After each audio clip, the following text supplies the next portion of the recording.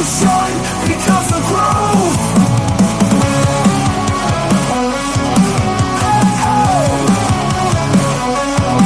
In the shadows he stands tall, echoes loud through every hall. Darkness falls, but his light calls. Can't shut down, can't fall.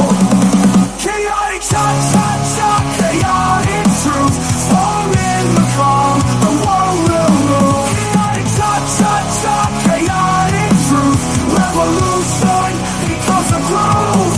In the shadows he stands tall, echoes loud through every hall. Darkness falls, but his light calls. Can't shut down, can't fall. Chaotic shot, shot, shot, chaotic truth. Storm in the calm, the world will move. Chaotic shot, shot, shot, chaotic truth. Revolution becomes a groove. In the heart of the unrest, truth will rise, it won't detest. Voices blend in rhythmic quest. Lies will fade, truth will manifest.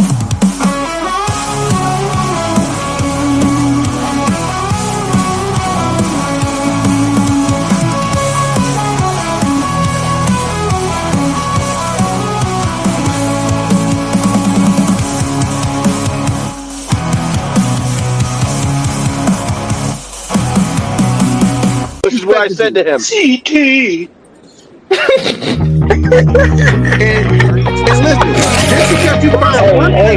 He's got the numbers on his side. Every number has a secret guide. Decoding the signs one by one, unveiling the truth till the job is done. Zachary's on a mission, can't you see? He's the hero that the world will need. With a calculator, a mind so clear, he uncovers the truths they want to disappear. From the chaos he finds the code, breaking down the patterns on the road.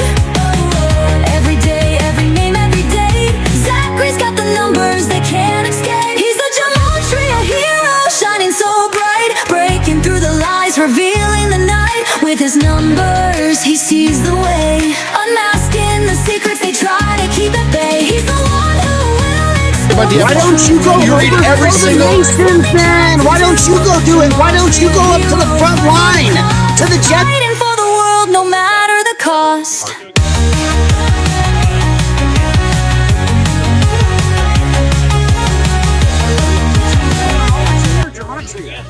The reason for that too. Yeah, because I need to have a job. That's the reason. Sure, get a job, Quackery. Don't quit your day job. What are you, a gematria teacher? Are you really teaching gematria? Well, Don't again, quit your day job to teach your gematria. I mean, that's not even good for society. You try to fraud and shill and slander people with gematria, and it's fake. Your gematria is literally fake. You're not teaching gematria. If you were teaching gematria, I'm not even going to say it. I'm not a troll. I was part of your. I thought we were one big research community that I didn't know gematria like tried to take over the world. I didn't know you were gematria supremacist. He's a what? He's a what? I didn't realize that you were just a gematria supremacist. I thought we were a bigger, greater research community. I thought we were all friends. The fuck are you talking? I mean, I'm sorry, but Jesus Christ, this guy is insane. Oh my God.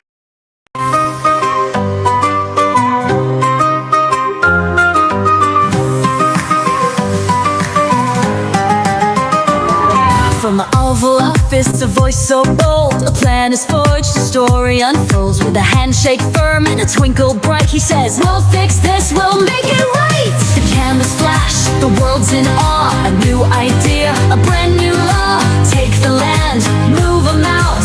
Trump declares with zero doubt. The world holds its breath, the pundits rage. Is this the start of a brand new age? Phoebe smiles, the deal's in play. Trump just changed the game today. Big win for Israel, the deal is set. History's rolling, place your bets. America leads, the world's in shock. Trump just flipped the ticking clock.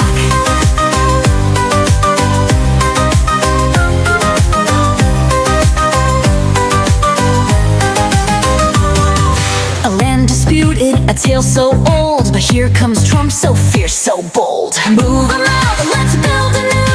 A nation watching, could this be true? Some say it's genius, some say it's mad. Fox is cheering, CNN sad. A strategy wild, a gamble high. The art of the deal won't be denied. The world shakes hands, the lines are drawn. Another sunrise, a new dawn. History shifting, the dice are cast. Trump just made a move to last. Big win for Israel, the deal is set. History's rolling, place your bets. And America leads, the world's in shock. 'Cause Trump just flipped the ticking clock.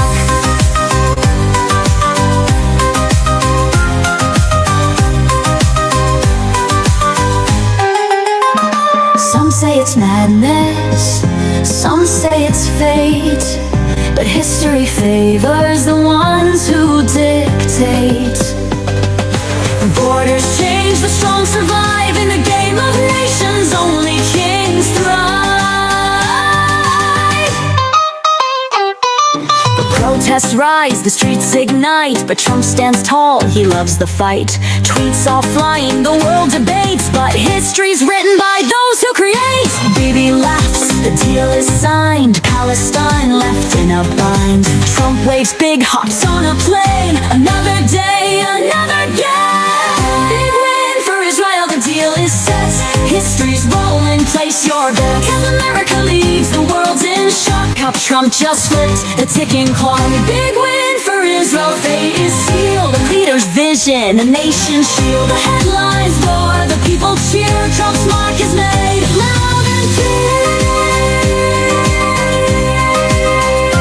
Oh, you may love it, you may hate it, but history never forgets the bold. Take just a grade of A!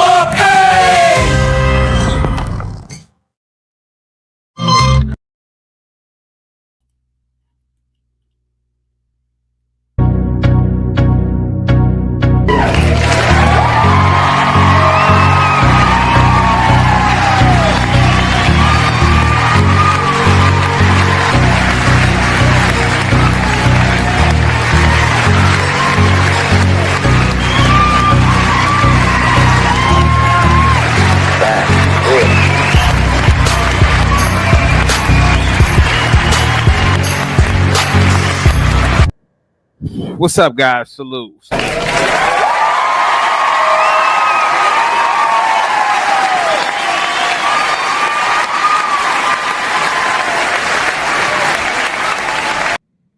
Salute once again, man. God, salute to you all, man. Positivity is definitely coming your way.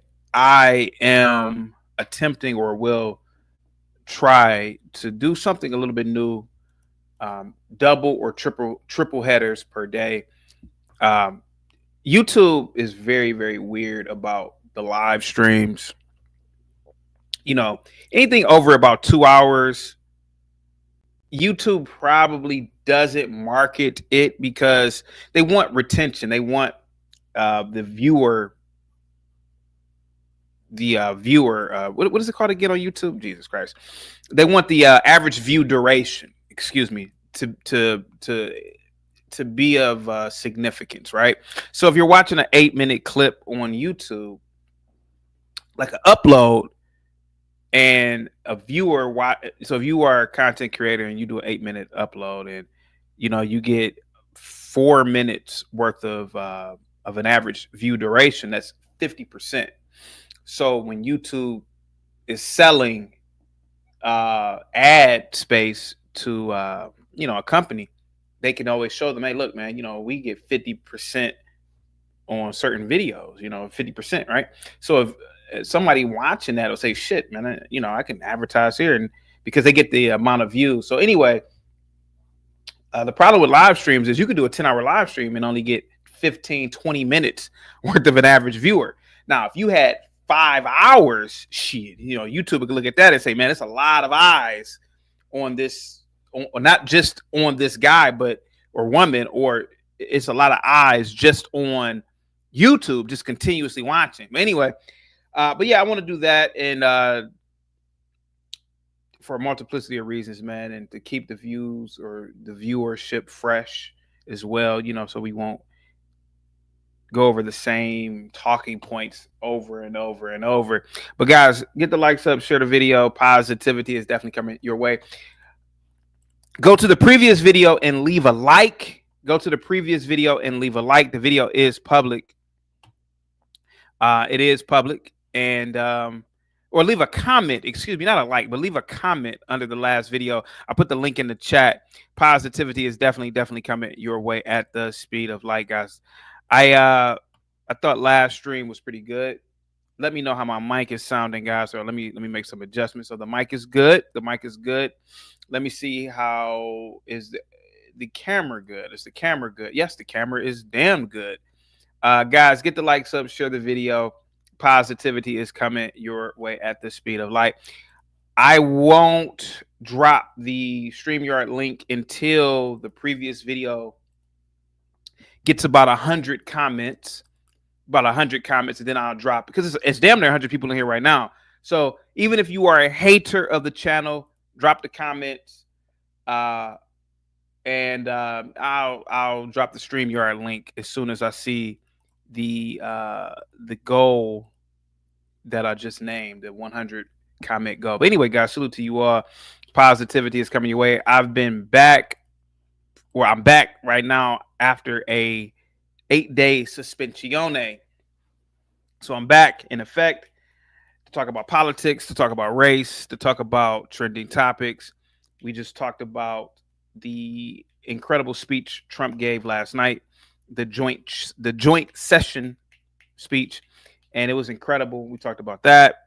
And thank you for everybody that was on that panel. Salute to you all. Happy Wednesday once again, guys. Positivity is definitely coming your way at the speed of light. Who do we have in the chat for today? We have Hater Sale in the chat. Positivity is coming your way. We have Pro Bowler Lefty. Salute to you. Hater Sale, did you leave a message under the last video? Just click the, click the pinned link and then go leave a message. We got to get 100 comments, and then I will drop the StreamYard link for a panel. I know you guys want a panel for this type of conversation.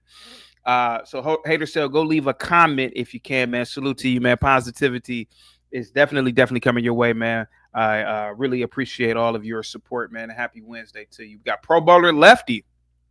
No, the previous stream did not get clipped. The previous stream is okay. It's a shorter stream.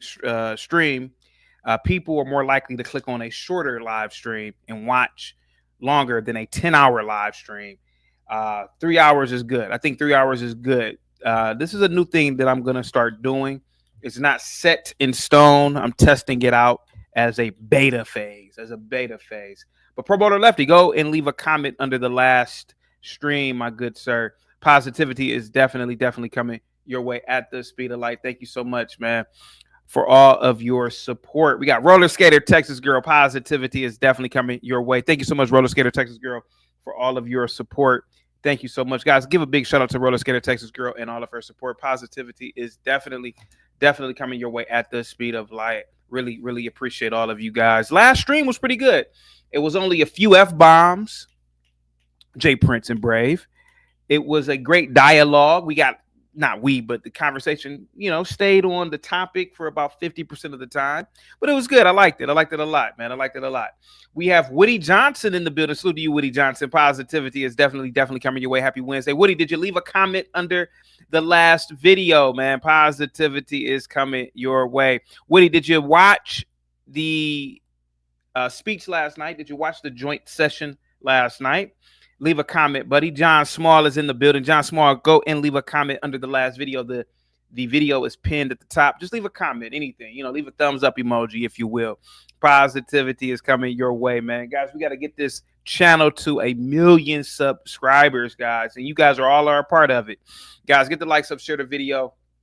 We are going to discuss this rapper named Little Ronnie and his daughter, unfortunately, were deleted. And did rap have to do with it? Is rap culture a detriment to society or a detriment to the individuals involved in rap culture? I don't listen to rap. I think rap is trash music. It's gutter music. It's not sophisticated music at all. I did listen to a lot of rappers when I was younger, a teenager. But after about 17, I got kind of tired of it. I thought that the idea is you grow past listening to rap music. And I haven't really been a fan of rap since 23, 24 years now. But shout out to all of you who are rap fans. I'm just not. So please forgive me if you feel offended by any of my discourse today. But I don't listen to rap. It's trash. There's no productivity in rap, to be honest with you. It's not an essential industry. It's nothing remarkable, and it won't last like classical music. It won't last like any other great musical genres, to be completely honest. I'm just gonna be honest with you. It won't. But thank you so much, John Small. Cuts, man. Thank you so much. Cuts positivity is definitely coming your way, man. I hope all is well with you and yours, guys. Get the comments up on the other channel, guys. I gave you the link. Get the comments up, even if you are a hater, guys. It's a lot of people in the chat already. The comments should already be at 100 by now. I'm not gonna drop the StreamYard link until the comments on the previous video get to 100, and it is what it is. Get the likes up, guys. Share the video. Who else do we have in the chat for today? Cuz, did you leave a message under the previous video was pinned? Click on the link and go leave a message, sir. Salute to you, man. Let me see. We have Lobster 2.0 with the membership. Thank you so much, Lobster 2.0. Lobster 2.0, did you leave a message? Positivity is definitely coming your way. I hope all is well with you and yours. Salute to you, man. I appreciate all of you guys, man. I missed all of you guys too, by the way, man. And I would like to know, did you guys go walking, running? Did you guys go out and enjoy nature? Did you guys go out and bask in the glory of your freedom in this country? Salute to you all, man. Positivity is definitely coming your way. Who else do we have? We have Vanta is in the building. Vanta, thank you so much. Positivity is coming your way, man. Thank you so much for all the support, buddy, and all of these super chats, man. Salute to you. Mama Carol, thank you so much. Positivity is definitely coming your way. Mama Carol, thank you so much. Mama Carol, what have you done in my absence, or what did you do in my absence? Did you go to other channels? Did you, I don't know. Do you have cable? I don't know if you have cable or not. But what did you do? We have T in the building. T, did you hit the previous video? Is pinned at the top and is also in the, I'm dropping the link right now. Please go over and leave a comment under that video. Positivity is definitely coming your way at the speed of light. We have Underground Reptiles in the building. Leave a comment under the previous video, sir. Positivity is definitely coming your way at the speed of light, guys. You guys are an incredible audience. We are damn near there, man. It's a lot of comments being left, man. Guys, go over there and leave a comment under that video that is pinned. I don't know how it looks from your perspective, but I'm assuming it's at the top. Go leave a comment. Positivity is definitely coming your way. We have Boo in the building. Says, so corny, bro. I don't know if you are talking about me, but in my conversation topic about rap, but I don't listen to rap. I think, rap sounds like bibbity boobah music, sounds like nursery rhymes to me. I can't listen to that crap, to be honest with you, man. You don't see it just doesn't sound sophisticated to me. I never got into it, to be completely honest with you, man. What's the matter with you? Salute to you. Says, I don't think it's the music. I grew up in the 90s and we danced to all kinds of lyrics we didn't understand, and I turned out just to be fine because I have common sense to know it's music and not a classroom. You could argue that rap music was detrimental in the 90s too. It was very detrimental.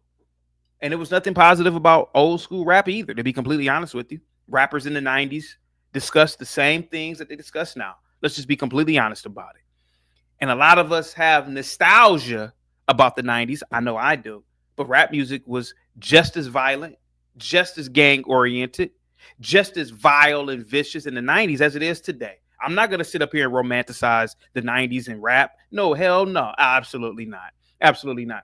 Thank you so much. What's the matter with you? Please go leave a like under or a comment under the previous video. I want that video to get to 100 comments, and then I will drop the StreamYard link. Salute to you, man. John Small is in the building. Positivity is coming your way. Leander is in the building. Positivity is definitely coming your way, Leander. Salute to you, man. 06, brother. Thank you so much for all your continued support, man, and friendship. Positivity is coming your way at the speed of light. Underground Reptiles once again says new rap isn't rap anyways. It's garbage. Besides the GOAT Eminem and a few other names, it's done for. Eminem, I'm not gonna lie to you, man. Loved him when I was a kid. A lot of his music now, even when I was a kid, the music was depressing. It was suicide, self-deletion. Can't say suicidal anymore. I just said it. But nah, Eminem was just as he talked about killing, he talked about murder, he talked about the same things too. Let's stop romanticizing the past. I know a lot of us were kids and we loved Eminem, we love these rappers, but you know, let's be honest about it, man. All of that stuff it's gutter music, to be completely honest with you. Chris is in the building. Positivity is definitely coming your way. If the cops didn't dump crates full of guns in the hood, this blank wouldn't happen. Chris, can you prove that? I don't believe that the cops dropped a goddamn thing in the neighborhood. And even if they did they use magic powers to get people to shoot each other? I don't think so. I don't think so, man. So there are also neighborhoods in the hood too. It's also community centers in the hood too. It's a choice. It's a choice. Shout out to you though, man. Go leave a comment under the last video, Chris. Positivity is definitely coming your way at the speed of light. We are at how many comments under the last video, guys? Guys, get the likes up, share the video. You guys are an incredible audience once again, man. We got 30 comments under the last video, guys. So we are a third way there, a third there. Get the comments up. Let me see. Let me see. Dwayne Martin. I stick to the blues and Southern rock and roll. I love blues, man. Positivity is definitely coming your way, Dwayne Martin. Did you leave a comment under the last video, my good man? I hope all is well with you and yours. What did you do over this break while I was gone? Put that in the chat. Thank you guys so much, man. You guys are an incredible audience once again, man. Positivity is definitely coming your way, Dwayne. BD Sports, positivity is coming your way. Thank you so much for coming on the panel.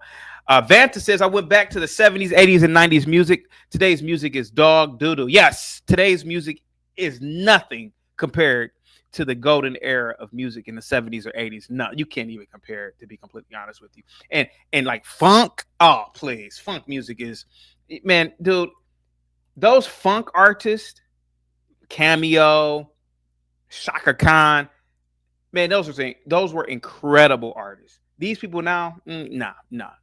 These people now are skating. Let me see who else is in the building. We have Alan Crooks in the building. Positivity is definitely coming your way at the speed of light. Salute to you, man. Alan Crooks, hit that pinned button or that pinned link and go to the previous building and just leave a thumbs up emoji, man, if you can, man. Let me see who else is in the building. Truism, thank you so much, man, for leaving a comment. Positivity is definitely coming your way at the speed of light. We got Deborah in the building. I'm straight, but those Israeli female soldiers are pretty hot. Yes, they are really beautiful. I've always thought that Israeli women were some of the most beautiful women on the planet. Let me see. Chris says rap is a scourge or a scourge. What's that? Scourge across the globe. All criminal elements have picked it up thanks to the FBA. I disagree with that. I disagree with that. Crime has existed before rap. Crime will exist after rap. It's a part of human nature. We are animals. We are chimpanzees or bonobos. We're more or less a chimpanzee, and we more than likely will always have crime when there's a scarcity of resources. So I disagree with that, Chris. Positivity is definitely coming your way, sir. But yeah, I disagree with that. I disagree with that. I hope all is well with you and yours, guys. Let me see who else is in the building for today. Trolling is in the building. Trolling, go leave a message, man. Positivity is coming your way, Trolling. Salute to you, man. Thank you so much, man. Let me see who is in the building for today. We have Smith Dub in the building. Positivity is coming your way. Says Jay-Z is a PDF based on no facts. Smith, you have no fact. You have no evidence. You don't have Exhibit A or Exhibit B to prove that. Jay-Z did come out with one of the greatest rap albums of all time, Reasonable Doubt. But to say that this man is a PDF, you are falling down a rabbit hole, sir. a rabbit hole. You guys got to get out of these rabbit holes, man. But salute to you. Positivity is coming your way, guys. Leave a comment under the video that is pinned, sir. I think we are halfway there. I won't drop the link until we get 100 comments under the last video. Shout out to you, though. Positivity is definitely coming your way.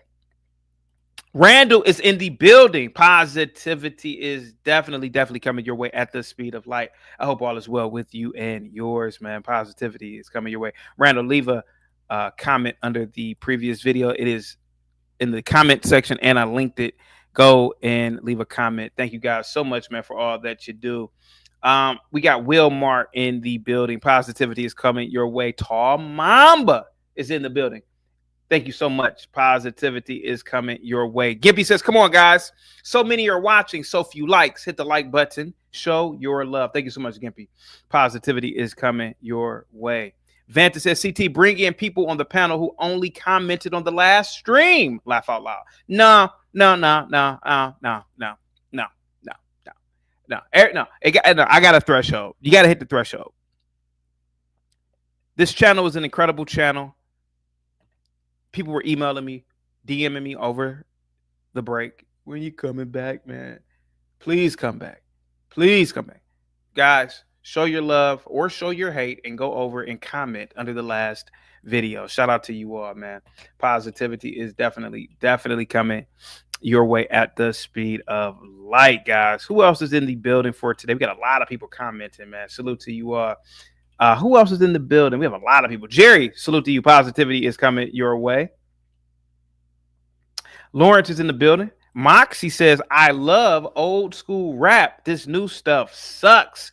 Nobody cares. Work harder. It's not rap. It's the people in it. Some of them dibble and dabble in street life, and unalivings are what comes with street life. Let's see here. Conrad, go leave a comment under the last video. Says people are tripping because the killers didn't follow a code. When why would a killer care? We're gonna talk about the whole code thing as well. I think that's a lot of BS too, to be honest with you. I mean, you shouldn't be killing people, period, to be honest with you. How about following that code, right? Follow that code. Let's see. BD Sports says hip hop ain't going nowhere. Yes, it is. Yes, it is. It's dying off. It's dying off.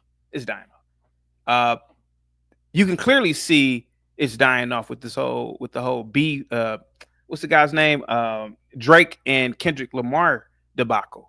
Here you go. You have 40-year-old men that are rapping, and you can clearly see that more people are going over to the side of Drake, and more pop type rapping, that more, good life rapping, all of that hood stuff, man. I think that's going by the wayside, to be completely honest with you.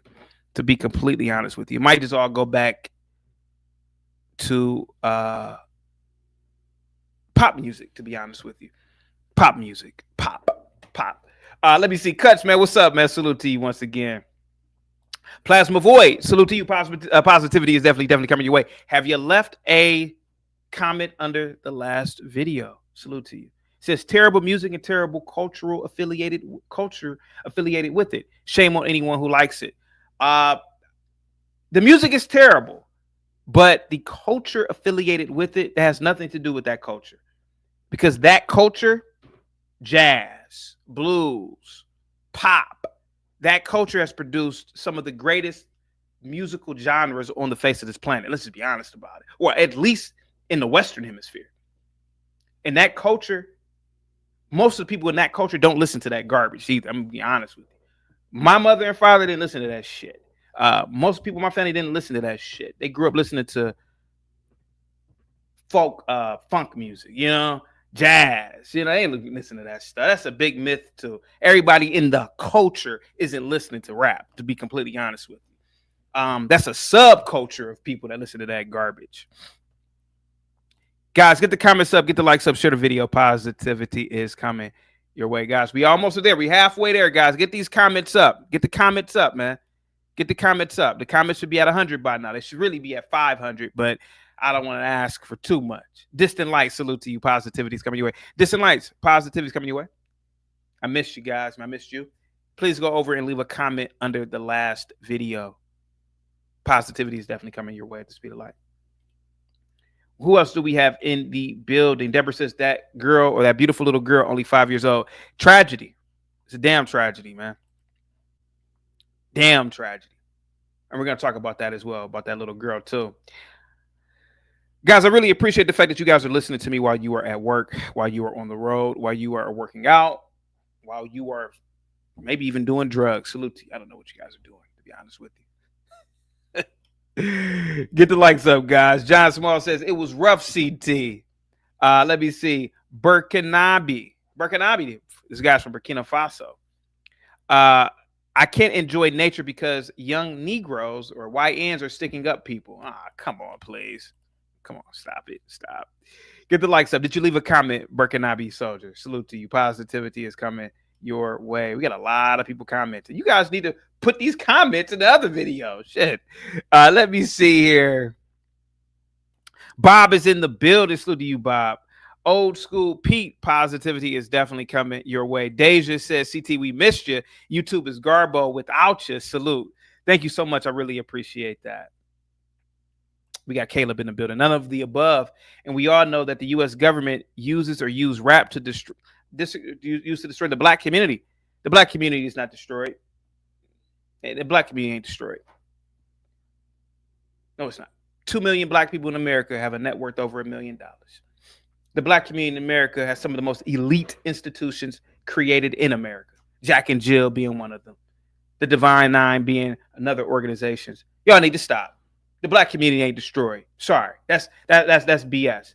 And truth be told, most of the black people that call into this channel, most of them get on camera. They living in the lap of luxury. That's a myth too.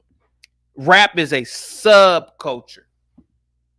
It's a subculture, to be completely honest with you.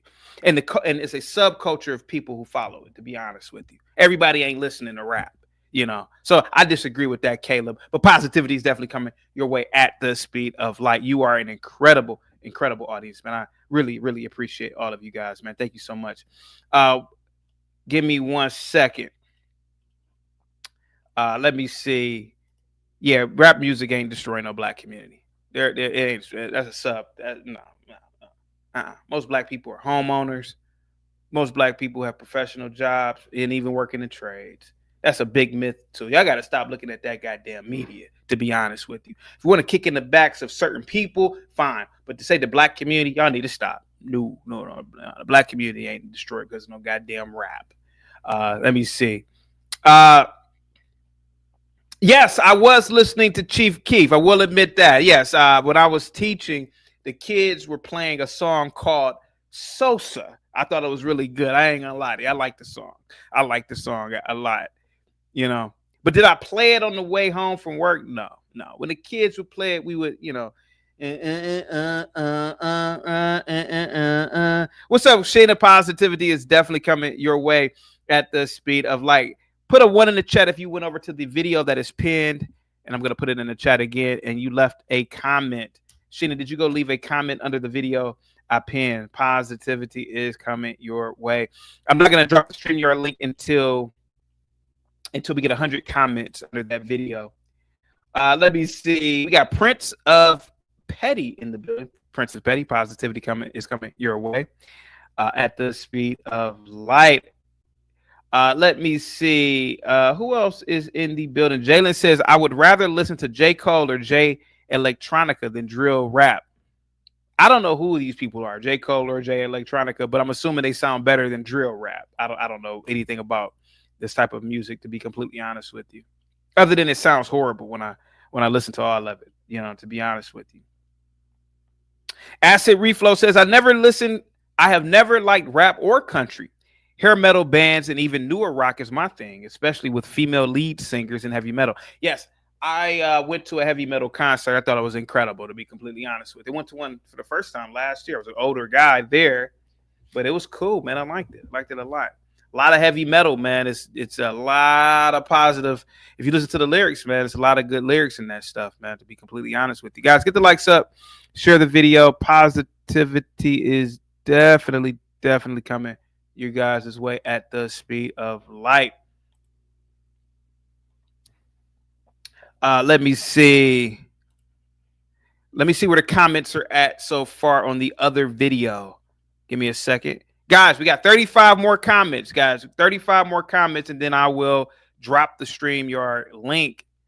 I see John Small says, this show is so much better than listening to rap. Yeah. Vanta says, Bobby Smurder was hilarious. Laugh out loud. Everyone was throwing their hat. Yeah, I got to admit, I did like Bobby Smurder. I ain't going to lie to you. I thought that his career has been severely halted because he was in the penitentiary for 4 or 5 years. But that kid had a lot of talent. I ain't going to lie to you. I listened to his song. Yeah. What is it called? Hot Nigga. You know, I did listen to that. I'm not going to lie to you. I did listen to it. It was pretty good. I like Bobby Smurder. I like Bobby Smurder, man. But again, I listen to rap. It's like a set and setting. You know, if I'm at a nice bar, somewhere where it's a nice environment, it's no riffraff, it's no questionable people there, no sketchy people. And then somebody plays 1 or 2 songs because you know I go to places where there's like a jukebox or some nice places where you just ask the people to play the music. If they playing 1 or 2 rap songs. Thank you so much, Herman. Positivity is definitely coming your way at the speed of light. Got the Cash App, man. Positivity is definitely coming your way. But yeah, I did listen to Bobby Smurder. I'm not gonna lie to you. We got some. Let me see. Hold on for a second, guys. Lawrence with the $5 super chat says, hello, CT. I left 10 comments. Thank you so much. Bobby Perkins with the $2 super chat. Hey, CT, Illumatic. Illmatic is better than Reasonable Doubt.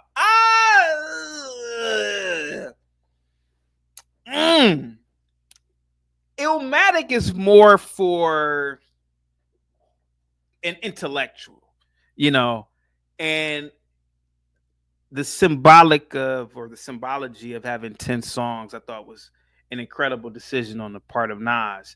But Nas and AZ, they did kill it on Illmatic. I will admit that, man. But in terms of a staccato flow, a more mafioso flow, I did like Reasonable Doubt a little bit more because all of us have this image of being a gangster, you know, that and Reasonable Doubt did it really good. I'm not gonna lie to you about that, you know. But anyway, guys, get the likes up, share the video. Positivity is coming your way. Conrad, leave a video under the video pin. Salute to you, man. Guys, get the likes up, share the video.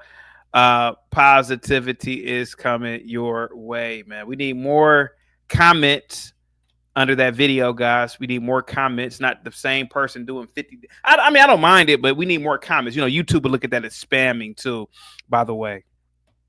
We need more comments under that video. Let me see. BD Sports says, Purple Tape better than those two. I don't even know what Purple Tape is. Jason says, CT, do you ask the restaurant to play When I Catch You by Linwood? Oh, my God.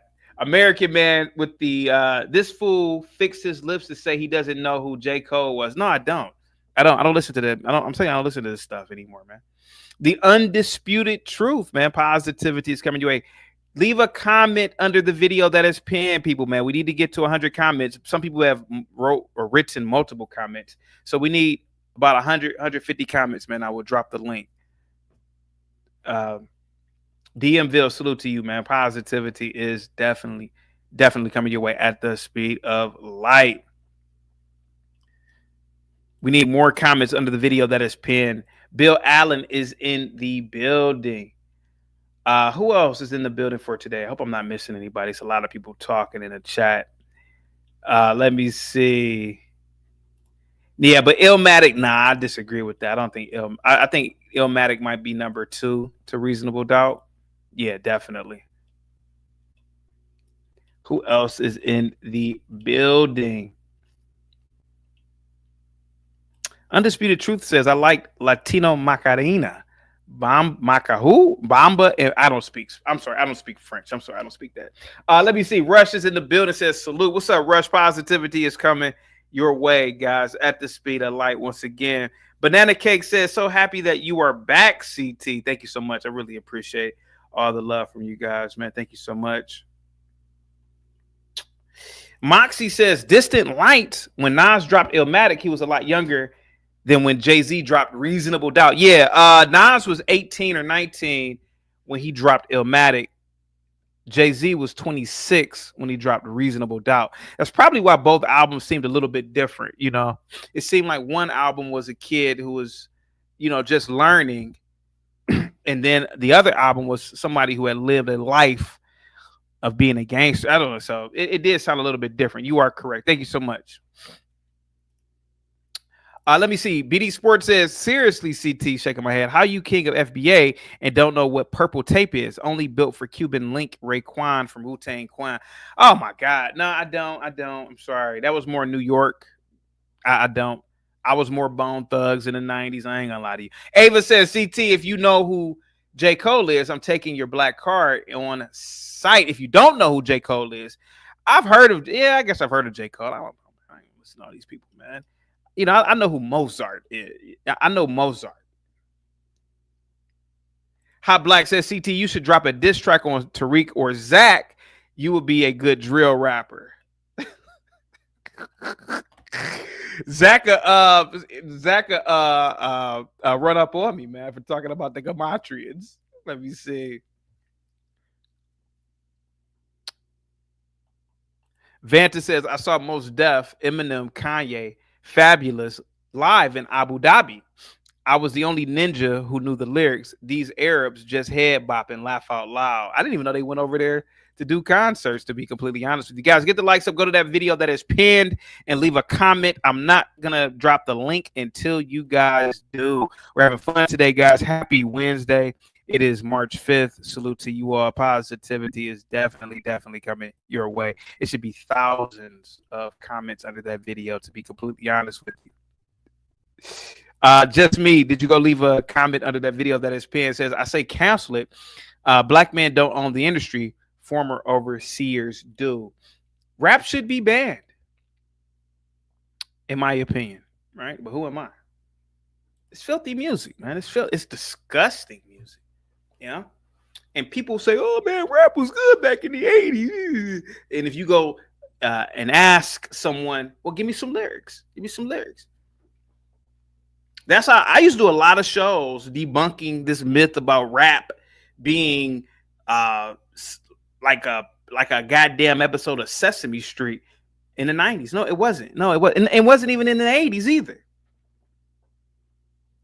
You can't tell. Give me a Too Short song that you could play in front of a 5 or 6 year old. Y'all need to stop. Y'all need to stop. I used to love listening to Too Short. Give me a 1980s Too Short song. Just one song. I think he only had one clean song. That song, album number 10, y'all. Short Dog in the House. And we're gonna kick it like this on the last album. Then, you know, that whistle, that West Coast whistle beat drops. But other than that, man, Too Short, man. Listen, most of these rappers, man. And I'm not knocking what they do. They ain't rapping about no goddamn building, no goddamn space industry. They ain't rapping about reading books. They ain't rapping about going to the damn library, and we all know it. Let's be honest about it. You know, there should be some sort of heavy regulation on rap. Getting it. That's the name of the song from Too Short. That's it. Getting it. Getting it while the getting is good. Getting while you can and should be. Getting it. Yeah, that's the name of the song. The Ghetto was a good one too. The Ghetto, god damn it, that was a good one too. But other than that, man, listen, you know, if you're young in the chat, you know, you're 20, 21, and some old person, some older family member say, oh yeah, rap was so good back in the 80s and 90s. Man, tell them CT said, shut up. Stop it. Just say stop it. You know, you don't disrespect, you don't talk to your family members that way. Tell them stop it. They know goddamn well rap wasn't no goddamn lamb chops play along songs back in the day. They need to stop. Most rap was vulgar. I would even argue a lot of rap back in the 90s was absolutely vulgar. The only thing in the 90s, we didn't have social media, and everybody wasn't a damn rapper. Right now, everybody's, you got entire cities where you got 50 different people that are just known rappers. You didn't really have that in the 90s, man. And I would even argue if you had social media and the internet in the 90s the way that it existed, they'd have been doing the same thing they're doing now, killing each other, to be honest with you. You know, stuff is violent, man. It breeds violence.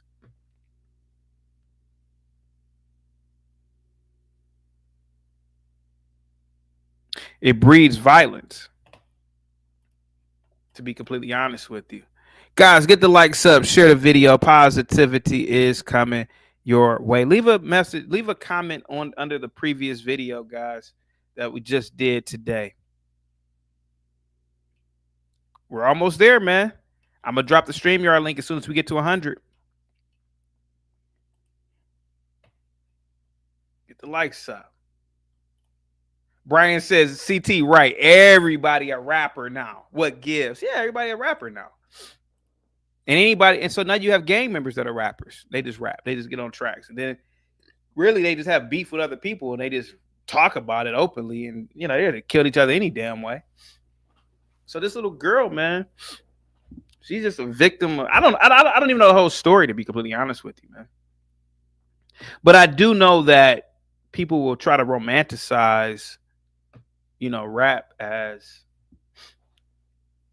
oh, it evolved into something bad. No, rap was always bad, to be completely honest with you. It was always bad. It was always anti-establishment, anti-police, anti-system. It was always bad. Let's be honest about it. F the police, that came out in the 80s. Why F the police? I would argue that you could talk to older people, they'd say, hey man, we want the police around. People were gang banging and committing crimes back in the 70s and 80s. I'm pretty sure your average homeowner in the neighborhood would say, hey man, we want the police. Get the likes up, guys. Share the video. Positivity is definitely coming your way. Guys, we need 100. I got to get 100 comments under the last video, man.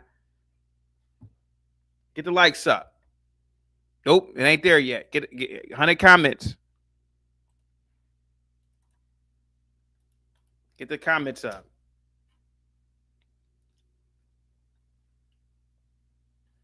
Just Me says, no, it wasn't. It was revolutionary. No, it wasn't. No, it's not. No, it's not. You know what revolutionary would be?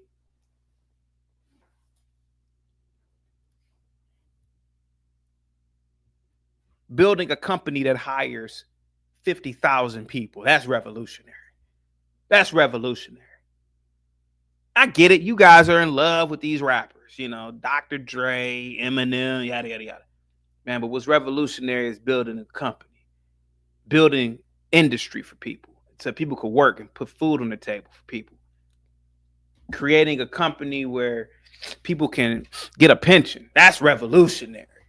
What y'all talking, you listen, man, I'm gonna kick in the back of rap today.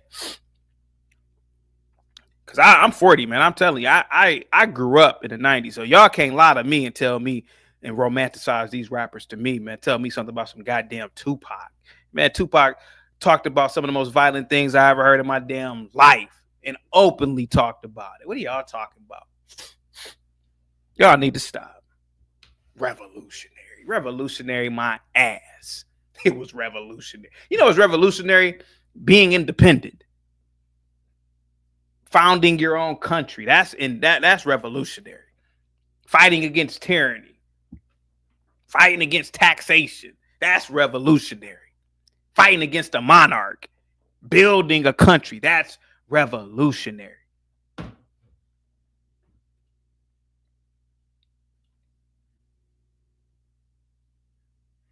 Hang tight, guys.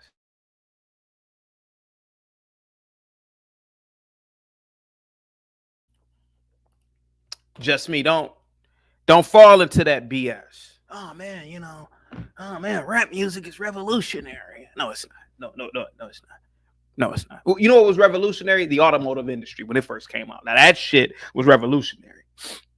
It pushed society forward. Rocket technology, that's revolutionary. Semiconductors, that's revolutionary. AI, that's revolutionary. Hey Siri, That's revolutionary. That's revolutionary. That's revolutionary. Oh, hell. Oh, just go, turn off. Shut up, shut up, shut up. Thank you. That's revolutionary. People talking over a beat, that ain't revolutionary. And I'm saying that with all due damn respect. And y'all know it. Get the likes up, guys. Share the video. Positivity's coming your way at the speed of light.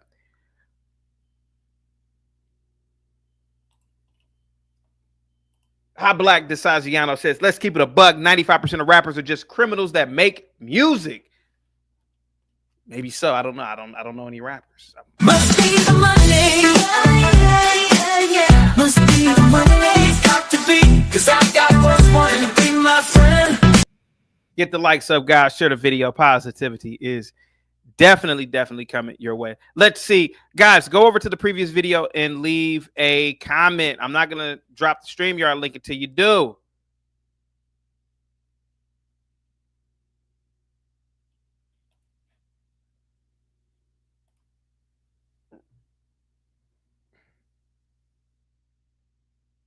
Rapping doesn't promote literacy.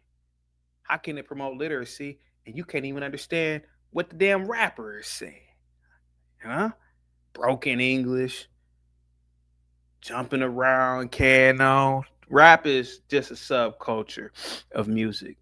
It's just entertainment, to be honest with you. But when there's an element of violence that comes with it, then it's becoming a problem. Well, it's a problem to certain people. It's not a problem to me. I don't even live in a community like that, to be honest with you. I mean, it was tragic what happened to this guy, man.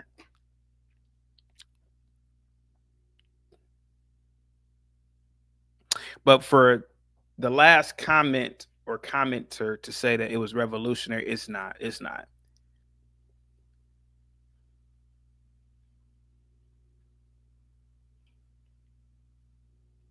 C5 Abrams says hip hop would be revolutionary if, say, North Korea, if you were there then and dared to rap F Kim Jong, was it Kim Jong-un? That would be actually revolutionary and ballsy. To a degree, yeah. To a degree, if you are using it like that.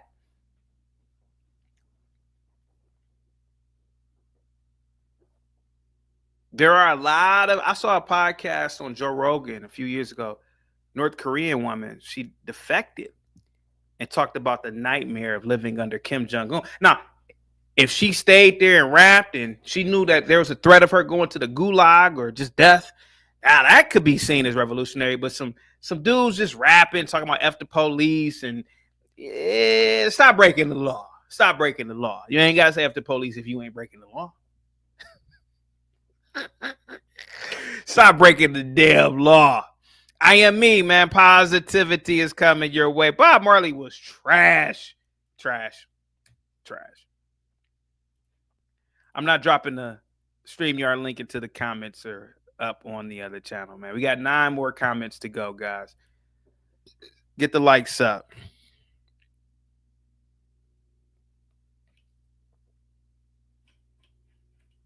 Get the likes up, guys. Yeah, but when people say, oh, man, you know, rap is revolutionary. What is it revolutionized?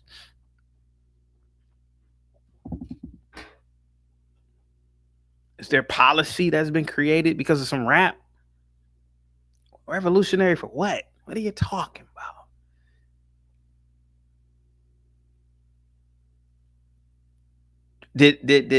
Did quantum computing come about because of rap music? Y'all stop it. Placido says CT listens to Sade on his morning jogs. Yes, I actually do. I love Sade, man. Oh, I love Sade. I still love her to death right now. Oh yeah. Speaking of music, rest in peace to Angie Stone. Damn.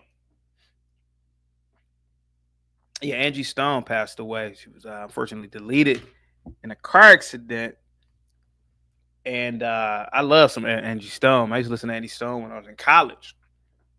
Yeah. Oh, yeah. Oh, yeah. Yeah. Incredible voice, man. So rest in peace to Angie Stone. Guys, get the likes up. Share the video. Positivity is coming your way.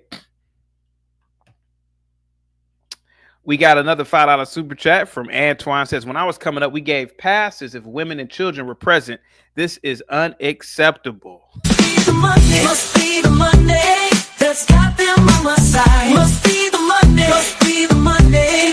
I'm never going wrong. Must be the Monday. Must be the Monday that keeps me looking. Get the likes up, guys. Share the video. Go over to the last video and leave a comment under it. We need 100 comments, and then I will drop the StreamYard link. Antoine says something very interesting here. He says, when I was coming up, we gave passes if women and children were present. This is unacceptable. Antoine, you know, isn't it kind of unacceptable to just commit crimes altogether, you know? Yeah, I get it. Women and children are civilians, and they can't really protect themselves, or children can't.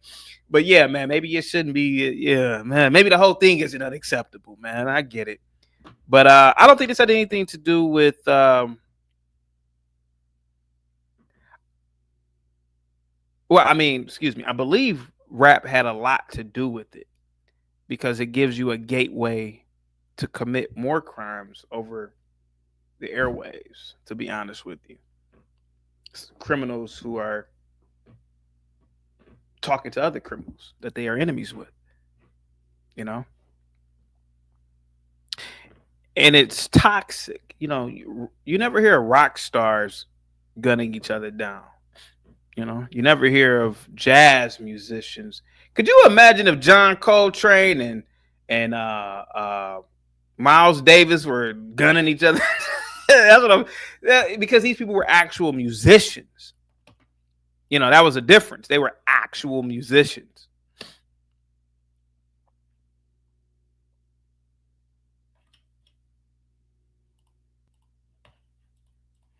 Where are the comments at? Where are the comments? Guys, we need 9 more comments, and then, you know, I'll drop the link.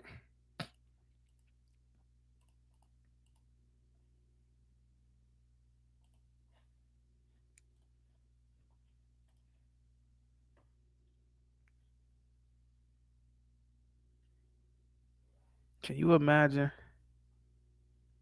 John Coltrane? He over here shooting up the block. Rap is an instrument, to be honest with you. It's an instrument to me, it's an instrument for criminality.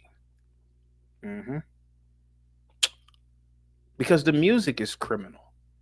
Listen, the Italians, man, listen, people can say, oh, the Italians had the mafia, blah. Yeah, they did, but God damn it, what's my guys from the 50s, 60s? I was about to say Nat King Cole. Jesus Christ. What's my guy's name from the 50s? The Italian guy.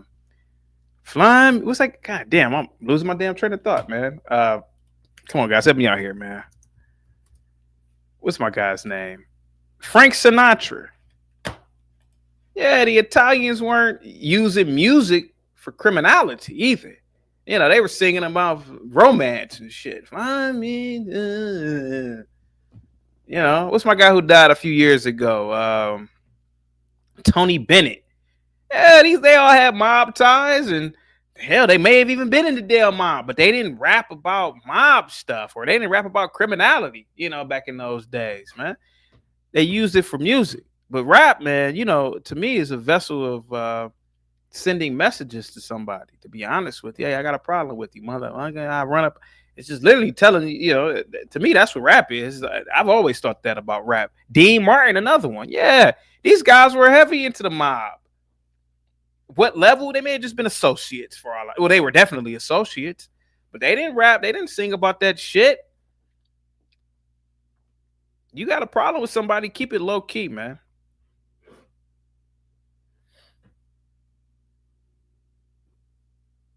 Get the likes up, guys. Share the video. Positivity is definitely coming your way. Luis is in the building. Positivity is coming your way. Guys, get the likes up and get the comments up on the previous video. We got 2 more comments to go, and then I will drop the link. Thank you so much. Should be 1,000 comments, but you know. I get your ass out of here, Marcus, if you talk some shit about John Coltrane and Miles Davis. I bet you won't go into a little lounge and say that shit. Watch your mouth. Shout out to Marcus, man. Guys, get the likes up, share the video. Positivity is coming your way. Come on, Marcus, don't spam the damn comments. Let me get your ass out of here. Get you out of here. Put your ass in timeout. Don't spam the comment section, buddy. Yeah, but see, that's the difference, man. So when I listen to rap, yeah, you got some nice rap, you know, rap that makes you think. But man, 90% of that shit is just criminal activity altogether, man. To be honest with you, man. Just to be honest with you, that's why I never really listened to it. I'm like, God damn, man. It's like messages to other criminals messaging other criminals, and that's where the problem comes. They use it as like a not a Trojan horse. Shit, they ain't got to use it as a Trojan horse. They literally use it as a weapon. To be honest with you, so yeah, I don't know what was said in some lyric. I don't know what beef that dude had. It was really, I don't know, man. I don't know.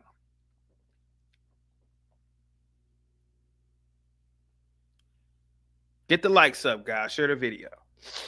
Positivity is definitely coming your way at the speed of light.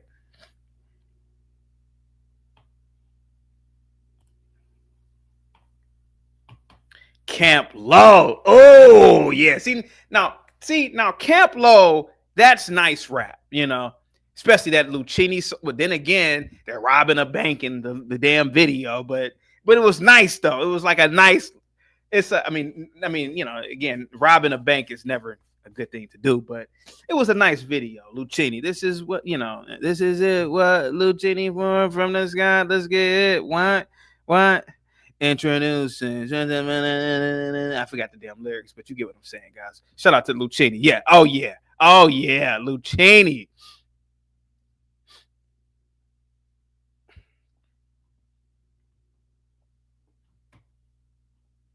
They had a lot of good songs too. What was it? Sugar Hill. They had a lot of good songs. Yeah, man. Wow, Lucchini. Man. The 90s was incredible, man. Let me see. At least we knew when to stop whipping your back when your black elite sold you to us. Okay. All right, guys. Let me drop the link. Salute to you all. Positivity is definitely coming your way at the speed of light, guys. I am so glad that you guys are in the building. Here we go. I don't know anything about this rapper. I don't know anything about what happened. It's a tragedy that his beautiful daughter was killed in the crossfire. And I would even argue that I don't think that she was a target. But this is the problem with this culture, you know, this gang and rap culture. You know, there are no rules to it. And this whole thing about honor, man, get the hell out of here. You heard about kind of this stuff in the 90s too, in the 80s too. Stop with all the BS. You know, what this stuff is really evil. It's really evil behavior. And it's by a subset of people, to be completely honest with you, man. It's by a subset of people. Willie, what's up, man? Who was this guy, man? This rapper and this and what happened here? I have no idea, CT. But let me say this. Oh my God, dude! Y'all didn't watch the Trump thing, and now you don't know who I'm talking. Oh, Jesus! I did watch Trump yesterday. I watched. The whole thing. But you didn't. But you don't know who this rapper is and this little girl that was. Now, okay. So did you even look it up? Did you look it up? I saw it. I saw it on the news in Detroit. Okay, thank you. That's all I wanted to know. So, thank you. But let me say this: we don't know what he did outside of him rapping. This could have been something. This could have been something that caught up with him that we don't know nothing about. So we really can't put it on rap. Okay. But I do agree with you. Rap is very, very, very detrimental to our community. Oh, I never said anything about the black community, sir. I made a point to say that. Sir, ain't nothing wrong with no black community in America, man. I agree with you. Yeah, and I don't know if you heard me say that earlier. Yeah, somebody said, "Oh, it's detrimental to the black community." I'm like, I don't know what community y'all see. I don't see that in my black community because the black community I come from are professionals, well-to-do people. Rap ain't did a goddamn thing to us. So go ahead, sir. Well, let me say this. It can be very influential on the young black men in our communities. The young ones, the very Some. young ones. Definitely some. Because I know some young black men that's doing great, and I know some young black men they caught up in the rap. All right, it's a problem. Yeah. But let me say this, because you said some things that I got to correct you. Too Short didn't come out in the 80s, not nationwide. Okay, let me clear that up. He came out in the 90s. Okay, go ahead. He came out in the 90s, early 90s. Okay, that's when he got super popular. He might have been bamming in Oakland in the 80s, but not in Detroit just yet. And the 80s hip hop is totally different than the rap that we're hearing now. Okay? And I'm going to tell you why. There was one thing that a lot of people don't pay attention to happen. The first rap beef was LL Cool J and who? Kool Moe Dee. You probably don't know who Kool Moe Dee is. You too young. I know who Kool Moe Dee is. I know who Kool Moe Dee is. That wasn't the first rap beef. The first rap beef was Boogie Down Productions and Scott LaRock. But that was the first real rap beef. But Willie, what I'm arguing here is I agree, but what I'm arguing is that rap lyrics have generally been the same over the course of 40 years. Well, yeah, they don't have much to talk about, but women clothes, hoes, et cetera, et cetera, et cetera. Selling drugs, robbery. What? Are we kidding? But that's not how it started, CT. That's not how it started. Oh, okay. Because definitely not how it started at all. Hill gang. Listen, rap back in the days had a message. Yeah, the message. Yeah, that part. Yeah, don't push me because I'm close to the edge. These are the breaks. That's right. Let me get this straight. F the police, right? So that wasn't in the 80s. Okay, that was. Thank you. It wasn't the 80s. That was the 90s. That's NWA. Right. CT, look, we're gonna put it like this for you, okay? Because I see your knowledge of this subject isn't too good. 1988. Okay, look, CT. That anti-police, that anarchist song came out in 1988. Let's be honest about it. Okay. Come on now. CT, look. F the police. Rap I bet y'all mothers, y'all beloved mothers, I bet you they ain't singing that tune. They want the police around. I'm pretty sure that these black women or these women, they ain't saying no F the police. Come on now. No. Well, let me say again, this. Rap is subjective. And you got to understand where these people are coming from. They're rapping about their environments and what's around them. It's art, just like painting. It's just like painting. It's all subjective. It's meant to provoke you. Does Dr. Dre not use the police to protect him? Of course he do. But that don't mean he ain't going to talk about Compton and how the police treated the people that he's been around. Stop doing drugs. Stop selling drugs. CT, all you gotta do. CT, all right, but CT, we can all do that, but that's not realistic. That's not the streets. The streets ain't like that. You might not have grew up in the streets, so you probably don't even know. Sir. Let me say this real quick. Let me say this real quick. Stop committing crimes. People who love that song commit crimes. Oh yeah, man. You think so? Of course. I tell you, there's people that don't commit crimes that love that song too. I get caught. That's not what I'm saying here. What I am saying is that song is anti-police.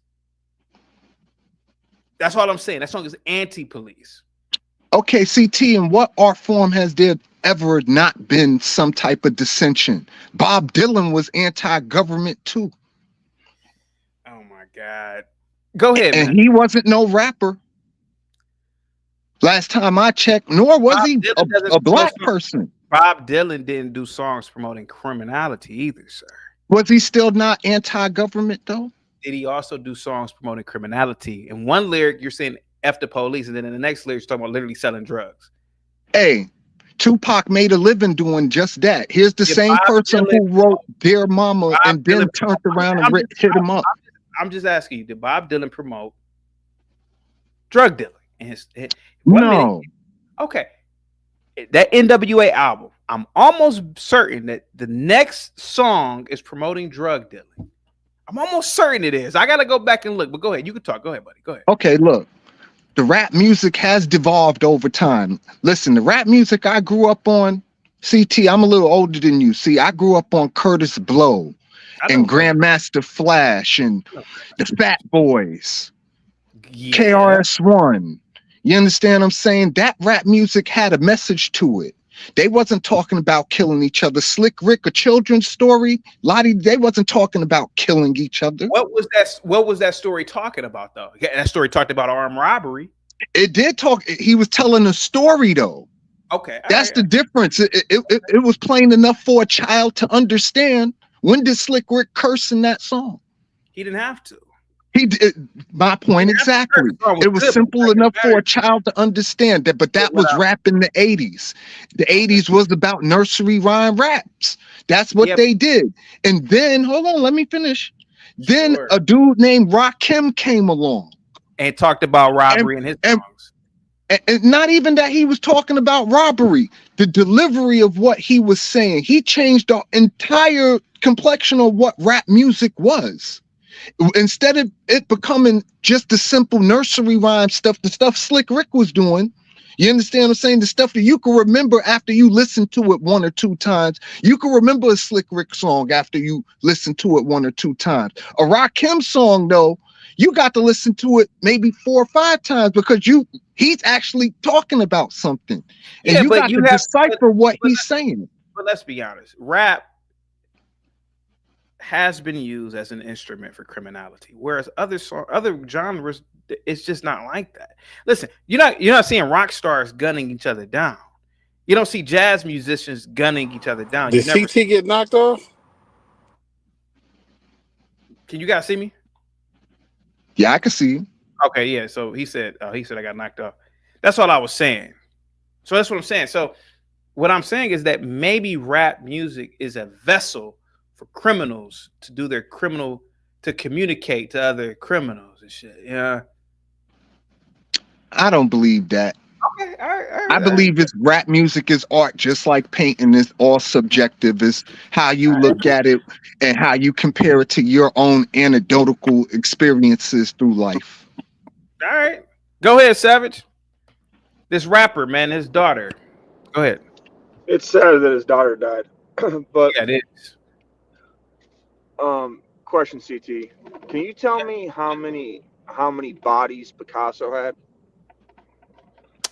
I wouldn't know. Probably 0, maybe. Can you tell me how many murders he committed that he then painted about and then sold that product to make money? I probably 0. Okay. So if art is just subjective, all right.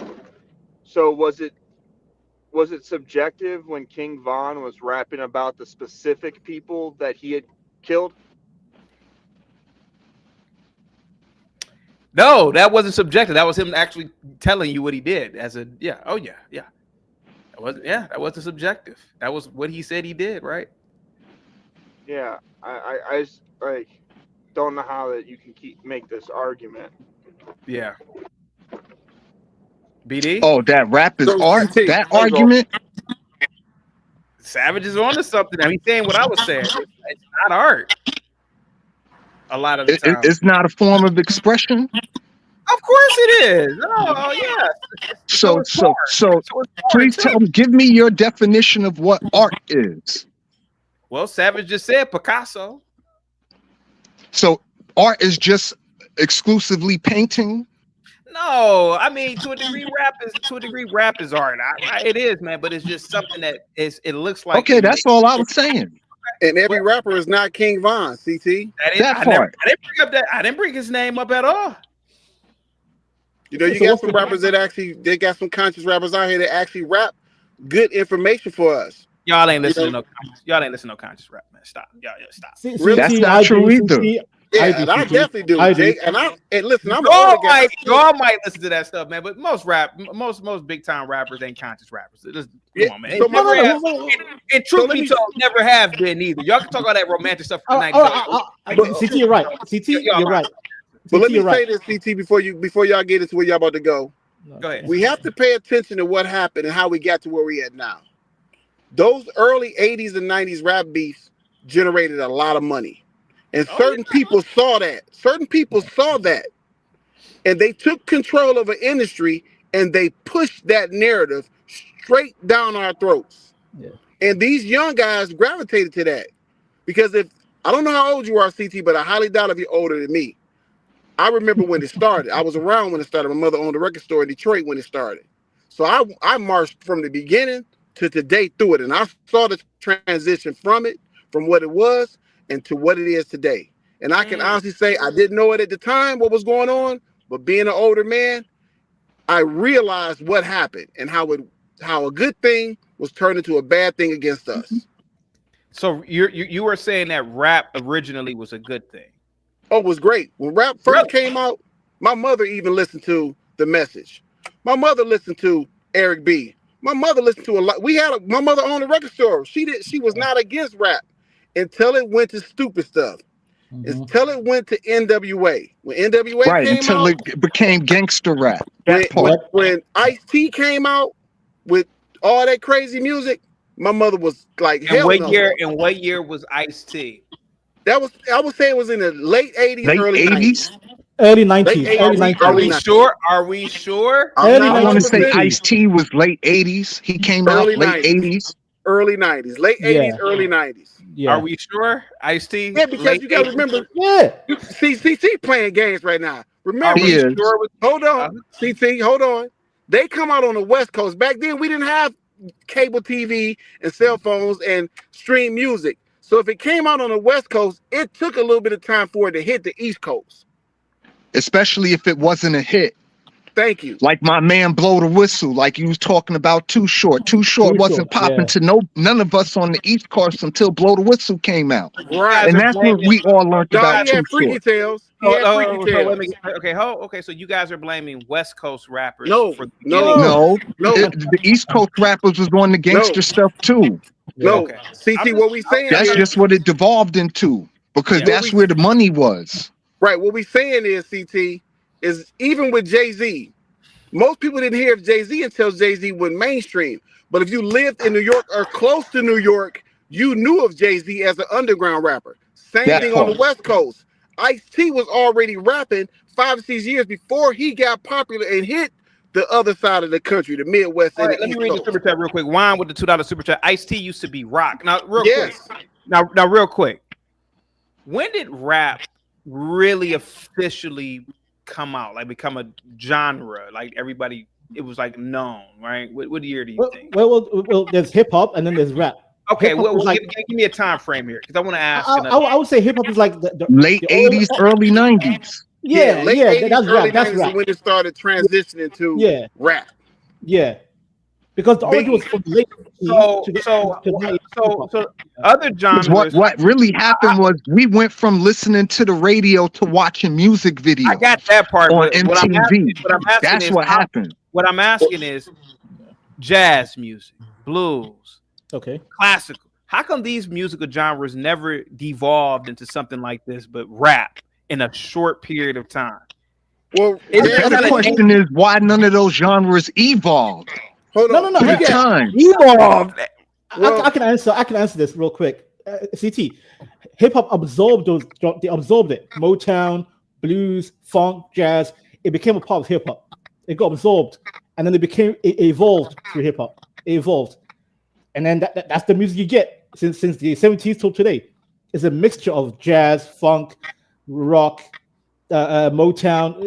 It's a whole mix. It's a cocktail.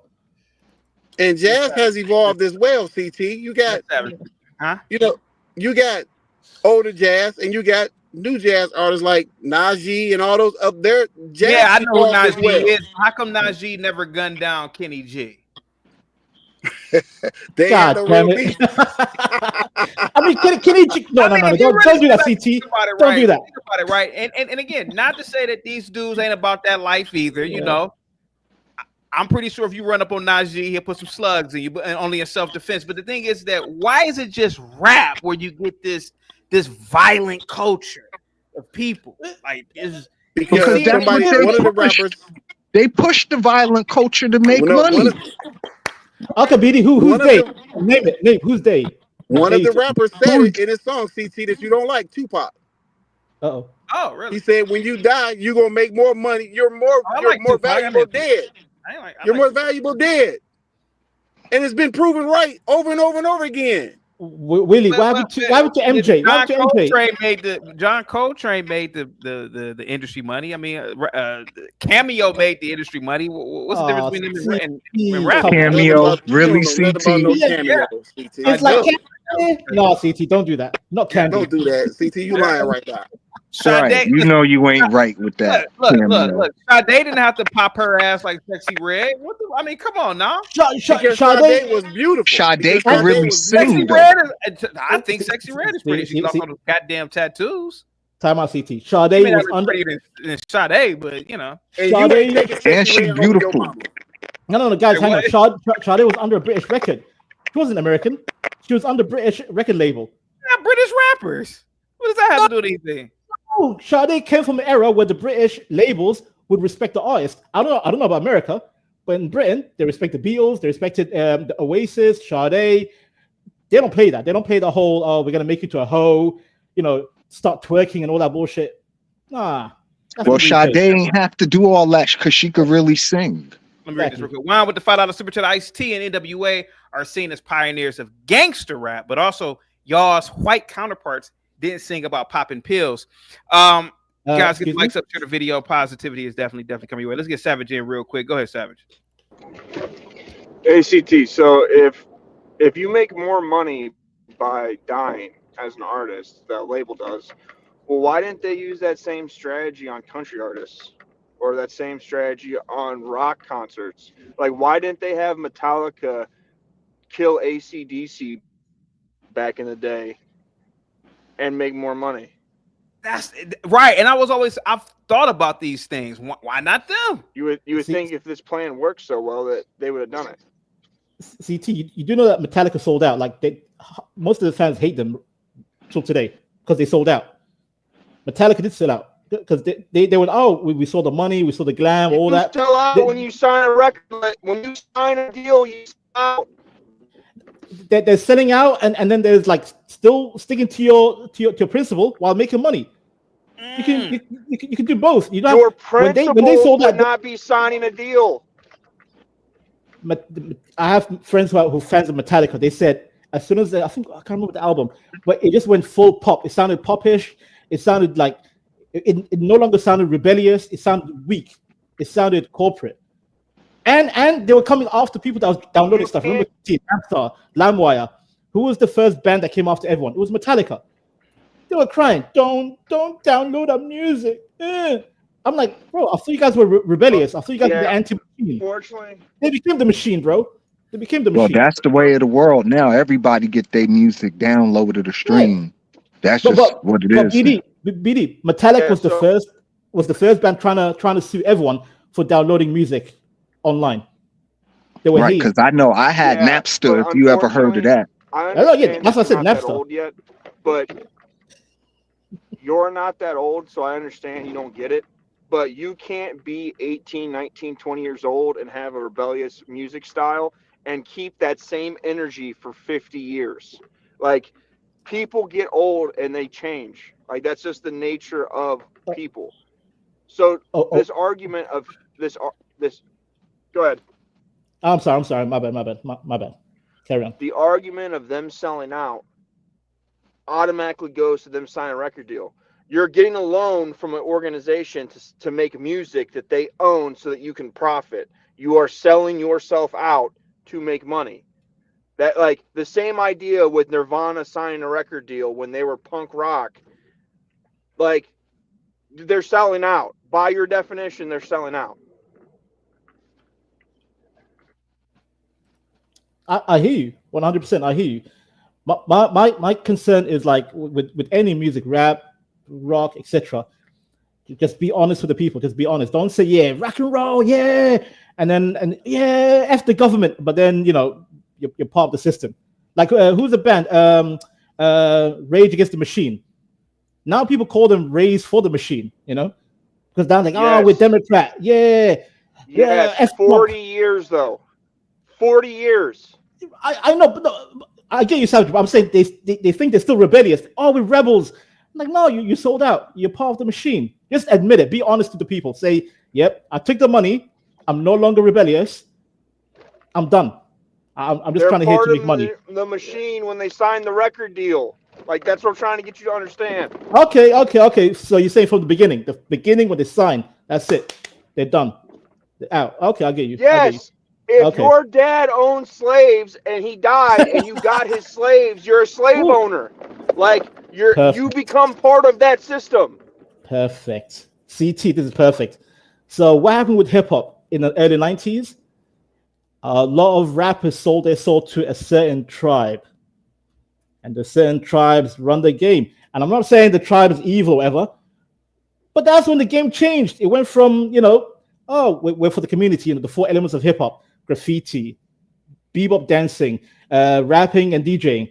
And now it's all bitches and hoes, bling bling, the whole shebang.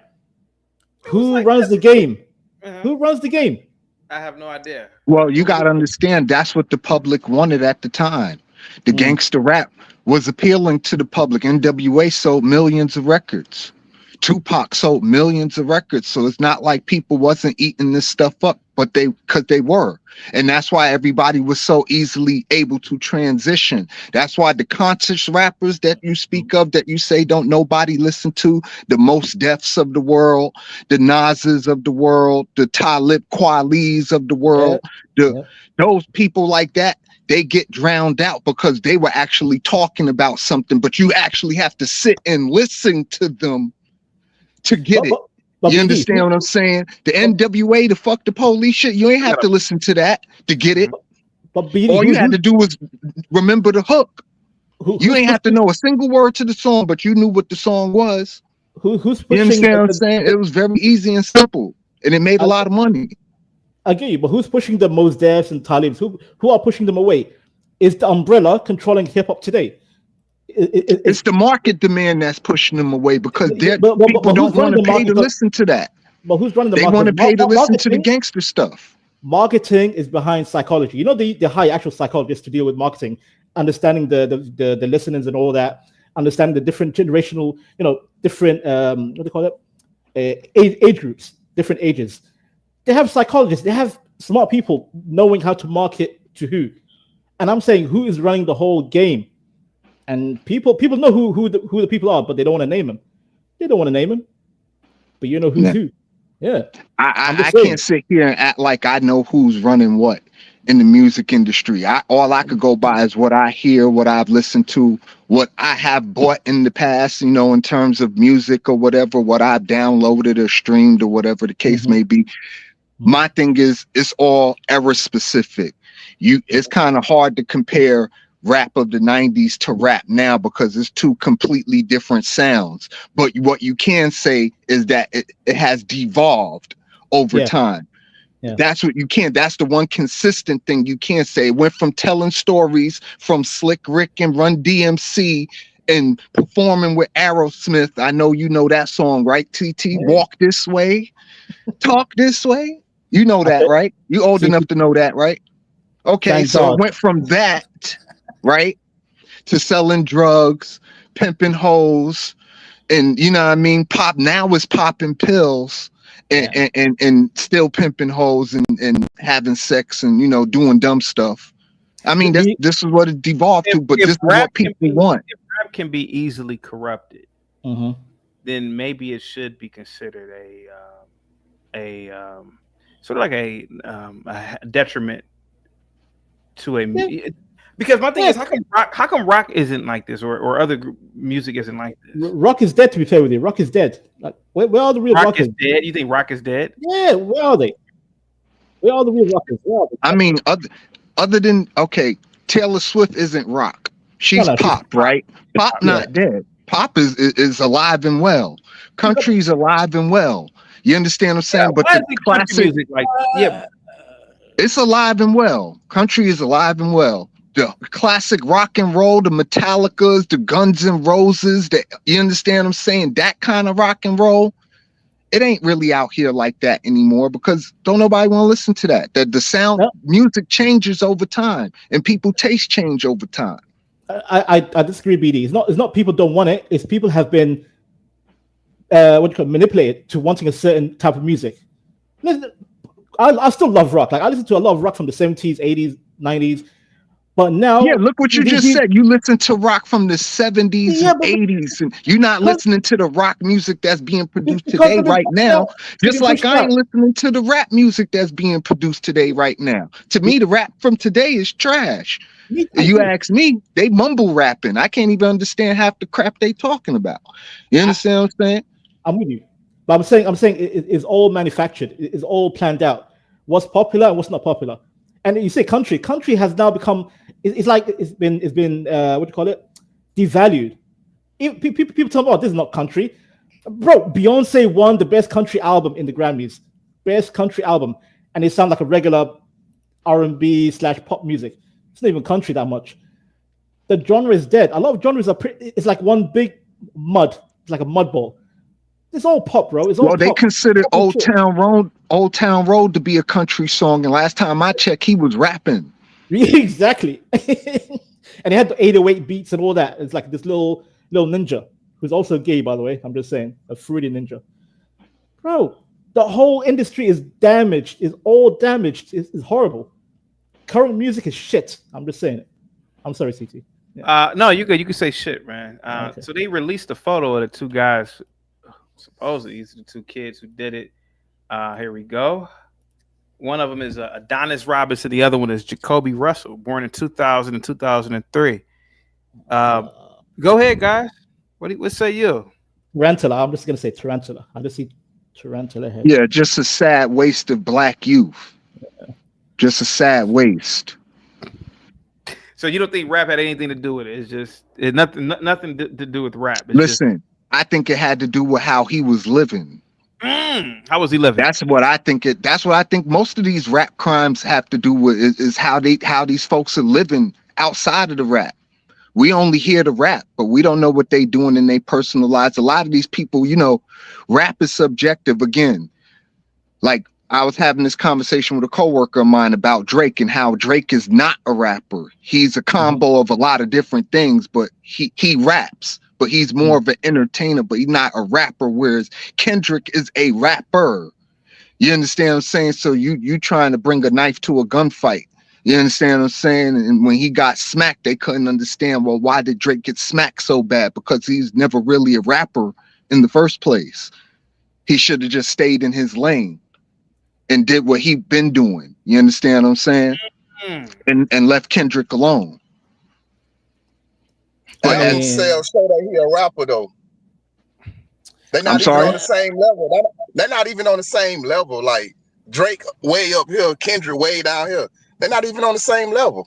They're not on the same level financially. You probably correct with that, but lyrically, it's not even close. Lyrically, it's not close.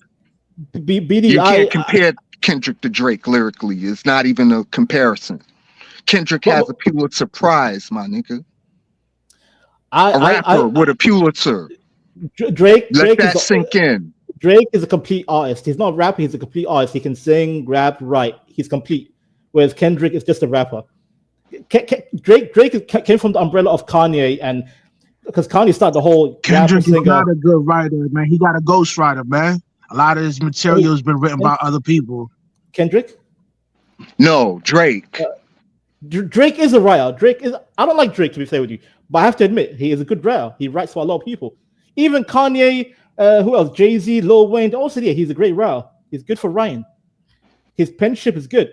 You can't deny it. Hey, Panther, do you remember the situation in Rwanda with the genocide? Yeah, of course. Come on, do you remember a lot of the radio hosts were being charged as well because of the things that they were saying about the Tutsis, right? Yeah. Could it be that maybe rap is a? I mean, I know you seem like you're pro rap, but could it be that rap is being used as an instrument on that same? I mean, obviously not on that same level. I mean, you had a whole genocide, but could it be that rap is being used as an instrument to cause some sort of destruction? Yes, like on that same level. Yeah, go ahead. You said I'm pro rap. I used to be once upon a time. But now I'm seeing in my community, the Somalis, I'm seeing in other African communities, even like Asian, European, when they listen to rap, they're not absorbing the good element, they're absorbing the negatives, and they're becoming more like these tarantula mophead little kids. Like if I go to Somalia today, I see a bunch of them. I see a lot of tarantulas back home, and my auntie's like, because they are absorbing the music from America, they're absorbing the Chief Keefs and Bobby Schmurders and all that through YouTube and the internet. Yeah, but y'all were violent before, so but CT, hear me out. I got you. I just want to make that known to the audience. Yeah. We're crazy. We're pirates. Yeah. I hear it. God damn it, CT, you had to go there. But go ahead, though. I got you. You're saying, but go ahead. Continue. Go ahead. Look at Japan. I see a lot of Japanese young people, like in their 20s, teens, trying to be like Chief Keef with the mophead, Japanese mophead. Why are they absorbing the negative side of hip hop? And I see the FBA say, "Oh, America, everyone's trying to copy the black man around the planet." I'm like, that's not a good thing because they're copying the negative side of the black, not the positive, but the negative. The subculture of black. Yeah. And that's why when people tell me, Vanta, why are you here? Why you talk about FBA? Because your culture is affecting my culture. We are absorbing that shit right here. Well, here's the thing: CT not FBA. He ain't no FBA. He ain't know what the purple tape was, so he can't be FBA. Ain't no way you could be FBA and not know what the purple tape is. Hold on, let's get Rush and then let's get Savage. Rush, what do you think about the situation with that little girl? Because I wouldn't have done this live stream if it wasn't for that little girl. I think that's horrible. I think it's horrible, man. That's just a whole new level of low. Back in my days, coming from an aggressive environment like that, there were some type of rules implemented within that kind of environment, which you don't harm children, you don't harm mothers, But now it's like with this new generation coming up, it's no holds barred, like anything's going down, And plus, due to my occupation, I deal with a lot of these youth that's that deal with aggressive moments within that kind of environment. Now, as far as like rap goes, influencing the youth, it does influence the youth to the point where they are because it's a part of the culture. The music now has transitioned into just straight up pure violence and just drug selling and how many firearms you can discharge in the middle of the day. Like this is what they celebrate, and this is the new wave of this genre of hip hop. Hip hop has lost its art form, like with this new set of music, and the culture, because now gang culture is implemented heavy all over the United States now. Like everybody has a particular set that they want to rap, due to drill music, and like honestly, man, drill music has like kind of like really changed the game, man, because now like it's just straight up gang culture. Now it's gotten to the point where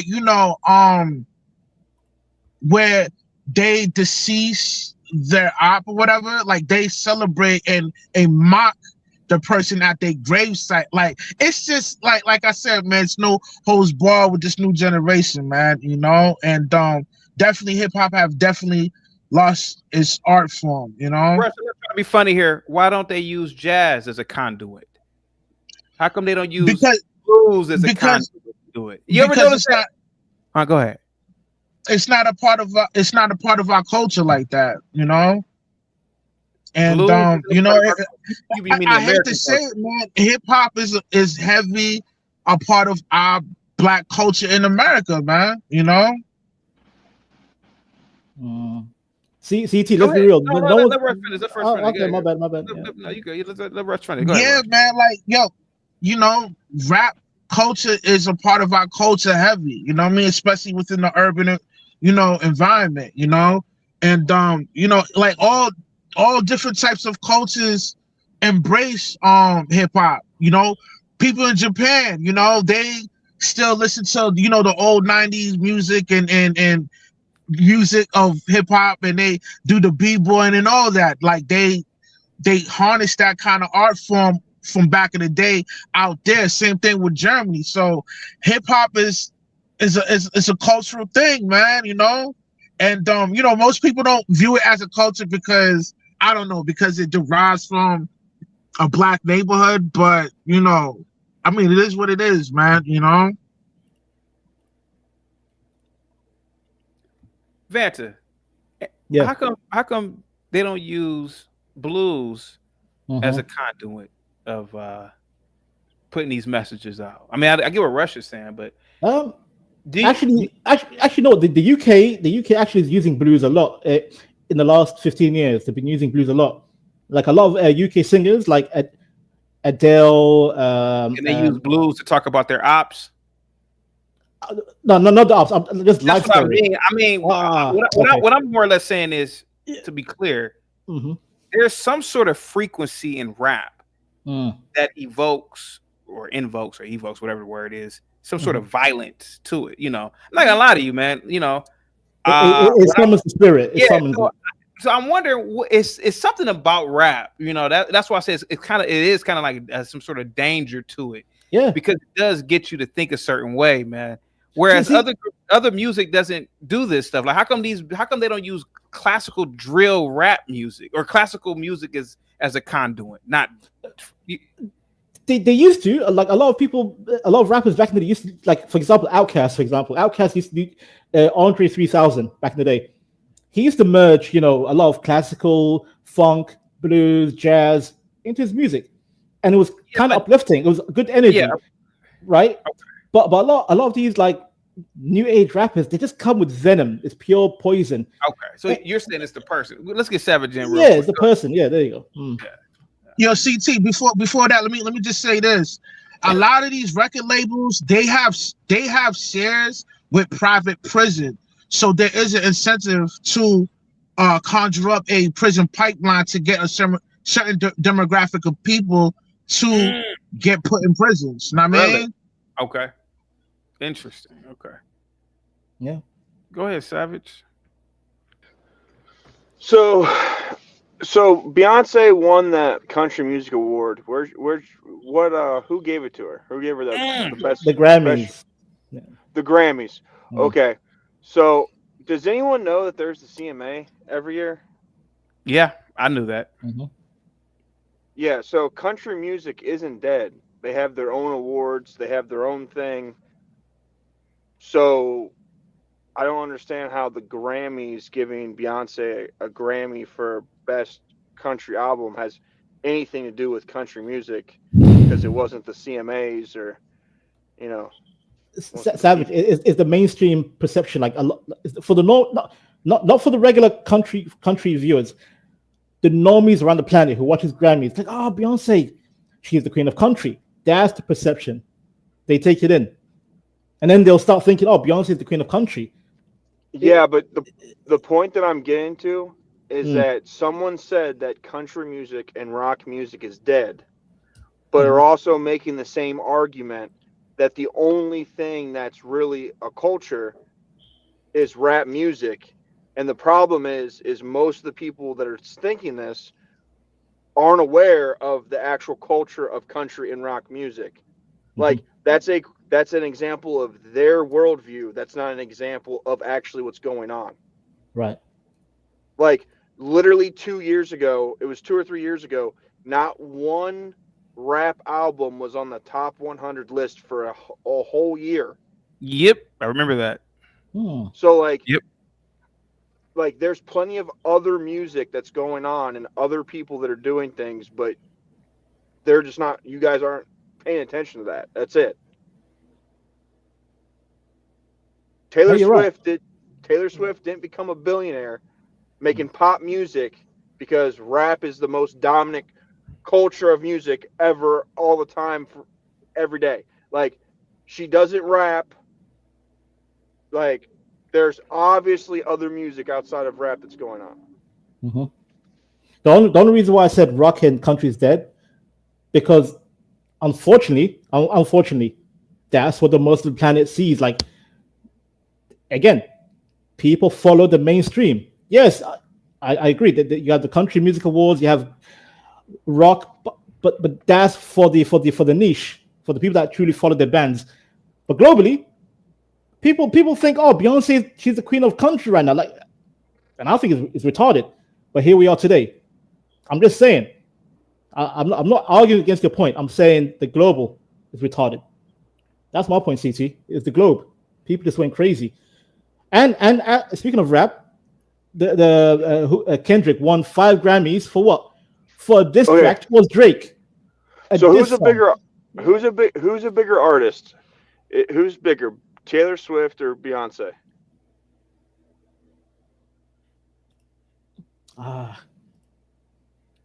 I think you need a woman up here to answer that one. I don't know. I don't know, because I don't like neither. I hate them.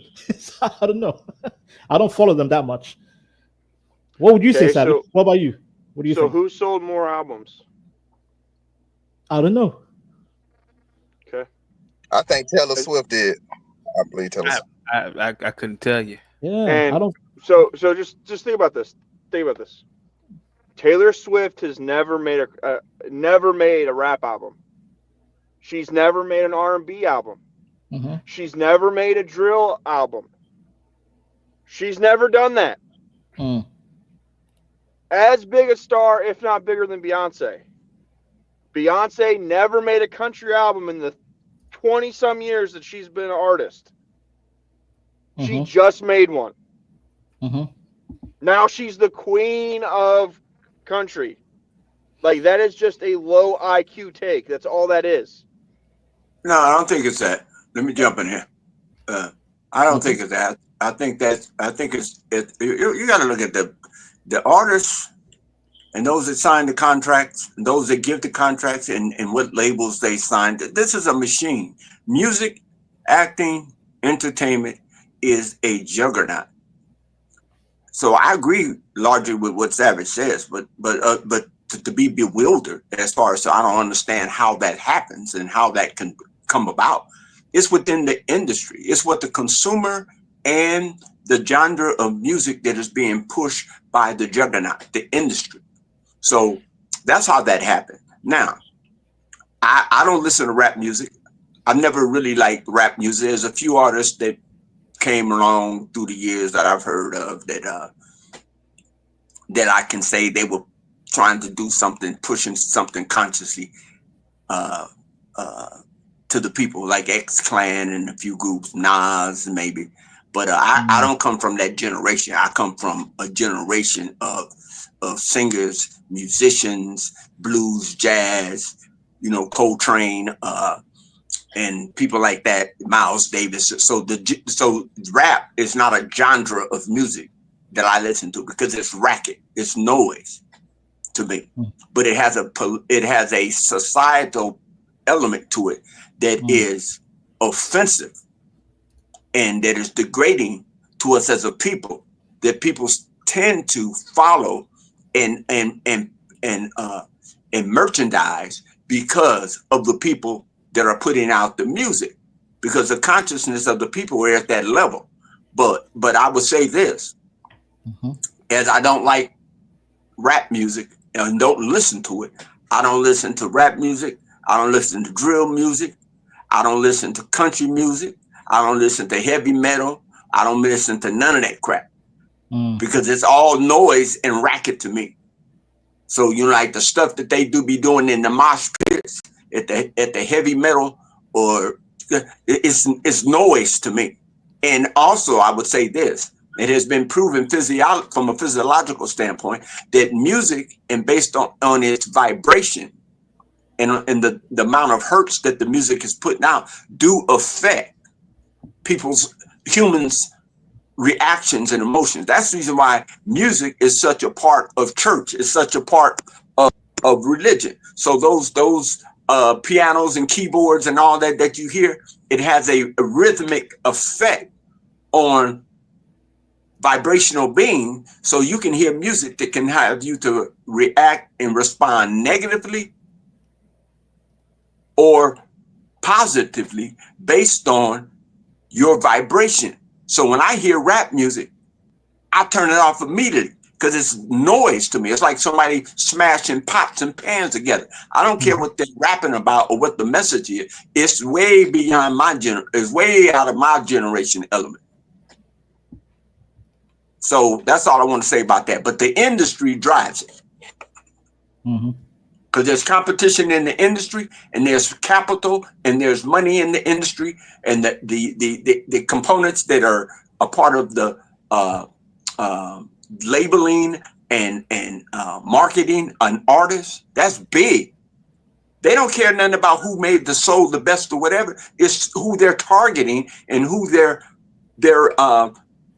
advertising and who they're holding up as the best artist or the best producer or the best whatever they say. That's who's getting the award, regardless of what the listeners or the people that buy and purchase and go to the concerts, regardless of what how many stadiums they fill. The music industry as the ones that call the shots and manipulate and control the artists. That's who's behind the industry, and what they say go. Landon. For once, Ben, I agree with you. I agree. Well said. What the hell does that have to do with the question that was asked? No, he's talking about the culture and the system. Okay, let me go back to Savage. If you're saying how does that happen and you don't understand it, then you didn't hear or listen to what I said. That's why you don't understand it, because you're trying to understand it from the premise. It has nothing to do with what was being talked about. Okay, explain to me how Beyonce was country. How did she win that award? CT asked if rap became degenerate, and I said yes. Brought up the point, and I said yes. And you weren't listening. Hang on, Ben. Let's Savage. Hang on, Ben. Let Savage fully. Go ahead, Savage. Yeah. Because I can tell you weren't listening. Go ahead. CT asked if rap became degenerate. People made a comment about culture and messaging, and CT asked the question, why does this not happen to other genres of music? And then someone else said, the other genres of music are dead. That is what we were talking about. We were not talking about when the loud noises on the radio come on, if it takes over your spirit and you don't listen to it. That was not what we were talking about. Okay, Jackie, can I go? Keep in mind that you have a black woman saying, I won't blank with him if he don't have bodies. Who was that? Sexy Red that said that? Okay, let me respond to Savage. Yes, it has become degenerate. Yes, it is negative and had a negative impact on the listeners and the artists of that genre. Yes, so yes, it's that. And your other point, why you don't see this in other genre of music, you tell me. But as I said, I don't listen to any of those genres of music. So maybe as far as why it doesn't happen in country music, why does it happen in heavy metal? I don't know, because I don't even listen to those. Man, you don't think they weak-minded to let music determine what you go do? No, because I did bad things because I wanted to do it. It wasn't the music I was listening to. I did it because I wanted to do it. Okay, so you wanted to do it based on what you heard, or the people, or the culture, the dress. Family. Huh? Family. So it's basically the information or the music you was hearing in the environment in which you resided in. But I didn't have to do it because I didn't come from a bad family like that. I had money. I just did it just to do it. There's some rappers that didn't. Yeah, there's some rappers that didn't come from a bad family. There's some that came from single parent family. Some came from 2-parent family. No matter how you look at the equation, you can get positive and negative no matter how you set the equation up. You're right. You're very knowledgeable. You're right, man. All right. Savage. Hey, CT. Ask me why eggs are expensive. Just do me that favor. Yeah, Savage, why are eggs expensive, sir? I don't know. I don't eat eggs. It's fucking murder. Like, how does that answer the question?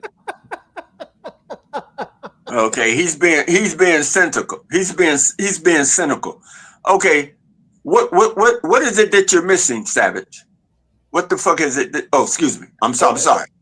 What the blank are you missing?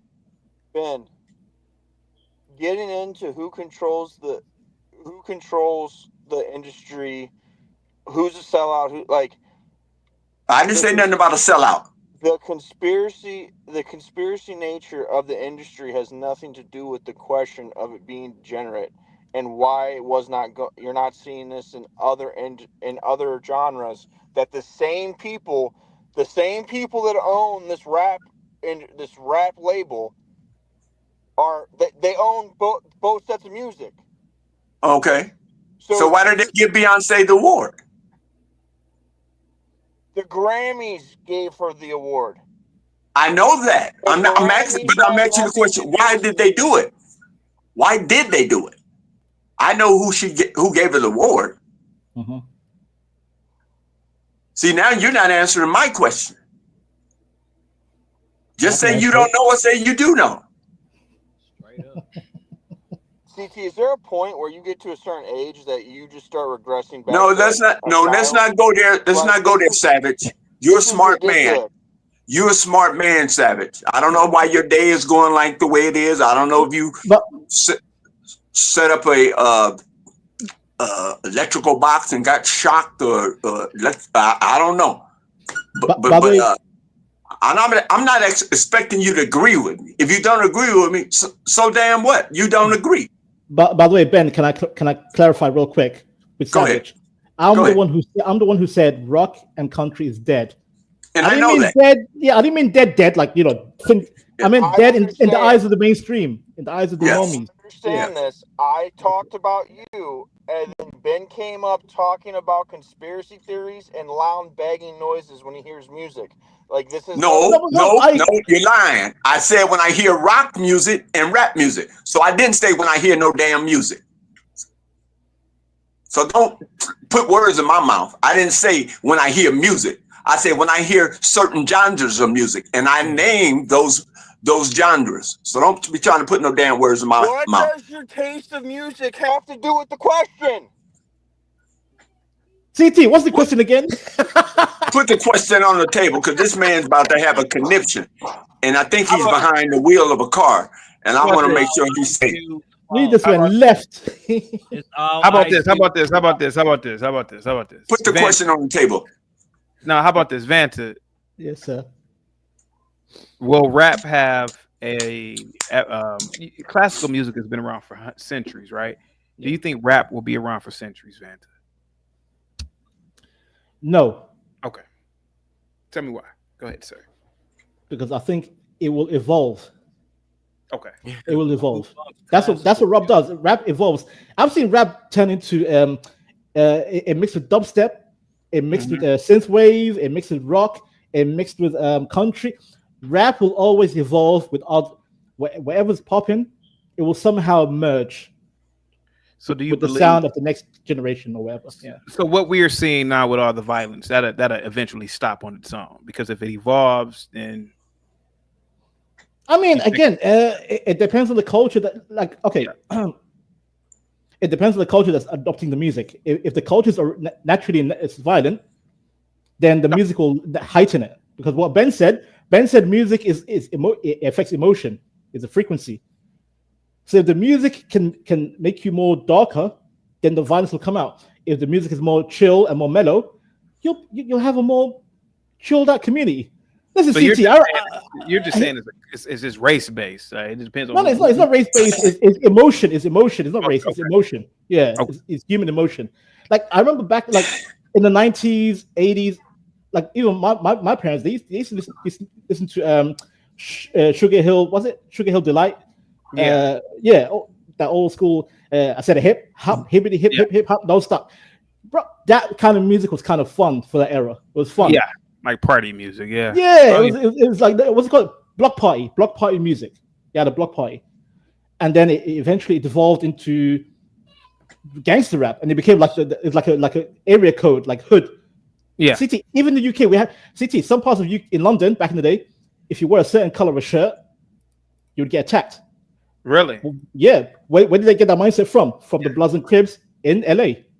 And I can only imagine getting attacked or shanked in London. You know how funny. I mean, even though it's dangerous, how funny that'd be. Come here, you wanker. Yeah. Yeah, but CT, but we associate color, bro. Colors, really, color for a shirt. Yeah. That was an American mindset that came over here in the UK. So that's what I'm saying. Music can be, it can either bring the best out of people or the worst. Yeah, it's emotion based. It's pure emotion. It's not racial. Yeah. So that's my point. I'm sorry. Jackie, thank you so much for the $2 super chat. There's different subgenres or genres, as Ben would say, of hip hop. Go ahead, Ben. I basically said what I said. I mean, if I was talking about, do you think that rap will be around for 500 years? Oh, I believe it will. I believe it will. It will morph into something different. It will be music, but will it be gangster rap? Will it be turf rap? Will it be my hood? This is my. Do you know where you at? Type, and all that. I would. Yeah. My hood. I wish. The top, I guess what they call the main artists will put out a moratorium on the violence as it relates to children. Because when I was coming up, elderly women and children were off limits. I don't care what you was involved in. You could have been in sports, you could have been in basketball or whatever. That was just a part of that was just a code zero. Yeah. When I was coming up, because when I was coming up, men were men, and most of the young men had 2-parent families. Not only that, the young boys was raised and instructed by strong men. You see, so now at my age, this is something I can't really identify with. No, I can get my social economical points on it, but I can't condone it. And I can't, because there's times I've been places in public and people would just come up. So I bet you like rap music. Rap music. I said, man, I don't like rap music. Hey, bro, I got those CDs. I got so and so and so and so. I don't even know who these people are, bro.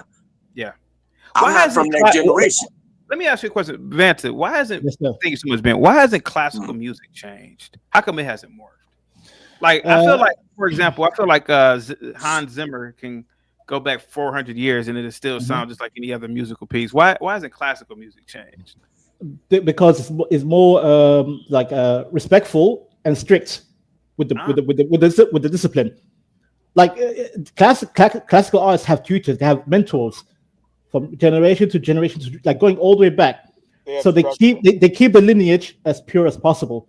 There is no shifting or whatever. You follow what your mentor teaches you. If you're playing piano, violin, cello, etc., you have to be on point. You can't go left and right with classical. You have to be pure. So classical is the pure form. It's like being a black supremacist, white supremacist, or whatever. DNA. I want the bloodline pure. I want the music pure. It's simple as that. Wow.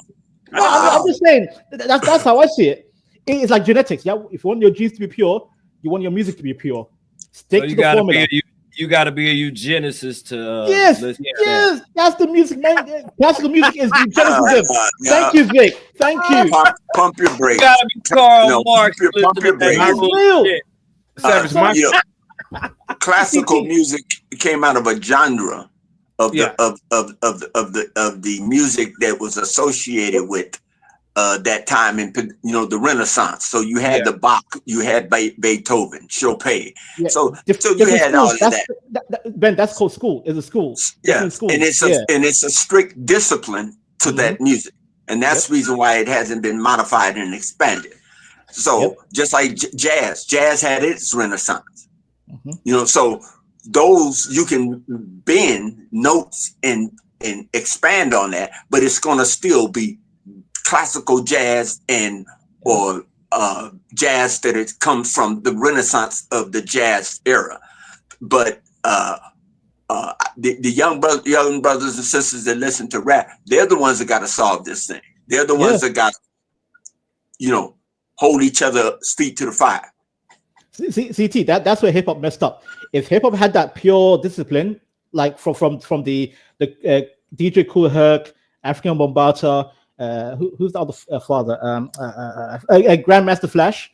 If they followed that same formula and kept with the same mindset, hip hop would have been a better place. But it shifted. It just shifted, and it just became whatever we have today. Yeah, because some of the gangster rappers were getting older. They started putting actual messages in their song, and then the industry turned that crap around. Right. Have you ever heard of Ice Cube Death Certificate? That's what did it right there. That's what did it right there. That's when they switched everything and started bringing in this garbage. You ain't never heard the song Us? He actually going. I heard about Us. Yeah, I heard Us. Yeah. I've heard it.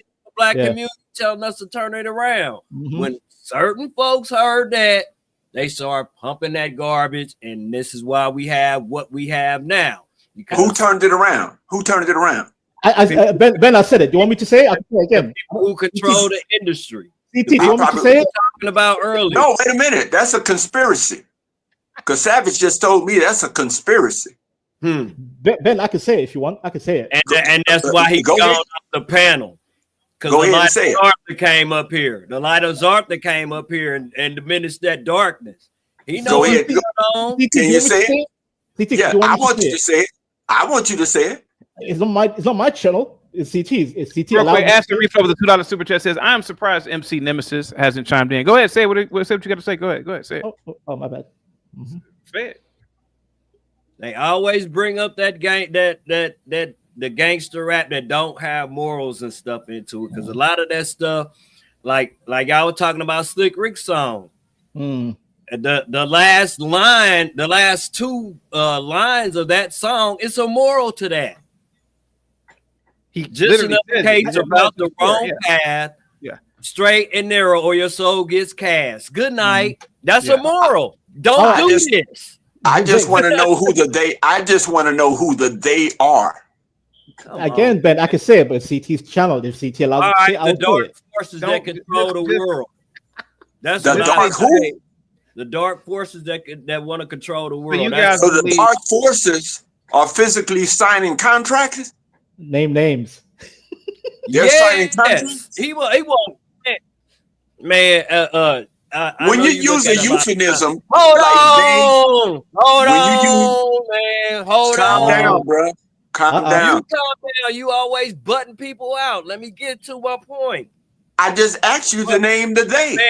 My man, Mark Dice. He used to be in he does content, right? He used to do rock.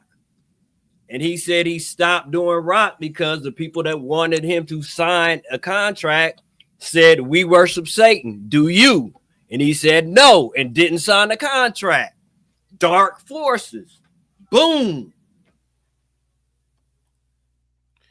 Moxie says, "I've been listening to rap since I was a little girl, and I've never been arrested in my entire life. Respectfully, what type of music was Savage listening to when he was wilding out and got locked up?" Oh my God! I have no idea. He's not on the panel. Okay, so Vic, you were saying that these people are signing deals, selling their souls. Yes. Yeah, he said with dark forces. He's talking about entities that is appearing in the physical. Hold on, let Vic talk real quick. Vic. So these musicians, any genre, they sell their souls to who? Okay, name the who. I'm not naming no names.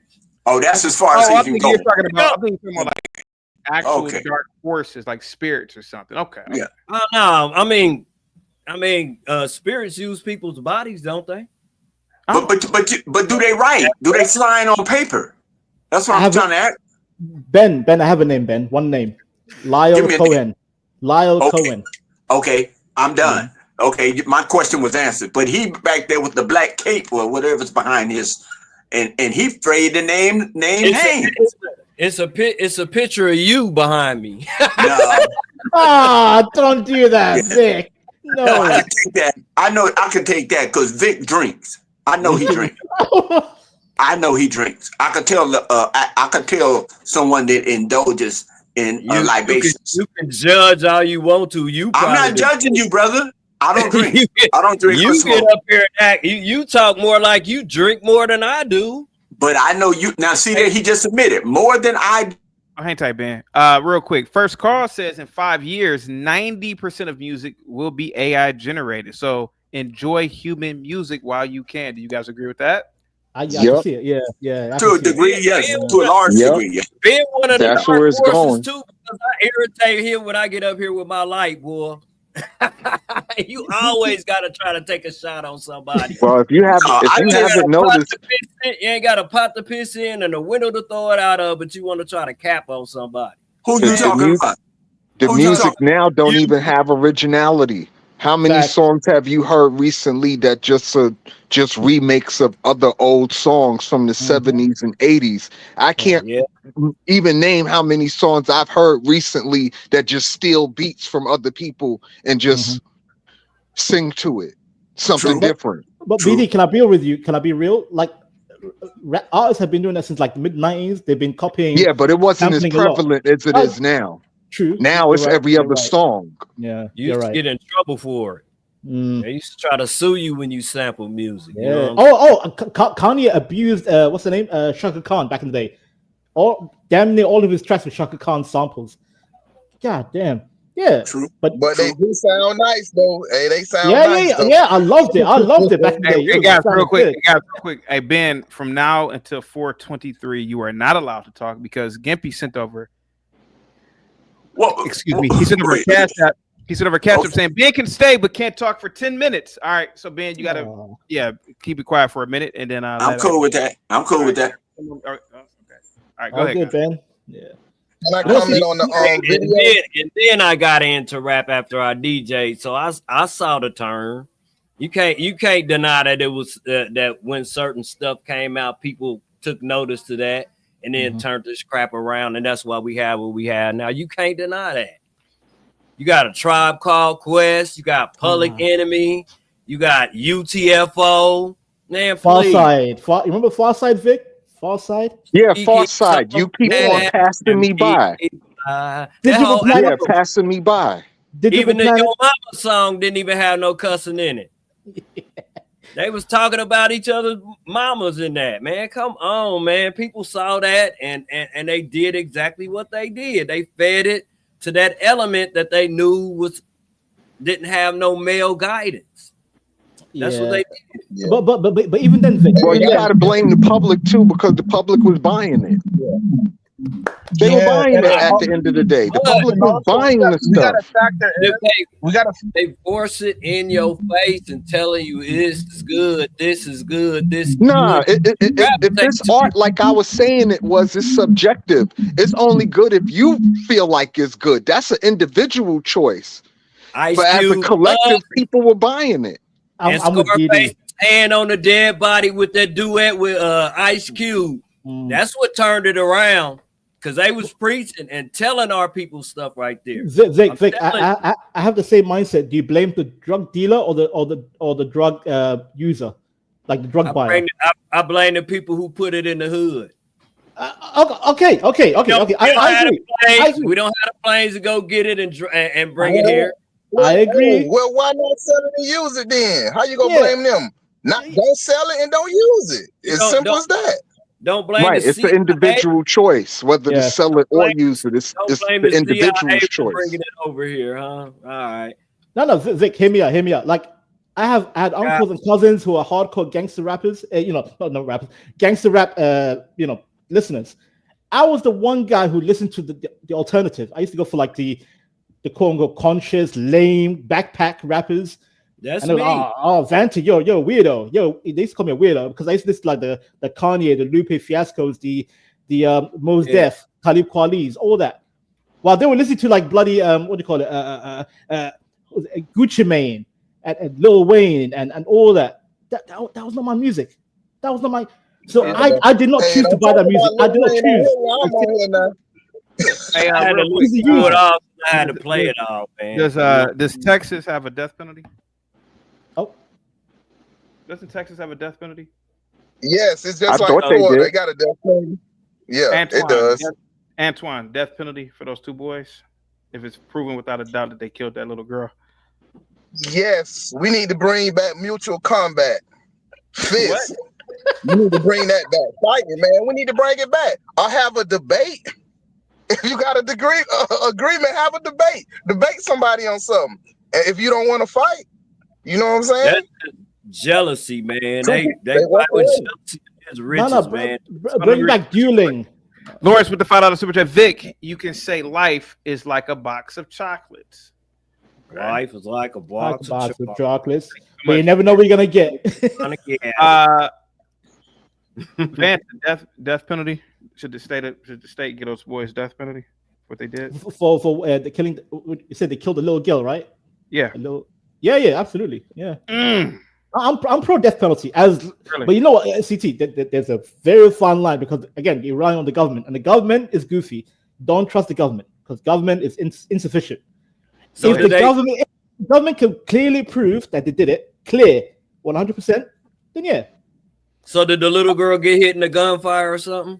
Yeah, she died. Right. Oh yeah, they should take them out the way she went out. Yeah. Except they just started bringing firing squads back. Yep. Yeah. That's exactly how they just started doing that. Yep. That's how they should go. But Vic, I keep getting phone calls. I'll be back. All right, cool. Vic, my point is like, you know how government is very, silly and insufficient. If the government can be like 100% efficient and you know that the evidence is there, 100%, the criminal did XYZ crime, then yes. Yeah. Off they go. 100%. I just don't want false accused criminals to get the death penalty with no reason. Like it has to be 100% proof. Yeah, because it ain't no coming back from that. Yeah. There's a fine line. Man, that's a child, man. You know what I'm saying? Anybody that hit innocent children and they BS, they should be taken out themselves, man. Because if they don't get deleted, then you'll see vigilantes come out. Like the dad or the community will get the guy on the side. Like, oh, you're out in jail? Okay. Yeah. I mean, seriously, man. What was that bad that you couldn't wait to get that man while he was by himself, man? You know, what made you that impulsive to get him and you didn't scope out the situation? Like being said, women and little children were off limits, man. That's just how it was. That was the code. These cats don't have no code now. You know what I'm saying? Because there's no fathers, there's no elders, there's no leading. And again, it goes back. Even the music is not even leading in a positive light. Yeah, just kill. You know. By the way, Vic, in the UK, a lot of young people, they use drill as like Morse code, like a sign. Mm-hmm. They rap, but they rap in code so the police don't find out. They come after each other in lyrics that the police can't decipher. So they'll say, I'll get you in code, and then next minute you see another 15-year-old got killed somewhere in London. Now you guys do drive-by stabbings in London. Drive-by stabbing, that's funny. Okay. Yeah. Okay. Yo, imagine driving, just throwing life on the side. You guys don't have guns, right? So you guys do drive-by stabbing. We don't have guns, unfortunately. Yeah. Okay. So hammers. Vic, you're stupid. Yeah. Let me listen to Tariq Nasheed. He did a video about this situation, and you guys can pause whenever you want. Here you go. Let's see. I'm gonna pause it when you guys.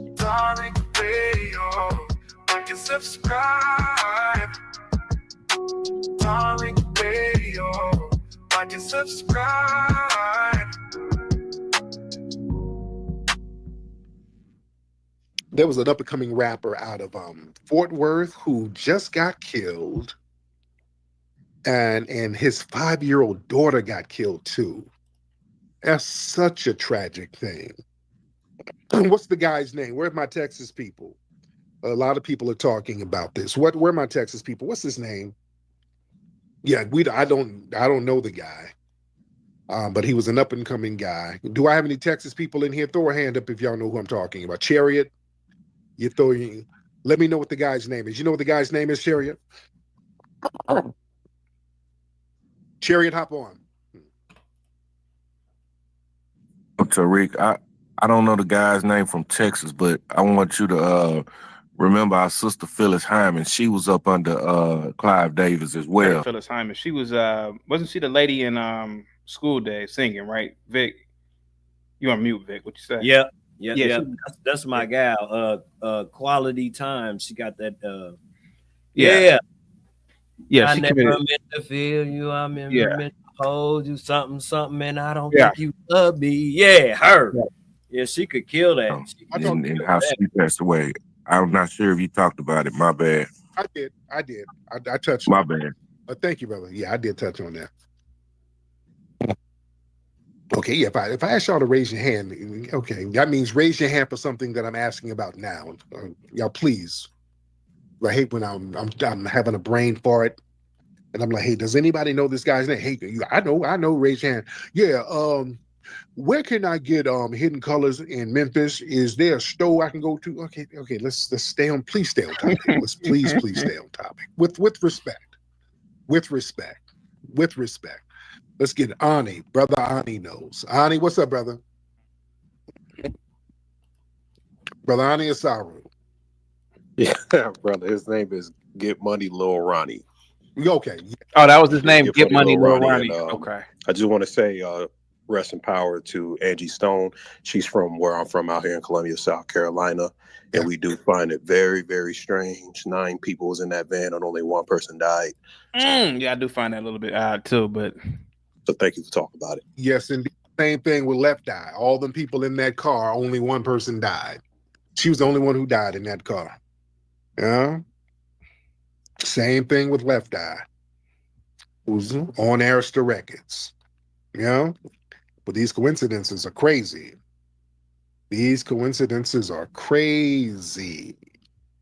Yeah.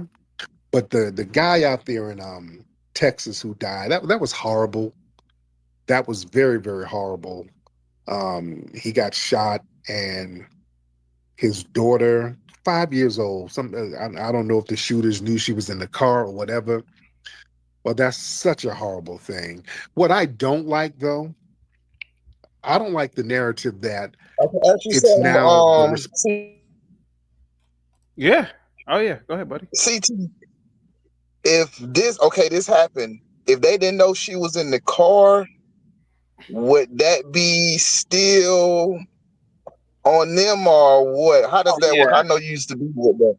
Well, I think technically they could still consider that first because it's first degree with him, right? But I guess they could argue that everything that led up to him, it all is a culmination of the same crime or something. I think it's the same thing. Okay. Yeah, I think it's the same thing. I think if they charge them with the first degree against him, it would have to be a first degree against the girl because of the crime itself. They planned it out anyway. They planned it out against him. So I guess they could look at it like that. I'm not a lawyer, but I'm assuming that's the way that they could look at it, right? Do you know, was it a robbery gone bag or something? Or is I don't know. I don't. Nobody from that area is even called in here to even say anything. That's what I was hoping. Okay. I was hoping that the actual killers would call in. To be completely honest with you, why not? It's on the run, so why not? I mean, MF Doom, rap snitches, telling all the business, sitting in court and being their own start winners. Do you see the perpetrator? Yeah, I'm right here. They ain't running. They in their mama's front room, picked up with a beer in their hand. They ain't ran nowhere. Here we go. Or whatever. Somebody know where they at. That's such a horrible thing. What I don't like, though, I don't like the narrative that it's now the responsibility of the Black community. Because I agree with that. I really agree with that. I agree with that. I don't think it has anything to do with the Black community. Blacks on that. First of all, in a city with 120,000 people and 50 murders happen a year, that's not the Black community. That's a small fraction of Black. It's the weirdest thing how that gets attached to the overall Black community. Blacks aren't left and right killing each other. So I agree with Tariq on that part. Yeah, I don't like that narrative either. Yeah, but that's just me. What do you think about that, Vic? I'm with you on that one. They always make it ridiculous and put it back on the whole. Yeah, your average black. Yeah, your average black. I would even argue, even not even just average, but you're above average black. Is works a job, goes home, taxpayer. It ain't out here committing no goddamn crime. You know, Bob is not killing anyone. But people like Bob are cool. You're honest about it. Yeah. So I agree with Tariq on that one. Here we go. I'm seeing a lot of that. Yeah, when dumb, dusty Negro nonsense happens, the whole black community, we get thrown under the bus. Agreed. I do agree with that. I agree. Yeah. And I want us to stop doing that nonsense. Let's get some stuff straight here. Yes, that was very tragic. That's not a collective responsibility. You understand? We're not responsible, and I want black folks to stop doing this shit and stop internalizing this. We're not collectively responsible for individual acts of violence. All right? We're not responsible for dusty Negro nonsense. Every time somebody dusty Negro nonsense, I'm gonna start using a DNN, dusty Negro nonsense. Yeah, I agree with Rick on that. I agree. That's a good one. Yeah. DNN. He does something stupid, we're not responsible. We don't have anything to do with it. And I'm gonna tell you why. We black folks, we generally don't control the institutional conditions that breed that type of dustiness. Well, I mean, now Tariq. See, this is where Tariq gets wrong. He's making an excuse now. No institution made those two boys commit that murder. That's a choice that they made. So I disagree with Tariq on that. Fatherless behavior. How about that? Yeah, I agree. I disagree with him on that. Yeah. Mm-hmm. You understand? We don't control this shit. Now, if we controlled it, if we control the institutions, that would be a different thing. See, violence and shit like that usually arises from conditions of deprivation, exclusion, economic marginalization. Oh, stop. Now, this is where I got to disagree with Tariq. We don't control a lot of those institutions. The systematic environments that create that type of dumb shit. Those things are really historically external to us, but we feel the brunt of them. You know what I'm saying? Hey, CT, put me in the back for a little bit. I gotta go run and do something. Oh yeah, no problem, bro. Thank you so much. Got you. That sanction or facilitate that kind of violence. It's not like, for example, there's a system that supports white supremacist violence. Oh my God. Damn, Tariq. Damn. Why did he have to do that? Why did he have to go to white supremacy with this? Just Tariq. Because that's how he gets his audience. The catchphrase, white supremacy. That's how he grabs them. Yeah, white supremacy had nothing to do with this. No institutions had anything to do with this. That was the choice of those two boys. For all we know, those two boys were raised in good households. But you know, it's like an advert. You have to add white supremacy to the mix. Yeah. Okay. Yeah. Here we go. Mm-hmm. Court systems, the judicial system, the education system, they support white supremacists being violent. We don't have comparative systems that support that dusty ass. I don't think that the white supremacist system supports that. Never mind. I think Tariq is off on this one. That shit where niggas are running around here shooting up the neighborhood. We don't control no institutions that support that or sanction that. Yeah. Like, unlike any organized entities like the government, the military, corporations, they can systematically inflict harm. There are no formal black institutions whose purpose is to basically organize, promote, or carry out those type of violent crimes. We don't have them. So the idea of us being collectively responsible, that requires a collective mechanism, and none exist. You understand? They go, well, y'all got to fix this shit. Y'all got to fix it. Well, what? We didn't create it. Why I'm not responsible for some dusty Negro and Valdosta, Georgia, who just I mean, Tariq, we're not responsible for a dusty Negro, but don't blame this on white supremacy. Blame it on the dusty Negro. Antoine, what do you think about what Tariq is saying right now? That last part, I didn't agree with him. We got to stop the no snitching code. If we had, well, it's okay to snitch or tell what happened, it won't be so bad like that. People won't be able to do that and get away with stuff like this. Yeah. And I like how he picks and chooses, like when it comes to white supremacy, we're a collective. But when it comes to like criminals, we're individual. Yeah. We're all individuals. He picks and chooses what is collective and what's individual. Tariq A is an evil couple bastard, lean man. and went out and shot somebody. I'm just not responsible for that Negro. I'm not. And I'm not going to be shamed into being responsible for that dusty ass shit. And neither are you. We're just not responsible for that. Once we get control of our institutions, then we can be responsible for that. Even on a street level, let's be clear. Even from the mindset and the perspective of street hustlers, dudes out here who are getting money on the streets, that's looked down upon. The hustlers don't sanction that type of dumb shit. Because you shooting somebody in broad daylight and shooting a kid? Hell no. The streets don't even rock with that. Some of the mechanisms that exist on the underground, that's not sanctioned because you making the damn hood hot. So that area right now, everything is shut down on the streets.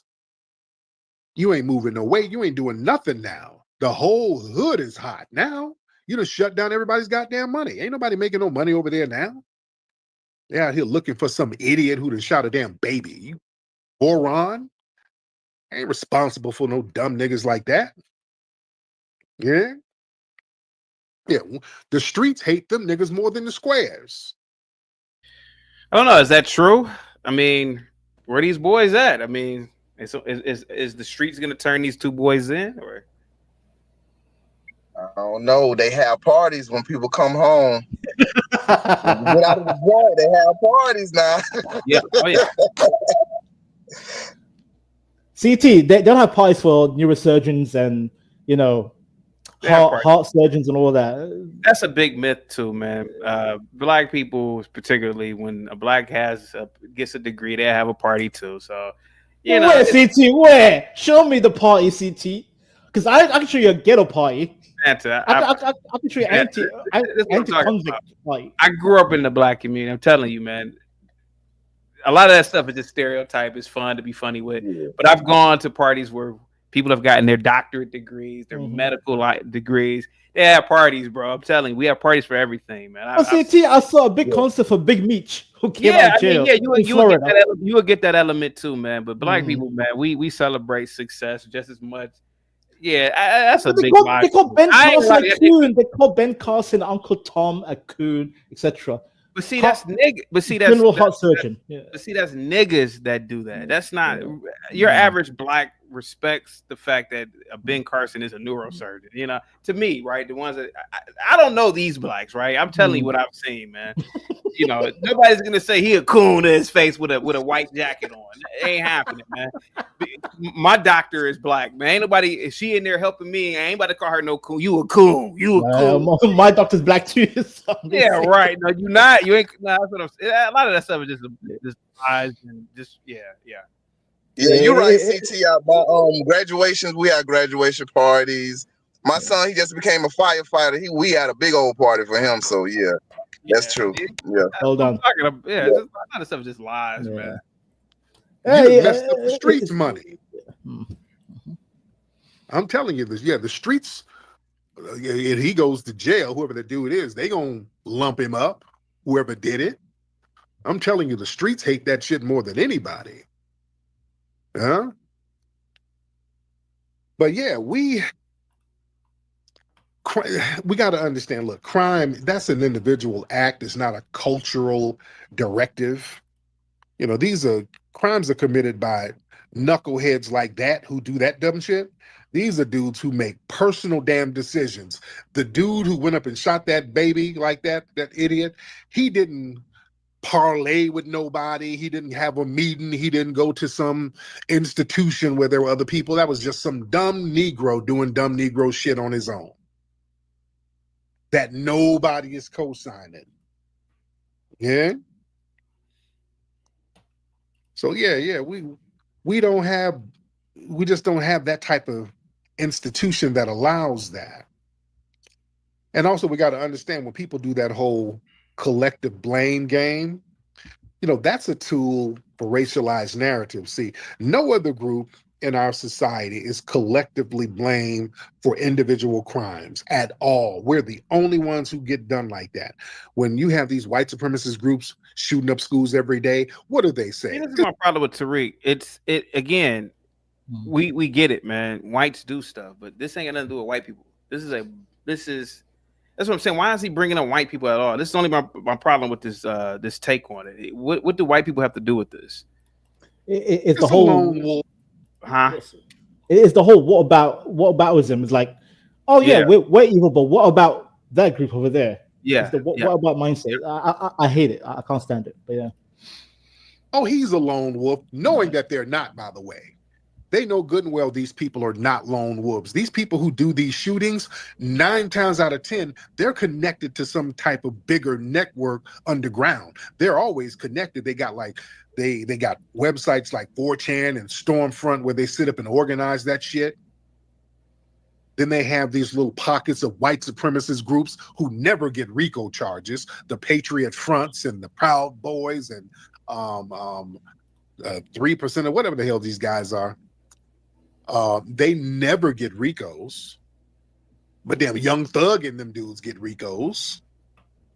You see?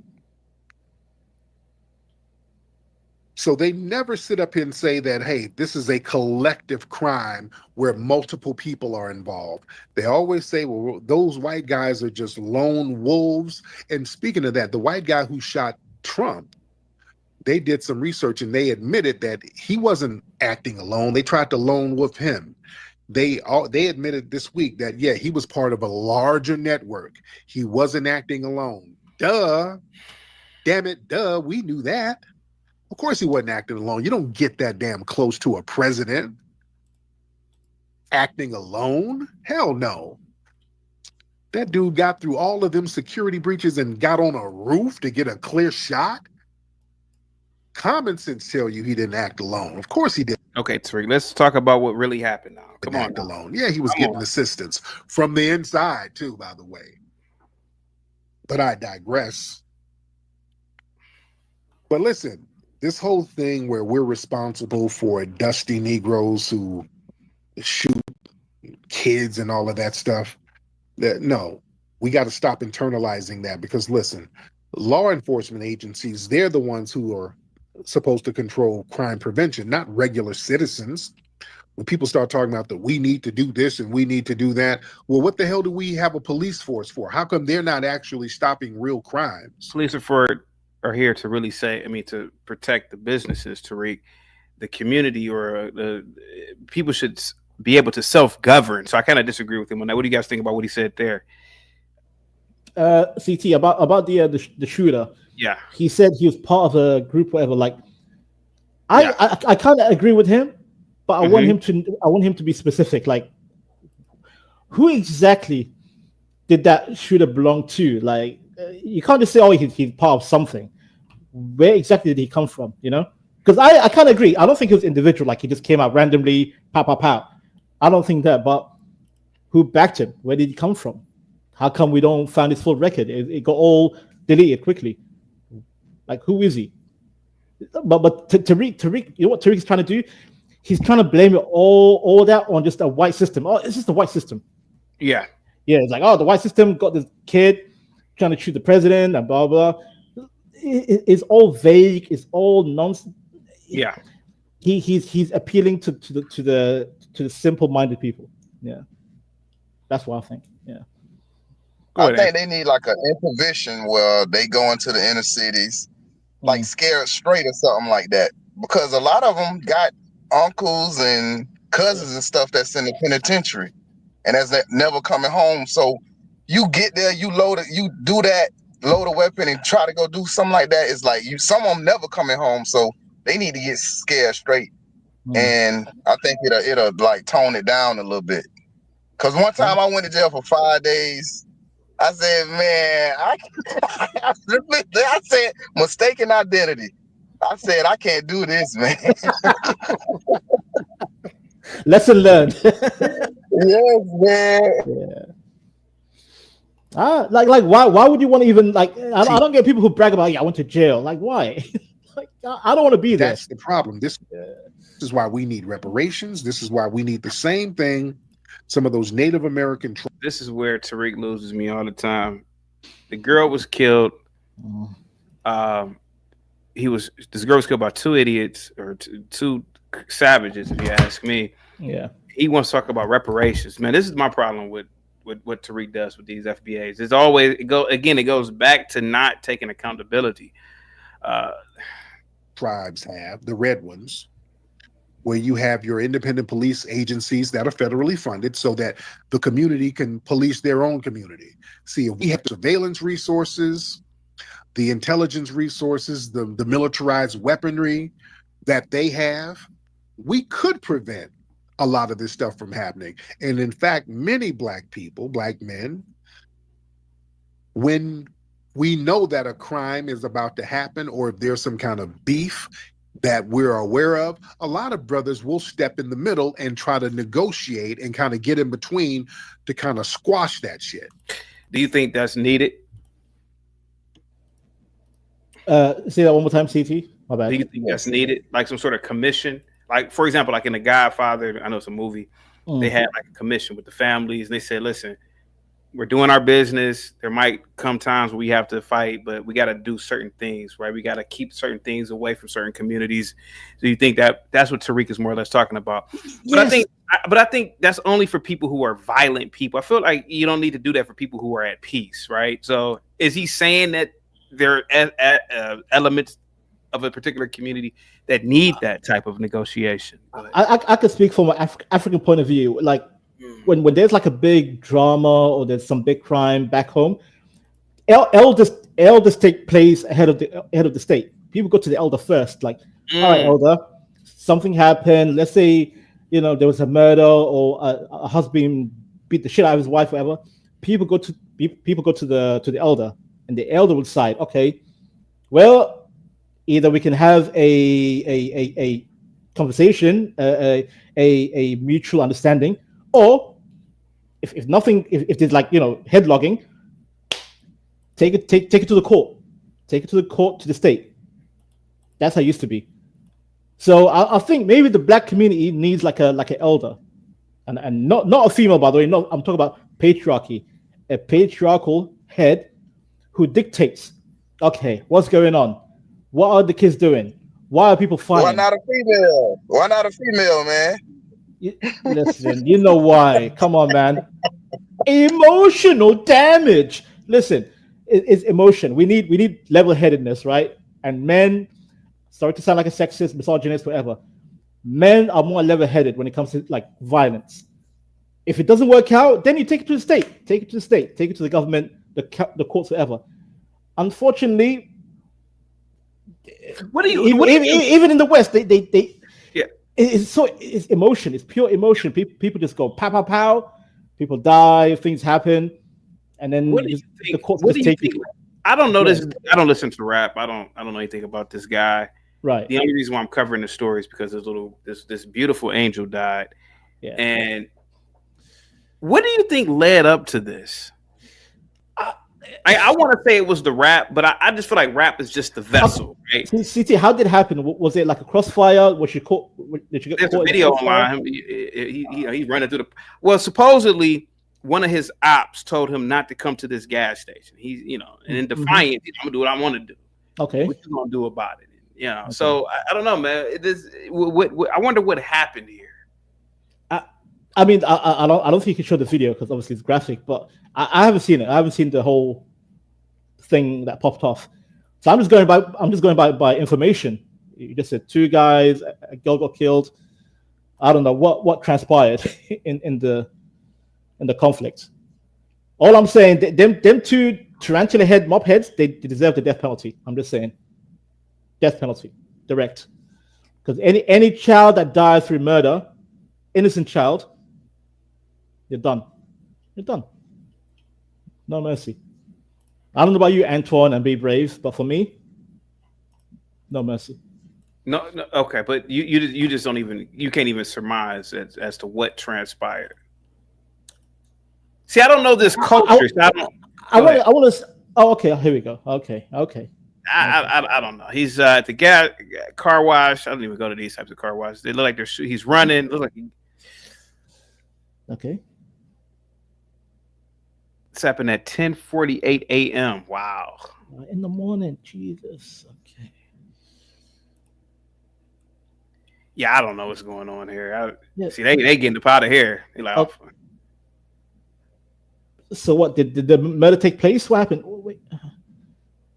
Oh, I see it. They blurred it out. Okay, I see it. Yeah. Can you pinpoint? Because my eyesight's garbage. I can't even tell. Yeah, he collapses right there. Yeah, I see it. Oh, okay, over there. Okay. Listen, I don't know this culture, man. To be honest with you, man, I only have guesses, but I say I don't know rap culture. I don't know gang culture, and I don't know what could something. I know rap. He's a rapper. Okay, so I know what rap had to do with it. That's one thing I can almost guarantee my life.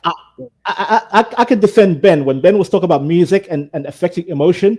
Yeah, music can heighten a certain type of emotion. It could be the positive, or it could be the negative. Yeah, maybe, and don't forget, CT, drugs and alcohol.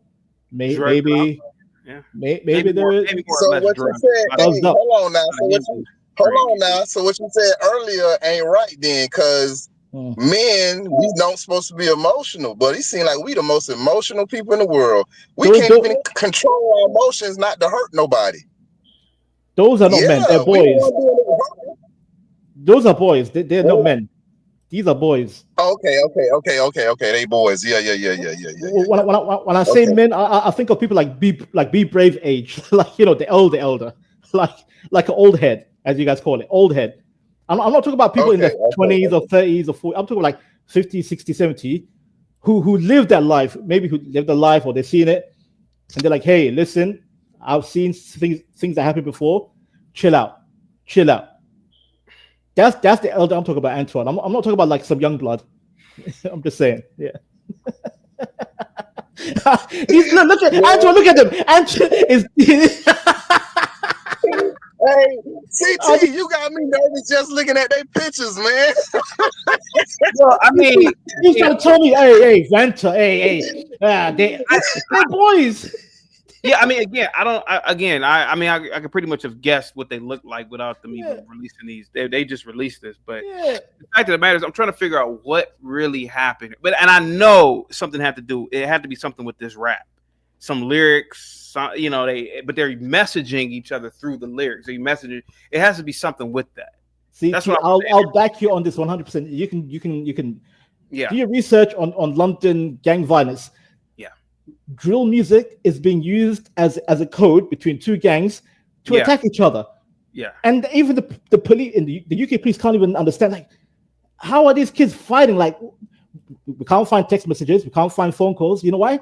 Because the beef is in the music, but they're very coded, nicely coded. Like, yeah, I'll see you here and there and there and there.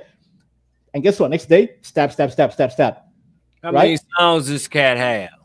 You know what I'm saying? Did he have an album out, or did he? I don't know. I mean, I'm hoping that I guess these two boys are on the loose, and I'm not gonna lie to you. I would hope that they would call in. I mean, I don't. Call it. CT, I think you got a thing with that haircut, man. When you say that hairdo, man. Yeah. I think they pulling them too tight. What I'm saying is that what I'm trying to argue about with rap, there's a frequency to it, and there's a frequency to that hair, and it's an activator of something. Again, I'm not a geneticist. I don't know anything about genetics or DNA. I know I said NNA, right? But and that rap, man, I'm telling you, it's something about that music, man. And listen, like I said before, Vanta, I grew up in the 90s. I don't listen to these old people when they say, "Oh, the 90s, man, the music wasn't that bad." Man, 90% of that music was gang violence. It's 50-50. Man, listen, one of my favorite songs from the 90s, Brave. He's seen me rap this Spice One. A niggas got no heart. Woo! That's one of the most violent songs I've ever heard in my life when I was a kid, man. He's literally talking about committing strong arm robberies and murder. Man, dude, that's what I say when people talk about the 90s and they, 1991 was just so beautiful. No, it wasn't. No, it wasn't. I remember. Yeah, but see, we had Bobby Brown. We had New Jack Swing. Yeah, you had Bobby Brown, but you still had rap. Biz Markie, you had stuff to balance it out to where it wasn't so. Yeah, it was a balance. Yeah, it was a balance. Yeah. They had Vanilla Ice with tell music, go ninja, go ninja, go. Listen, we had white boys. How old are you, by the way? I'm 37, bro. Oh, okay. So you were okay. I'm right in between. I'm literally right in between the good and the bad. Okay. I'm just making sure you're not like 20 and you know somebody told you something. That's I got big song on the soundtrack to Menace to Society, man. Come on now. Oh, Vic, that movie scared me as a kid. That movie scared me. God damn the movie. That movie was dark. Yo. Brave, you want to say something? Go ahead, Brave. Cali wasn't shit. Because they ship their little gang guys out to these little towns after they get out of jail. They give them a bus ticket and just send them to these little urban towns, man. Oh, remember Vic? You remember Juice with Tupac?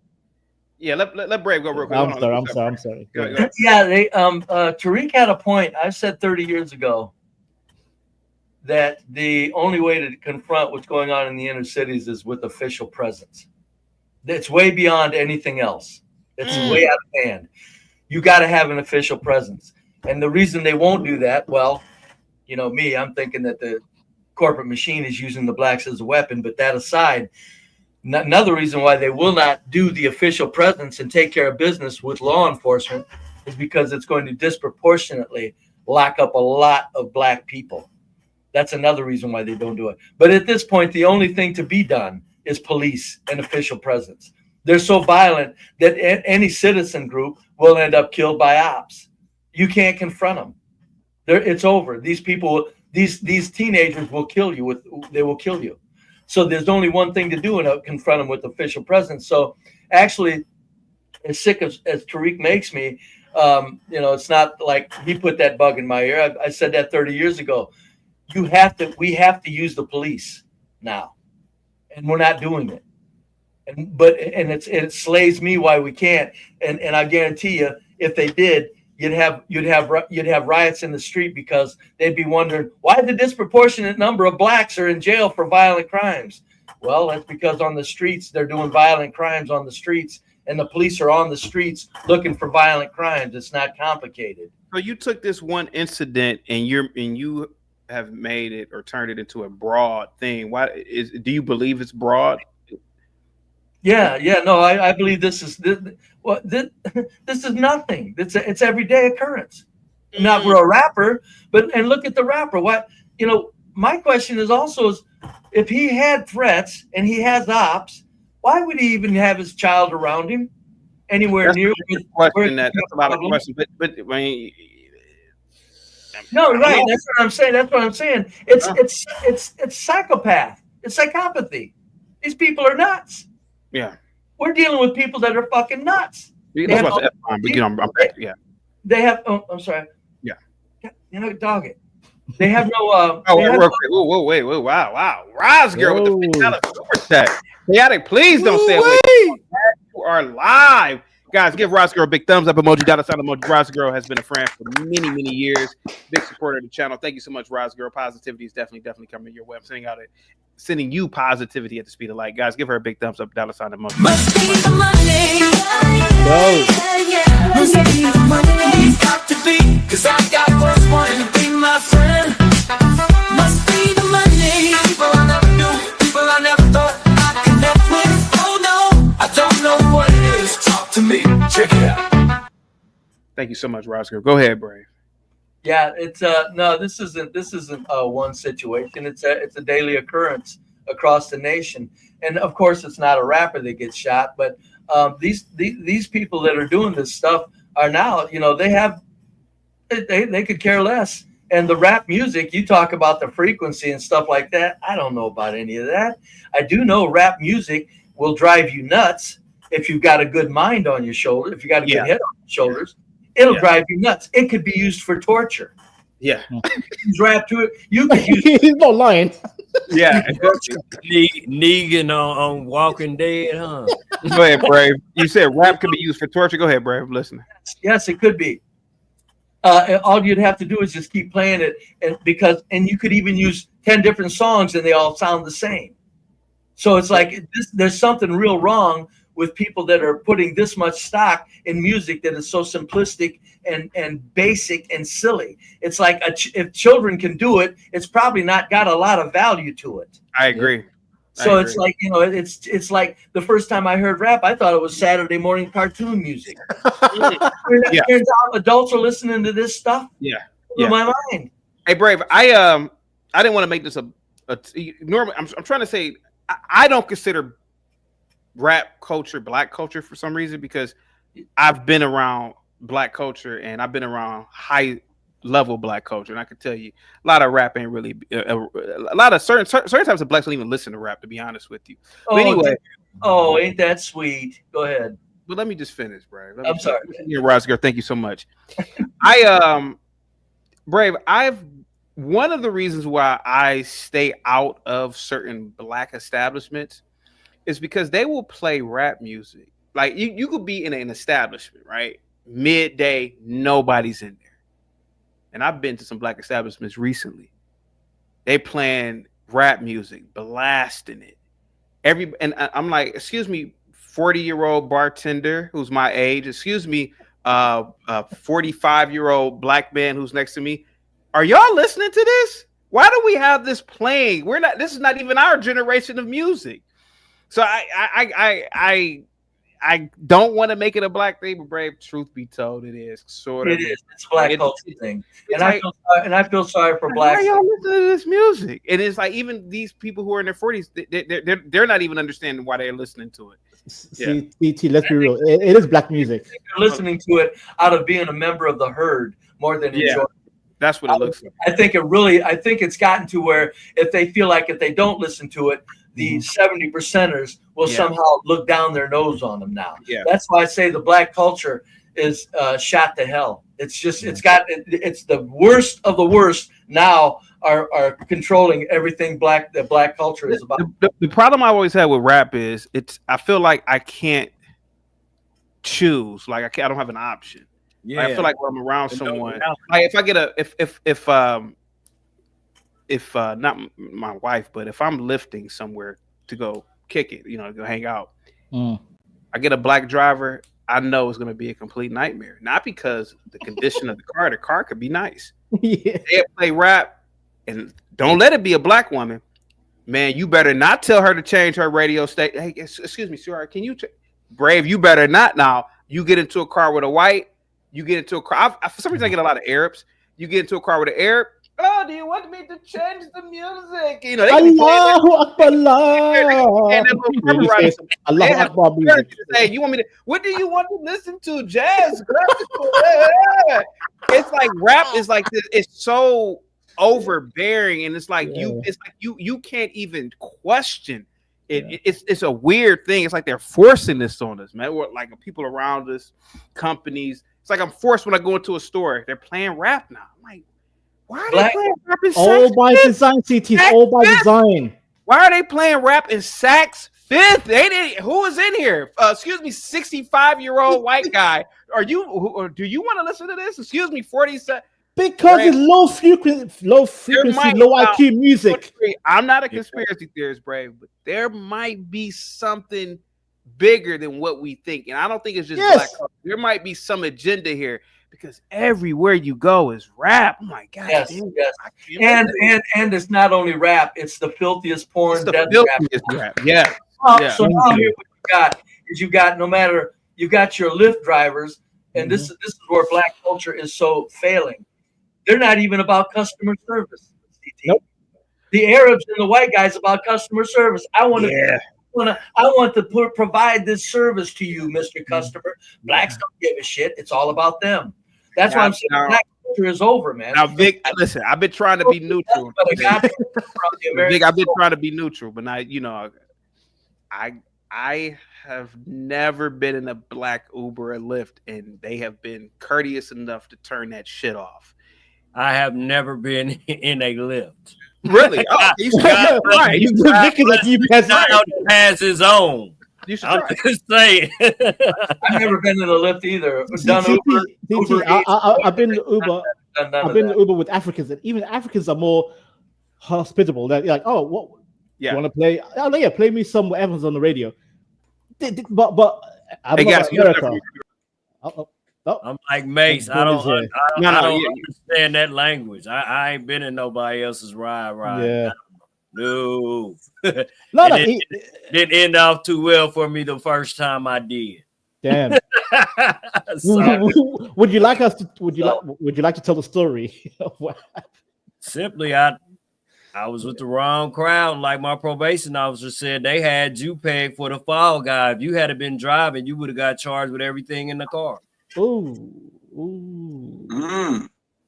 And since then you said never again. Done. Yeah. Hey, chick, dude, you talking about come get? Hey, yeah, you better meet me. You better get your own ride and meet me there. You know what I'm saying? Right. Hey, I hear that. No way, brother. Nope. So that's the state of the that's the state of the American black culture, that you have to be careful of who you get in a car with. Oh, that's white people too, bro. No, it isn't. No, it's not. Yeah, it is with me. No, it is with me. I don't Jerry. No fun It with white my car. people. Because white people will get in your car and have warrants too. Knock it off. I am knocking it off. You're talking. You know, you don't have to, when a white driver pulls up in a lift, you don't have to worry about him being a part of some. I can't relate because I don't ride lift, bro. I don't ride lifts either. I'm saying you can get in a white car and you can. You know, I'm not saying that it doesn't happen. I'm saying you don't have to worry about it. If it's not Jesus Christ or Allah, you're not riding in my car. I don't blame you. I don't blame you a bit. I'm with you. I'm with you. I hate riding. I hate riding Uber and Lyft with Arabs. They play that Allahu Akbar bullshit. Allahu Akbar Allah. I'm like, turn that shit off, man. I don't want to hear the Arab bullshit. Turn off. Disgusting. Do they turn it off? No, they're like, brother, this is my religion, brother. This is my religion. I'm like, and then I put on my own Spotify headphones on, my noise cancelling headphones. Do they have vulgar lyrics in the song, or can you even understand? Or is it? I understand it, but that's why I hate it, because I understand. I'm like, ugh. I understand it because it's awful. It's like, ugh. Is it vulgar now, or what? What was that? Sorry, Brave. Is it vulgar lyrics? No, it's like hypnosis. It's like trying to pull you into the cult. Yeah. They keep repeating the same words over and over, like Allah, Allah, Muhammad, Muhammad, Muhammad, like over and over. I'm like, I don't want to hear that shit, bro. I don't want to hear it. I don't want to hear that Arab bullshit.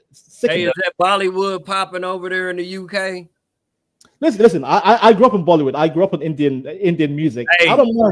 Indian music be dope when the song, boy. Yeah. You start shaking your shoulders and shit, like, that's popping. But yeah, the Arab, I can't understand Arab. Fuck the Arabs, man. Ugh, yeah. My bad. Carry on, lads. Yeah. Go ahead, Ben. Ben. Be quiet, Ben. Mute. You're muted, Ben. Gimpy's muzzle on you. Subject. No, I don't get no muzzle on me.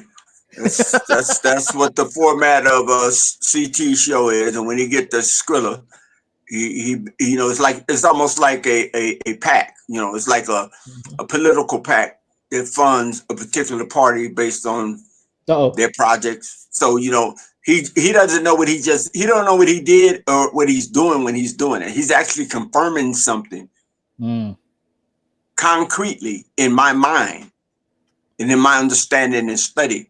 So every time he does that, imagine if any group or organization had the ability to do that on a macro level with big pockets. Imagine what that would imply. But it's happening, and it's been happening for more than 130 to 40 years, not hidden, in plain sight. So actually, that group has been in control for longer than 150 years, probably, Ben. Oh yeah, but I'm talking about since the industrial age and the expansion west and anywhere else you can go. So when he does that, he confirms and proves my basic point.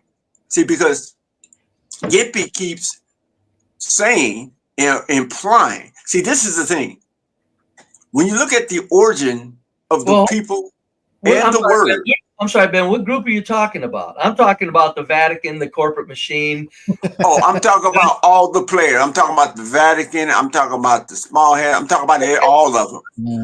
Because they've all sat in the room and at the round table and cut deals historically. You're correct. You're right. So I'm talking about all. I'm not pointing out one, but at the same time, the tactics that they use to silence people are very effective, because in the minds of people, because of the imagery that we can see just by Googling or going to any historical site about anything during the First World War, Second World War, we can see these images. So they're already in the subconscious and the conscious mind, and they're already in the literary works within academia. So when you see that, and that's constantly being told to you in such a way, people tend to side with the winner. You know, the Cowboys and the Indians. Who's the bad guy? Okay, cops and robbers. When kids are small, everybody wants to be the cop. Nobody wants to be the robber. Normally, you would find one kid made to be the robber. Okay, I'll be the robber. See, but again, so I said that to say that. I'm gonna say that's enough on that. But I know why he does that, and he knows I know why he does that. Because when people use euphemisms like them, they, and who's name the name who, name the organization. Ben, if we were all on a fair platform, because right now we're on YouTube, right? But if we were on a platform that was fully open, full on open speech, we would name names. We could easily. But we're on YouTube, so we kind of have to be be careful. And obviously, it's not our channel, CT's channel. So we have. I can't say who's who. I could be clever. I could be cheeky. So. Yeah, and I could use euphemisms or emphasis or imply, but again, that's power. That's something, that even on a platform like this, that we think we do have the freedom of speech, but we're following a policy that is mandated by the platform algorithm. Those that view the live streams and so forth they set the policy for that. I mean, be grateful, because in France and Germany, even online, you can get the police knocking on your door like, hey. You said a certain word. Oh, especially especially in Switzerland and Germany. They'll be at your door. Literally, it's spreading across. It's spreading through Russia, all of Europe, Canada. Now you got to watch everything you say when referring to a lot of things now. Yeah, in the UK, it's mostly like if you say something about Muslims, like you get a knock on your door, like hey. You can't speak about the Arab people or the goofy religion. Yeah. So freedom of speech. Just watch what you say. No, but I say you Americans, at least you have your amendment. Like no, you don't have none of that. We have the illusion of that amendment. You heard that lady a couple of weeks ago. We have to censor the American people. You heard her. No, but that's what the Democrats are trying to do, right? They're trying to slowly break it down, like take away bit by bit of your amendment. Actually, and then you end up like Europe. You're gonna end up like Europe in the future. That's why I think both parties are working. They're using different tactics and mechanisms to do that. I think both parties are doing. I agree, Ben. But like in real time, like visually, I see the Democrats doing it more in your face. Like they're like, we don't care. Yeah. Republicans are doing it behind the scenes, like they're being sneaky behind the scenes. So the whole muzzling or whatever you want to call it, or of First Amendment rights is totally being undermined.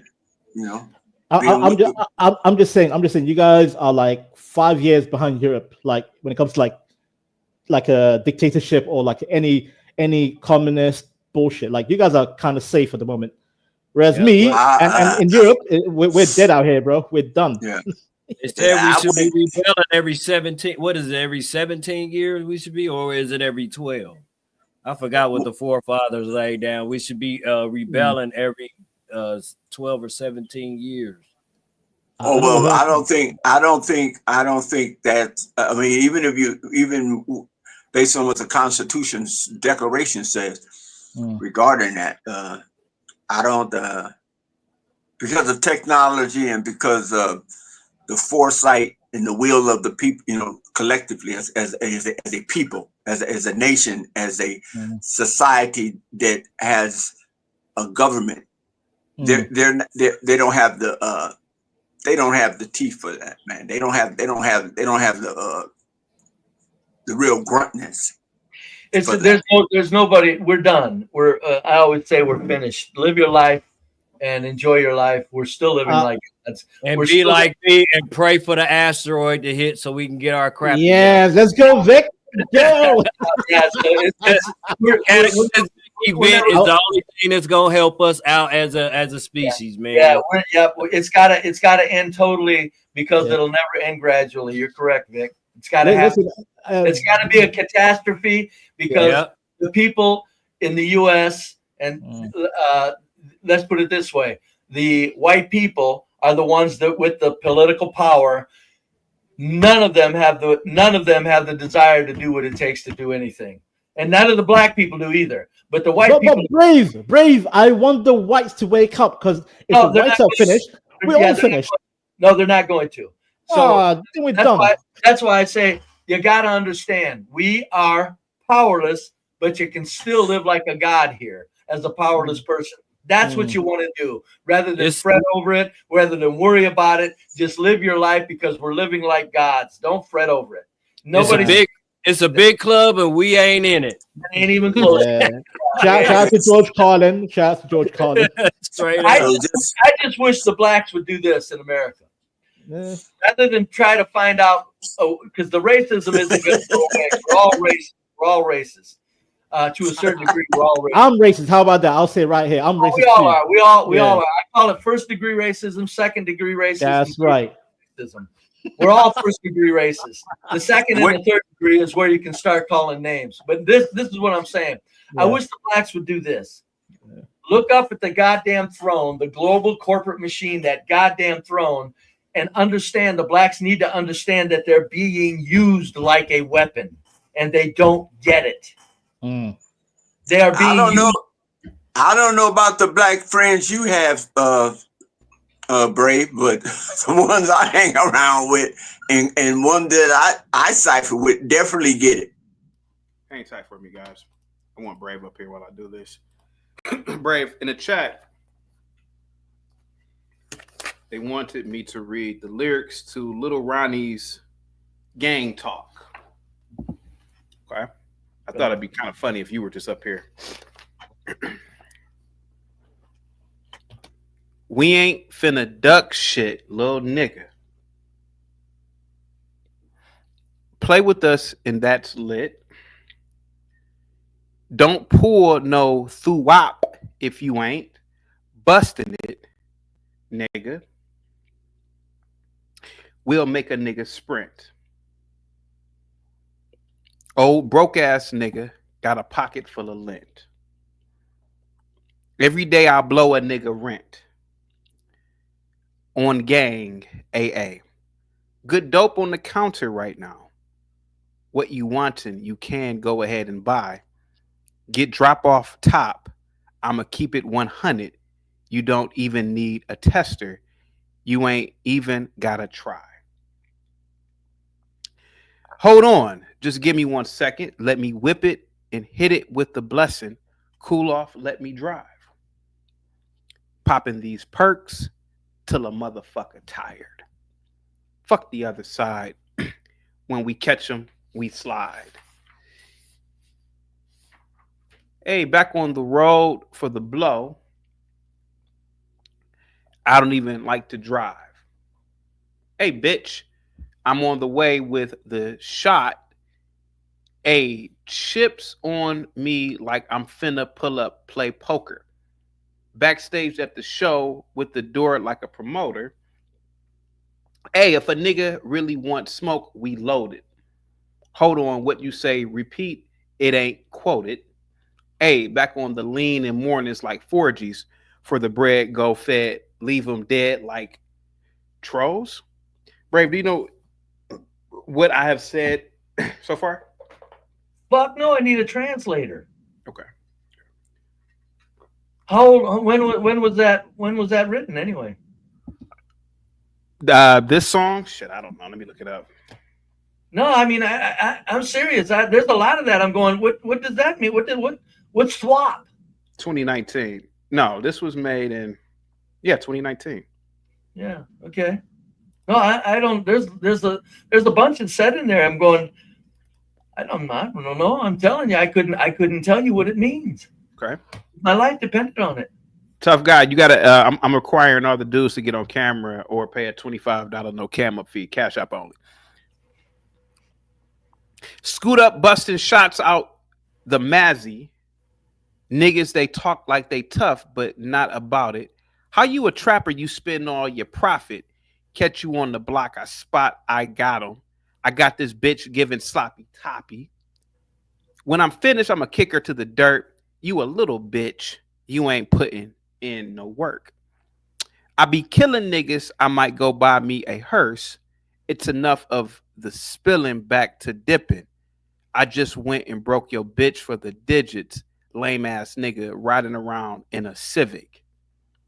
I got like 50 pounds on the way to the trap, finna get bust down. Niggas talking about robbing till they hear chopper sounds. I'm not gonna stop shooting till I see a man down. Stop all that tough talk. How you a dog with no bark? I'm on that fuck shit every day. How you a killer with no place to stay? Yo, big dog, need to elevate himself. Broke nigga, you ain't getting nowhere. Kill you there, up out of here. You're shaking your head, Bray. Why are you shaking your head, sir? My God Almighty, people actually listen to that, and you know it's sad. You got grown ass fucking men that are 35 and 40 listening to that shit still, don't you? Yeah, that's what I'm saying. That this is the well-reasoned blacks have to face up to something, man. The black culture is fucking. It's psychologically just fucking destructive. If you get anywhere near it, these songs, look at that shit, and they're playing it for kids. 40-year-olds. How can you have kids that are 8 listening to the 40-year-olds wanting to listen to the music that the 8-year-olds want to listen to be cool? And you got 40-year-olds that listen to that in large numbers, and they're thinking it's just rap. It's like no, there's something real wrong here, man, and the blacks aren't catching on to it. Yeah. Oh yeah. I don't understand how the same group of people that own the rap studios. And I'm not saying anything about anybody. I'm saying the same group of people that own all of the power to make this fucking music. Oh, this music. And they're not challenging them. I'm about to put this one on membership only. The other videos staying on public, but you're fine. Go ahead. Yeah, I don't want to. I got to get out of that habit over here. But I can't believe that the black community isn't confronting the adults that want to listen to this. Okay, you don't want your kid listening to it, but I would be more upset with adults that are purchasing it and bringing it into reality. And then I would ask, turn to the throne. What are you doing to us? Yeah. Why are you doing this to us? This stuff is engineered into existence. This is not accidental. I guarantee you these rappers, they're probably contributing a little bit. This stuff is written this stuff is written by writers. And my money says they're white writers. You think a white man wrote this? I think a lot of whites are in on writing this stuff. And by whites I mean also small hats. So you think a white guy sat down, he wrote this? Junk at yes. And then they pay a young black man to do it. And then the next thing you know, you got young black men. Really?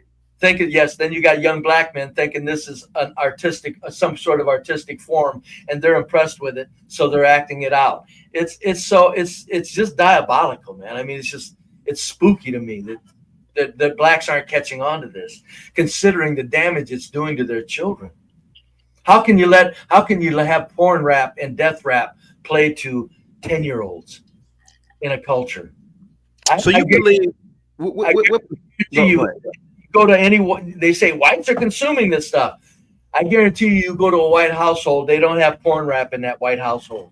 They don't have death rap in that white household, unless it's a bunch of white trash drunks. And then the white kids aren't acting it out. So what were you going to say? So what percentage? I'm gonna bring you back, Vic. Hang tight for me, buddy. What percentage do you think? So you say whites and small hats are possibly writing this, but what percentage do you think? 7. I'm not the 70 again. 70. I'm telling you, these lyrics are 70% written by these scoundrels. These first of all, the people that are doing this rap, I hate to break it to everybody, they probably don't have any creative ability at all. Meaning it doesn't take anything to do rap. It doesn't. Okay. It doesn't take anything. So they don't have any writing skills. Now all of a sudden they're going to just start putting together this and this and this. No.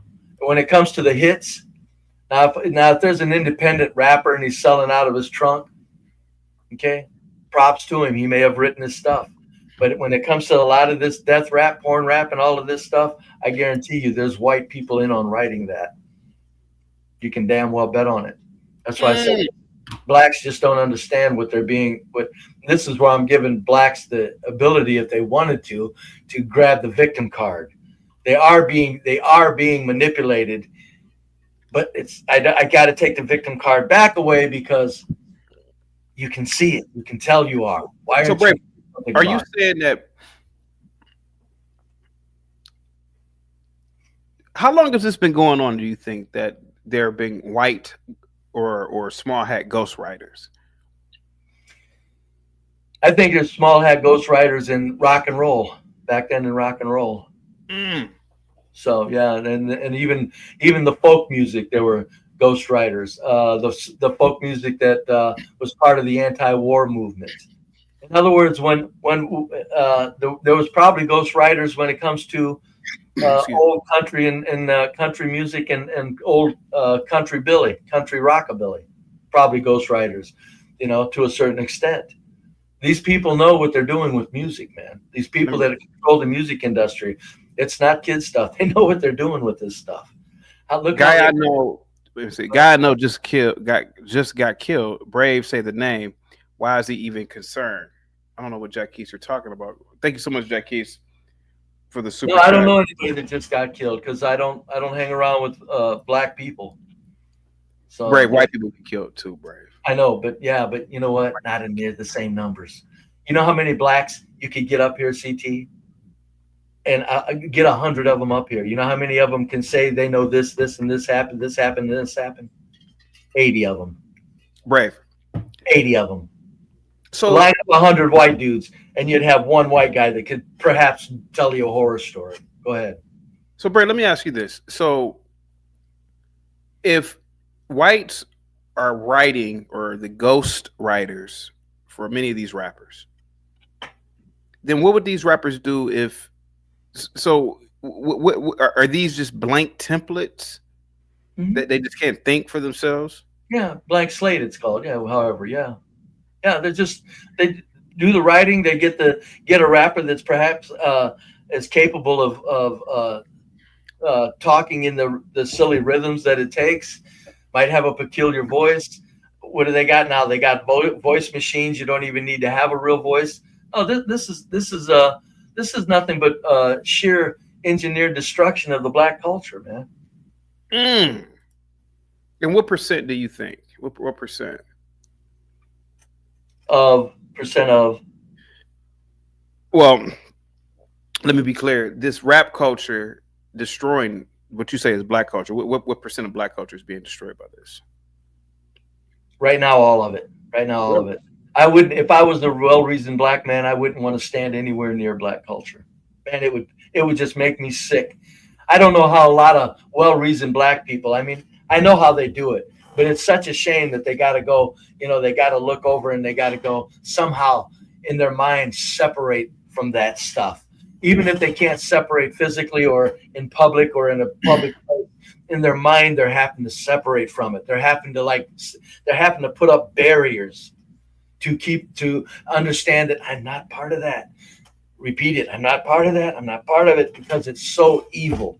And yet they got the same skin color as those people doing it. So you think like a person like Tupac had a white ghostwriter? Oh, hell yeah. Shit, oh, really? Yeah. Hell yeah. Them people that are doing these record studios, even in the days of rock and roll, and no, rock and roll's not clear as damaging as rap. Sorry, nice try. Let's not get carried away. When you got death rap and porn rap, no, you're damn right. I guarantee you. I don't know if they can prove it. I tell you, if there was a way to prove it, I'd bet me damn $10,000 on it. Hey, y'all don't have porn rap, but y'all definitely got porn. Shout out to Simon for introducing me to my first Playboy and Hustler bags. And he was a white guy. Let me ask Brave a question real quick. Brave. So Tupac, Biggie Smalls, all the famous rappers from not all, but the majority of famous rappers from the 90s. You were saying that it's very likely that they had a white ghost. I never thought about that before. Whole lot of them did. Whole lot of them. Yes, I guarantee it, man. Really? I never thought about this is the global corporate machine has think tanks to carry out the geopolitics. These bastards owning this goddamn record companies, they got their little think tanks writing. You can damn well bet on it. You can damn well bet on it, because they're going to make damn sure that the most negative damn lyrics known to God or man is now being put on the black people. Look, I hate to break it to everybody. Black folks, you're targeted for a takedown, in case you haven't caught on. And why do you think that is, Brave? Because because there's no stopping the black culture from destroying everything around it. The media props it up. The politicians prop it up. Nobody can say anything about it without being called a racist. The criminals that are doing the horrendous stuff in the street crime in the cities, 20 offenses before they go to jail.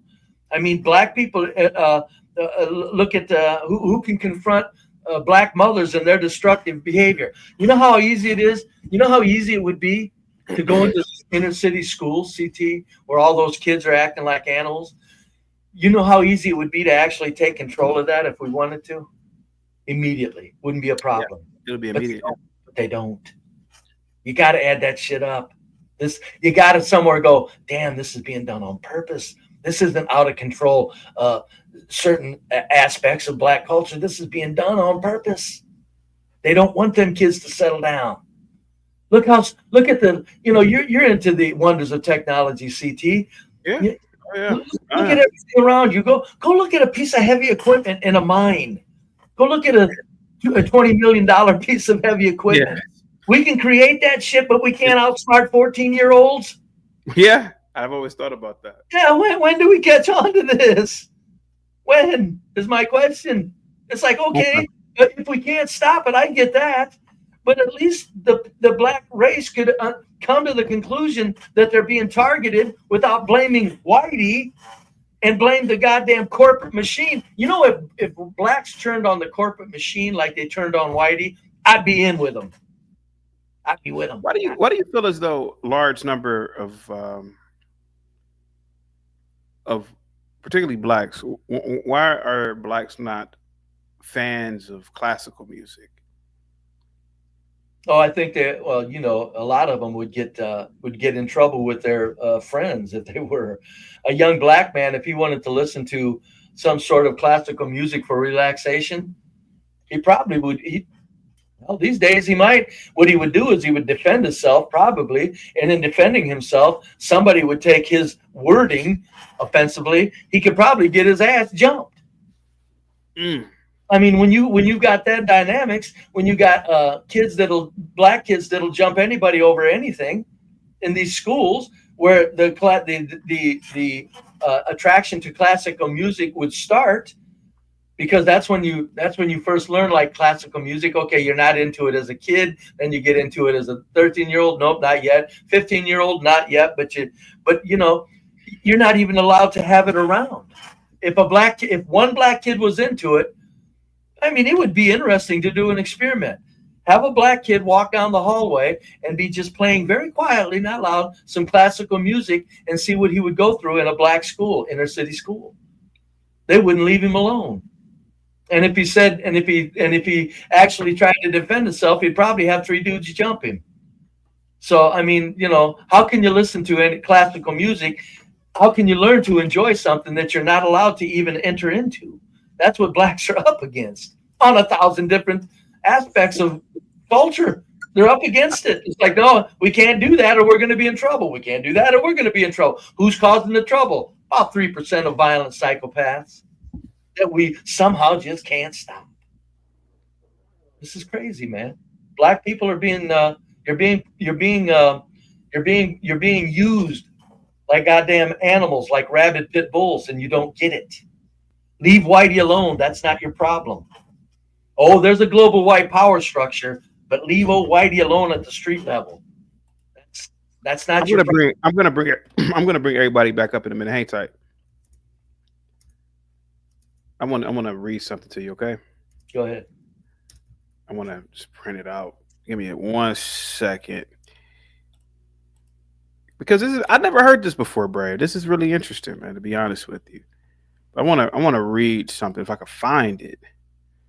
Where is it at? Here, I think, is this it?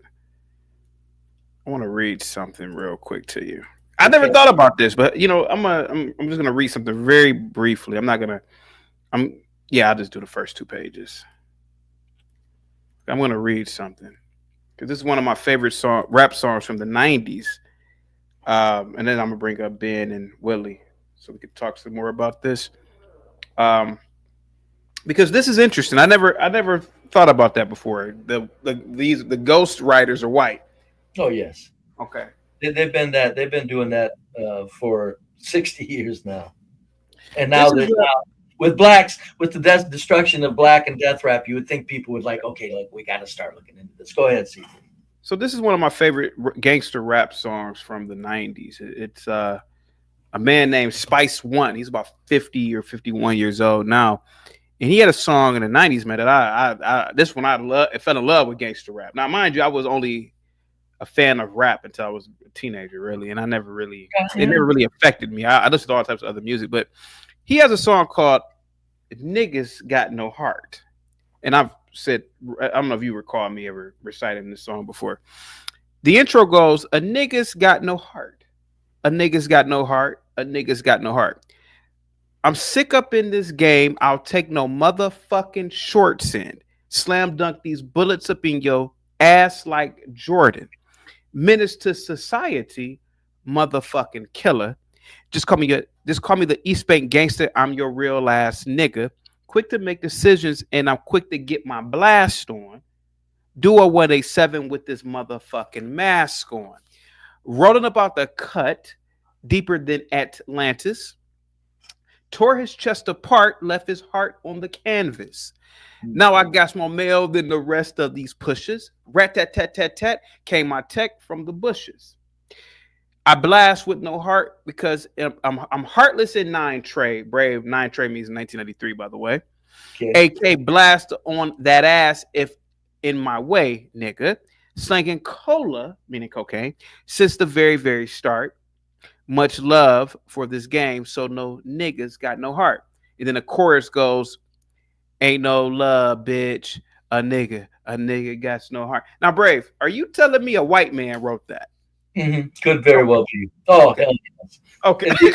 Look, I say the worse it gets, the more apt a white man is to have written it. You think a white guy wrote that? Wow. Yeah. Okay. When was that written? When was that from? 1993. Yeah, so much for the old pure rap, huh, folks? No, yeah, like I said, if there was a way to prove it. Now, again, I'm not saying every song, but I'm telling you, the stuff that counts, when it's a hit, I'm guaranteeing you, they're not relying on these lame brain, half-witted fucking people. No, I'm gonna put this on my members only anyway because the first one is public. I need to break the habit though over here. These half-witted dudes that, you know, I'm not calling them half-witted because they're low IQ. I'm just saying they're not thinking at all and they've dumbed themselves down. They're not coming up with lyrics, man. They're not that creative. I know you can talk easy about violence, doesn't take any creativity, but when it comes to the constant onslaught of psychological destruction, nah, that's white man doing that shit. I guarantee it. So, once again, I'm not going to recite the whole thing, just the first stanza. I'm sick up in this game. I'll take no motherfucking shorts and slam dunk these bullets up in your ass like Jordan. Menace to society, motherfucking killer. Now, Brave, you telling me a white man wrote that? I've never heard that before. Oh, that's a good chance of it. And I'm so, like I said, the worse it gets, the more after white. The worse it gets, the more violent it gets, and the little bit more complicated it gets, you know a white man was in on it. Because they're not going to allow these rappers to create their own music because they're using the rap for a tool. They need this rap to provide an outcome. They're not going to leave that up to, hey, yeah, little old Wayne. What's his name? Little Wayne dude, whatever his name is. That goofy little bastard. Yeah. They're not going to leave it up to him. Why do you think he's goofy? Sagging, tattoos, crazy music. The dude's evil. They're evil. Yes, they have to be. Why do you think he's evil? Because look what they're doing to kids. These kids are following these people, and these rappers know it. They're not going, hey, they're not saying to their adults, hey, keep this away from your kids. You ever heard a rapper say that? No, I haven't. No, that's what I'm saying. These bastards are evil. And they're not going to let it willy-nilly up to Lil Wayne to write what they need for effect. They're out to knock the shit out of the black culture. That's always been that. Catch on. They're not going to go willy-nilly happenstance on some goofball writing lyrics that they want to bring about a certain results. The results they're after are scientific, damn near social science, engineered. They're not going to leave that up to happenstance. Can this guy come up with lyrics? No. They're going to get their crew in on. They're going to make sure these lyrics are from hell. And that's exactly what they're doing. I guarantee it. All you got to do is, what if you were in control of the music industry and you wanted to destroy black people? Would you leave it up to some stupid Lil Wayne to bring up his own lyrics? Not me. I'm saying, no. I want to destroy the black culture. I'm going to write shit that really does it. It really gets to the bone. I'm gonna. Everybody's obviously waiting to get in, Brave. But listen, you are entitled to your opinion. You are entitled to your perspective. Thank you. You could be right. You could be wrong. It's a very interesting theory. I never thought about whites writing this type of stuff, but they've been doing it in rock and roll too, CT. Yeah. You're saying that they've been doing it in the folk music that started the anti-war movement. Yeah, they've had ghostwriters forever. Yeah. Well, I mean, I guess if you think about if you are a rapper and you work for a production company, or I don't know how it works, just like if you work for MGM or Paramount and there's a sitcom, hey, you better say this, boy, or I want to say this, boy, we parent. No, I didn't think about that, Brave. Wow, you make some sense here. Well, sometimes you got to leave it to conspiracy theorists. Even though we're kooky, there's a lot of things that we catch on to that other people are kind of afraid to consider. So you were saying that a lot of these people are just created. These people they're violent, but they're created. Oh yeah, they're violent. They're created. It's the look at how they market it to kids. How do you get porn rap from females to kids like they get it there? I know it's a failure of black culture. I get that. But still, it's like, since we know black culture is ailing, so we're going to heap porn rap on top of it. This ain't complicated, man. This is a takedown. Well, bro, let me ask you a question. And I want to get real personal before I bring Willie and Ben up, because they waiting to get up. How come they didn't affect me? Oh, because you had parents, number one. Number two, you know, every black person has a parent, right? Not every black person has two parents that are in the house. Not every white person does either, but go ahead. I know it. So that's my point. That's why white trash is still hanging on by a thread. We got the surrounding white trash that will do what the parents are supposed to do. You got a kid out in the street thinking he's going to go live up to some death rap shit. You got whites all around him that'll go, what? Yeah. You think you're going to shoot up this street? Yeah. In our neighborhood? No. Number one, he gets reported to the police immediately because white kids don't have ops that you got to worry about coming back and killing you if you snitch. Yeah. So white culture is still very easy to maintain. Even for the white trash whose parents are divorced, that my dad was a drunk.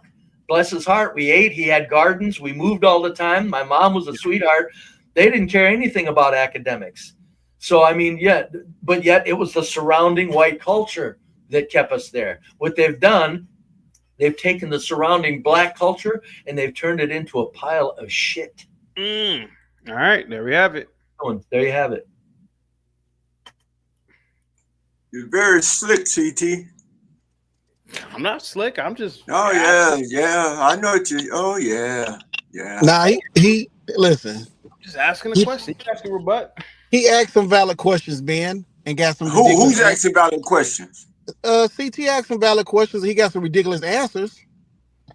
Okay, so when I said he's slick, I implied that. I just didn't say what you said. My bad. So so let me go ahead, bro. It seemed like you go ahead. I'll mute my mic. You go ahead. So CT, one thing you got to do is when you recited that Spice One song for Brave, you should have told it was for a movie soundtrack. It was to fit a certain character in the soundtrack. Yes. Okay, that's what you should have explained. How about this? Before you go, Willie? Yes, Be Brave. That particular song was for the Menace to Society soundtrack. It was an original score, just like Darth Vader's walk. Mark, yeah, So, you're correct. You are correct, Willie. Okay, very good. And with that in mind, you're telling me that Menace to Society, that even proves my point. Menace to Society. You think white people didn't have their hands in on that writing of Menace to Society? So it was. Hold it. I'm pretty sure they did. It was written and produced by a black guy. Okay, so we can stop that nonsense. I think it's twin brothers, if I'm not mistaken. Yeah. So I forget their names. But let me say this. To your conspiracy theory, Brave, if whites was writing deaf music for blacks, wouldn't you think that would cause a problem between blacks and whites? Wouldn't you think that the blacks that's smart, that's on it, would be on your ass every chance we got? You know how many blacks have tried to tell black people that there's something sick about the rap industry that nobody was talking about? That's not what I asked you, man. That's not what I asked you, Brave. That's not what I asked you. No, if it's not widely known, there would be no conflict. Nobody knows. Nobody's thinking that way. Blacks think that blacks are just thinking, she came up with that porn rap. Oh, he came up with that death rap. If they would stop and think that there's white people, there's a good chance white people are doing that, or at the very least saying, wait a minute, that's not edgy enough. Let's add some edge to it. So we know the whites are doing that. There's nothing. We know which part of the music industry the whites control. We already know this. This is not rocket science. I know it. Can I finish? Yeah, go ahead. We know why. Well, you interrupted me also, fella, so don't act like little Miss pure as a wind-driven snow on this. Go ahead. We know why this music is being pushed in our community, because there's a market for it. And they understand this market is going to cause a lot of problems in a certain community. We already know the people behind it. This is not something new for a guy like me. But for a guy like you, where you make the statement, why are blacks going at whites? You try to erase 400 years of white fuck up in, excuse my F-bomb, CT. No, you can use the F-bomb now because this one's going to go on members only. The first video was fine. The first live stream is fine. That's okay. That's public, but this one is fine. You can curse. There's no mention of days. Yeah, but go ahead. So you try to push the narrative of it's not 400 years of white control, white destruction of the black community, Jim Crow laws that hasn't taken place for 400 years being here. You don't think that plays a hell of a part in this, Brave, at all? No, not now. No. Well, you're delusional. No, Because if one of us is delusional. Because if I walk next to you inside of a grocery store and saw you, I would be more nervous of you than anybody else on this panel, because I know what I'm looking at. It's, if you want to think that, go ahead. That's a fact. I don't blame a black man for being desperate enough to say something silly like that. Well, it's not an act. It's not an act of desperation. It's an act of reality. It's silly. Blacks don't. White men are not going around. CT. I'm sorry, CT. Brave. Black people don't have centuries of killing people. You do. What did I say earlier? What did I say earlier? CT, I told you. They're too focused. That's by design. They set it. Can I finish now? They're too focused on the white ground level people. That's by design. They don't want them to step up from that white ground level and go to the damn white throne. Is my point. What the hell is he talking about, throne? What the hell is he? No idea. It's my imagination. White people. Let me ask you something, Brave. White people don't rule the world. It's my imagination. Brave. How many black friends do you have? Plenty. Brave. I'm asking you a question, Brave. I said plenty. What does Dunkin' Donuts sell? Okay, so I got to get this. I got to get see where his pathology is and where his observation. To see if he's making this observation based on boots on the ground or his feet on the ground or congregating around black people, where he can be able to extract or analyze this information that he's spewing. So you said a lot. Do you talk to them the way you do on this panel? I haven't been around him in now over 15 or 20 years. Okay, so just might as well say 2 decades. But I would applaud you in how concerned you are about the blacks. Well, thank you. Wait, hold on. No, that's not a compliment. You just it is. I'm more concerned about them than you are. Well, you don't know. Let him finish. You don't know me to know that. Yes, I do. Second of all, no, you don't. Okay, let's do this. If that's what you truly believe, let's do this. Let's have a rendezvous place where you and I can meet and have this discussion as we're having on this platform. Ben, you did it last time, Ben. You did that last time, and then you pulled out your nunchucks. Yeah, well, I just want to have a no. Look, I don't know, Ben. I just want to have a discussion with you, Brave. Calm down. I just want to have a discussion. I'm with you. Anywhere, anytime. Okay, so okay. Anywhere, anytime. On the media. I'm not going to meet you in person. Oh no, I'm talking about face to face, sir. No, I'm not going to meet anybody face to face. Are you kidding? I'm not anybody. This is Ben. Right. You see my face? No. So, no. If you're really that concerned, maybe you and I can have a discussion as men and come up with some solutions, or employ the solutions that you just voiced out of your mouth.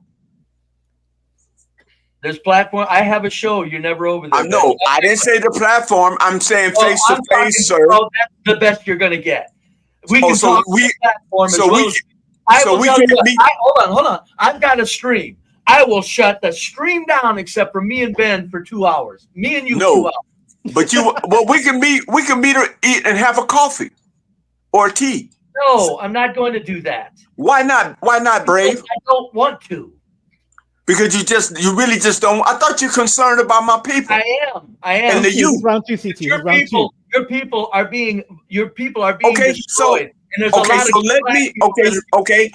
when we meet, we're gonna have a discussion about the destruction.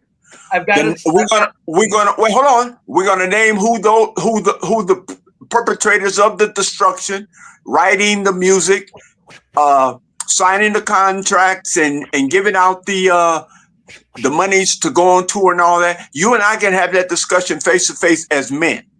We can have it on a panel. Oh, but you don't want to do it face to face. Why would I? Because you're that concerned about blacks. And I believe that you're genuine.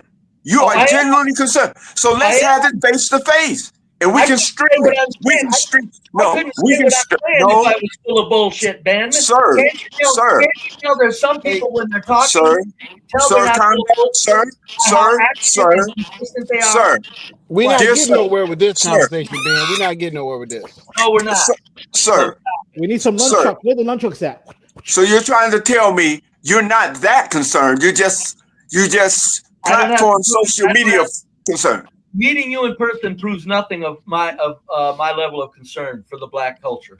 No, it doesn't prove nothing. I'm thinking that you're that concerned for the. No, I think you believe, and I I'm think you're offering you sincere. 2 hours on my panel, Ben. 2 hours, me and you, nobody else. No, No, we can do that face to face and stream it live to chaotic site. I'm not talking about keeping these as anybody in the back room. I'm saying that stream, the title of it will be Me and Ben. No, I'm talking. What? Okay, the title of or this is the option, or this is what I would like to see is you and I face to face have a discussion about these very things you have on the panel, and we live stream it to Chaotic Truth. Chaotic's got a show to do. He ain't gonna, Oh, so you hold it. If Chaotic wanted to do that, I'm game as hell. So you're saying you are virtually concerned about blacks, correct? Look, if Chaotic wants to do that, I would be fine with it, Ben. I'm saying he's got other things to deal with in his shows. So I'll come to your city. I'll come to your city. I'll come to your city. You're not gonna come to my city. No, you're not. No, you don't want to do that? I thought you're concerned about the blacks. I am, and meeting you in person proves nothing to me or to anybody else. So he can care less. He can care less about as Willie said. Let's move on. He can care less about the black community. But let me say this: You need to think that I understand. I it's been validated many times. Oh yeah, it's so validated. That's why I'm the white son of a bitch. That says more than any other damn 20 white people combined. Okay, so CT, you said earlier, why haven't you been affected by the music? Because somebody taught you early on that it was just entertainment, same as I did with my kids. I got older boys, 24, 25 years old, and they understand that the rap music is strictly entertainment. It's not a lifestyle. It's not a life that you're going to want to live. You're not going to live it while I'm alive. So when you distill that in your kids early on, they don't fall for the bullshit. Now, he made the statement that it's, the fatherless homes and all that. When you look at the stats, it's more fatherless homes in the white community than it is in the black community. I don't know any of my friends. Me either. That has bailed out on their kids as a family. Every one of my friends, and I got hundreds of friends, all of them are family men. They take care of their families. They're part of the family structure. So when you make that statement, Brave, you fall right into the stereotypical conversations that most whites like to have against blacks. But when you look at the stats, it's more white men bailing out on their families by the thousands than it is blacks. Not by percentage. Per capita. You forget population differences. I gotta side with Willie on this one. I've always said you'd be a damn fool to, because what he's saying. I'm sorry. Let me finish. To a degree, I gotta side with Willie. I think they are skewing those stats, man. Because I don't know. I don't know that many goddamn people personally growing up in all my life, man, who grew up in broken homes, and I knew a lot of people, man. Even the hoodest people had their dads in the home. I ain't gonna lie to you. I think that stat is made. I'm not gonna sit here and BS. I did have some students who didn't have a father in the home for whatever reason, but a lot of them even had stepfathers. It was a boyfriend, but the mother. But I don't know. I kind of agree with Willie on that. They might I be. got a question. Are you going by actual data or anecdotal? Thought. Oh, let me just finish my thought. Okay. All right, let me just finish my thought. I ain't tight because I've always said that I think they are kind of messing with them stats when it comes to that data, Willie. I'm a side with you 100% on that one. Yeah, I'll be honest with you. On what basis, CT? On what basis exactly that they're shifting the data? I mean, even when people, well, I don't know if they're shifting. I don't have any facts or evidence to substantiate that. I mean, I haven't. But even when people call into this channel who are fathers, man, it's a lot of fathers who call into this channel, black fathers. So. That's Is it just a coincidence? I mean, I'm just gonna be honest with you, man. Is it a coincidence? Like on the Peeve Network, the same thing. These guys are fathers and their kids are in the home. Like I don't know, bro. All I'm saying is that if it was 75%, you wouldn't see that many blacks just even on YouTube panels. I'm not saying that is fact. I'm just agreeing with Willie on this one. I'm just saying. All right, go ahead. Go ahead. This is where the old saying comes into play. You can say. I'll leave it to Willie. It's really done. No. I'm. Yeah, hold on. Hold on. Let's see. Super chat. Brave has no dog in this fight. Jackie said, high IQ, low common sense. John Dunny with the $5 super chat. There is already a show called Dumb and Dumber. Don't need a Me and Ben. And Speak Radio with the $5 super chat. Whites use this per capita argument to escape accountability for committing crimes at a high rate as well. Guys, get the likes up. All right, go ahead, guys. I got a question. Is it my imagination when you can't go teach in an inner city black school? Am I making that up? Oh, you're no. I think what you should. If I'm not making that up, you got schools full, buildings full of kids that are out of control. Where do you think? I think Brave. I'm sorry. Who are you asking the question to? Because I can answer. I can all over the country, city, school buildings full of kids that are completely out of control. Where do you think those kids? Brave. Homes with good fathers in them. Brave. So let me. I think you should concentrate on those that are doing the mass shootings. Go to Kensington, Philadelphia, and deal with those that are walking around like zombies from taking fentanyl. I think that's where you should start first, and we'll handle our affairs. That's what you need to do.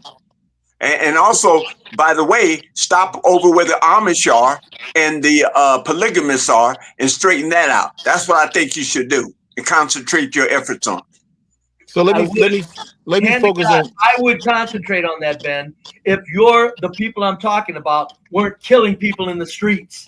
If there weren't bullets flying, I wouldn't be this passionate about pointing to you black people. I think you could be a security guard. I think you could be a security guard at some of these schools where they're doing these mass shootings with these AR-15s and M16s. I think that's what you should do. 383 school shootings last year. Yeah, and I think that's where you should concentrate your efforts. School shootings. That's where you should concentrate your efforts. Yeah, no, okay, yeah. There's 5 mass shooters, white mass shooters, 5. So let me give 90 mass shooters last year. Let me give Brave a real answer to his question. The reason why the inner city schools have the problems they have is because the curriculum sucks. The curriculum is trash. Let me finish, Brave, because when you ask a question and you don't want to deal with the real answers, you do what you do, right? You're doing right now. I just left a school up in Howell, Michigan, a middle school. In this middle school, they had auto mechanics, they had construction, they had all different types of what's what I'm looking for? Skilled trades in the middle school. They don't offer that in the inner city schools, and this is why the inner city kids suffer, because they're not getting the education that they need to get out here in society. Or the funding. I stand corrected. That's the reason. Now I know. Hold on, Brave. Let me finish, because these are the parts that you keep ignoring. Man alive. Man alive. Man above, man below. Alive. When you set a system up where the systems that's supposed to educate and give the kids the tools to go out in society and be successful in society, the tools are broken. And guys that look like you won't address the tools that's broken because the tools in your community are working. So you're not going to address it because you don't give a damn about the tools in the other community. See, I know Braves. I know Braves type. I've been around Braves type for 60 plus years. I know his type. What's my type? I saw him in the South. I saw him in Alabama, Mississippi, and saw him in the North and the Midwest. I know his type. You see, he cancels his argument out because he said there's a white, quote, this is his word, a white power structure that is manipulating and doing one thing. And then you got another group that simultaneously is operating and working with that white power structure, which he called the small hats. So they're working in conjunction, in cahoots with each other behind the scenes to destroy the black community. Bingo! Now, if that is the case, hold on. If that is the case, why are you not going after that power structure that's doing damage to those people that you're so concerned about? I got a question. No, answer my question. I'm going to answer it. CT, Okay. have you ever heard anybody bring up the white power structure and the fucking small hats? No, I want you to answer my damn question, old man. I'm asking CT. No, I asked you the goddamn question. What the hell are you talking about? I'm on it. I'm talking about it. I confront it all. You don't have to bring CT into it. Answer my damn question. I've been on his show for 2 years. I'm guarantee you there ain't no Be Brave. Answer the damn question, old man. There's nobody close to Be Brave on CT's panel. Old man, answer the damn question. I did. I'm on it. So you gonna go talk to those groups? You just quoted me, Ben. You just but are you gonna go? What you gonna go to? You just quoted me very. Are you going to the groups? What are you going to do about the power structure that you're talking about is behind the conspiracy? You just quoted me very accurately. How do you think you can quote me if I wasn't saying it continuously? No, you're not. I said, what are you going to do about it? That's what I asked you. What are you going to do about that group or the conspirators that are behind this conspiracy? That's what I asked you. What I'm doing about it is I'm telling blacks, wake the hell up. You're being used. Thank you, Santa Claus. Thank you for that present, Santa Claus. Thank you. Thank you. Thank you. Used. And back to the students in the black schools. Yeah, no vocational training is the reason complete black schools everywhere you go are complete chaos. It's because of vocational training. Listen. My God. It's a chess game. Did I say it's a chess game? We got to stand on the black square and he got to stand on his square. If you know what I mean. So Brave, don't be fooled about it because I've been around his time. Brave, I'm going to be honest with you. I agree with Willie in terms of, there may be some sort of manipulation with the data about fathers in the home with blacks. Mm-hmm. But I disagree with Willie too. I went to a very good vocational high school, and it was large. I gotta mute you, Ben. Vanta, I gotta do it to everybody, man. I gotta fine you $10 for that, man, because YouTube is funny about signs and you throwing up the Nazi that sign. Yeah, you can't do that, even if this is gonna go on members only. Brave, I went to a very good vocational high school. It was largely black. I don't know what Willie's talking about.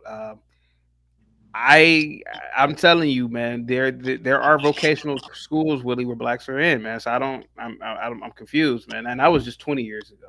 Okay, so let me clear something up for you, CT. I went to a vocational school as well, outside of the Detroit public school that I went to. I had to go to the vocational school after school, right? But what I'm saying is and I did a whole study on this. The kids, and I'm not talking about the kids that actually go to the vocab school. I'm talking about the kids that just regularly go to 12th grade, graduate. In the inner city schools, when I did this research on it, the kids' education level was equivalent to the suburbs kids' 4th grade level at graduation in the inner city schools. So that prompted me to do a lot of research on why was this happening? Okay. Why wasn't the funding coming into the inner cities? And it was all based on property taxes. The property taxes Can I finish, Brave? They pay more in tax. They pay more funding per student in the inner city schools than anywhere else. Go ahead. Can I finish, Brave?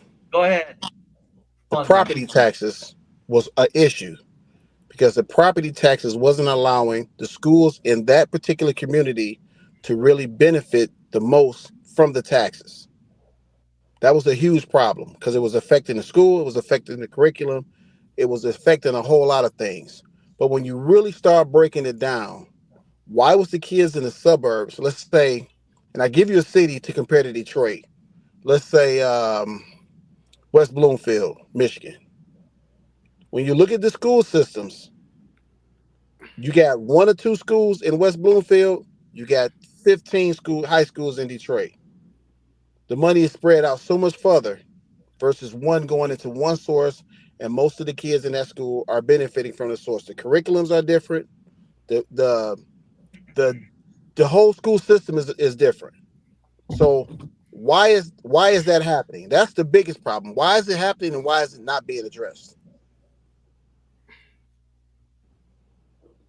That's such nonsense. It's pathetic. The problems you have in the inner city schools with black kids is about money. It's sick. You're sick, Willie. Go get therapy. You're delusional. Okay. Prove me wrong, Brave. I don't have to. You can't. There's all kinds of white trash schools that the kids pay well in. You can't. I'd rather listen. Most of them white trash people you're talking about. All you got to do, all you have to do is go to closed circuit after closed circuit after closed circuit after closed circuit, and look what goes on in black schools. That's not money, Willie. That's not a money problem. Brave. Again, you can't prove me wrong because I took my kids out of Detroit public school and put them in a suburb school. They were failing for a year because they could not understand the curriculum. Now, if it's all the same, why couldn't we just cross 8 Mile Road like we did and the curriculum be the same? I didn't say it was all the same. I said they're getting the highest funding per student of all the countries all across the state. Then right there, Brave, you should know, since you're so smart, you should automatically say there is a problem and it needs to be addressed. But instead, you would rather argue with me and tell me that I'm delusional and I need help, and I'm giving you a. Can I finish? Can I finish? Yeah. Well, quit going on for 10 minutes. Well, why don't you calm down, get some Ritalin, and relax so you can listen to black people? All right, easy. Go ahead. So again, when I bring something to the forefront for you to hear it, you don't want to hear it because it goes against your agenda.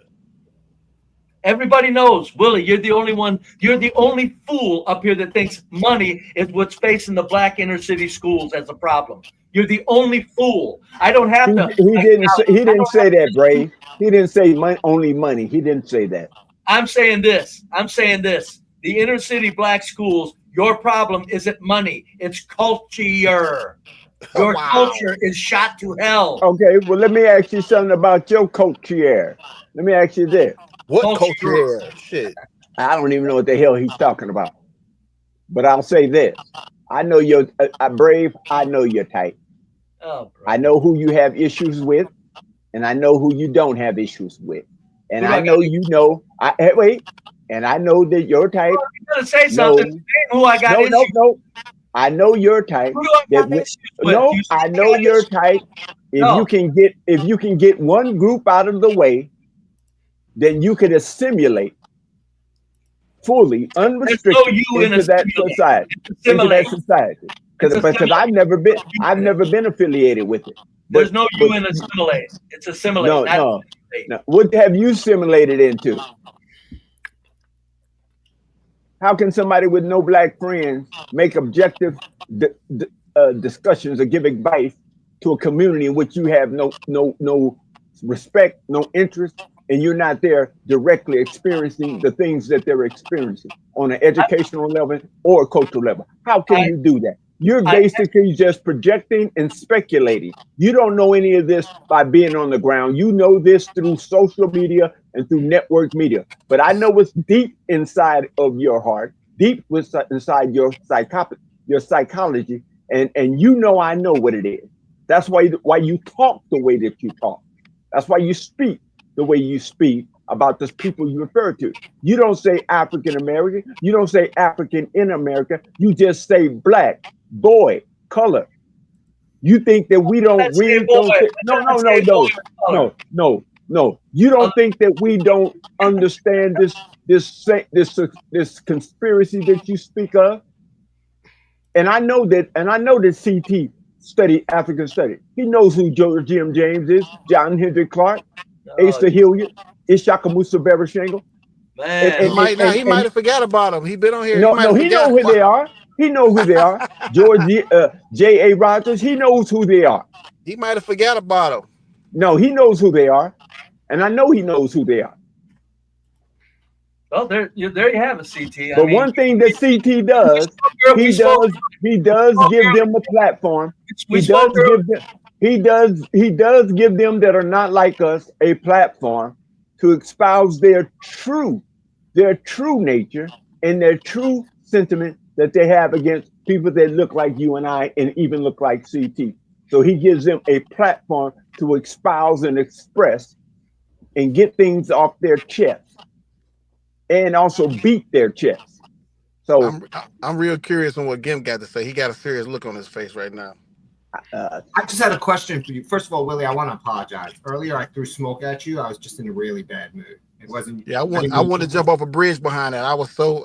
I'm sorry, man. Apologies, brother. But I apologize. I shouldn't have thrown smoke. Bad day. I apologize. When you say not enough money, do you mean funding in general or getting to the individual student in the classroom? Getting to the separate schools. The schools.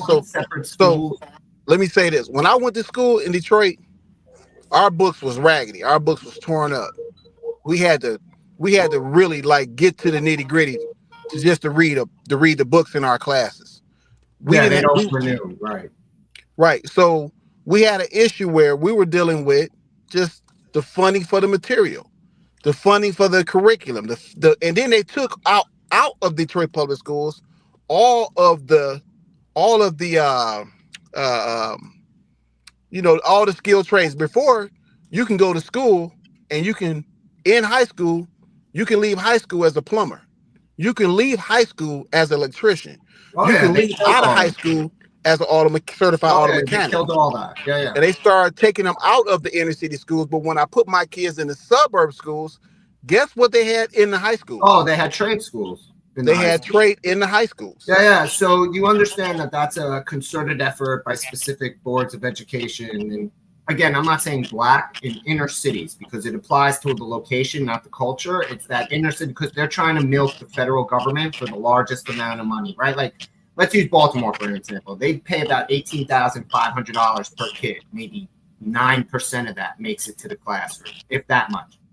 Per student, right? Like 9% of that 18.5 makes it to the student, like actually impacting him. Almost 80% of it is administrative. It's absorbed by the adult, right? So I agree with you on that. And I also agree that they're terrible at recycling books, right? Like renewing their books and all that. That's a bigger problem to education at large. But the thing you're talking about was a concerted effort to get more money out of the Federal Department of Education. They got rid of those programs because you only have so many hours in a year and you have to meet certain criteria. So one of the things they did is they replaced trade school programs with activism programs. Okay, I got a question. I got a question for Gimpy. Gimpy, when you look at the chaos in black inner city schools, is that a money problem or a culture problem? I think it's a lot of problems. Yeah, it's spoken like a true small hat. Don't dare speak the fucking truth. Hold on, we got. It's a lot of problems. It's a culture problem. No, it's a culture problem first and foremost. Dude, I don't see the world in that simple a binary. I don't agree with you. I know you don't. Of course, I know whatever you want that's about what it. you do. You complicate and you by way of deceit. You create havoc. Okay. It's very simple. It's not complicated. That is a cultural problem first and foremost, top to bottom. So, Bray, you're saying white liberal saviordom that infects these school systems isn't also a cultural problem of white people who go in there and think that they're going to inject their entire way of life onto the community? Now it's Whitey's fault. There you have it. Vanson with the 20 pounds says CT Cash App no longer operates in the UK. Tried to make an account and it's a no-go. Here's my precious 20 British pounds, better than $1. As for my salute, blame Ben and Brave. They bought the Austrian painter in me. Jesus Christ. Thank you so much. Go I'm ahead, just guys. not willing to simplify it down to a single issue. I'm And sorry. see, and Brave can laugh at that. Hey, Look, first of all, we could get real complicated. I'm with you, Gippy. But for the sake of the discussion, in your I face, agree. It's a huge for the sake contributing of factor, discussion, dude. It's a for the huge dis- contributing for factor. the sake But of the it's not the only discussion, factor. for the sake of the discussion, in your face, it's culture. Right. So what about the Gimp. reading and test scores in Appalachia? Hey, Can we talk Gimp, about that? Is that okay? Do they I have the appreciate- kids in Appalachia fighting and hitting teachers and beating other students up? Do they have that in the Appalachian schools? So Gimp, I appreciate the information you gave me because I'm definitely going to use it tonight when I get home, and you know, there you go. we can have this conversation Small another hat day. Black Alliance. It's very real, folks. We can have this conversation. We can have this conversation at a later date. But my question to Brave is, Brave, you know that us as African Americans, we are a mix of multi-cultures. What culture are you talking about? That's the problem. Never mind. I'm done. You Thank guys talk so silly. I'm not even trying to. Because it's not a culture issue. No, I lost. I'm completely wrong. Completely wrong. Yeah, it's not a culture. It's not a cultural issue. Completely wrong. I am full of shit. Yes, you are. I agree with you for once. There you go. There. It's not a cultural issue. It's an issue. I will not talk to fools to any certain degree. Okay, well then I'll talk to the ones that's willing to listen. Yes. It's an issue of mute Brave's mic. Then he doesn't want to talk. So it's more of an issue of ignorance. Okay, because by the time most of us get in middle school, we start really trying to transition on. My bad. We really start transitioning into how we view ourselves, how we want to be, and you got a choice to make. Obviously, CT made a better choice.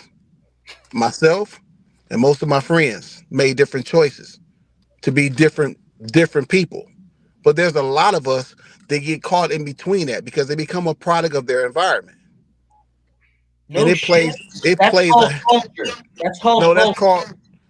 So if you take a person that grew up in Detroit like myself, Brave, and put me in CT's neighborhood, would I be a product of that culture tearing up CT's neighborhood?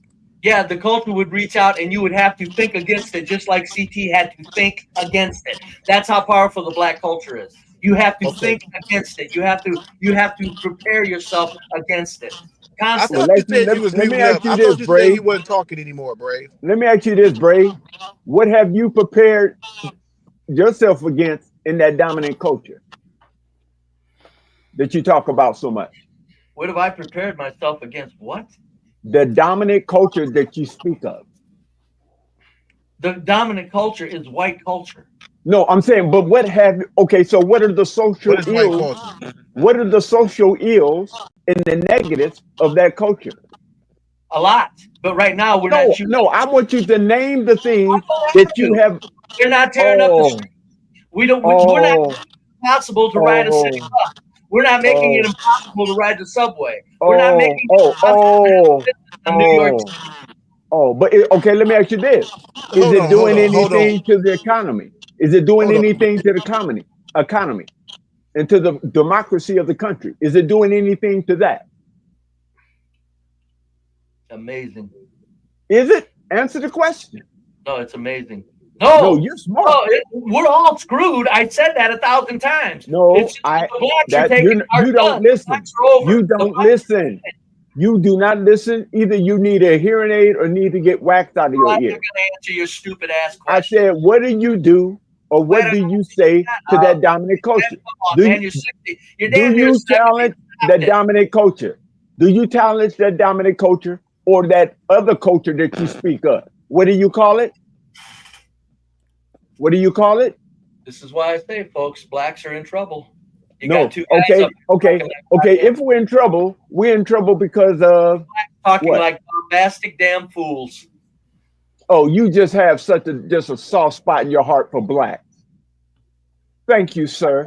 I do. I am more concerned. I thank you so kindly. About them than you are. So I we're think he's fools so because we kind. don't subscribe to your nonsense. We're fools, right? Yeah, no, I'm not speaking nonsense. I'm Okay, just stating because the obvious. because Brave, listen. If we went by your theory, my family should be fucked up. No, But my no. family, hold on, There's let no me finish. No, I Let don't me care. finish. Don't assign that to me. No, let There's me no theory finish, Brave. that says your family should be fucked up. Listen, let me finish, What Brave. Let theory? me What finish. theory? Quote me. What theory that would say that your family What should be fucked up? am I part of the black culture? I don't know. Are you? Brave. Yes. Brave. Well, Let me ask then you you're this question. fucked. You're a But let fucked me dumbass. but let Brave. me say this. You are a Obviously, 70%er. That's Brave. Brave, Brave. you haven't been around. You haven't been around black families. You haven't been around real No, smart he black hasn't. people. You He's only only focus seen the on the negative shit that's images. on TV. I'm around a real couple of brainiacs right now. I can see that. Let me ask you this, You are, Brave. and I'll call you out on it. Yeah. Brave. Do you live in a house or two, No, or do you have two No. houses or a house? I live in a Is he shed. dead for real? Is Bob sick? You okay, Bob? Hang tight, Gabs in the back. What's up, Bob? What's up? Look, can you hear me? Nah, we can barely hear you. What'd you say? Can you hear me now? Sound good. Go ahead. Look, Go ahead. I'm in Mexico, man. I don't want to be here. I'm in Mexico. Welcome back, Gimpy, Brave. What's up? Shout out to the chat. Listen, I'm in Mexico, and the only redeeming thing here is that it's warm. I was expecting a much better show. I don't know if you. Did you like the earlier one? Did you like the earlier one? It was too. I mean, it was too political, or you got the floor, Bob. Look, I mean, you get 7 days off, and this is what we're doing, man. We're the fighting, man. We're the real fighting, man. You don't think this is fighting going on here? This is intellectual jousting. This is the same show. I mean, Brave is making a point. Gimpy's making a point. Everyone's making a point, but it's not. It doesn't have the same zinger ring, man. It doesn't have the same, car going off a cliff. Basically, no one's calling anybody the N-word with a hard R. Yeah. So it's very unhappy. Well, you know, I gotta be careful. Bob. YouTube is trying to get me up out of here. Okay, but they've been trying to do that for a long time. Yeah. You've managed to dodge plenty of bullets. I have. Yeah. But it's not like you to give excuses. I just wish. Look, you're atrophying a little bit here. I mean, 7 days. We got to do better than this, man. Yeah. Okay. A little rusty. Yeah. Now I was able to catch up. If I did my own website, and obviously, if I did my own website, I could pretty much do what I want to do. Would you come to the website? Because I could really act a whole fool over there. So I'd fund it. I'd fund it for you as a customer. Okay. So because I'll really act a whole fool. I might even sacrifice a goat live on camera. I'd sell my Ferrari, man. Is that even legal? Is that legal? Yeah. Well, don't sacrifice it. No, it's not. But no one's asking. Yeah. This is not. We're not satanic. Yeah. But yeah, let's have your discussion. We can talk about Gimpy. Let me tell you something, man. It's cultural, brother. It really is cultural. That's of course, dude. That's not what I'm saying. Like, if you're thinking, I'm saying it's more than that. It's not just that. There are many factors beyond that. Yes, that's a huge problem by itself, brother. But then explain Appalachia. Because they're all meth heads over there failing and can't read or write. They're not tearing up their schools. They're not. I understand that, Brave. You are correct. No, that's you are correct. You are absolutely correct. So then that's the point. We ain't tearing up our schools either. You're not safe in inner city schools due to the violence. Gimpy. We ain't tearing up our schools either. Fuck is you talking about? Much no, better. not yours on the Much better. Yeah. Now we're talking. Now we're talking. There we go. This is what you want. This is the chaos Palpatine. I love how Bob looks like a tortilla that's wrapped up in Mexico. I really hate how Brave pushing the agenda. He don't even come into inner cities. You're damn right. He wouldn't know what the fuck happened in an inner city school. Yeah. So I hate how he pushes a fucking television agenda, and you scared of black people. I hate how you push this agenda, and you haven't talked to a black person in 20 years that you call your friend. How the fuck can you tell me about the inner city? 20 years. Now we're talking. Now we're talking. Come on.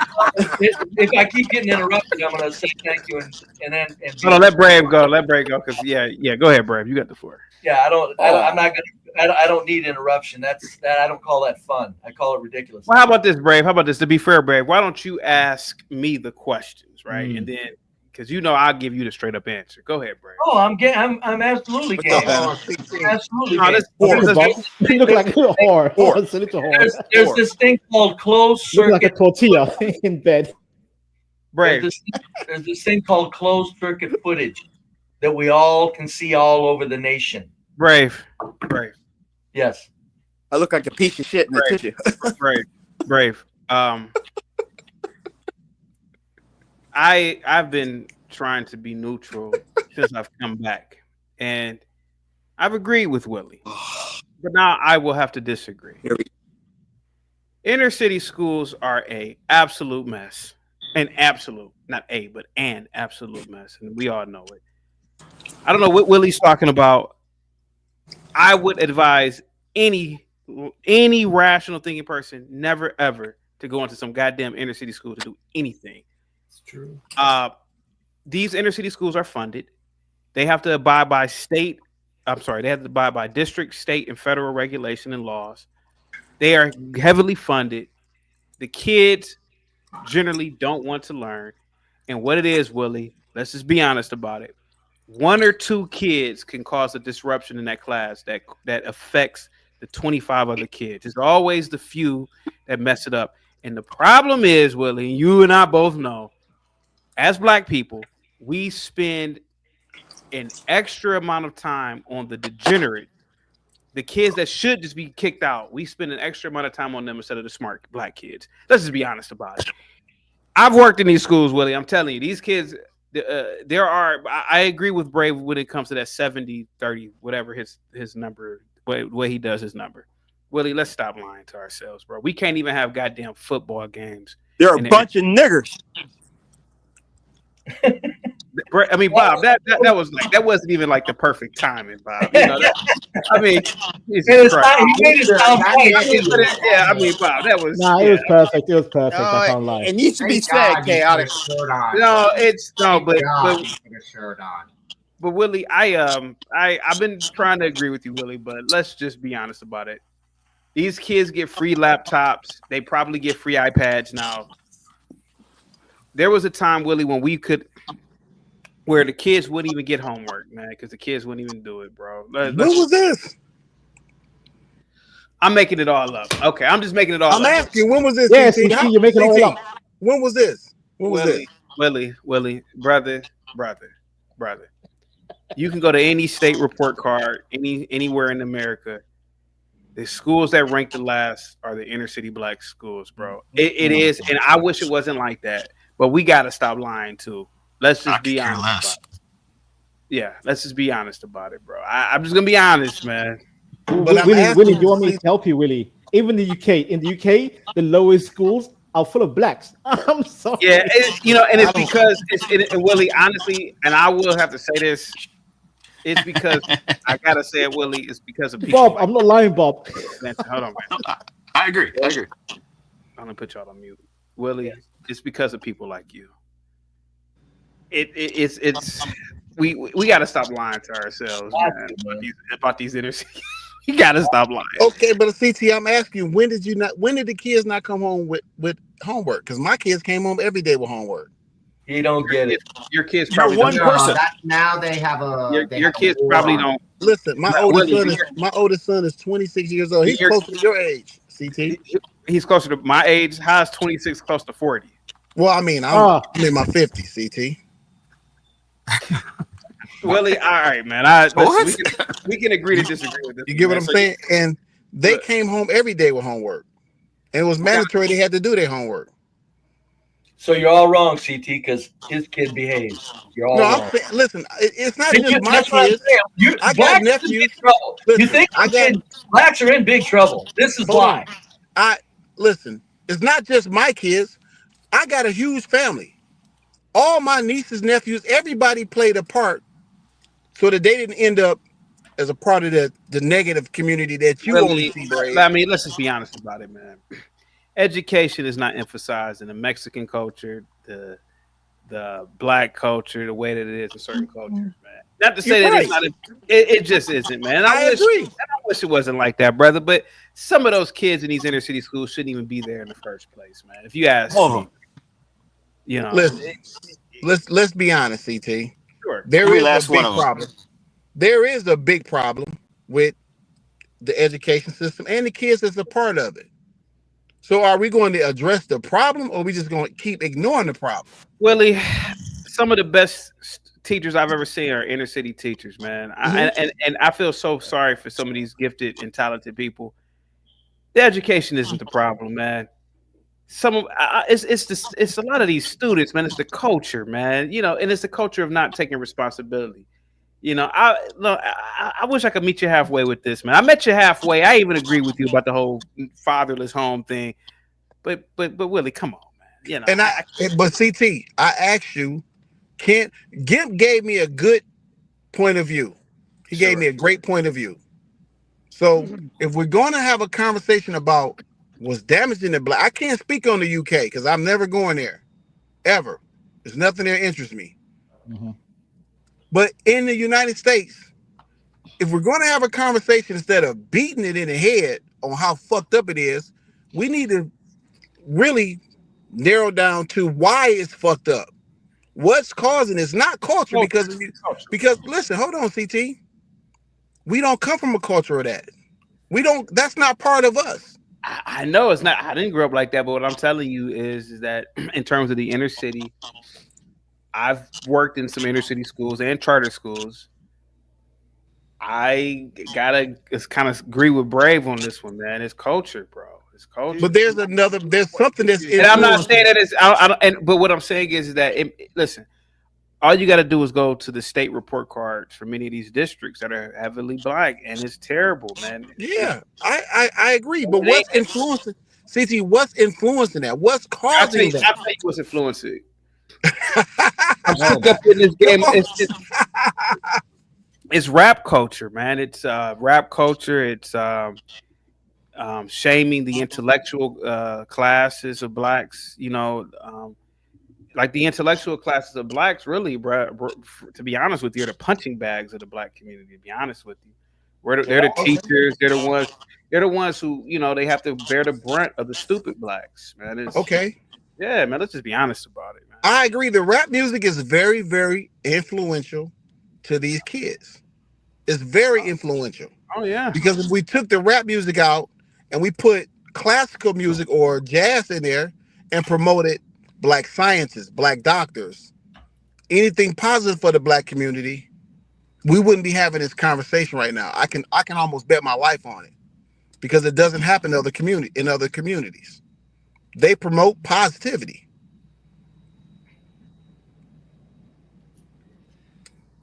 Am I lying? Public schools. Am I lying, CT? Can you hear me?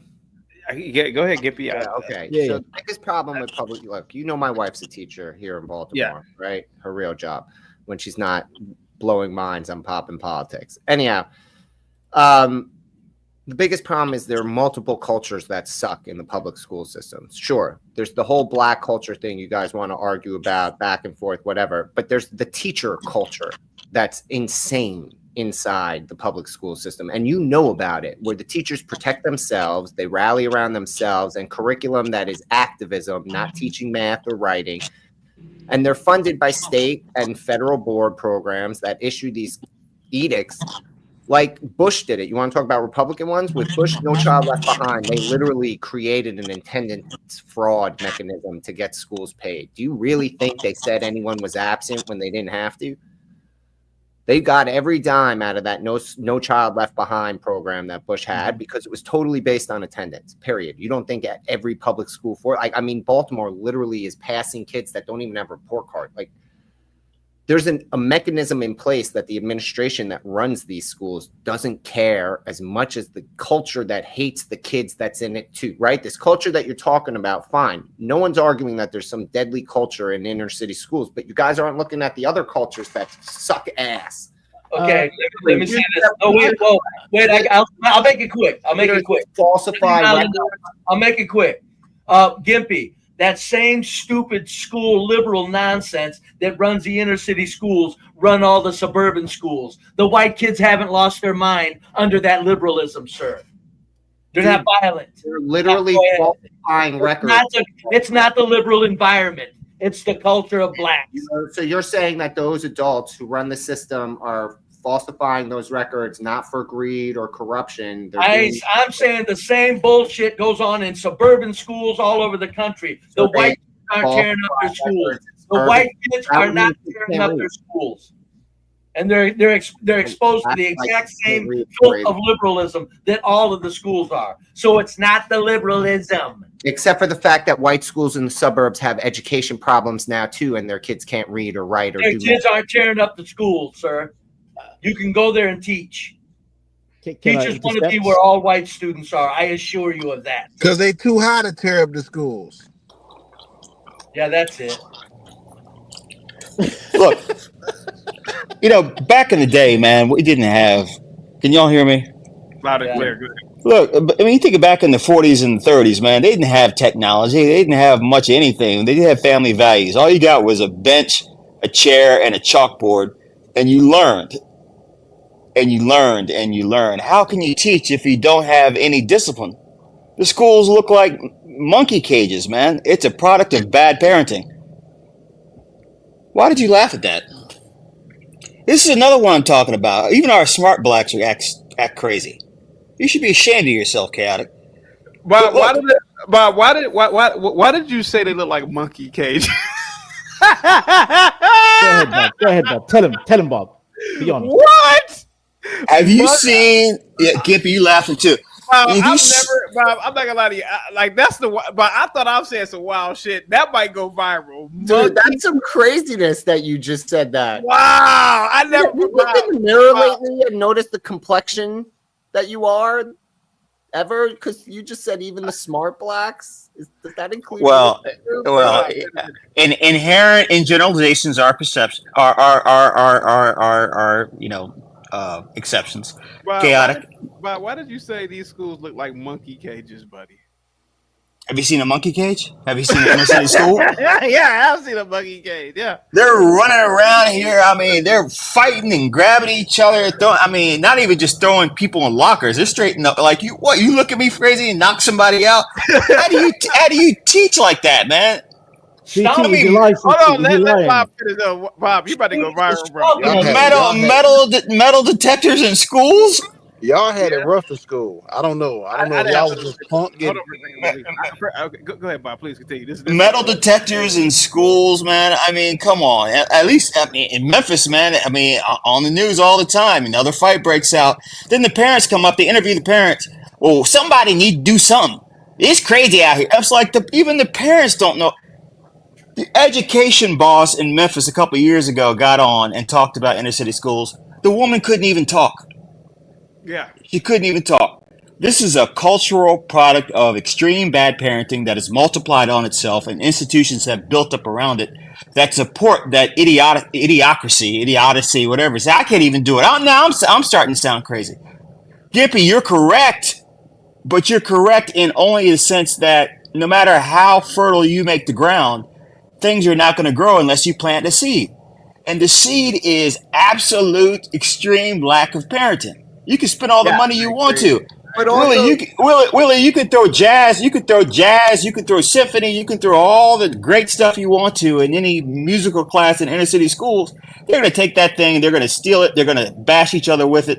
They're going to ask where the drums. I only want to play the drums. It's like thinking, if I just gave poor people money, they would be rich and responsible. All they're going to do is spend it all. Well, Bob, my idea is that's how you weed out the dumb kids. Fucking niggers.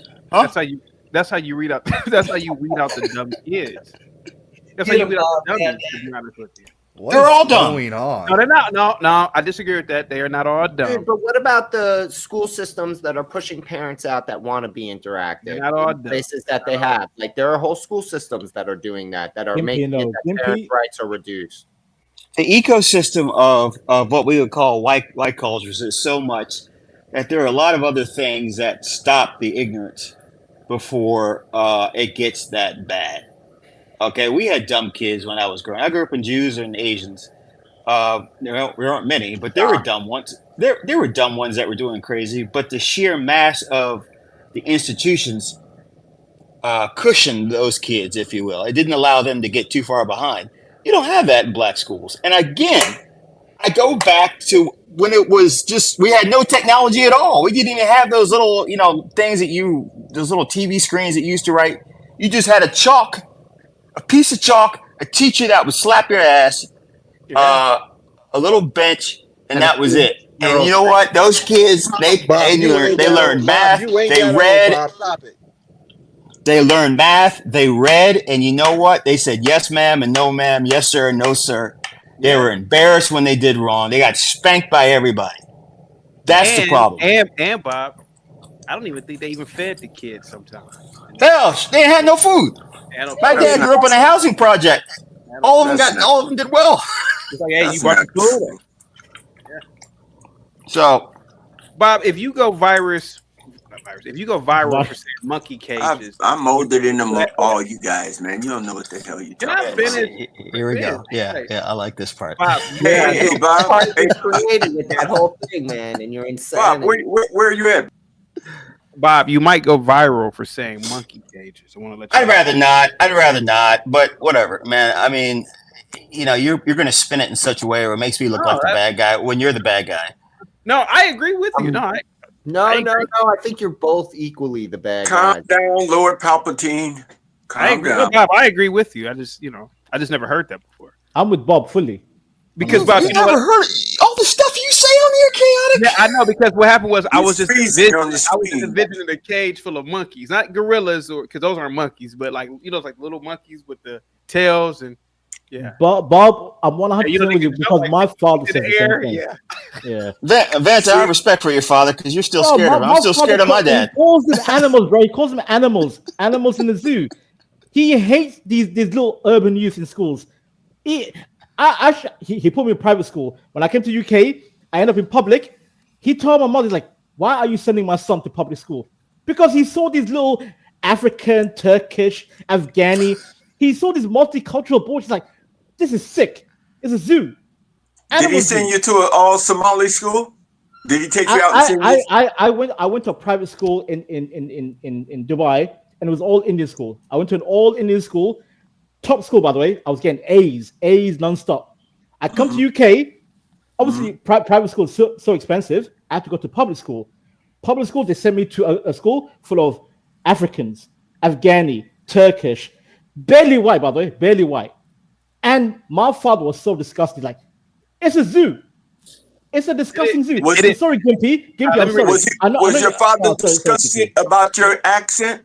Let me read this real quick. Chris with the $5 super chat says, Mr. Bob, would you be okay with a teacher that doesn't have any kids of their own to teach other kids? Can that be the problem as well, Bob?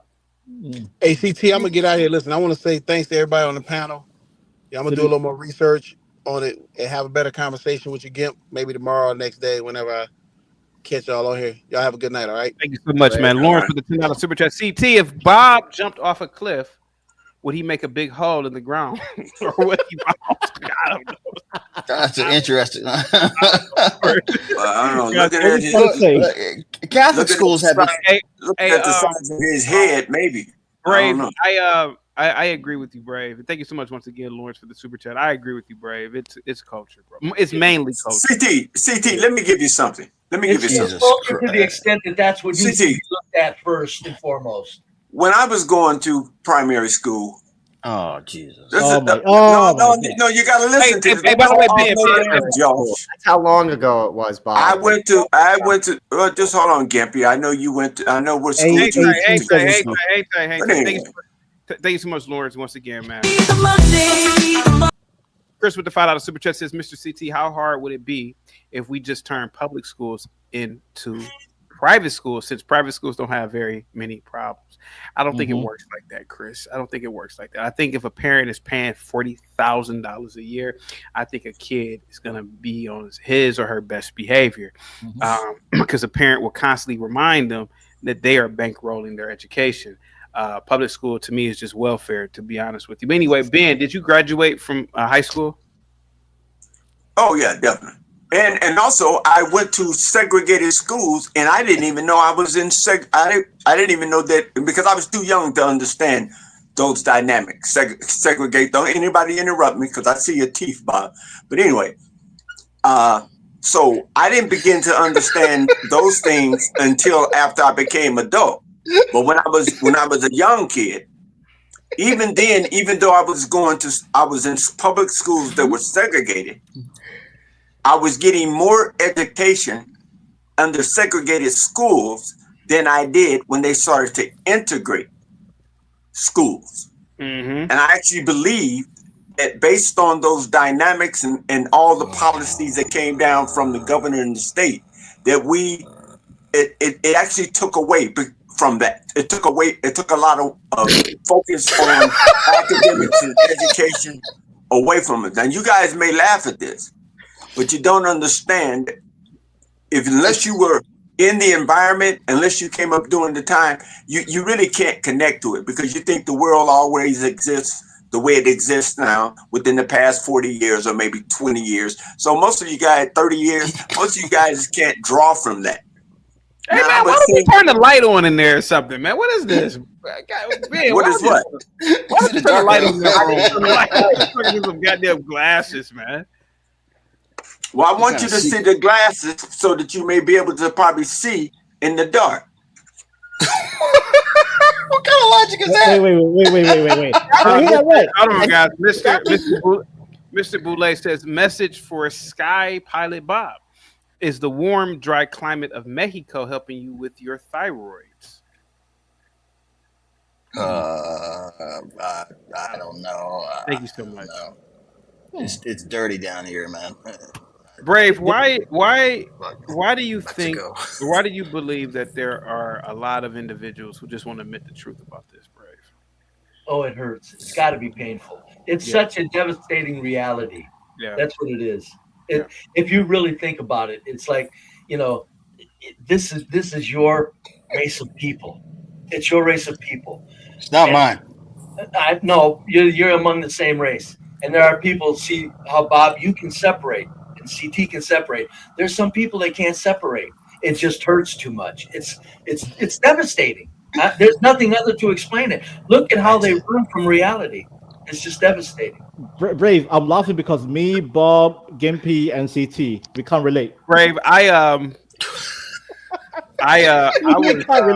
was in a classroom, Brave, as an educator. Poor. Brave, I was in a classroom as an educator. Bob, you gotta help. I gotta mute Bob real quick. Brave, I was in a classroom, and this was about 10 years ago, maybe a little bit longer than that. And it was, I'll never forget this, Brave. I think I've told you this before. This boy had to be about 16 or 17, Brave. And he's one of these kids, he know every goddamn rap song. He know every rap song. He got all the shoes, all the tennis shoes, all the Jordans, whatever, He's one of the cool kids. Brave, some white woman in there, some liberal, stupid teacher. I forgot the kid's name. Let's call the kid Tyrone. Yeah, Tyrone. 2 minus 0 equals 2. No, sorry. So it was basic algebra. Like, yes, Tyrone. 2n equals 14, and you got it right. It is 12. I said, God damn it.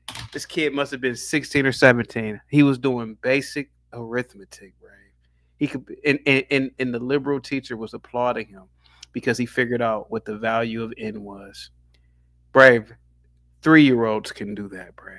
3-year-olds. And that's when I realized that these liberal whites in this culture, it's just sickening, man.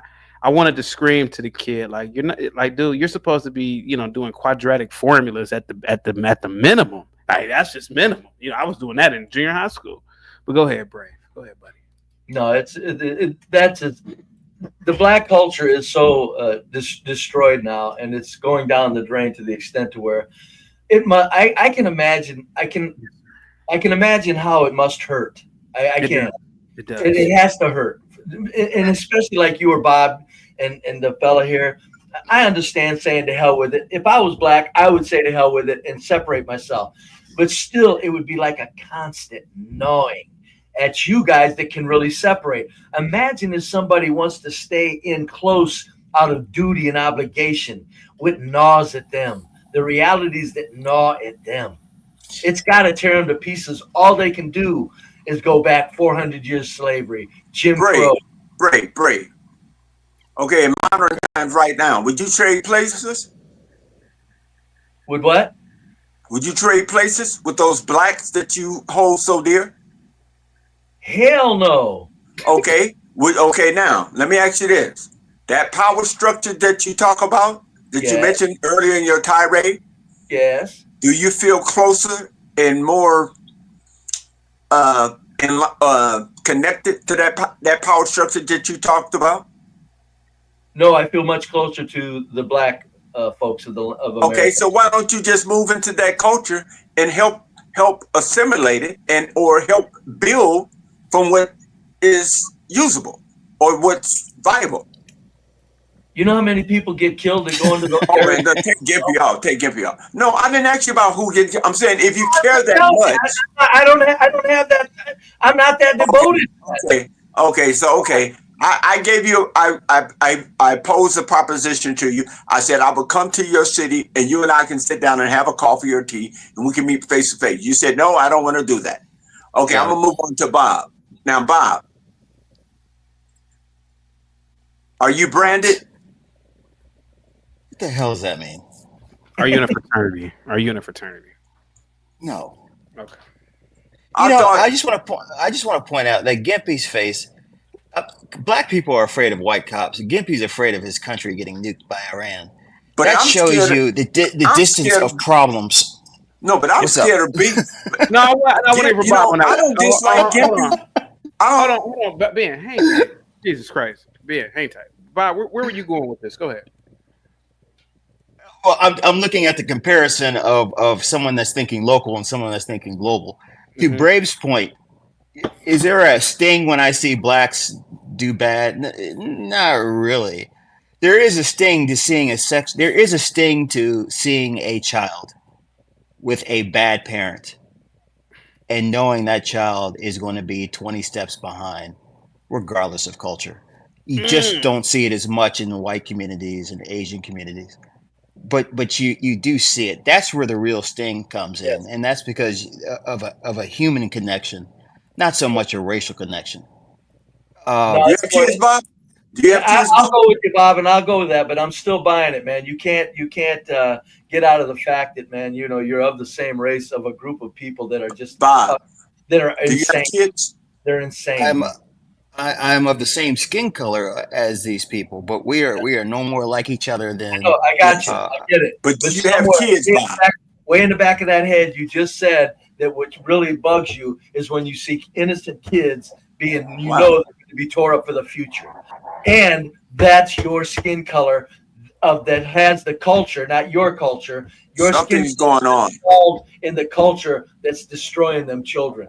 That I don't expect you to lose sleep over it, but I'm telling you, 2 fighter jets this morning. All you got to do is like you separated, CT separated. Imagine our buddy Ben; he hasn't separated. Think of the. What are you talking about? Ben, please listen. I've raised 5 kids to have the. What are you talking about? What are you talking about? What are you really talking about? What really are you talking? Let me ask you this, Brave. Do you have any children? Tell you what I'm talking about. Brave, do you have any children? It's none of your business. Okay. Do you have a wife? None of your business. Do you have a lot of guns? None of your business. I can see them on your damn. Yeah, that's funny. You old Billy Goat, you. Oh man, Bob, do you have children? No. What was that in your car riding with you that was looking at your face? What? I saw a kid with a furry hat on. My dog? My dog? What about my dog? Oh, that was a dog. Oh, I apologize. Now, So CT, like do you have any I was children? saying, Bob, you already answered the question. CT, imagine do a you have any country. children? You ain't running the panel, old nigga. Listen, Yeah. imagine a country full of First time I ever hear you use that. Imagine a Thank country you, Bob. like Israel, as small as it It's in you. is, It's in and you. It's in you, Bob. it has an intelligence service that can It's in you, devastate the Bob. world. Talking through your nasal And cavity. then It's we in are you. talking about Ben. Please, all right, I'll give you some chicken later. That Imagine hood. it Hey, that a hood. country. Imagine a country. Thank you. Imagine a country as small as Israel that has an intelligence service that scares the fucking world. Yeah. And then look at Ben. And this is Yeah, what we're dealing with. Imagine. There is How did that come about, no Bob? way in the world, CT. Bob. We can't even play. They can't even play catch up. Let me ask They you this, can't. Bob. How did that And happen? even with Be Brave, it is so devoid of Be Brave to actually think that a black person cannot feel bad when another black person does bad, and that a black person can look at a sea of humanity and see what is wrong and what's not wrong, and feel bad because of that. So that means that it is inconceivable. It is inconceivable with so many people in Ben's mentality and Be Brave's mentality, which Be Brave's mentality I largely agree with. Thank you so much, Lawrence, for the super chat, man. Bob, would you have a cup of tea with Ben and blow bubbles with him? Thank you so much, Lawrence. Go ahead. That a black person can have such independent thought that they can't feel any supposed feelings like they should for their quote unquote own group. What are you talking about? What are you talking about, Bob? It's way over your head. It's way over your head, Ben. We talked about we talked about the shooting that happened with the young child and the guy that's the rapper. What do you call it, Lil Ronnie or whatever? That hurt me to my heart, man. I don't know. Ben, have you ever heard of the Iron Dome system? Yeah, I've heard of the Iron Dome system. I've heard of Cheyenne Mountain. Yes, I've heard. Okay, listen, Bob. Even though you come on here, you think a bunch of blacks are going to develop the Iron Dome? How many countries have you been to Beirut? Have you been to Beirut? There'll be slingshots and rocks. No, I'm asking you a question. I'm asking you a question, bald head guy. I'm asking you Ben, this. We are so far apart in conversation. We can't even talk. I'm just asking you a basic question. Hey, Ben, I would like to respond to Bob, though, right quick, and I'll make it quick. Bob, sell that bullshit to somebody else. Wherever you go, you know damn well you got to make damn sure that you're known not to be one of them.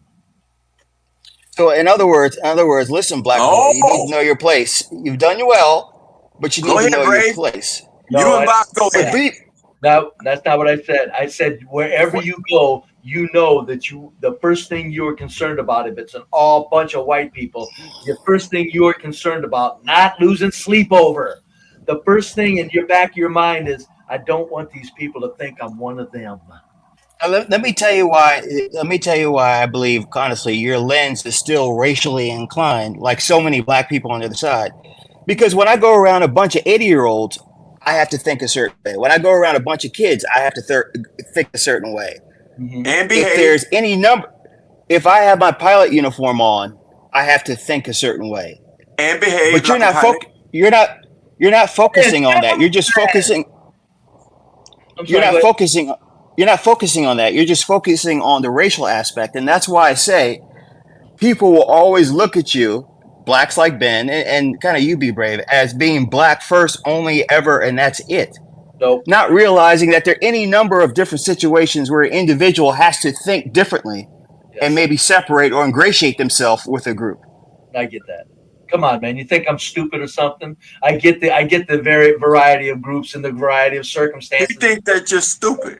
Let me say this. You're intelligent.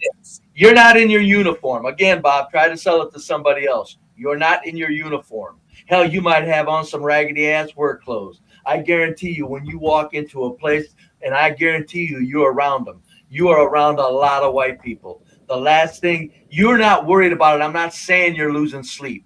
The racial component is there because the black culture is so goddamn destructive that that racial component is there, whether you realize it or not. It's in the back of your Be head. Brave. If a 20-year-old black kid walks into a room full of 90-year-old people, let me tell you, age is far more of an issue than race. No, it's not. Okay. Is it 90-year-old? Is it 90-year-old? Again, you're making the sum total of money, and that's a mistake that will make. Nope. Even those who I agree with. This is why I would never be a Republican. This is why I would never be a Republican politician. Precisely right here, is because they would see me as a black conservative, and it's like, God damn it, you people are just the same as the left. Well, what do you want from them? I care about taxes. You want them to see you? Bill and God, please, man, just take some Geritol. It is inconceivable, even for many white conservatives, to look at me and think, you care about taxes, you care about the judiciary, you care about national defense, you care about trade policy. No, we're happy to have you as a black Republican. Nigga, I'm not going in. I'm not voting. They know you. I'm talking about walking into a room full of strangers. In the back of your head, you're thinking, I'm not saying you're losing sleep over it again. And there's that little twinge where you're going, I don't want these. The black. How the hell do you know what I'm thinking? You're not me. No, and that's the arrogant. That's the arrogance. Not you. Okay, leave you. You said no. Oh, now you're backpedaling. You're backpedaling. You're backpedaling. Drop Bob out of it. I'm saying you any said black man. Any black man. Yep, I'm saying any black man. You said before, Bob, sell that bullshit to somebody else. Now you're backpedaling a little bit now. Now you're taking me out. No, I'm correcting myself for the sake of your correction. Okay, any black man is going to walk into a room full of white strangers, and in the back of his head, he's got to deal with the destructive, vile nature of black culture. How do you know that? Room. How do you? So you're saying I do that? No, I'm saying all black men. All. I didn't say anything about you. All. Because I know white people. Bob, you better be thinking that, because white people are judging you, pal. They're judging you. If they don't know you, they're judging you. Men are judging me. Women are judging me. Good. Speak Radio with a $10 super chat. Bob, you are an airline pilot, and Be Brave still thinks he's better than you. This is why you need to stop squeezing them. Go ahead, guys. Go ahead. Thank you so much. Go ahead. I just know white people, Bob, is all I'm saying. And I'm telling you, if I was a black man, I wouldn't feel bad at all about having that little twinge in the back of my head. And I'm telling you, any black man, when you walk into an all-white area, you better somehow understand them white people are thinking this first. Is he one of them? If I could, please. I mean, and not all white people would say, first of all, you're talking generational things. Younger white people really aren't thinking about this as much. I will say this. We're all prisoners of the time period that we're born into. And I'm forced to believe, based upon what Ben has said and what you Be Brave has said, and I'm getting this way too, that you were born into a different period and those values just stick. But I'm telling you here, we are living in a culture here where a lot of these guys, man, they're not thinking about race as the first determinant. They're thinking about, I don't know, name some shit. But they're not. These younger white boys coming up, man, these millennials, Generation Z, they're not harboring the same as you are. Then let me make another correction, okay? Okay, that's two corrections. Well, no, but I'm still consistent though. If you're talking about young white males, and I'm still saying, I'm telling you, if you walk into a room full of 30-year-old white males, and you walk in there looking like a regular black, no airline, no nothing, no speaking. No, they don't get to hear you speak eloquently. They don't get to hear you speak well. When they see you, the first thing going on in their head, smacking gun. The first thing they're going on in their head is he one of them. God damn. Bob, can I be real with you, Bob? Can I be real? Vincent, talk to me. Bob, by the way, isn't today Ash Wednesday? Yeah. Oh, where's your ash at? I mean, where's your ash? Wait on the I'm in forehead. Mexico, man. I got Sorry for ash laughing. all over me, man. Where's your Actually, Larry. Okay. I gave up. I'm giving up some. Yeah, I got a few things I've given up and doing some prayers in the morning. But you're Catholic, Bob? Now, yeah, I converted. now, what is the ash for people who don't know? Bob? Let me look on Wikipedia. Oh, No, it's to symbolize the beginning of Lent, and it's basically God's ownership of you and a recognition of His creation, ashes and ashes, dust to dust, and things of that nature. Oh, okay. And isn't Lent like we kind of have to fast? Like you have to fast for a bit. Are you supposed to give up something for 40 days? Right. Did you? Yeah. Did you just convert, or you had converted years ago when you were altar boy? What the? I converted 2 years ago. Oh, just 2 years ago. Okay. He said altar boy. Ben, Okay, you're an elder, but this is making it very difficult for me to. No. I'm just talking about what it is. You know, they can still get you, even though you're an adult. Oh yeah. What are you talking Beware about? the priests, Bob. Beware them. Yeah. Bob, Bob, I was trying to make a point, Bob. I got cut off. I was trying to make. I'm sorry, Vanta. Go ahead. Yeah, these two old bastards, Brave and Ben. Don't call me bastard. I never called you a bastard out your name. No, I'm calling you a and bastard. I can call you a lot of things. You're an old bastard. Be quiet, You're you way old in England calling me bastard. that. You two are done. You're a Somalian that think you're English. I don't tell you You're I'm a Somalian that think you're English. They will never accept you. They will never accept you as You guys need English. to die off. Your generation needs to die off. You need to die off. Yeah, I'm just sorry. like them, You're just done. like them You're pirates done. that's floating You're around done. in the Gulf. Connect. Just like Millennial. those Zoomers. Somalians. We all hate you. We all hate you. You are the worst generation of all time. Sorry, Ben. You are the worst generation of You all would time. not Die off. listen. Hurry up and die As off. big, I'm as sorry. big as your I'm head sorry. is, I'm sorry. as big as your head is, Racism. Vietnam. there was a time that you probably can pass. No one cares, bro. No one cares about your Hang tight, Ben. Jesus Christ. Lock off. Brave, go ahead, bro. Go ahead, Yeah. bro. No, I'm being real. I'm being honest. I can't stand boomers. Boomers need to die off. Hurry up and die off, bro. Why are you still here? Die off. Hold on, let Brave go real quick. Yeah. Go ahead, Brave. Horrible generation, man. Horrible. Go ahead, Brave. Walk into an all-white town. Your daddy's a part of that generation. Die off, man. No one wants boomers. No one. Hang tight, guys. I'm starting to get a headache. Hang tight, guys. Hang tight. You need some money? You need some money for the headache? It's up Walk to you. in. Walk into a. Brave. Go ahead, Brave. Walk into an all-white town as a black man. Okay? Every white person in that town, they're not going to lose sleep. They're going to hope that you're a good black person. Oh, Because yeah? your race is nothing but trouble wherever you go. And people know that. All white town, not mixed, not this, not that. I'm saying all white, where the white legacy exists. They're going to, and when they see a black man, even the young people are going to think, damn, there's the only black man in town. They're not going to be worried, but you're not going to get the same pass as a white man walking down that street that nobody knows. You're not Hey, going to Bob, thank you so much for the cash, there, buddy. Salute. Yeah, you got a headache. Yeah, it's starting to come on because. Okay. Yeah, money helps. Yeah, it does. Brave, what? Brave. So going back to the whole rap culture, right? Do you think actually admitted it? God damn it, Ben. Do you think? Yeah, Ben. Yes, I did admit it. Brave, do you think that? Do you think branded that, me? Do you think that rap plays a huge part in it, Brave? Just rap. Yes. Okay. Yes. Go ahead. And the rap is right now. It's 50% of the image of black culture. It's 50% of the image of black culture. Rap is 50%. Why? 50%. Yes. Let him finish. Let him Why finish. 50? Let him finish. Because it's wherever blacks are, you hear that idiotic music. But you said whites right for blacks. Guys, please, just let Brave finish. Let him finish, please. Let him finish. I'm sorry. Just let him finish. Let him finish. Go ahead, Brave. It's 50%.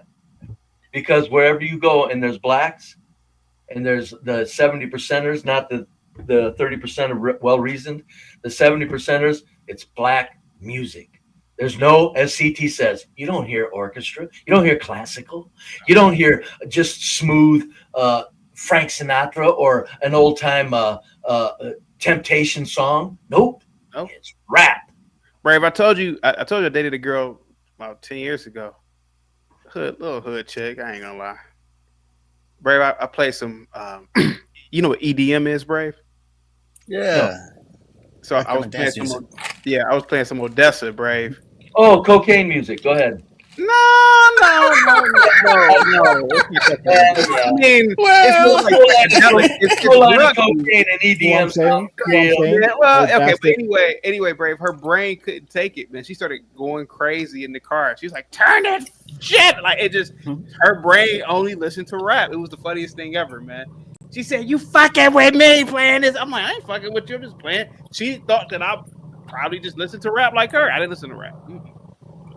Yeah, no, I think blacks are delusional when they think they can walk among all white people. All white people. Yeah. I think that the white people aren't a little bit like got a side eye on them. You're nuts if you think that. Whites aren't that stupid. There's a reason why our culture is still intact. We look out for trouble. We know where trouble is. You think your culture is intact? I don't understand this. Let Brave finish. If Brave is, let him finish. Let him finish. Ben, let him finish. Let the old man finish, man. He could be wrong. Let's let him finish. Go Yeah, ahead. could be. Come on. If you think you can walk into an all-white town and you think, "Ooh, it's not race," like Bob said, it's not race, it's AIDS, it's this group, it's that group. That's pathetic, Bob. That's pathetic. If in an all-white town, you're walking down the street downtown, every person in that downtown is going to notice you. Hey, Brave, remember when I first... If you were a white man that did not live there, that white man could walk all around that town and not one person would give it a second thought. You, as a black man, the only black man in that town, walk around that town, every white person in that town they're going to think, black man, it's not going to lose sleep. Nobody's going to worry about it. That's not what I'm saying. Hey, Brave, can I ask you a question? Yeah, you can. And I'm not trying to be funny. I'm not trying to be funny. That's okay. That's okay. Did you watch like Andy Griffith last night or something? No. Why was it a good? Why? All in the Family. No.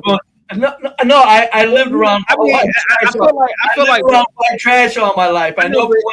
I feel like you have and from my perspective, you know, most people don't even want to go to these small ass towns. Yeah, they do. Do they?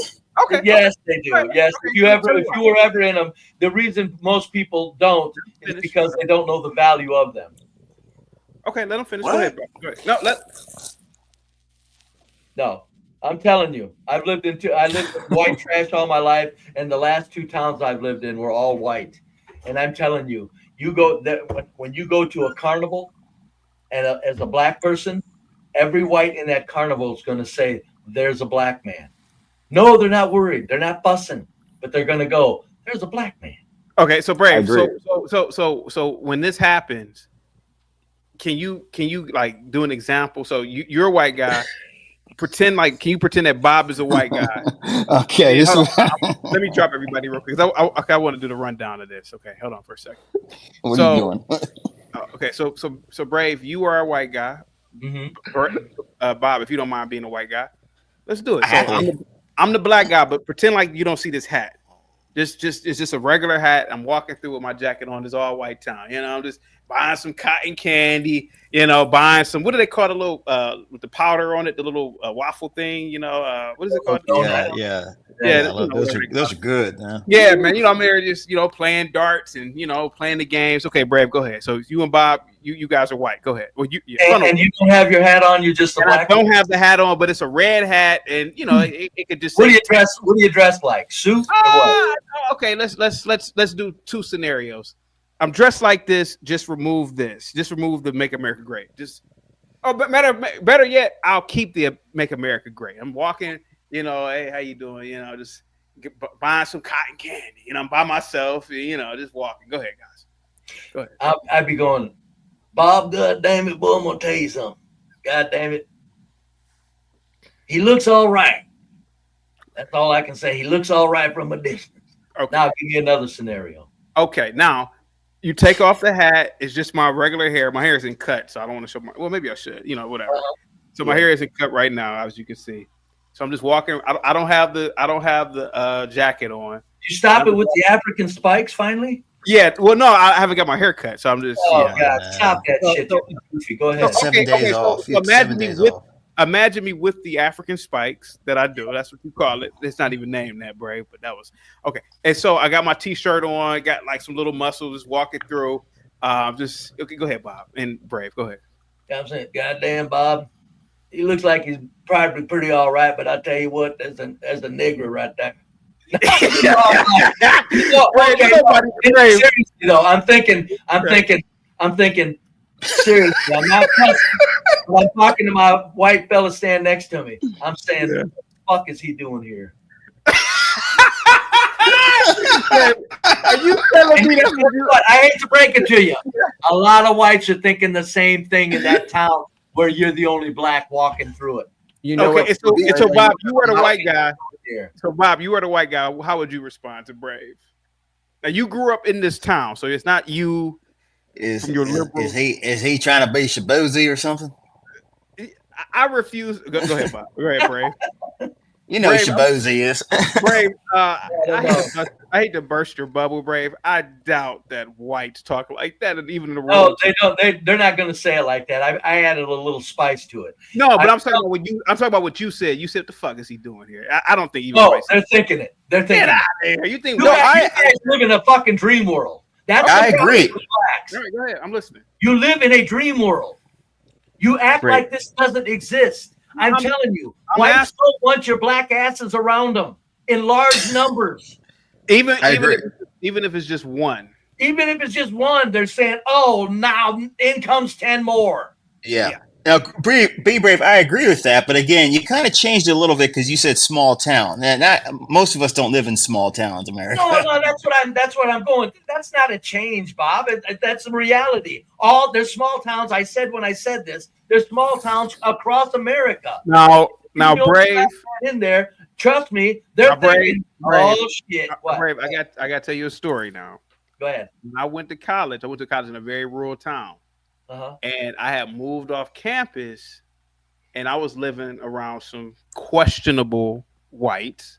And it was me and a buddy of mine, right? We were walking back to my apartment. Now we were on the first floor and she lived next door to me. It was an attached unit. It was an older white woman. She had to be like in her 60s, but she could tell, hillbilly lightweight. She was out on the porch and me and my buddy, we were just laughing about something. We were just we're like 23, 22, 20. I can't remember. We were in our early 20s. She said, "You're getting too loud. You're getting too loud." Brave, I swear to God, Brave. This was a white woman? She's a white woman. She was like a hillbilly. I swear to God. I was living next door to her. And it was like an attached unit, right? And we were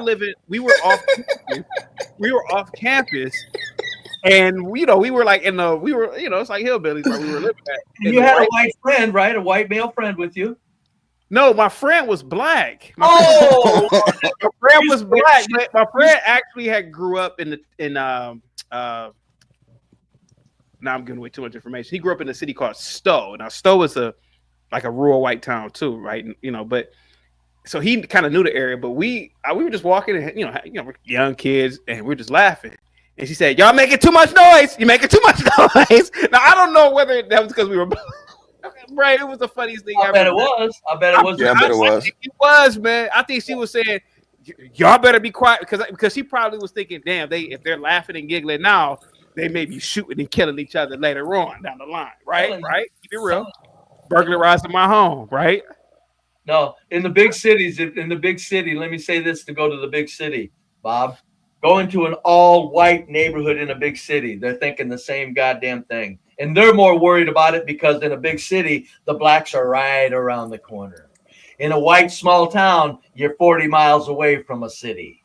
But I'm telling you, if you black folks don't think that these white people, go ahead. But I want to ask you, Brave, what do you think that white lady was really trying to say? Well, you want me to give it to you straight or what? You niggers are too goddamn loud. Thank you, Bob. I would be thinking the same thing too. I know, that's what I'm saying. Brave, we were really sometimes we're right. You guys are too damn. I'm sorry. Brave, we were just we're correct. We were just 2 minutes little college kids, and she said, "Y'all making too much noise. You making too much." It was just it was a weird interaction. There's a reason why to this day everybody wants to live where whites live. There's a reason for that. What's that? Nobody's imagination here. There's a reason black people want to live where whites live. There's a reason for that. You're correct, I believe, in terms of how whites perceive blacks. What's that, Bob? You're can you hear me now? You're largely correct when it comes to, I believe you're correct when it comes to how whites view blacks and things of that nature. What I was more discussing was how blacks should feel, someone like you telling me how blacks should feel about themselves. Like I should feel bad, it should sting and things of that nature. I think that's... Bob, I didn't say feel bad. I didn't say that. Well, that it stings. No. It's there. I don't expect any black man to feel bad. I'm just saying you're not going to sell me the fact that isn't in the back of your head, that if you're around a bunch of all white people, that that right quickly what passes over your head is like, shit, my black culture is going to follow me around. Hopefully not. That's not. That may be one of many thoughts, but it's not the primary thought. And again, the qualifier has to be all the other factors. But what we were discussing was more, I thought, seeing blacks do bad. I feel bad about that. No. I didn't say anything. No, you couldn't quote me if you like, depended on where I said anything close to that. I said blacks cannot get around. The black culture follows you around like it's a haunt. The black culture follows a good black man around as a haunt. Hey, Brad, let me ask you a question. Do you know who Jamie Dimon is, right? No. Wow. Okay. He's the president, or he's the CEO of Chase Bank. Okay. Do you think that? Okay, so I'm just gonna do this just for the sake of the discussion. Mm-hmm. Do you think he would be more comfortable around you or Bob, knowing your backgrounds? Like, oh no, Bob. Okay. No. Let's make it this. Okay. Would he be more comfortable around me or Bob meeting us on the street if Bob was just in work clothes? What kind of work clothes? Work clothes, jeans, shirt, t-shirt. I don't know. What do you think? And he didn't hear Bob speak. He'd be more comfortable around me. Okay, I can see that. That. Bob, do you agree with that? I can see that. Hey, Bray. Yeah. You said you grew up around mostly white trash, right? Yes, all white trash. Okay, now was all the trash white, or was it distinguishable or indistinguishable, or was it just all white trash? You know, like white paper on the ground. Where did you? Let's get you out of here, man. So, can I just say something? You forgot a scenario in that hyperbole earlier. What about the scenario with you in the MAGA hat in a wife beater with 2 hot white girls on each arm walking down the street going to this? Yeah, what about that? I think I would be approached first. In an all white town, they would feel more comfortable because the white women, whites know that when a black man gets around white women, generally the black man adjusts to the white culture. But what do the white woman adjust to when she see the black man? Most or some? A white woman takes control of a black man's mind. No. But what else does she take control to? Hold on. That might be true, Brave. Expound upon that. About the white woman taking control of the black man's mind? Yeah, expound upon that. I'm gonna listen She's to so that. fucking beautiful. How can it not happen? They're beautiful black women, Brave. No, I know, but there's not in the numbers that the white women are. You can go around a bunch of white people, and there's 50 beautiful white women in there. Okay, so she gets control of the black people, and you'll find 2 beautiful black women. And those black women that are pretty will still be ratchet. Brave, hang tight. So the white woman will, like a symbiote, right? She will get control of the black man's mind, and she'll do what? She can the black man will adjust to her thinking. He will not. He doesn't want to upset her, and she's still white. Now, if she's a ratchet wannabe white black woman, we know that exists. Yeah. I'm talking about. I'm saying that black man's got two fine, well-educated white women on his arm. They're knowing that black man is adjusting to white culture. Go ahead, keep it going. Go ahead. We know that. There's no way that a black man would ever take two fine, educated white women and drag them down into the black culture. Now, you can take a white piece of trash woman and she can go ratchet. That's real easy. But when you said two white women on his arms, I was assuming foxy, pretty, educated white women or not. Yeah, sure. Why not? Why not, Gimpy? Right? Why not? Yeah. Why not? No, Yeah. I'm telling you, boom. No, it would be much more comforting than to see him by himself, walking down the street. So wait, so the metric changes if it's two trailer trash chicks? Super hot though, but trailer trash. No, it depends on if they you couldn't tell if they're super hot. You wouldn't know they're trailer trash. Yeah, you would. You can tell that by the way they're dressed that they're trailer. They're still super hot. Trailer trash. Hot white women don't dress like trailer trash. They dress like hot white women. Even trailer trash white women that are hot have a look about them. Gimpy, come on. Jeez, I've been around them all my life. Bullshit. How about that? Bullshit. Oh, Even the upper class women are dressing slutty and low class. Okay, Today. you're right. You're correct. I'm just saying that there's no white trash look that a hot white trash woman isn't going to dress like some white trash. Yes. Brave. Are you telling me that a white woman can change the black man's mind? Change the black man's mind. Well, You really? does. Huh. I never thought about that. Really? Oh my God, please. Really? Come on, man. Here you go. Let me see. I'm a black man, and here's my selection of black women. Yay! 10 of them are weighing 280 pounds.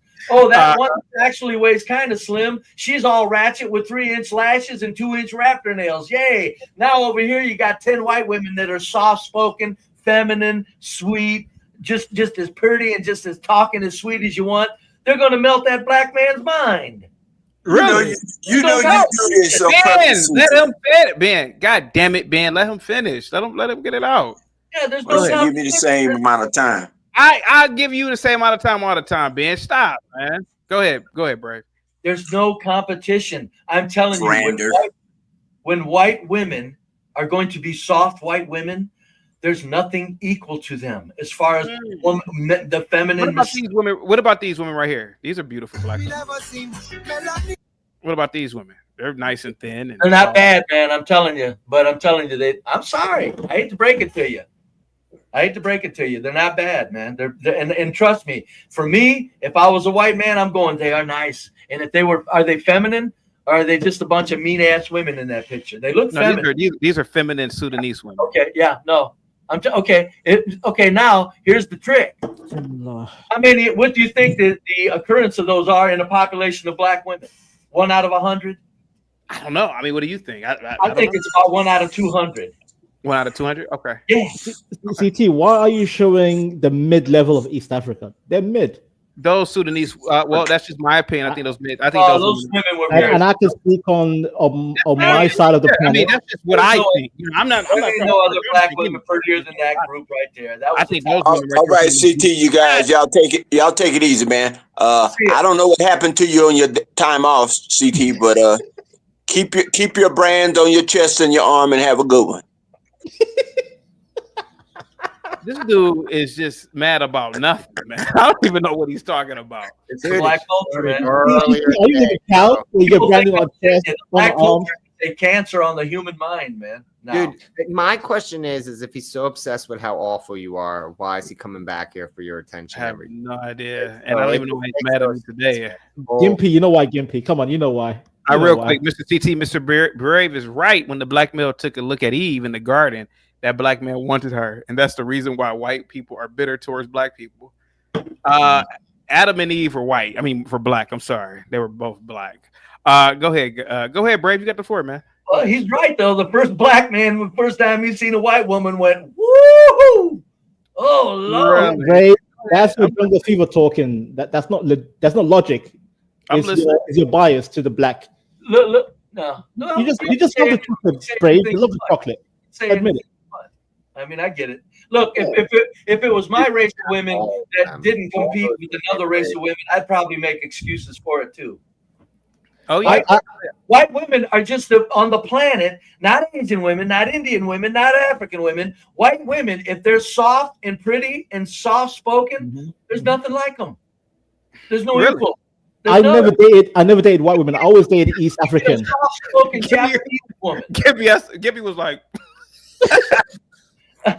if there's a soft-spoken Japanese woman, just a cute little thing. Really? She's soft-spoken, yes, very nice. But she's still there's something about a white woman, if they hold on to their decency and their femininity and their attitude, there's nothing like them. And then you put a body on that woman, it's over. It's over. There's the top.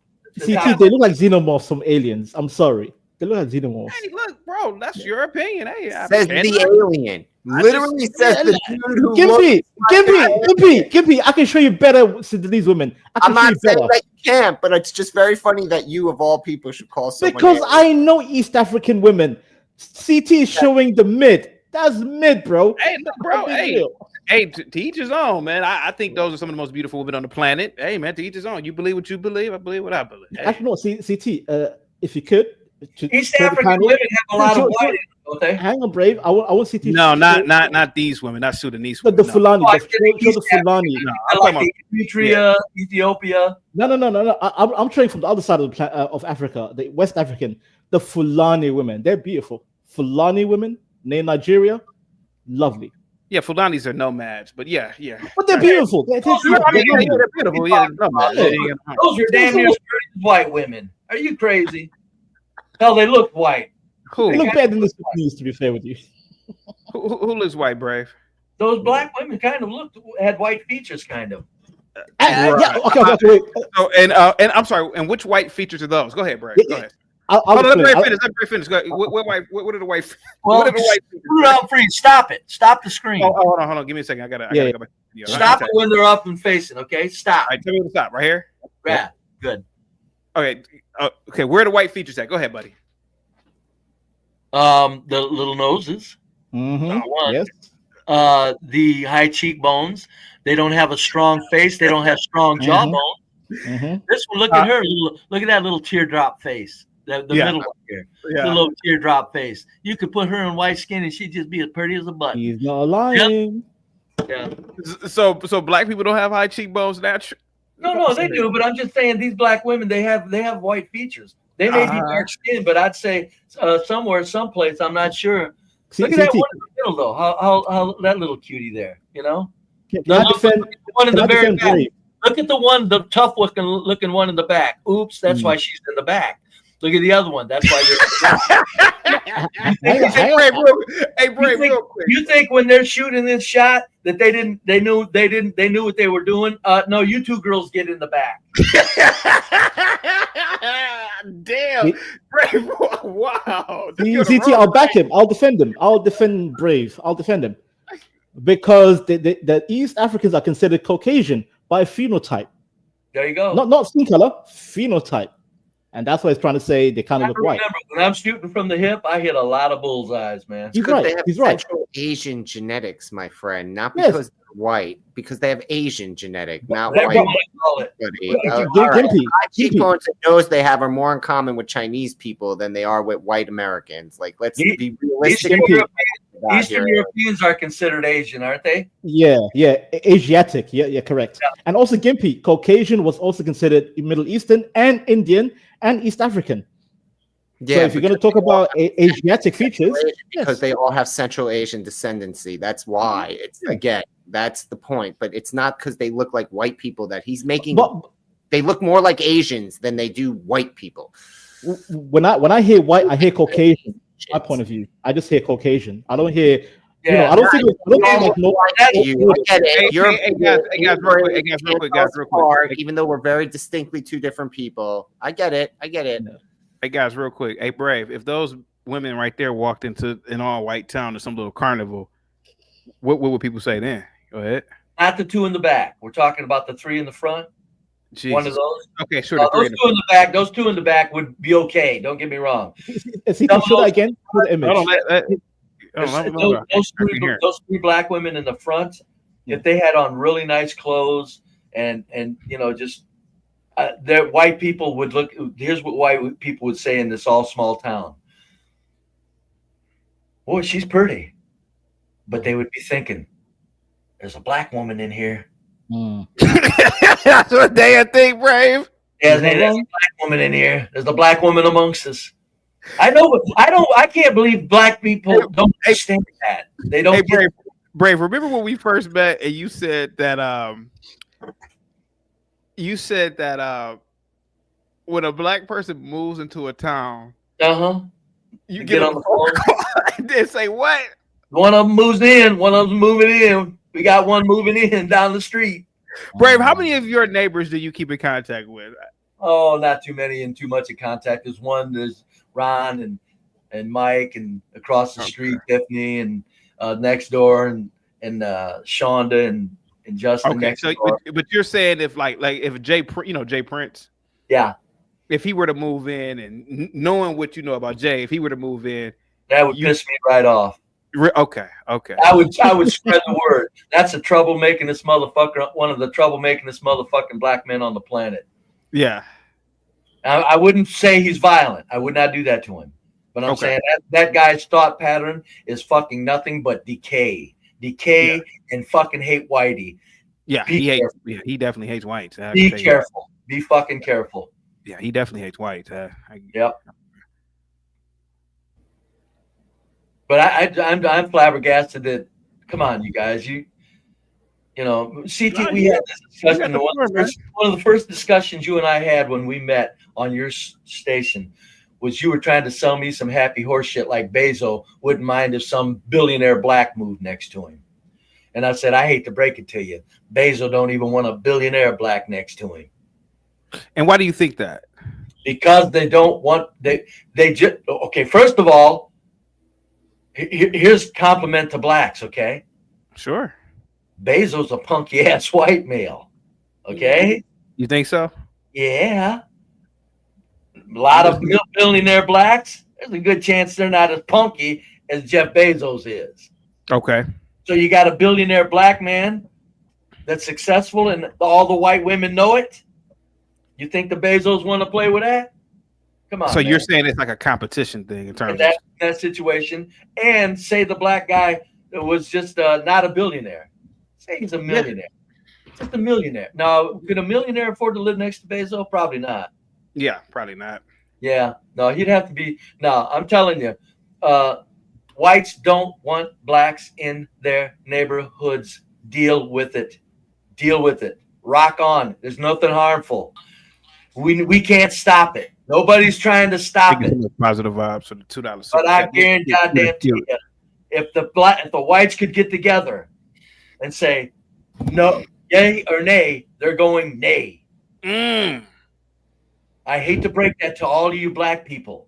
That's why I'm not black, by the way. I'm not black. That's why I say to black men, don't lose your dignity by thinking these whites all like me. Don't do that to yourself. They're not against you. They're worried about you when you move in. Just so keep that about yourself as far as being dignified. Don't lose your dignity thinking, oh yeah, I'm fine. They're all worried first. Don't do that to yourself. Moxie wants to know, CT, why doesn't CT give Be Brave any pushback? I don't understand. I don't necessarily give anybody any pushback. I just let people. I didn't give Vanta any pushback when he disagreed with those women. Hey man, that's what you believe. Hey, no, y'all. but I want to push back on Brave, but I'm gonna go. Hey man, y'all do what y'all do. I don't give any pushback. Y'all could be right. I mean, I do think Brave watched too many. I do think Brave watched Menace to Society and Boys in the Hood. Too much. Yeah, I mean, I kind of think you get a lot of your information. And Brave, would you be willing? And I've asked you this before. Would you be willing to watch one of these movies and do an actual review? I'm telling you, that shit'd go viral if you did that shit. What review of Menace to Society? No, if you review Black Hood movies, man, like, dude, I'm telling you, that'd go viral, man. That'd go viral. That would be off the charts. CT, that would be funny. Because what I could do is say, you know what? You think these are movies, don't you, folks? You think this fucking is pretend, don't you? Yeah. This is a goddamn documentary, you black bastards. CT, those women are. I kind of think reviewing Tyler Perry movies. That would be priceless. Those women are unusually ugly. Okay, that's your opinion. No, it's my fact. You're hyping them up. You're hyping them up as if they're some type of towering models of. Thank you, Bob. Just unbelievable siren type beauty. I mean, my God, brother. Most people look average. There are people's on the extremes. They're kind of on the extreme. I mean, can you put that up? Tell me what you see, brother.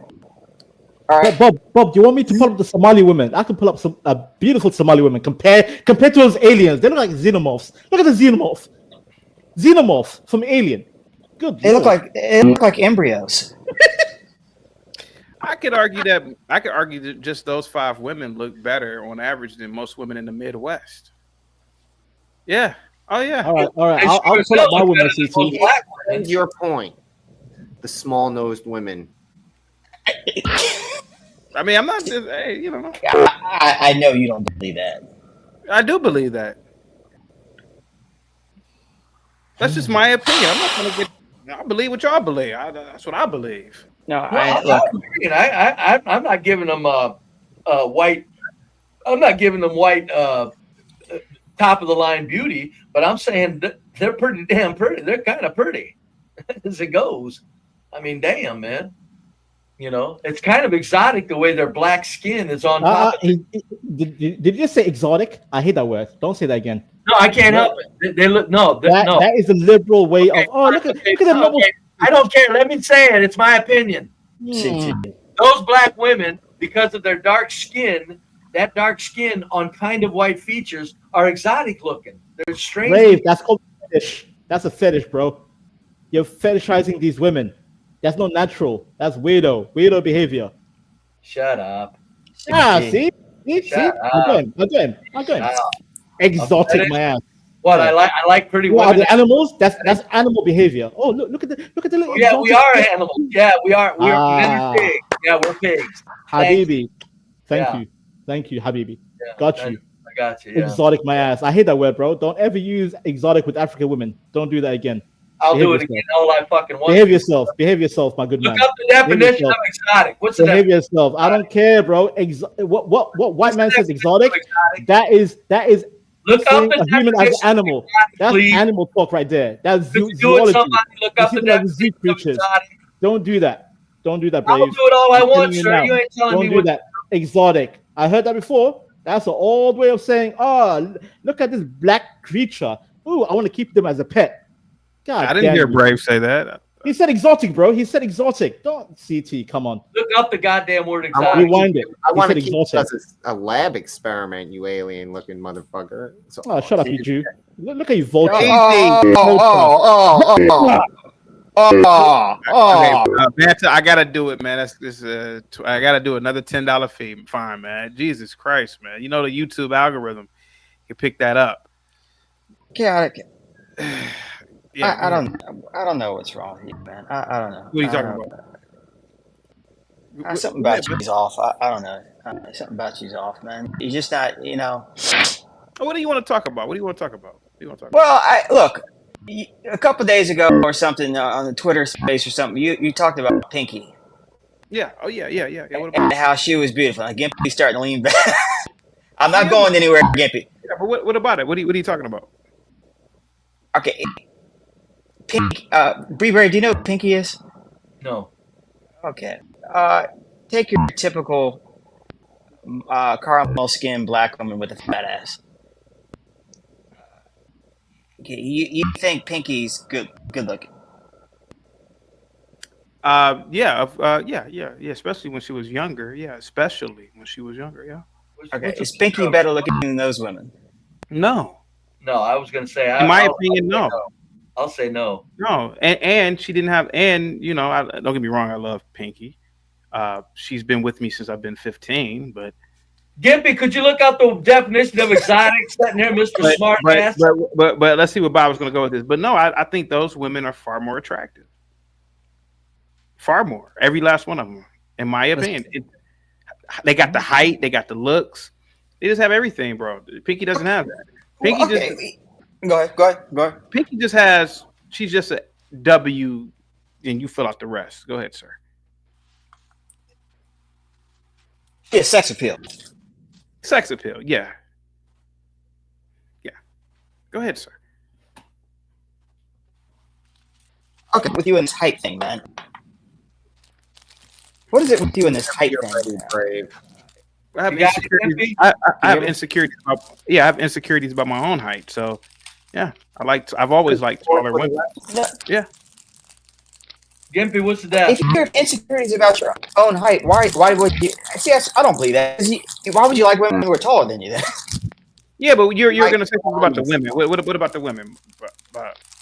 I don't know. I'm looking at those women. I figured you would say height, and I'm thinking if those women were 5'3" with the same proportions, do you think they're pretty? It definitely goes. 5'3", looking like that. Oh man, that would be one hot item. I mean, to answer your question, Bob, you could definitely lose a lot of points with being shorter. Yeah. No, most men like shorter women. CT's full of shit. Yeah, I don't think you have a height insecurity, but I'm talking about myself. Like Michelle Obama. I'm sorry, buddy. Say what? You hype up Michelle Obama as being good looking. I don't hype up Michelle Obama as being good looking. I just hype her up as being a person. When she was the first lady, she could definitely dress. She definitely had a level of class about herself. She did. If she was 5'4", though, you would think she's raggedy. Yeah, possibly so. Okay.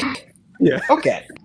So height is a very big. Okay, so that's your thing. Well, you kind of like. Height is a big factor. It's a big factor for you. Okay. For me. All right. Well, then, in that case, those women on that singular characteristic, I will say that I guess you have a point there. But if you look at them, I'm just wondering, when you look at a woman's face, there's something about a face that just. What's wrong with their faces? Oh, come on! Don't do this. No, what's wrong with their faces? I'm just trying to figure it out. What's wrong with their faces? I think their hair goofs them up. I think they need to have They have high cheekbones, voluptuous lips. At least 3 of the girls had symmetrical faces. What's wrong with their? What are you talking about? If we look at them, yeah. Okay. I just don't see what you see. I just don't see what you see. They look like. They kind of look like boys. They kind of like who? They kind of look like boys. I mean, Bob, listen, that's your opinion. You could be correct. Oh, Bob, not the truth. I don't see what you're seeing. The two in the back don't rank. Yeah, I mean, these two right here, the two right here, forget it. That third one there, no. I'll give you the one in the back, the back to the left, the dark one. I'll give you that one. But the rest of them with that face, that forehead out. Real quick. Oh Jesus. Yeah, Gimpy, what's the Gimpy, what's the definition? So you want the definition? The term exotic typically refers to something that is unusual, striking, or different from what is common or familiar. It can apply in various contexts, and for appearance, it says can mean something unique or eye-catching, such as an exotic design or features. Gracias, señor. De nada, mi amigo. Bob, what are you doing? Actually, Bob is just stirring the shit. That's Bob's favorite thing to do while he's on a layover. If I can speak for myself. CT knows exactly what he's doing. Whenever he brings, like he did Iman, he likes to bring women with these looks, the melanin, these features, because he knows exactly what the reaction is going to be. Because many of you are not attracted to their look. Oh, fucking well. But he enjoys doing this to just be rude and just be dismissive and very disrespectful. Who, And me or CT? many of you, and really, because it's his channel, he enjoys doing things like this. Like, there is absolutely no reason on this channel with you people to even bring women who have this aesthetic here, because he knows exactly what the response is going to be. And furthermore, there's already enough harassment and attention and, yes, violence towards women with this aesthetic. He just likes to entice. And you all always take the bait. This is very similar to when when he brought the picture of Iman, Bowie's widow, and many of you had these types of responses. So he just does it on purpose. There's just no reason. It's just to unnecessarily target these young women, these women who look like this. Question, Ponder. Do you think men? What do you think men talk? Bob, you fuck white women, fat, short white women. That is your preference. And you decide to make these comments. Just one. Just one. Just one. Just one. And I was in college and I was drunk. Question to Ponder. What do you think men talk about amongst each other? You think we talk about women in a way that uplifts their educational abilities, or what great accomplishments they've done? I mean, what do you get a bunch of men together? You think we're sitting there thinking, man, I like to date her, but man, she has a PhD, man, she's hot. You think we do that? If you get a bunch of guys together, we're going to talk about sports, money, and women, and curves. I mean, it's not a play. It's just, this is how dudes talk. I do think women are surprised that men talk like this. But no, I don't think he's. No. It's not about being surprised men speak like this. It's these particular group, this aesthetic, especially the level of racism and targeting and violence. He enjoys bringing this matter forward. I mean, racism, targeting, and violence. Of course, but I know you're lost and confused. I know, but I am confused. And the words you're using. Who's talking about violence? No one said beat them up. No. Say what you will. No one said anything about hurting them. Bob, I never said anything about you hurting them. You said violence. Because these are the type of women, this aesthetic, they are harassed. These women are truly harassed. I'm not saying that you're doing it. By who? I'm just talking CT. But carry on as you will. Whatever. Bitch. Motherfuckers talk about hoes. Question to ponder. You know the nerve of your fucking ass. You don't get on camera. You ain't even a goddamn member of the channel. And you telling me I'm doing this on purpose. I have always shown and you need to rewind and go back to why I'm showing them in the first place. The nerve of your ass to say that I am doing this on purpose when I was the one who went after Candace Owens, when Candace Owens went after a dark-skinned girl. I actually like dark-skinned. My fucking wife is dark-skinned, you nappy-headed hoe. Just because I forgot why we even brought those women up. I think it was just, I think they were just on my timeline on Twitter, and I was just showing Brave what would they do. But questions to ponder. Most of the top goddamn supermodels on the planet are dark-skinned women. Adut Akek, Ducky Thought, her sister. What the fuck are you talking about? Jumbo Janet. You think that. A lot of guys think those women are very gorgeous. I'm not doing this shit for no nefarious fucking reason. I'll black out on your ass. Don't do that shit to me. You think that they are not attractive. I think that they're very fucking attractive. Most of the women I've ever dated in my life have been dark. I don't have a fucking color complex. I think dark-skinned women are the most attractive women on the planet, and I think that those women are the most attractive women on the planet. These motherfuckers can give their goddamn advice all they want. Maybe you shouldn't be here either if you get a goddamn attitude about that. Get question upon you don't get no waivers. You don't get no waivers either. Question to ponder. Now I've been gone for 7 goddamn days, but don't do that shit to me. I've done plenty of fucking videos about darker skinned women. I don't have a color complex. I didn't grow up like y'all. I'm sorry. I didn't. Truth be told, I didn't know about this dark skin, light skin shit I got on Twitter. I mean YouTube. That's y'all. That shit didn't really go down in the Midwest. I grew up, and if you just look good, you look good, and those bitches look good. Now this motherfucker right here, he just happened to like white women and think white women look better. Hey, that's fine. But I don't believe. But I look, he can. Hey man, Vanta could believe whatever he wants to believe. But don't say that I'm doing that shit on purpose.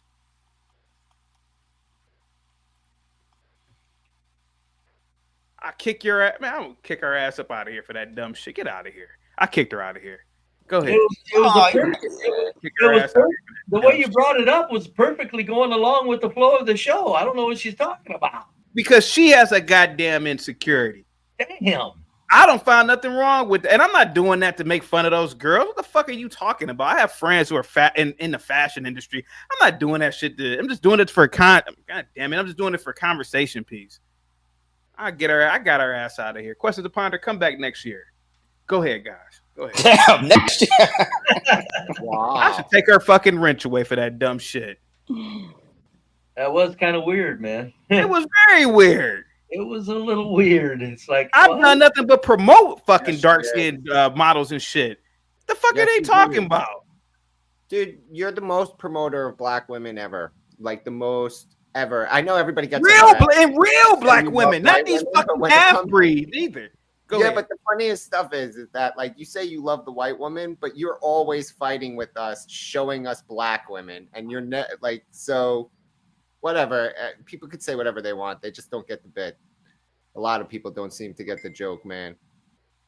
I'm not lying. I can't get the middle girl out of my head. She's just a pretty thing. What, the one in the bottom in the middle? Oh, the bottom in the middle. Oh, yeah, she's really hot.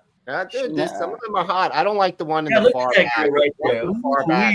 The cute little thing. Look at her. Oh, this one in the middle. Oh, yeah. Yeah. Oh. No, the one to the left. The mid left. Or the back, right next to her, the left. She's also, I'd smash her too. Well, now that I look at it. Well, yeah, I was going to say, wait a minute. I tried telling you earlier, that's why I got her in the back. Bob, I didn't mean to cuss out questions upon it. But the nerve of this woman. I'm one of the only content creators, and I don't do it on purpose. I just happen to I just think darker skinned women are more attractive. I've always thought that. I've tried my best throughout my life to, be with darker women. It just so happened other women like me too. Growing up, I was like that too. But Bob, I've done nothing but make videos about dark skinned women. I went after Candace, and the nerve of questions to ponder to say that I'm doing this as a fucking joke. The nerve of this fucking nappy-headed hoe. God damn it. Questions to ponder. I don't mean to go in on you, sweetheart. But don't apologize to you, CT. Why don't you bring her back? That was wrong, CT. She needs to apologize, though. That was a hell of an accusation. That was completely out of bounds. I don't know what this show is coming into, CT. I went on the Lapeef Network. Bob, remember on the God damn it.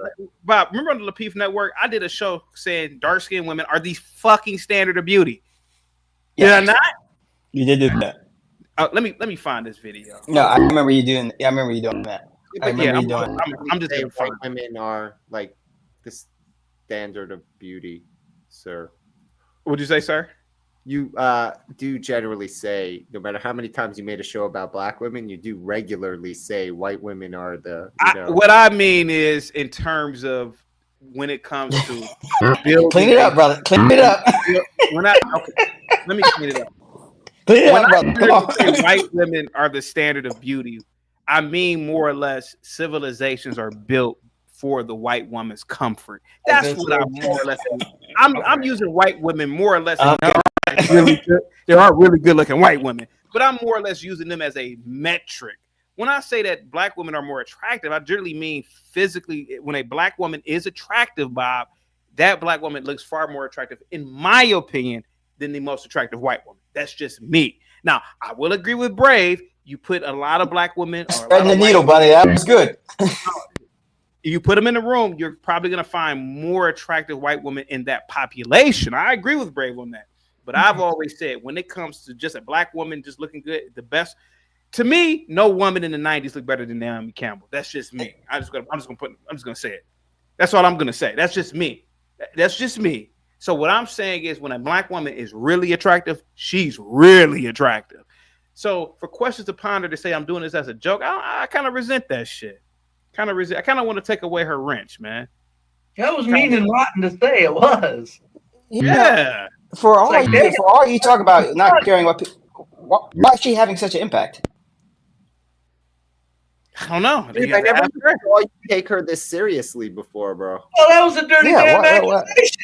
Yeah. What the hell? Said messed up shit before. She comes on here and says messed up shit on a regular basis. Nah, that was a pretty good. That was a pretty good. Here that I was go. pretty damn rotten. Right Here there. I go. Jealousy for the dark-skinned woman. Why is there so much jealousy for the dark-skinned woman? Here on the damn thumbnail, I have Dookie Thought, her sister, and a knock. I can't think of the one girl in the back and the third girl. Here I go, protecting this girl right here on the right because Candace went in on her.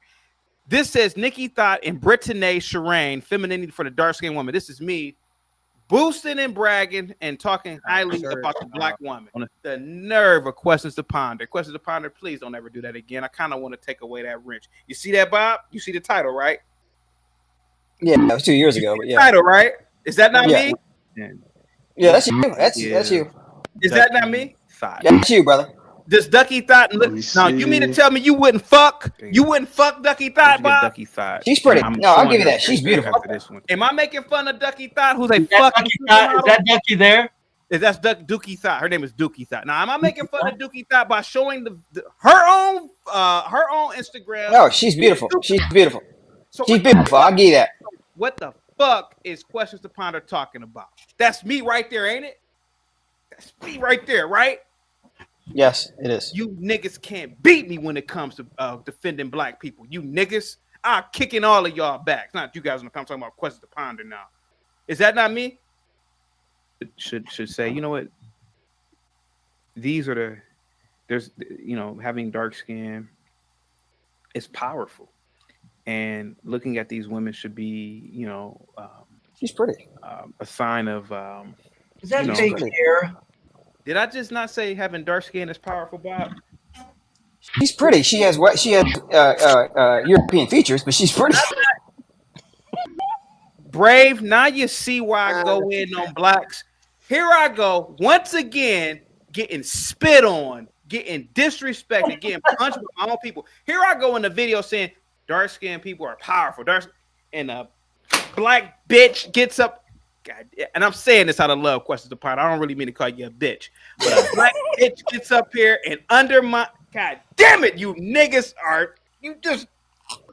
It's gotta be. It's gotta be. Frustrated dealing with these niggas, Brave. I just want to Brave. If I could put a lot of these blacks in slavery, man, let me count. Here I go, Brave. It's video after video after video. Brave, you wouldn't understand how many videos of me that I'm literally talking about real black people, not some half-breeds, some motherfuckers who got 20% white in them. I'm talking about real blacks. And Questions to Ponder gets up here and says what she said. I can't count the times that I've seen you on your show bring up black women as beauty. It's constant. It's never ending. What did she tell you? I love this show. Here goes Moxie saying, shaking my head, not cool, CT. It wasn't cool for her. Man, I love this show, man. This show is so fucking good, I love this show, but I gotta roll off. Thank you so much, Moxie. I gotta go do the other show. Thank you so much, Gibby. Moxie, was it cool for her? Was it cool for her to accuse me of trying to make fun of dark-skinned people when I clearly have made dozens of fucking videos elevating and talking great and saying great things about black people and black women, real black women, not some fucking half-breeds. The nerve of these people. God damn it. Yeah. What's the word I'm looking for? Inspiration. But this is Nikki Thought. So on a scale of 1 to 10, so what would you give Nikki Thought? Probably. Yeah. I'll probably say like 8.5. Oh, wow. What? 8.5. Okay. That's what's up, man. Bob. She's a 10. She is a 10. Bob, I didn't mean to call questions to ponder, bitch. God, no, I didn't. But don't you see, Bob? I do. I bend over backwards to help to talk great about blacks. I get called a coon. Oh yeah, CT, he's doing that on purpose. Here go 12 videos, motherfucker, about me elevating not just black women, but dark-skinned black women. Bob, you saw the fucking videos, Bob.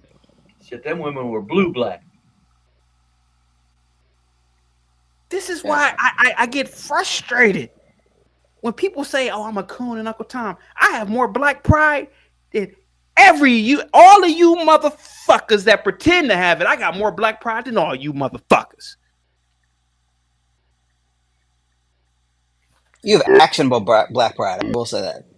I got more black pride than all you motherfuckers, man. Question to ponder: how dare you get up here and say what you said? And I'm kicking your ass back in for just out of love. And trust me, when I call you a bitch, it's out of love. It ain't out of anger. I ain't gonna lie. But that pissed me off. And I was away. I couldn't even get to the computer. I'm falling over. I couldn't believe. And Bob, you sat there and let her do the shit. You know I've made videos talking high. God damn it. Here goes a video about me. Now, Candace Owens, this old half-breed bitch. Hold on for a second. Well, now hold on. In Bob's defense, he went, "What?" So I mean, he did like, what the hell are you talking about? Yeah, I didn't see it. I was away from the Oh, computer. he did. Oh, Thank you, Brave. Bob did it real. He said, "What?" Thank you, Brave. Now, thank you. Here go Candace Owens. Somebody told her to do a video about this beautiful black woman named Brittany, right? I did a video on Lapeef and I did a video on this channel in defense of this beautiful black girl. Support it with their money, with their attention, with their likes. If it doesn't generate any likes, it doesn't exist. It doesn't get created. Yeah. The algorithm doesn't push it. Now, Candace doesn't know What that the hell girl. was Candace saying about it? What she Candace was going in on that girl, like talking about, she's man, she was saying that this girl was acting all sedity and like real catty stuff. But I think somebody put her up to do it when she was on the Daily fucking Wire, because that girl, she's like, she's not really that pretty. Candace making little snide comments about the girl. The girl didn't even know her, and I think somebody put her up to it. Now here I go, a fellow conservative content creator. I went in on Candace for that shit. No thank yous from the black women. Questions to ponder. I went against a person who you would think that I would want to network with. And I went in on Candace. Hey, man, Brittany is more black than she is. I think Brittany is more attractive than Candace. And for questions to ponder, to get her ass up here and say what she said tonight, hey, man, it never fails, Brave. It never fails. Never fails. That's for sure. It blew my mind. Man. What the hell are you talking about, lady? It never fails. It sounds a little bit self-righteous. You're wandering into that territory here. Nah, man. Nah, fuck that. Now, I was trying to be peaceful. I was trying to be peaceful with you blacks. Now I gotta kick some. I gotta kick some ass now. Maybe she feels bad. Maybe she, a lot of black women talk about this pain. Maybe they know they're not chosen as the top group. Maybe you tapped into that, and that's why she lashed out. She lashed up the wrong person with me, because all I've ever done is talk highly of dark-skinned women. Yes. Why don't you have her on camera and talk to her? Hold on, let me find some videos. Is she ever cammed up? No. That sounds pretty. She sounds real pretty. Sounds pretty. She has a soothing voice. Why don't you talk to her, CT? Why don't you get her up here and have her, That's the kind of voice you can talk to for a long time. Listening to I'm just tripping off. Go ahead, Brave. I'm sorry. No, I'm just saying that she's got a voice that you'd never get tired of talking with her. You'd never get tired of hearing her. I gotta find the voice. Go ahead. I'm just tripping off the fact that I don't know. I think women sometimes think men sit around and talk about women in ways that women talk about like stuff. It's like, we're gonna talk about a woman. We're gonna look at her looks, man. And we're gonna judge it hard. I mean, It's just the way it goes, man. Yeah. What else? What else is there? Yeah. That's an insecurity with her. It is. She think I'm making fun of her because I got some dark-skinned women up here, not knowing that throughout my entire life, I've primarily have reproached dark-skinned women before any other woman, because I actually think, and I look at black, you don't have to tell me, I just think darker-skinned women just look better. That's just me. Why are you defending it this much though, CT? Because Bob, when you put in the work that I do, and a motherfucker just uses you as a punching bag and spits on you, it never fucking fails with blacks. Never. You don't see this is a woman thing? No, it's Bob. I gotta agree with Brave, man. It's a culture thing. I'm telling you, it's not good. It's like you never get the thank you. You never. Not that I want it, but I can show Questions to Ponder at least 12 videos of me talking highly about just dark-skinned women, breaking it down. Ducky Bob, you would fuck Ducky Thought. You would fuck her sister Nikki Thought, right? And you don't even like black chicks. And you can't tell me that those chicks ain't super hot. How am I making fun of them? Those are actual those are actual models. One of them looks Every like Snuff. woman in that video was actual models. So she got up here and said, "Oh, what do Chaotic think about the women? The people gonna talk about them. Who gonna talk about them? I bet nobody in this chat. I'm gonna call, like I said, I bet nobody in this chat that ain't talking to no fucking models like that, black or white. I'm gonna call like the only, because it pissed me off. I think she was imprecise with her words. Maybe that's what it is. Fuck that. I'd like to hear her explain it. If she could come back up, that'd be a good. Yeah, especially on camera. You know, Brittany looks a little bit like Mr. Snuffleupagus. You remember that from Sesame Street? Who looks like that? The second one. Brittany. Yeah, I know Mr. Snuffleupagus. Yeah, with the big lip. I mean, she had a little Snuffleupagus going on, but she's pretty. But CT, I'm with you. What did you say? I rock with you. You say that all the time. I'll meet you halfway. But let's be honest. The first one did have European features. Bob, listen. Yeah, bro. I mean, European. She looked kind of European, just dark. Go ahead, man. I mean, go ahead, man. No, I'm with you. Look, you defend dark-skinned women. I'm just saying I wouldn't know if that's the one. If I would play that, I would play her as defending dark-skinned women, because when I look at her, I see like the Tracy Bingham. I see a black woman that has European fucking features. Yeah, she doesn't look like a real black woman. No. That doesn't I mean, to me, that doesn't even make any sense what you're talking about. But anyway, go ahead, man. You know what I'm talking about. You know, there's some black women you look at, you think, okay, you look, you're black, but you look European.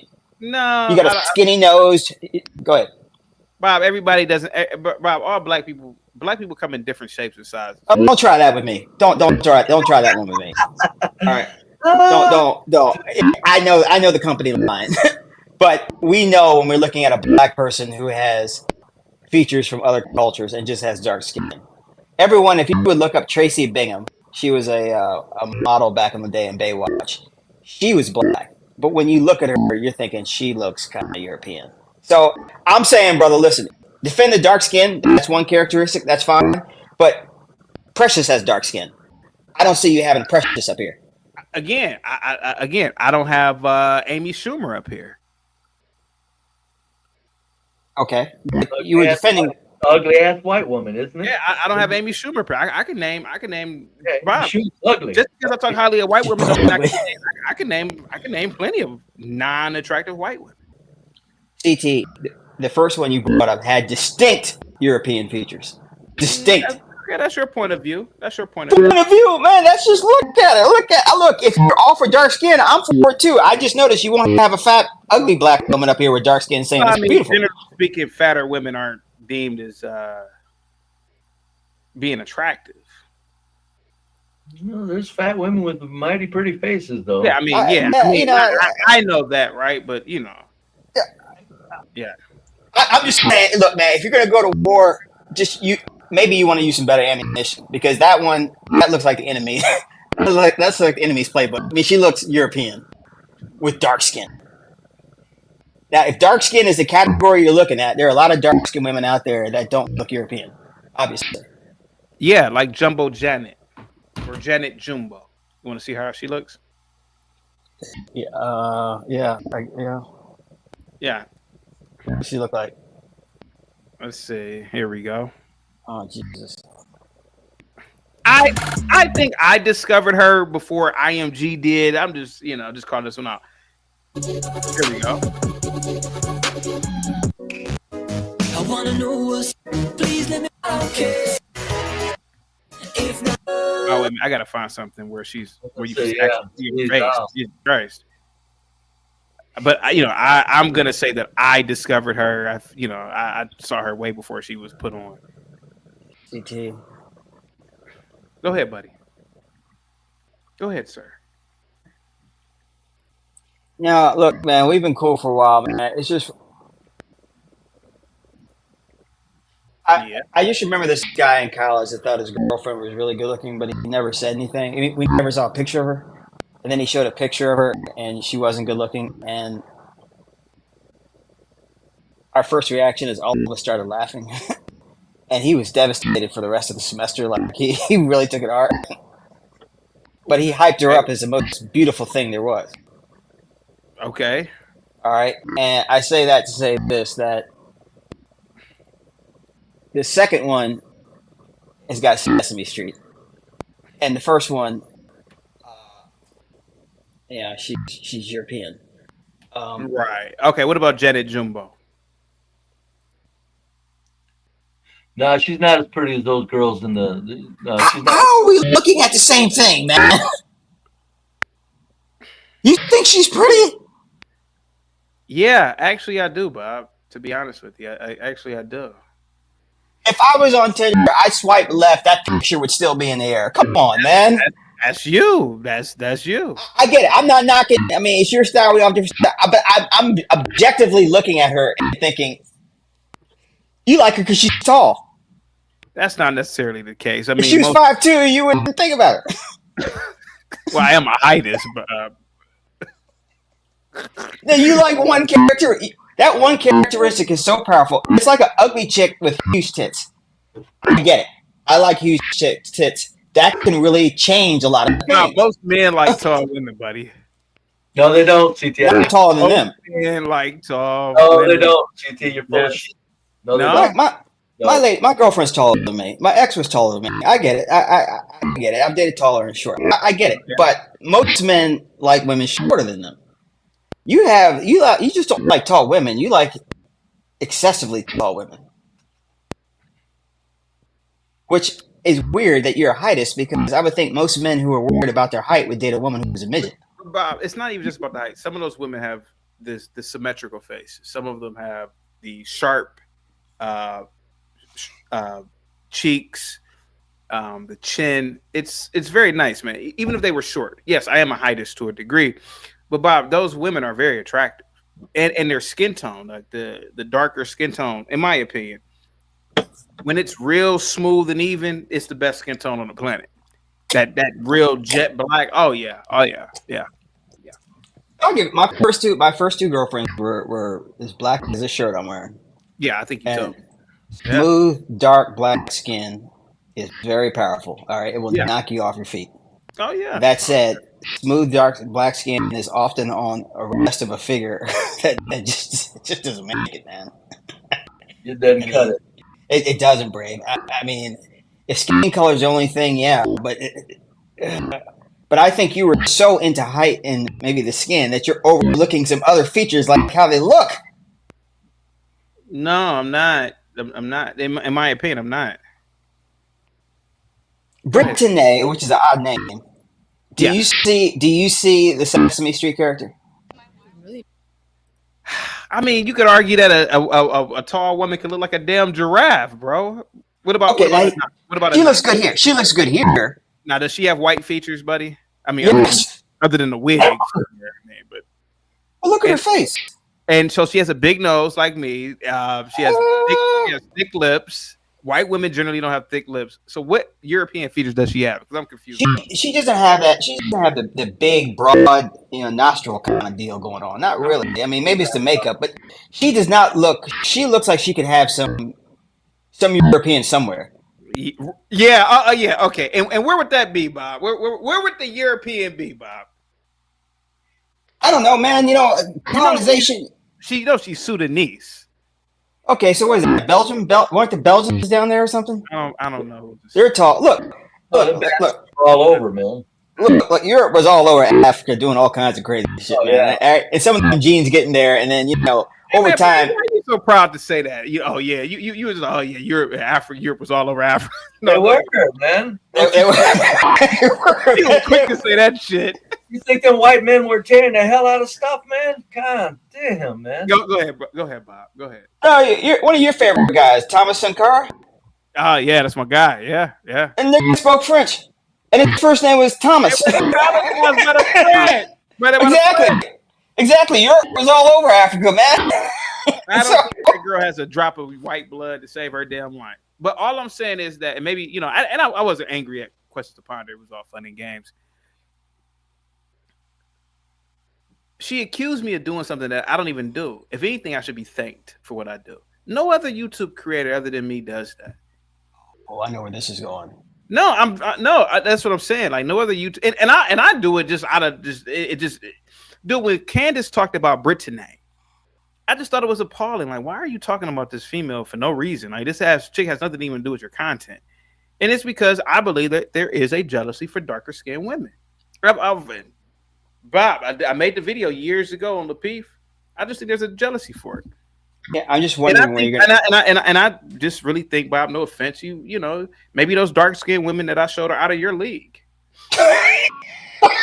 Yeah, I'm just gonna be honest, man. I'm just gonna be honest. Man. No, what I love is the condescending way you put it. Like, hey, man, I was trying to be I don't know how to tell you, but that's right, man. Yeah, man. Look, man, I'm your friend, man. I want to help you out, but you're forcing me to be honest with you. That's why I love this show. CT, don't pick your nose. Look, you're coming dangerously close, and it's Lent, man. To you liking yourself to Jesus, because I think you're going to go down that Jesus Christ would talk to ugly women.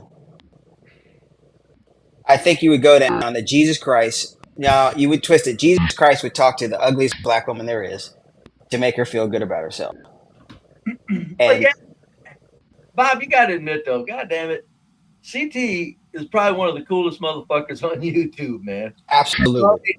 Come on. Absolutely. I agree. Yeah, I agree.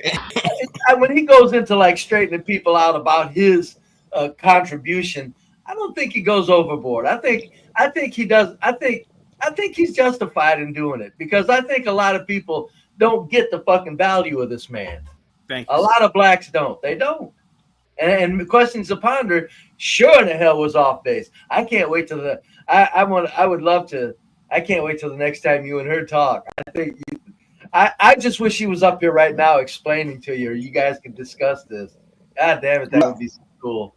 Yeah, CT, you are a natural resource, man. If it was up to me, the Department of Energy would have security around you. All right. For 7 days, a lot of people, man, we were not energetic. We were lethargic. We were walking around. Some people were falling out, drooling and whatnot. Some people went to the hospital. When this show is not on, but you do have a tendency,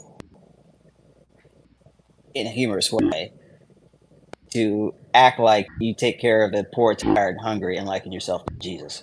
Can you guys hold it down? Yeah, I'll be back in like 5 minutes. I got. Yeah. It's checking on his test results. Brave. The results are negative.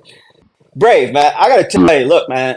I get what you're saying about how people view me, or people view skin color is a big thing. You look like the part. I totally get that, man. What I'm saying is,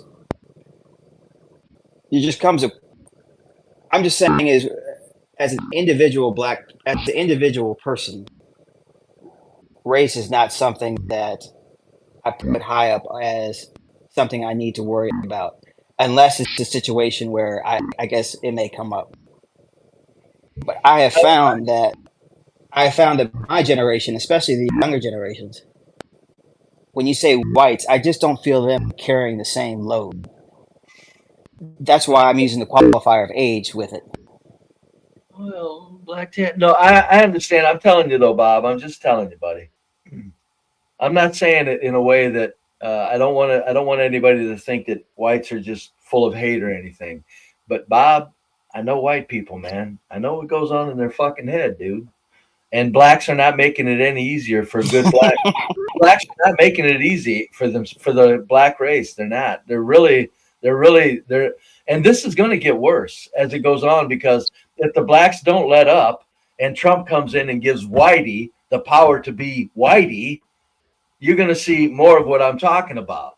Because right now, for the last 4 years, Whitey couldn't say shit.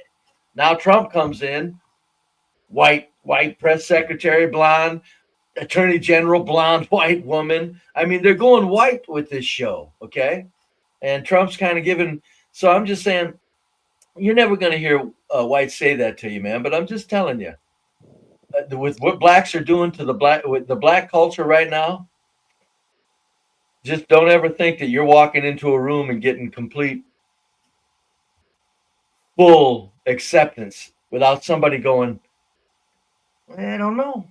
That's all I'm saying. It's not like they're going, get that motherfucker out of here, or anything like that. They're just going, hey, it's a black man in here. That's all.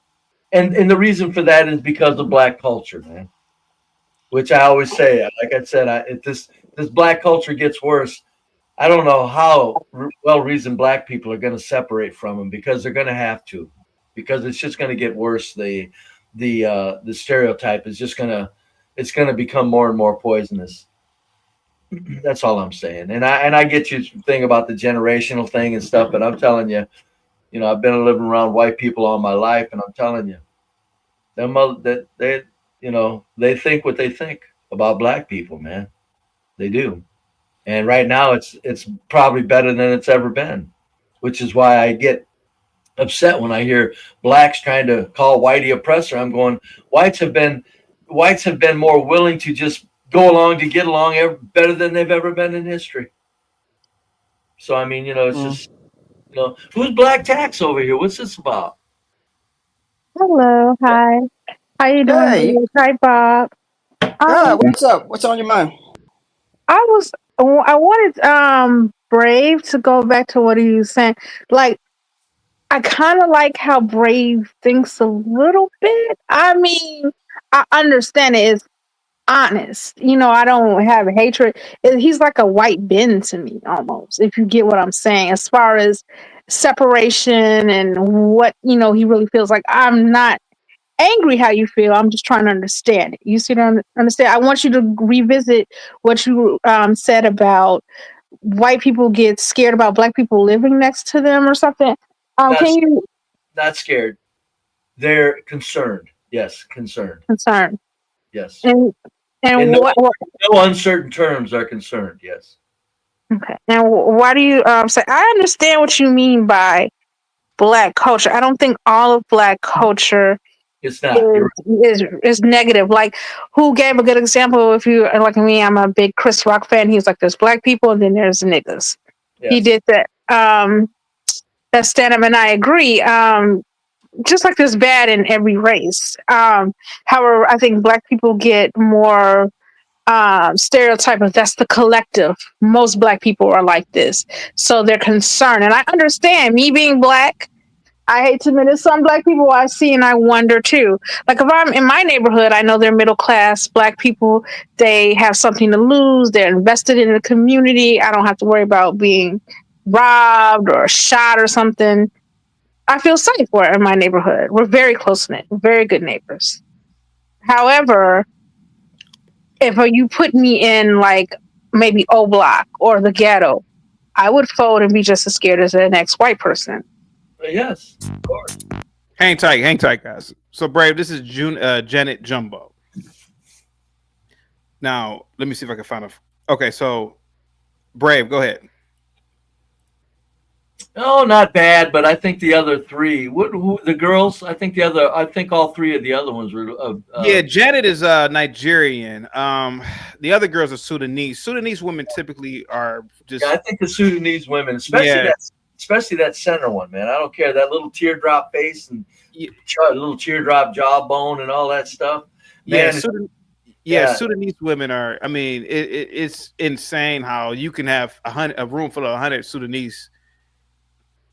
Man, maybe 75 of them are gonna just be modeled. Like it's almost like in Sweden, like mostly all the white women are gonna look beautiful, right? Mm-hmm. So it's just weird that you just get this around the planet, right? But yeah.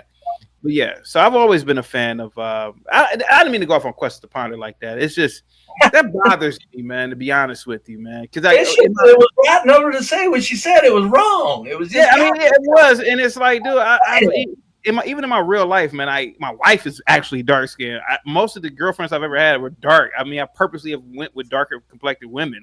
I just like darker skinned chicks. I don't know. And Bob, his old evil ass, talking about, oh, you're Bob, you said it, man. Talking about trying to be like, no, Bob. I genuinely think darker women are more attractive. I just believe it. I don't know why, and I didn't even think about it until I got on YouTube and all this color shit, was talked about. To be honest with you, I just was more attracted to darker skinned women. Yeah. In the 90s, man, at Morehouse, we had Spelman across the way. Yeah. There was only one guy that I remember talking about colorism. It was a country boy from Albany, Georgia, dark skinned, like light skinned women. But none of us were thinking about color. We were just thinking about how hot they were. I didn't know how much colorism really came about really till these YouTube streets. Honestly. Keep it real. You marry a Spelman girl, you date a Clark girl, you bone a Morris Brown girl. That was our thing. You marry a who? We say you marry a Spelman girl, you date a Clark girl, and you have sex with a Morris Brown girl.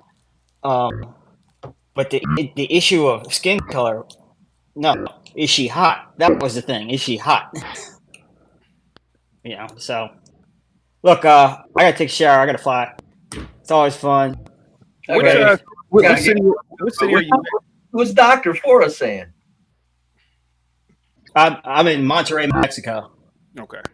I don't even know where Monterrey. that is. That's their. It's about 100 miles south of the border. It's their Silicon Valley. Oh, okay. Yeah. So it's more like white. It's more like white Mexicans there, like whiter looking ones, or indigenous, like the Canelo, like the Canelo Alvarez's, or like the indigenous. The first one. Canelo. I know that. He's a boxer. He's a boxer. He looks like he's Spaniard. He might just be a Spaniard. Yeah. Yeah, I mean, I'm kind of in the business area, so yeah, they look. Yeah, a lot of them look white. Yeah, they look like be brave, right? Just yeah, they look. Yeah, they're white. You didn't pay attention to that, did you? Yeah, that's how. Yeah. When I looked up Mexico City, I didn't realize that a lot of those people were just like really just like white people. Oh yeah, a lot of them. They're white people that speak Spanish. Yeah. Very light. Like the ones in the rural areas, or those tend to be the more. Was it Aztec or Mayan? They're both depending on what part of Mexico. I don't know. Yeah, they do look more. Yeah, they look more whiter. But yeah, so all right. Thank you so much. I'll listen as long as I can. We'll see you. Peace. Go ahead, Dr. Ali. Go ahead, sir. Yeah, that topic is wild. It is rap culture. Blame for everything. Oh, go ahead. Yeah. I'm currently putting out videos, surveillance, and everything, trying to get these guys apprehended for that little girl getting killed. Yeah. What's the bounty on them? Isn't it because they identified two of them? But I don't think they got a bounty. This is what happened. The police they got the description of the people because the camera footage, so they put the description out, but they was and I think they knew who one of them was because one of them was a registered ex-offender, right? So since they couldn't find them, they fat lazy ass come out and say, hey, black people, such and such, Adonis such and such is public enemy number one. He's registered sex, so they want us to do the work. Yeah. To apprehend apprehend him or whatever, you know, so they can, you know, get their monies and whatever off of him per day. But yeah, I think Charleston White and rap music, rap culture is the reason why these people act the way that they act in our community. It does. It drives people crazy, and they don't even know it. Yeah, They don't even know it. And I call and like I say, a lot of people I got this phrase called tragedy pimping. Anybody who talks about like these situations like this and they're collecting money, I call them tragedy pimps because they take people's tragedy and make money off of them. And so, you know, it's a lot of that going on. But yeah, rap music is the problem. Yeah, look at the lyrics. Plato made it clear that where the music goes, the youth will go.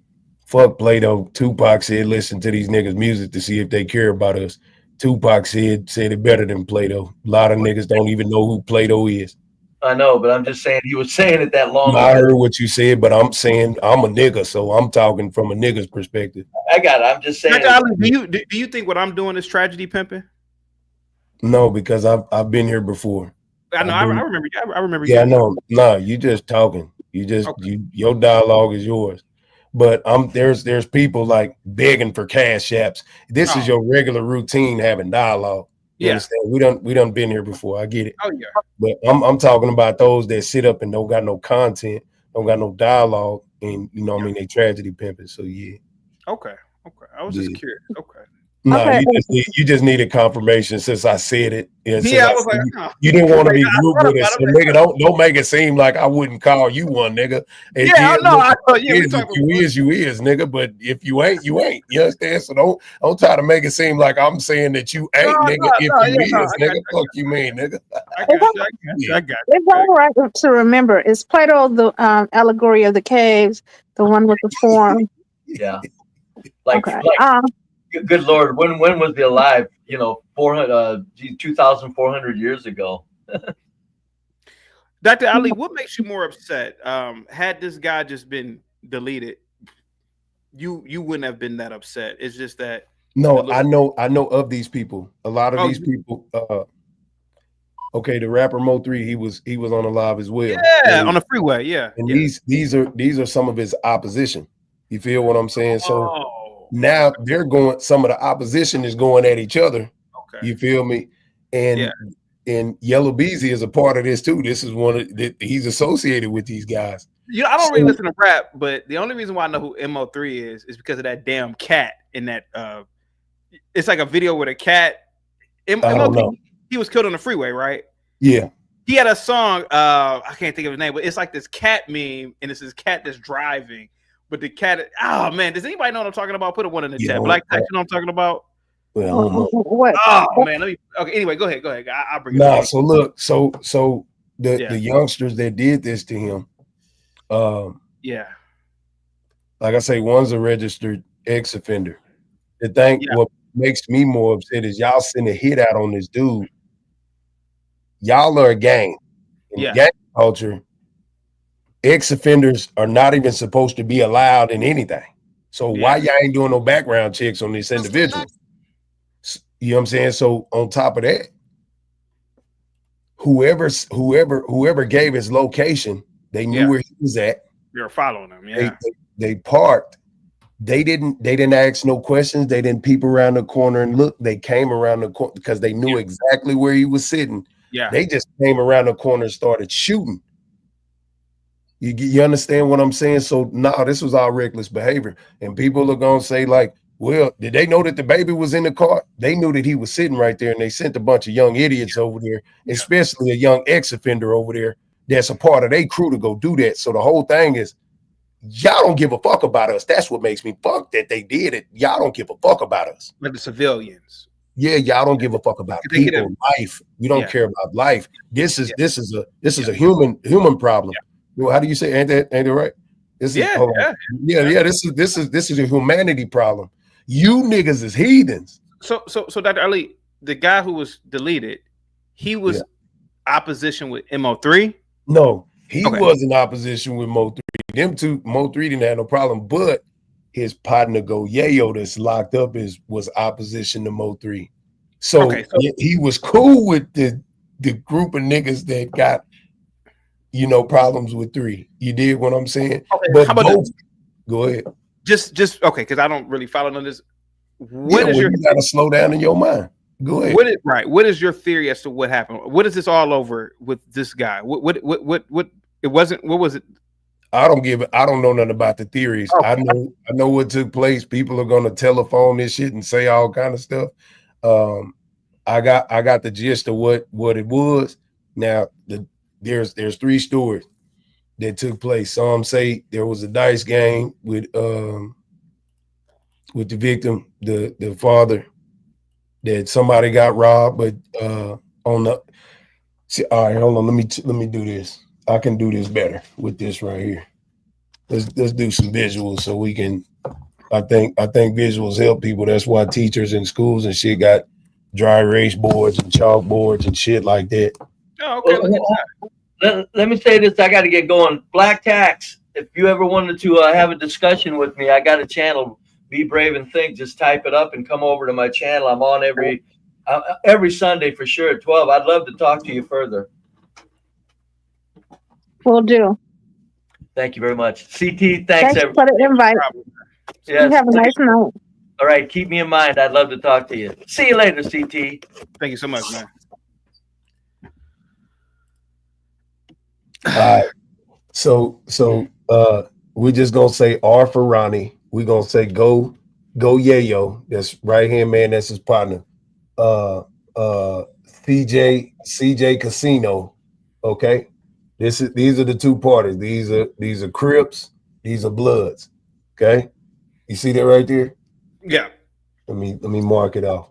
Yeah. Okay, and then we're gonna say this is the baby. Her name is represented with an R. All right, so here go the 2 assailants that came to get him, Ronnie. So they came and they unalived him. His his partner is locked up, who is beefing with him. Okay, so he's cool with the dude that they're going back and forth with. Yeah. So, I got it. but that's the first scenario on what was going on, right? Okay. But then the other story is that this guy he calls himself the greatest gambler in Texas. He got into it with some of these guys at a dice game or something like that, and somewhere in the story somebody gets robbed. You get what I'm saying? So we're gonna put this for the dice. So that's 2 scenarios on why this thing took place. Got it? Oh yeah. Go ahead. All right, cool. So I'm done. But that's those are some of the stories. Look at that. Real quick, this is how I know MO3, by the way. Oh yeah, I remember that. The meme I got. It was real catchy. I'm like, God damn, man, like that is. I forgot all about looked it. it up. So okay, so that's how he's about this. Yeah. Okay. Nah. Yeah, but he lost his life, and he was going back and forth with Yellow Beezy, the rapper who was shot on the freeway and did some music with Jay-Z and all this other stuff, got on TMZ and did all that. But that was his enemy. What are they fighting for? I don't understand. It's a bunch of country niggas finally getting money in music, fam, and it's just niggas with ego. That's it. That's it. All the other states been getting money doing this stuff and having a little whatever, but these country ass niggas finally getting seen and getting heard and getting money, and now it's an ego thing. If I was a rapper, right, and I'm rapping, and somebody, they say something to me, then I do a diss back, then they get mad, and I say, hey, look, it was just a diss. My apologies, man. Would I be seen as a sucker, and would I be off their radar, or how does this work? Because can you just say, hey, man, like I apologize, man, or how does it work, like in the rap? J. Cole did it. Cole did it. Okay, I don't know. I don't listen to rap. Now, when it comes to niggas in lower tax brackets and ego and all that other stuff under you having money, and you can just wave it off because you can go base in your fandom and whatever else you got going on, the money and all the moves that you got. No, you can't be weak. Those are just signs of weakness. Under the high tax brackets, you can't do nothing weak. Really? Now, can I mention something? Like people are blaming rap music. Now, I think this is the real argument: whether art imitates life or life imitates art. Because not all rappers are violent in that way. They're rapping about what they know, so it's not the rap music; it's the subject matter and how they live. You have rappers that are positive, conscious. You have Christian rap. We have people like Tribe Called Quest. I mean, what is Tribe Called Quest going to do? They don't even pack a gun. Like you have rappers that are conscious, like Common. You had X Clan, people like that. Black Thought, people that aren't violent and that wouldn't harm a fly. So should all rappers be considered negative? They're not. It's the same like with rock and any other type of music. You have rock artists who rap about drugs, beating, all type of stuff. But no one, and they went through the same thing too, by the way. When rock first came out, they wanted to censor it. Rap went through the same thing. Remember Dionne Warwick, and it was taken to court, they wanted to censor it. If we are for freedom of speech in this country, it should be allowed. However, I think rap is showing signs and symptoms of a failed system, and it's only expressing itself. It's an art form. It's all rap because the conscious niggas should be telling the fucking dumb niggas, shut your stupid ass up. It They is do. what it is. And they not. Them niggas staying out the way. They playing it safe. Everybody getting fucking screwed by Jimmy Iovine and all the rest of these goofy ass fucking industry. It's the whole rap culture. It's not But ours. you telling me to. Hold on, let me finish because you just went 13, 14 seconds. The I'm sorry. industry sets the tone for the rap culture. It is rap. They're setting the standard on what they're setting the tone for what type of rap music gets to get that. There's music attorneys that sign off on which songs are allowed to be heard on the radio. So it is rap culture music. I ain't talking about the conscious rappers. None of they're irrelevant to a certain question like that. The people that if you ain't doing shit, it ain't got nothing to do with you. But those people who are allowing these the ones that hit the Billboard charts, talking about perks, talking about murking people, hiding your kids, sending hits. That's the fucking problem. It's them white folks up there. It's the right folks, the Jews and whomever got the power up there, and they're allowing that music to be heard. And that being the standard. That's the fucking problem. I can see that, but we've had years where it wasn't the norm that made Yeah, that but we won ain't the talking Grammy. about the years. We're talking about this new age where hooks in certain parts of the song are being heard over and over and over. They ain't just being heard over and over on the radio. You pick up, I got 3 cell phones right here with different numbers. Everybody got 13 apps on their phone. And you're hearing them on every app, every meme. Memes got fucking rap. He just showed you a meme with both 3 voice in it. When I kill him, call him Reverend. Yeah, Dr. Ali, I was saying this earlier today. I'm not a big conspiracy theorist, man, but I've gone into Saks Fifth, man. I've gone into high-end places, and they're playing like really ignorant rap. And I'm like, why are they playing this shit in here? Dude, I said it earlier. Listen, I'm not a big conspiracy theorist guy, but bro, I've been to like nice restaurants and they're playing rap. And I'm thinking, hey, 51-year-old white woman who's a bartender. Hey, white guy who's 75. Is anybody listening to this? Like, why are they playing this in front of it while we are in here? It's a weird thing, man. It's almost like it's done purpose. I get what you're saying. Yeah. It's like But it depends what rap song they're playing. Like you could play like they play some type of rap music, or some rap was catchy that was real popular. Like, but I guess Dr. Ali is saying the same thing. Why are they doing this? Why? Listen. It's selling. Look, NBA YoungBoy. Now, I purposely got on GTA 4 nights, Call of Duty, playing the game, just to see. Right foot, creep up, walking with that heat. Send them to kids are listening to death, murder. Even the NPCs that walk around in GTA, they're talking about death and murder. The whole game is based on just killing each other. Yeah. And you just hear the music on the radio, just killing. Like they're like, it's the industry, and then it's the rappers that Why do you believe? Why do you believe? Let's assume that there is some sort of nefarious plan going on. Why are they doing it? Whoever the powers that be are, why are they doing it? The reason why they're doing it is because it. Black Tech said it's because it sells, but I think it's a little bit. No, crack sales. It doesn't sell. Like crack sales. Why do you think it's psychological warfare, fam? Like we're tuned to this, to frequencies, niggas, beats, drums, harmoniousness. We're tuned to that. Like you can't get a nigga to read a book. No, you can't. No, you can't. I don't give a. I live with Asperger's autism, right?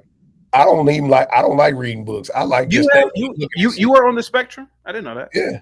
Okay. Yeah, I've been since I was 5 years old. Okay. Yeah, I'm me. Hold on, I got tatted on my face right here somewhere. Yeah. Anyway, I'm me.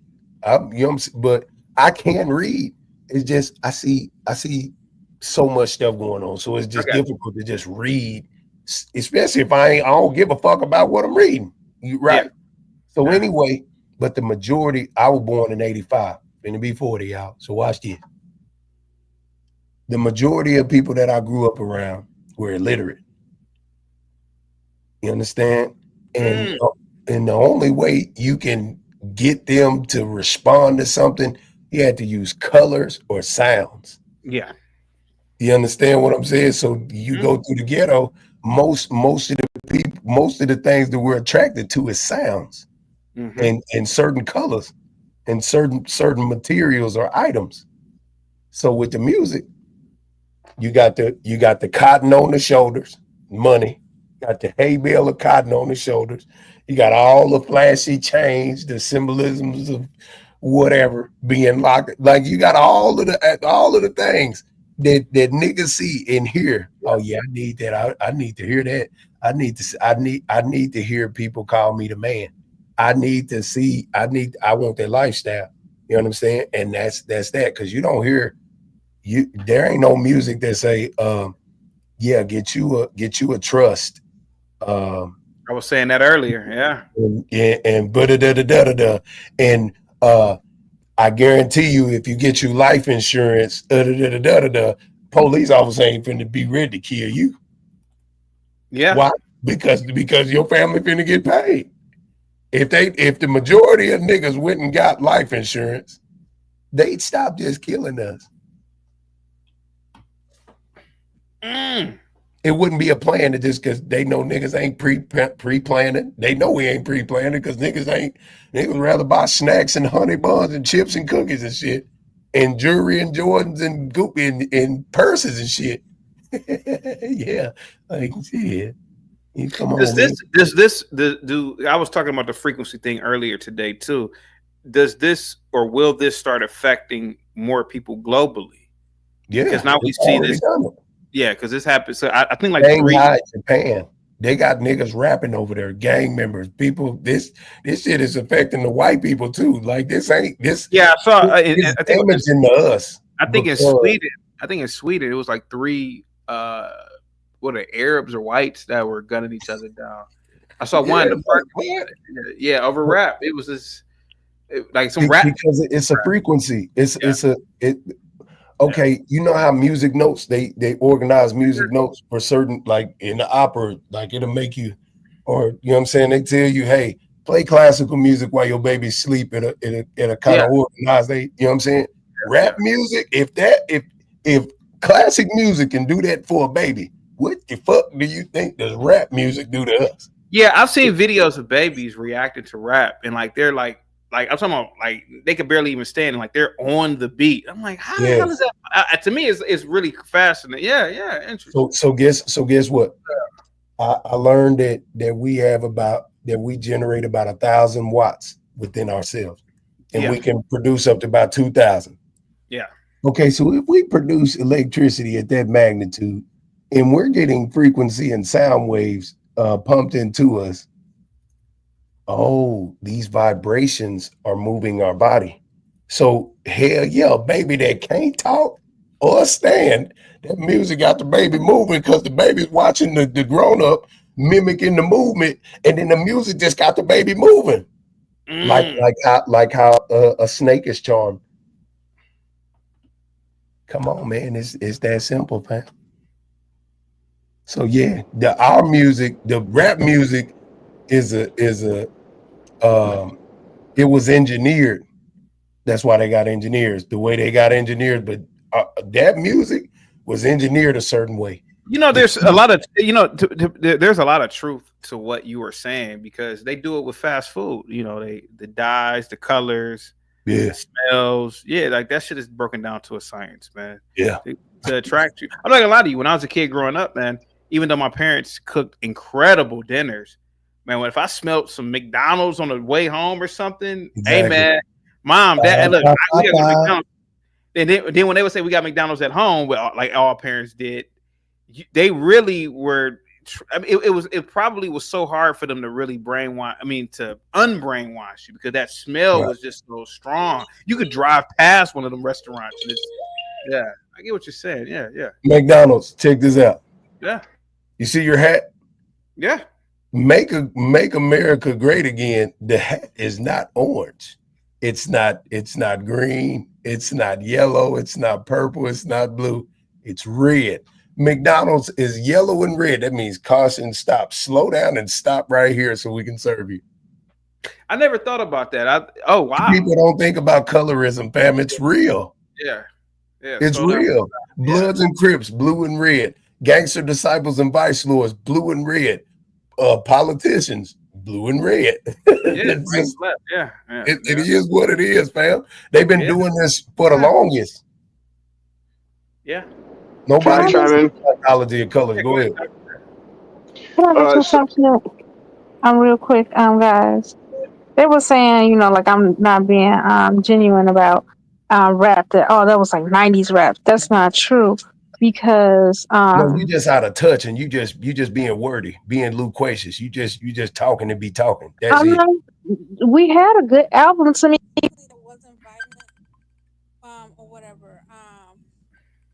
We did album. He actually won a Grammy. I love that album. I'm Pops and Tags. I'm a Pops and Tags. And what was that other song? Can we go back? That song was hot, and She Keeps Me Warm. I love those songs. He was talking about you know, LGBT rights. He was talking about saving money, popping tags. He was talking about partying. He had a range, and the album won Rap Album of the Year. That wasn't that long ago. There are rap artists. See, that's what I'm saying. You talking about an umbrella of rap. We're talking about rap culture. Rap culture is what the new rap culture right now is. The drill music. I'm from it. I'm in Chicago. Is death, murder, and destruction. What's on the radio? What's being pumped out? All they doing is rapping about their beats and poetry. We're not talking about rhythm and poetry. We ain't talking about rhythm and blues. We're talking about rap, like rapping, like hitting hard. You know what I'm saying? Like cause and effect. Like you're stuck in a whole conversation. You're talking about the negative rap, but see, the problem with that, they blame all rap for that. Not all rap music is like that. Nobody blames all rap for that. White people do that. People outside of the culture do that. I'm blaming the niggas who I said guns, drugs, and sex and all that shit need to stop.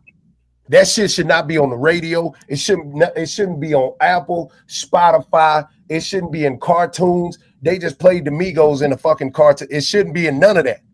There shouldn't be no, if you're talking about killing, death, guns, murder, drugs, any of that extortion, swiping credit cards, stealing people's money, that shit should not be anywhere. If Donald Trump can say, hey, you a man, you cannot say you a woman. Hey, bet Trump, tell these radio stations and all of these music outlets, they cannot make money off of malicious murder music. I agree that rap music is a problem. The type of rap music you talking about, I agree. And they saying, "Oh, I'm just, trying to Yeah, dance you just around it." want to talk Basically, and be fucking indifferent just because. Dr. Ali, Dr. Ali, when did you stop listening to rap? When Tupac died at 95. So you haven't listened to 30 years then. Yeah, I don't listen to these niggas. I make my own. Fuck them. These people you don't dumb. like Kendrick Lamar? Really? I don't listen to nobody. That you hear it, but I don't actively sit up and listen to these folks. Yeah. I was about 17. I'm not listening to that shit. Yeah, I was about 17 when 17, what was that? At 90, what was that shit? Jesus Christ. 2002. Okay, so you're 96, 97. Okay, interesting. Okay. Yeah. Okay. And see my style of communication. Growing up in special education, they didn't teach us communicate with other people. I didn't really learn that. So hey, yeah, I'm always be compatible. But getting on this internet all these years, I've been on it like 20-some years. I've learned how to, watch the crowd. I'll tell you another rapper. Pay That drill attention. music is bad, but they saying that only those type of rappers are popular. Man, Drake, you cut me off, and your mic is going in and out. Yeah, so I think you need I'm to sorry. like, fix Can yourself. you hear me? Drake is popular, and he's I not don't that give type of fuck rapper. Drake. Since you fuck him, yeah, fuck him. Because something's wrong with your audio, and you just cut me off, man.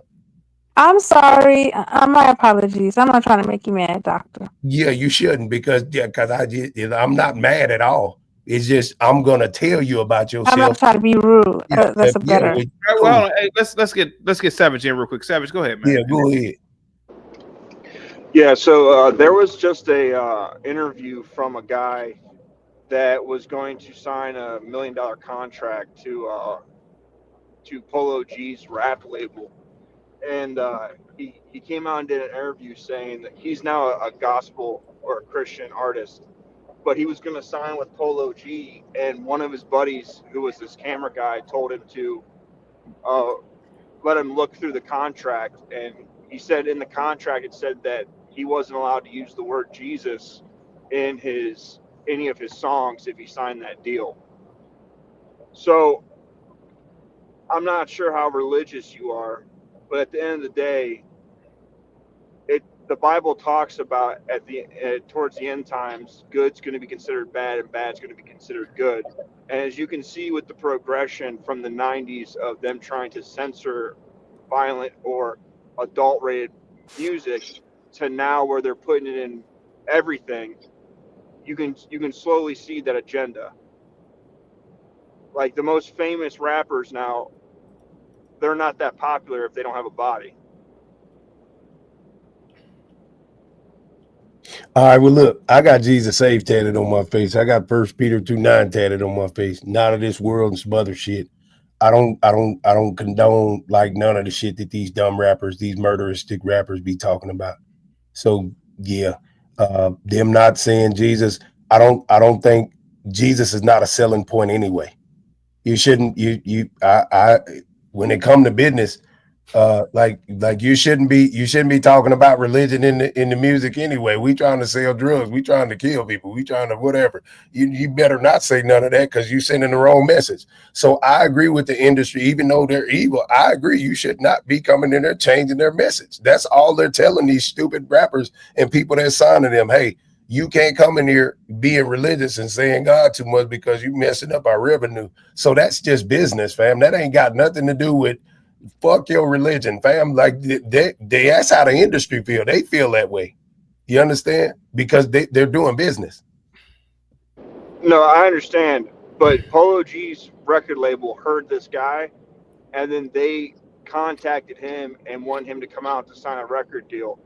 And the contract, just like the part about God, he could say God, he just couldn't say Jesus. Yeah, I heard what you said. It's business, fam. God is not Jesus. So I get what you're saying. You're not saying nothing that ain't been said or heard before, fam.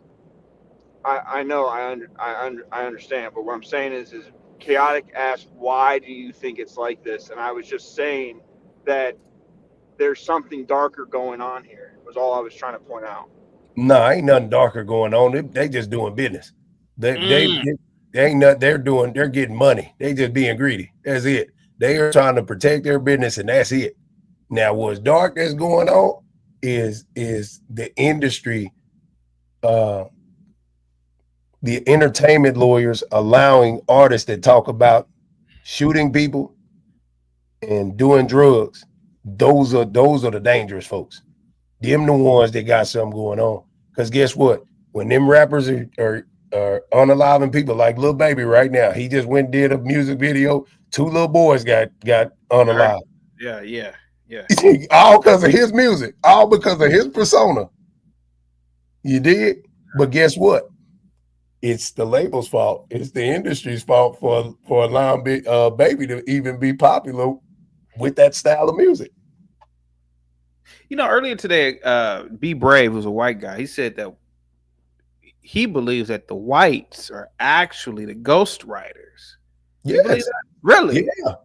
Yeah, they are. Like, look, they have writers. They got writers for comedians and actors. Yeah, that's true. And I said that. They're the same podcast, bro. I said that earlier. Yeah, about the comedian. Yeah. Look, what he just said when Brave said what he said earlier about the white people, they're not just afraid, they're concerned because they know that certain black people, they go where they go, certain things follows. You feel what I'm certain energies follow. They know that black people are powerful people, fam. So if you come in this certain neighborhood, you might hear some rap music if the nigga pull in. You know what I'm saying? You might get a barbecue with too many family members. You know, you might just get stuff that they're not accustomed to. You might get energy that they ain't accustomed to, and so they know that. Yeah. And it ain't just niggas being loud or none of that.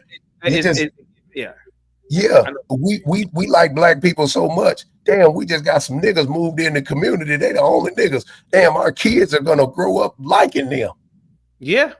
so it's a lot of things that dictate why white folks are scared of niggas when they move in or come in the building or move in the business or coming into the house and sitting and get to speaking and shit. Yeah. Yeah, Brave, he says all this, man. Yeah, so he wasn't wrong. You know what I'm saying? That's how it is. Even when he said a billionaire black man poses a threat to a Jeff Bezos because he was saying a billionaire black man may come off as more alpha than Jeff Bezos, who may have a little more money. Look, dicks are bigger, mentality is bigger, everything is bigger. Okay, you a billionaire, I'm a billionaire. You're white though. I'm black. I'm radiant. You don't even radiate. I radiate as a being. You don't even radiate, man.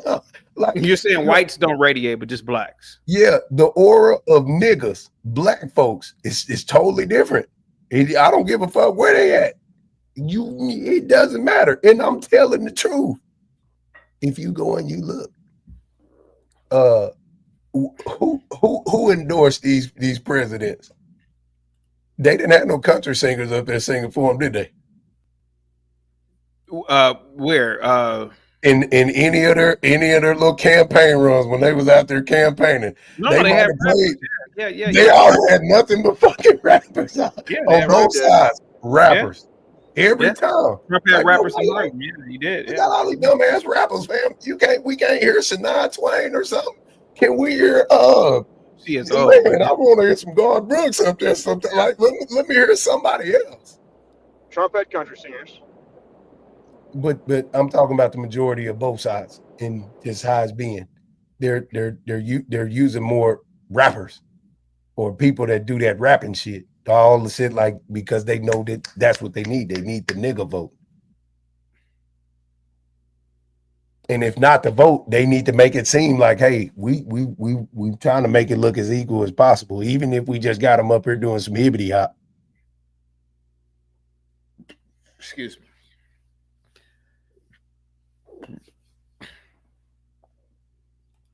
Savage or okay.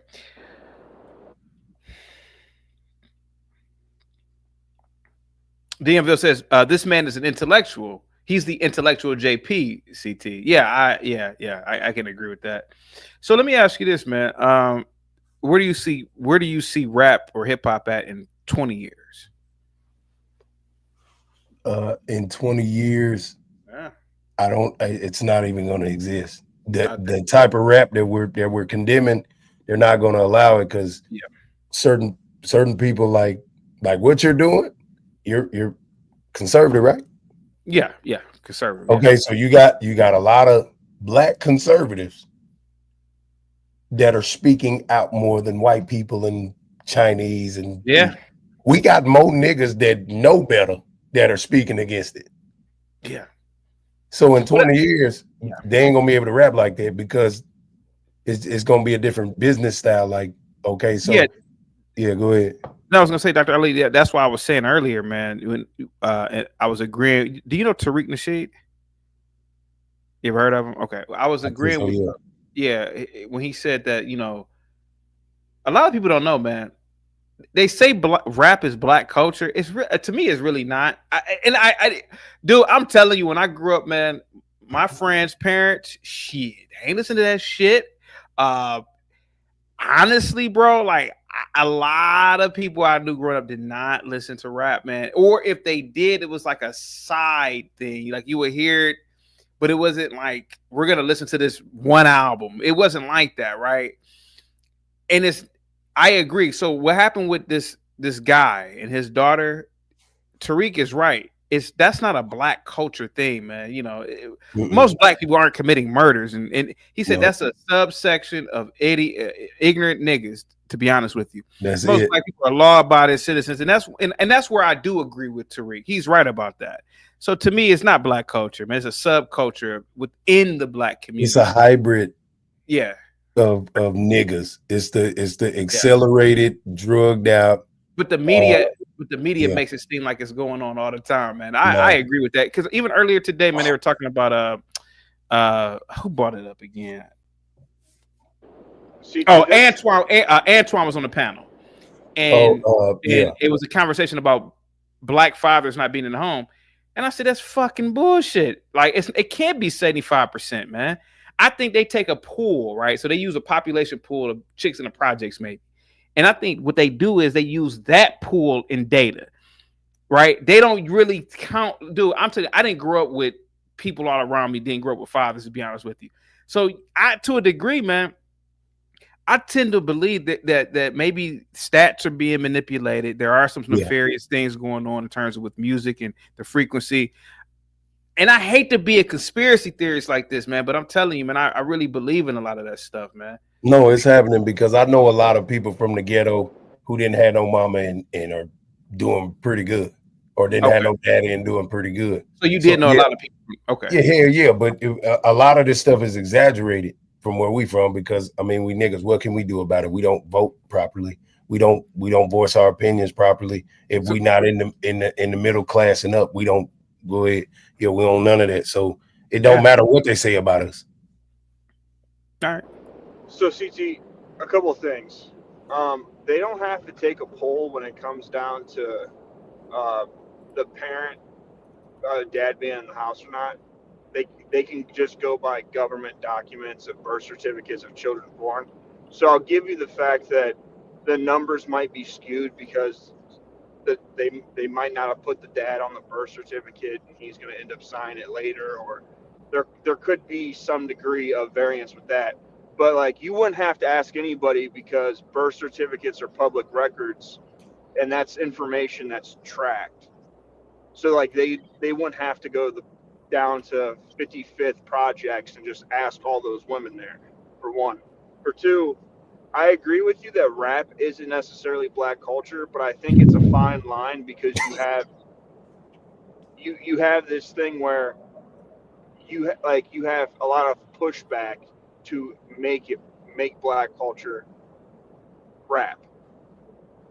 Like when I think it was Young Thug, when Young Thug got charged with when they were trying to use Young Thug's lyrics against him, or it was one of the other rappers. Like you had a bunch of popular rappers and black celebrities trying to force that you shouldn't be able to do that because it's these people are doing their artistic ability based on their culture and where they live. Like a a few years ago at my job, they used to not let people. They didn't let anyone play rap on stereos because they didn't want big wigs and stuff coming through when we were building stuff to hear it. Well, it wasn't the white guys that were like fighting the company, telling them that like that was racism and stuff, even though white people couldn't play rap either and listen to it. Like, so like I think it's a fine line right now when it comes down to it not being the culture. Okay. All right. Let me. To be honest, CT, you're not out there fighting. You're not fighting your employer to be able to listen to it. You're not out in the street arguing people. Like, it might be the minority, but they're the loud minority that decisions are kind of getting made for, like, to placate them. Okay. American Man. What's up, CT? I'm a little under the weather, so if I suddenly mute, it's because I went to cough or whatever off mic. I don't want to be disgusting. Yeah, thank you so much, sir, for being polite. Go ahead, sir. So I want to ask a question. Is basketball considered black culture? No. Is football considered black culture? No. But as we see by the numbers, it's majority blacks that are doing that, right? That are doing those sports. And you would be correct. And as we see by the numbers in hip hop, it's majority blacks that are doing that, right? Yes. Now it's ironic that hip hop is the thing that gets pushed into black culture. Single motherhood gets pushed into black culture. No father gets pushed into black culture because remember, it's things that a lot of blacks do that's considered black culture. Okay. But not football and basketball. And those are things that a lot of blacks do. Yeah. Oh yeah. Yeah. Same thing with crack. So I'm wondering now. I'm wondering, is it truly black? Well. Oh, Bob, thank you so much for the cash app, man. Jesus Christ. Wow. Look at that. Bob, hey guys, give Bob a big shout out. Thumbs up emoji. My fault, man. Thank you so much, Bob. I really appreciate that, man. You didn't have to do that. Go ahead, American Man. Right? No.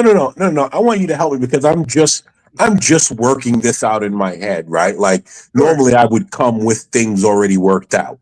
At this time, I'm kind of just working this out, right? Sure. It's odd because how come hip hop is black culture, but football and basketball isn't? I really believe it's just what we think, what we say it is, right? See, American Man, right? To a lot of people, basketball would be black culture. I mean, blacks dominate the physical aspect of it. We've been the number one employees for 60, probably, I would even argue probably 60 years. Some people would argue that basketball is a part of black culture. Me personally, as an individual who's more of an intellect and who values more intellectual pursuits, I find it appalling to say that a group of niggas running up and down a wood court throwing a rubber ball into a basket is culture, right? So I guess it's a perspective thing, right? It's just me. I look at a Sylvester James Gates, right? I guess it's a subjective thing too, right? So I don't look at that as black culture, but some people can say that is black culture, right? And so wouldn't it be appalling that a group of niggas walking around with their pants hanging halfway below their ass, yeah, running around pretending like they're thugging and beating everybody up, yeah, and talking about all this negative? Wouldn't that is to me that's appalling to say is black culture. Now, but that is black culture. I would say, and we're going to agree to disagree. I would say black culture. I would agree to disagree. I would say agree to disagree. Yeah, I you would just want to say talk. Like I say, that football and agree to basketball, disagree. that's black Agree to labor. disagree, sir, Yeah, because you ain't saying nothing, fam. You say you ask a question and you ain't let nobody answer, fam. You Sir, just you talk. have been talking. If you hold on, then you could go on and babble. Hold on. Hold on. When I'm done, you will go. When I'm done, you will go. Let him finish. Fucking goofy ass nigga. Shut You up. ugly, tatted face ass nigga. Exactly. When I'm done, you will go. Shut your mouth. So, what I'm trying to figure out is why are we so inclined to attach that negative aspect to it, right? That negative aspect of black people to black culture, but we're not inclined to attach the positive aspects that majority of blacks are doing, like basketball and football. That's the question that I'm asking. Okay, can we answer now? Okay, go ahead, you goofy tatted face nigga. Thank you, reprobate. Watch this. So check this out. The reason why is because that's black labor, and they're being productive, playing basketball and foosball and all that other stuff. All this other stuff, this is false and a pseudo perception of ownership with hippity hop, goofy. And they're destroying the community. They're going to give them ownership over that. With that perspective, them niggas think they winning because I get the advance money, but I'm so financially illiterate. I don't know that this advance money is dead. So yeah, it is what it is. It's all perspective, just like you were saying. But yeah, you just talking. So wasn't it? So all right, okay. Simmer down. So wasn't it income? Simmer down. It don't matter. You don't got power over me. Isn't it incumbent upon black people to then not allow themselves or other blacks or anyone to make that negative thing that's no power, that's just killing blacks, for them to say, no, this is not black culture? Is that not incumbent on black people? Let me tell you this. You ready? Can I go? I can go. I just want to make sure I can go. All right. I had dropped off. Go ahead, guys. All right, so look. Hey, what color is his screen? What color is what screen? His screen down there. The savage guy. It's black, but he's driving, so he doesn't have the light. No, I know. His screen is, what color is my skin? Your skin is brown, maybe? Some sort of brown. Okay, so are we black, or is that like a surname? Is that like a classification? That's a classification. Okay, so classifying certain shit that black people do that's destroying shit and it's negative, that's fine. It is what it is. But you can't say that basketball and football is black people stuff because they don't own none of this shit. That's just black labor, fam. That's it. Okay. Can I go? Are you done? Can I go? Are you done? Okay. Black people don't own hip hop either, because you hear all of them crying about being robbed in the end. Every last one of them cry about being robbed. So they have no ownership. I know who owns blacks. I know. CT don't want that conversation on his channel. I know who owns blacks. Can I interject? Because I think we parallel right now. I just said it's the perception of ownership with the rap music. They think they own stuff, but if you didn't catch what I said, when they get them advances, a lot of them are financially illiterate and don't know purchasing all of that stuff. They got to pay that money back. They're in debt. Most of the things, they're not even getting paid. They're getting paid pennies on the penny with these streams now. They're not even getting whole. They're not even getting a whole penny off of most of their music. They gotta. You understand what I'm saying? So I like to agree. So if we kind of paralleling right now, we almost at 30,000 feet. Fam, listen. That's why with that right there, they're giving them the false perception that they own something. We can take nigga back with nigga music, black music, rap music. We don't want that word. American man. Well, go ahead, Savage. All right, so your logical point is very good. I can't disagree with your point. I'm just saying from my personal experience, what I've actually had to see in the workplace.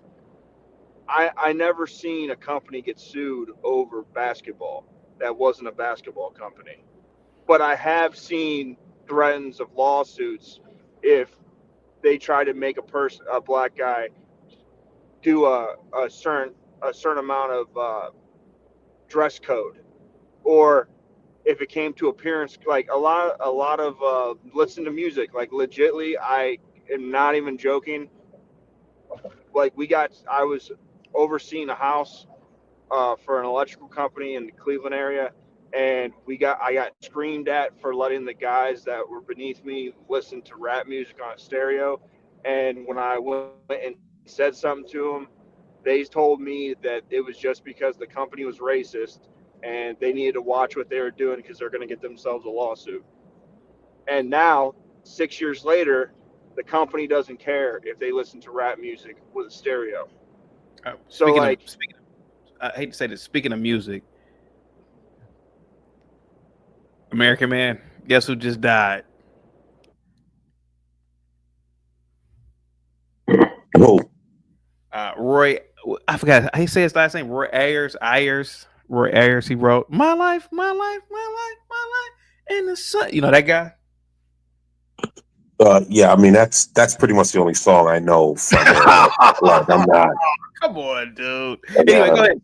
Go ahead, man. Jesus Christ. Go ahead. Go ahead. yeah, and then also whenever you listen to like CT's brought this up multiple times, when FBAs are making arguments and they start talking about their culture, one of the first things they bring up is rap music. So like this concept is a thing that is actually used as a argument for culture against other people that are making this argument. It's not necessarily like treating a sheik. If I was saying something to him, what is black culture, he would use this argument against me. It's not me necessarily putting it on him or trying to make it a bad thing be on him. This is kind of what we're at right now. Okay, you know what I would say to that, Savage, because I've asked this question to many of blacks, right? I've asked a different question, and when they say rap music, guess what I say? But you didn't create music. I 100% Right? agree with you. Music is universal. So therefore, you didn't really create anything that's unique to you because you didn't create music. If you created music and was like, yeah, rap music, and you had just started music as a whole, then I'll give it to you. Well, I agree with you. But even if you look at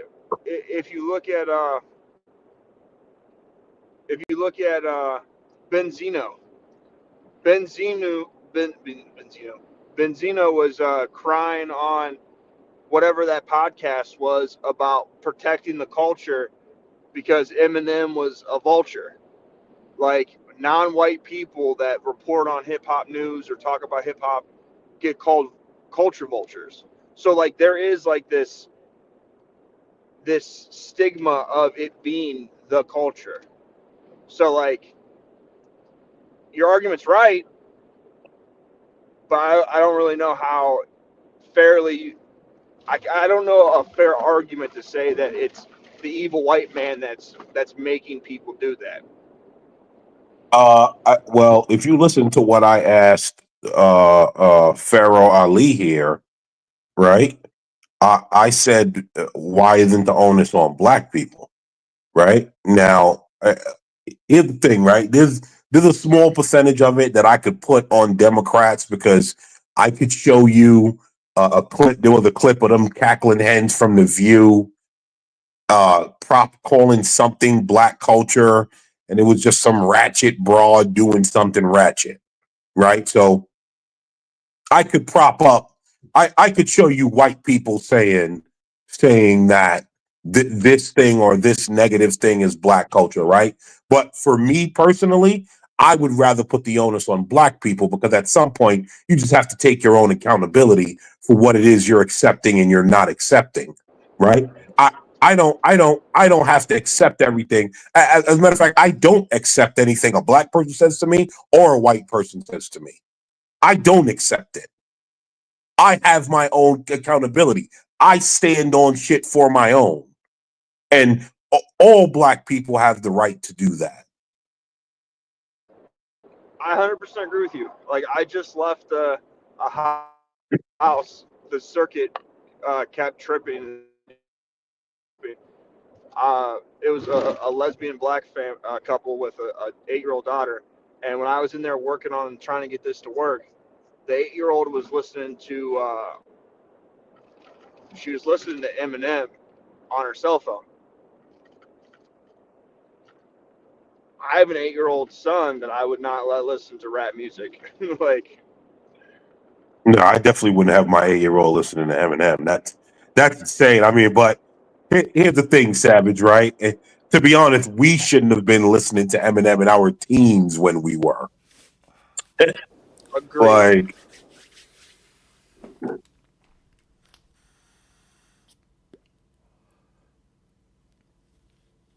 so yeah, I lost the point. There was something else that I had there. Yeah, because y'all just started talking about nothing. I'm sitting there. What the fuck is they even talking about now? I know, buddy. So go ahead and get it back on track since you got so much to say. I don't got shit to say. I got lost. Y'all was just fucking talking. Go ahead. No, I agree with you. I think it would be a fair assessment to make football and basketball be black culture, but I don't really think that that's really been an argument or a law, like a lawsuit or some sort. I don't think there's been anything in the same realm as like the way blacks dress or their hair, or like I don't think that there's ever been like a lawsuit of discrimination to force it into the public eye of being a culture. What are we talking about right now? Were you listening the entire time, Bumpkin? You're a bad white man. That's what we're talking about. I'm just curious. Just catch me up. Holy shit, I'm a bad white man. I'm just curious. Catch me up. Hold on. Are you saying that there is no evidence of it being doctrinated or like mandated when it comes to? Is that what you're saying? What do you mean? Well, whatever. No, I actually think the argument that he's making is that so many other things have been litigated in court that this one thing of like what's being forced on you in culture hasn't been. I'm not about to do this with this liberal, bro. I will flip out on this liberal. Well, not and he has the baby with him. Not tonight. He's got to put the kid away. Don't come up here and use the kid as cannon fodder. Go put the kid away. So, can't we just like have one stream where we don't flip out on each other? Can Hold we have on. like one stream? I mean, not at I'm okay. Listen. I'm okay. But if he gonna start coming with his liberal nonsense, because you know I hate liberals. Hate them. Hate every single liberal to my core. And so when he comes up here with his liberal babble, I'm gonna flip out on him every time. I just had to interject. What about the group Arrested Development? All right, so Zach, before you take over the conversation, there was a question that was asked. Doctor, the point that I was making is there really hasn't been there hasn't been a lawsuit that's saying that not being able to participate in basketball is discriminatory. Right. There have been things like the whole we can't listen to rap music on the job is racist because that is our culture and you are not allowing us to be us is something that has been pushed, is what I'm saying. So like right. There's been people that have come out to use that this is our culture, just like when it comes to dress codes and hair. Like we want locks or we want wicks and you're not allowing us to have wicks because there's a dress code. That's racist and that's our culture. So that's my point. Like not saying that black. No, I get you. And just Yeah, that's like all. no, That's I all. get you. The same thing that I said earlier about business. Like you can't be listening to rap music that makes you violent in the workplace, fam. And that shit makes you violent. They don't need that type of energy. You start. I'm taking longer breaks now. I'm not focused. That shit makes you not focus on important stuff, fam. That music is detrimental, family, especially in the workplace. It really is. I'm telling you the truth, man. You get distracted, listen to rap music in the workplace. And then other people who are culturally diversified, you come in with long braids and wigs. Some people are like, damn, does he got fleas in there? Like, it just bothers people that you're not clean cut. Like, you can't be in the army wearing all this fucking hair, man. Real quick, Crown Reese with the $5 super chat and the membership. Thank you so much. Positivity's coming your way. Says CT Roy Ayers was a legend. Sunshine, You Send Me in Searching, all were classic. Thank you for your salute to a real musician from Ohio, my Ohioan brother. Thank you so much. Positivity is definitely coming your way. Salute to you, man. Yeah, I just got word that he died about 2 hours ago, man. It's crazy. Yep. Salute to you, man. Thank you so much, Crown Reese. Go ahead, Dr. Ali. Go ahead. You listen to rap music in the locker room, in the weight room, in the gym. Yeah. Not at the job site. You are correct, sir. I also don't even engage in rap music in the morning. I actually listen to audio books because things that stimulate the mind get you going. I listen to Frequency and Water and Waterfalls and Beach Yeah. Waves. Like listening to early in the morning when you're trying to get your day started and you're listening to a bunch of that hibbity hop and killer that's not going to do anything for you. Yeah. Now, I'm not a big rap listener, but Dr. Ali, we gotta admit, when Back That Ass Up comes on, it's something that I don't know what it is about that rap song, man. That's the Hot Boys, Juvenile, Lil Wayne. Girl, you looking good when you back that ass. Yeah, but that's festive energy. A lot of them types of songs is festive, like jubilant. Okay. You get jubilant with Oh, that. okay. I just love that. Yeah, of course. Everybody loves that. When I get into nigga mode. I'm not gonna lie. No, you should be more in like flirtatious mode. I was gonna say it's a mating call. I was gonna say it's a mating call. If saying back that ass put you in nigga mode, that's fucked up. No, like, you kidding me? I ain't never seen no white dude say, "Hey man, that Juvenile song came on and I got nigga mode." Listening to back it's a mating song. Bro. It's a mating song. Yes, when I'm around, so you should be in mating mode, cuz. Yeah, you just dry stitch on mating song. Okay, all right. You really be saying shit like you really be sounding dumb sometimes. It's okay though. But go ahead. Damn, he got you good, CT. Not gonna lie. Yeah. He actually out of all the trolling that I do to you for years, he topped all of it with that one statement. Yeah, because that didn't make no sense. Like, fam, if I'm thinking about ass being backed up, I'm in mating mode, fam. I don't want to be no nigga. Niggas is too rough with women. Okay, all right, whatever. Man, yeah. Okay, that was lost in translation. I want to be a man. I want to mate. Anyway, let's let Bumpkin chime in. Go ahead, Bumpkin. My bad. 1 second, I gotta take a call. Oh, that's his name. I thought we got to hear from this fool. Go ahead, Zachary. All right, go ahead, Zach. Go ahead, buddy. Well, I just wanted to remind about the 90s. Do you remember the group Arrested Development? Yes. They had good positive music. Okay. Do you disagree? Go ahead. Do you disagree? Well, you guys are just, you're demeaning a genre of music.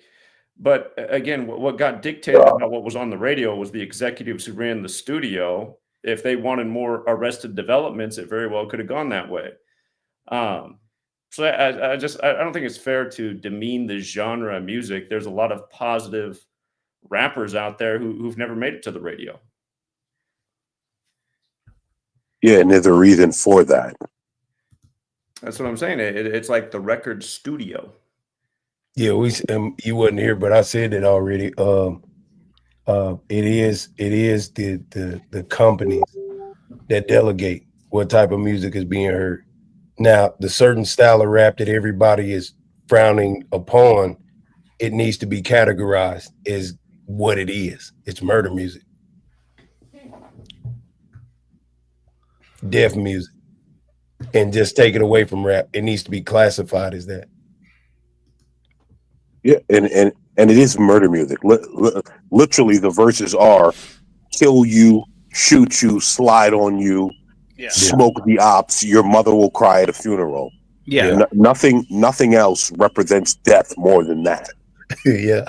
But that's what the studios want. The guys that look like Gimpy, the Gimpies of the world chose it for it to go that route. And I'm not going down that road. There's plenty of that spoken about on records as well. So you can thank the Gimpies for Zachary. You are absolutely right. You fall from the same tree, though, sir. What is it? You fall from the same tree. You are genetically just like Gimpy. How is that? Didn't you say that you're part Juice Crew? Well, my dad doesn't know what his dad is. It's possible that I could be as much as a quarter, but yeah, he definitely is. You know how I know he is? Because he comes in and capes for blacks to negatively continue to live and harm themselves. So he's definitely a part of them. How do you come to that conclusion? Keep talking. It'll show itself. Well, again, I'm just not a self-loathing person. You were just putting down the history of black people in music. I'm pretty sure that music traces back to the continent of Africa. So, just like most of civilization does. Wow, that was dope. Is that not true? You guys can fall. I don't think that's necessarily true because it's a whole bunch of continents where all over the world. You can fall for that if you want. Hey, no. Let's hear from Zach about this. They like to credit music to the Greeks, but it's well understood that the Greeks learned what they learned about mathematics and many things from the continent of Egypt. So I think it is very likely that it does trace back to Africa. Music is very much in tune with mathematics, and mathematics traces back to Egypt. So,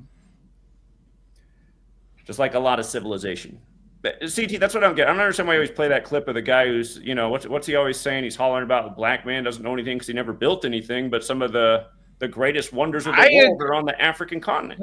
Zach, I agree with you on certain things. I agree with you on that music, in my opinion, probably does come from Africa. I didn't challenge you on that one. I agree. Okay. Well, the music you play with isn't that from a rap song? Zach, I knew a very famous man named Halim El-Dab, Dr. Halim El-Dab. He died like 8-9 years ago. He was one of my professors when I was in college. He was an Arab. He was an Arab Egyptian. He told us, he said, hey, music was invented by black people. That's what he said. He's an Arab guy. Now, old man talking shit. We like, whatever. But maybe he was right. He said he went through all the African villages. He said, not all, but he said he went to African villages. He said he saw the Africans doing certain things, He said the Negroes were doing multiple backflips, defying gravity in air. He said with rhythm. I'm agreeing with you on that part. Yeah, I've heard this before. I go ahead. Why do you play the clip of the guy saying the black man has built nothing? What's that about? I'll tell you this. Dr. Halim El-Dab and many people that I've studied under, they said that ancient black people used music to move the stones in ancient Egypt. We kids, we're all like, oh, these old people crazy. They're losing their minds. But it could be. I don't know. Can I ask you a question? Isn't there a thing in Can I ask you a question, Chaotic? Vibration? Can I ask you a question? Was that during your engineer class? Let me get you up out of here. Let me get this nigga up out of here. Okay, no, American man. It wasn't during my engineering class, but listen, as crazy as Zach may come across to a lot of people, he's not. Maybe he's on to something with that. Maybe music did come from Africa. Maybe it came from the black man. No, this is the thing. Colored people existed before all of the other shades. They were doing music way before everybody. It That's is what what Zach it is is. saying. It- Yeah, yeah. He's yeah. saying- So what he's saying is a known, but everybody's not going to say that in full agreement. They're not just going to say, "Hey, yeah, you never hear." Did Donald Trump say that? Oh no, that was Billy Graham. Who said that? Did he recently say that Jesus was a black man? Donald Trump. Did he say it? Doesn't the Bible say that? Yeah, the Bible says it, but we know Elon Musk said it. We know Putin said it. But I think well, anyway, as a majority, no, everybody's not going to just say that. And it's a whole bunch of rigmarole and jumping through hoops to figure that out. But yeah, music is one of those things where it's very open, right? There's no real description of what music is. Like someone's music could be someone else's music, right? Culturally speaking. So it's like one of those things, right? It's like, well, who invented music? It's like, well, probably several different groups of people. Like you could throw rocks against trees at a certain animals, rhythm, and it's music. birds made music. Birds made music. You know all what I that. mean? Yeah. It's like, So I think the animals were here before us anyway. So let's say that they made music before us. Right. Let's It's see just that. it's just one of those things. You know what I mean? It's like who invented collecting water? You know what I mean? It's like, I don't know, probably a bunch of people around the same time. I don't know. Nice. You could go ahead, Zach. Yeah, I just, a lot of the conversations that come up on here, they're just so biased. When hip hop music came out, didn't it have a positive message? I was trying to explain that to CT earlier. A long time ago when the show first started, I was trying to tell him just that rap in the 80s had a message, and it was very positive.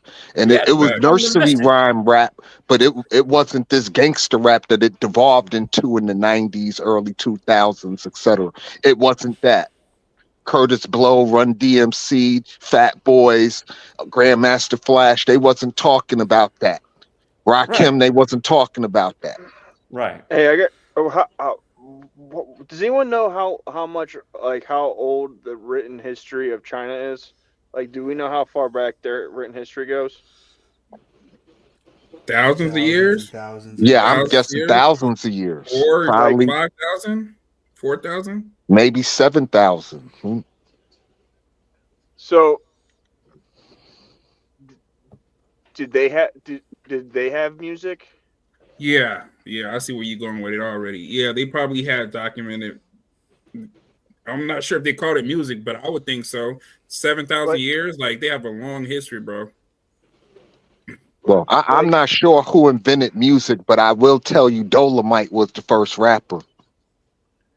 Yeah. What? Dolomite. No. Rudy Ray Moore. He wasn't. He was the first rapper, if you want to be technical. Dr. Furrow's like, nah. Hey, well, so crazy, BD. The biggest theory about rapping is that the town crier during the colonial, like the colonial cities or whatever, or territories, they say the town crier was rapping because they would have to speak so fast. Or you ever heard something like that before, BD? No, the only person I heard of speaking fast like that is the auctioneer. The auctioneers too. Yeah, the auctioneers, they did that too. Considered rappers too. Yeah.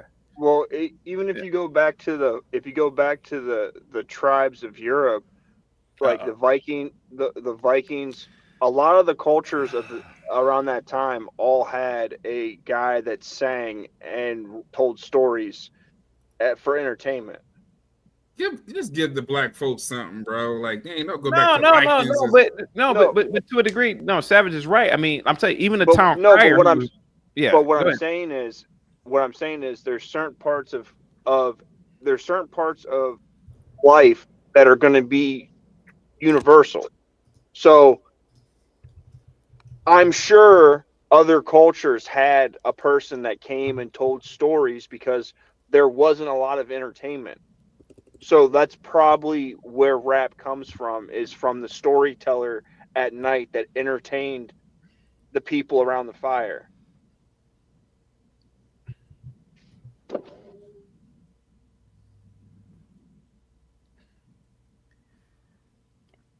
Hey, chaotic! I just dropped the first rap live performance in your back chat from I think it's from the 1940s. That's official rap. So we want to credit him because it's documented. Black dude. Some people say it looked like Little Baby, like he might be related to Little Baby. Yeah, what's his name? Jabberlaires. I can't play this. I can't Yeah, play that's this. one I just sent. Oh, you said? Yeah. Oh, you said? Dang. Yeah, I just put it in the back, and I said this is the oldest form. Yeah, that's older than Dolomite. Yeah. That's why I was like, we got to get Dolomite out of there when he said that. Yeah, Dolomite out of there. That's why I said nah, he out of there. This is the oldest form. It's called like scatting. Yeah, they call us scatting. Yeah, I can't play it, but yeah, you ain't got. What is this? Some doo-wop stuff? Like no, it's not doo-wop. No, it's not. It's like no, he's actually rapping, like scatting. Yeah, he's rapping. And we got a gold tooth too. That's crazy. Yeah, all that. That's crazy. Yeah. He's got a gold tooth too. That's crazy. Yeah. 1940s. I think it was 1940s, bro. Yeah, I wish I could hear the audio. So did the white man program him to have a gold tooth, or was that?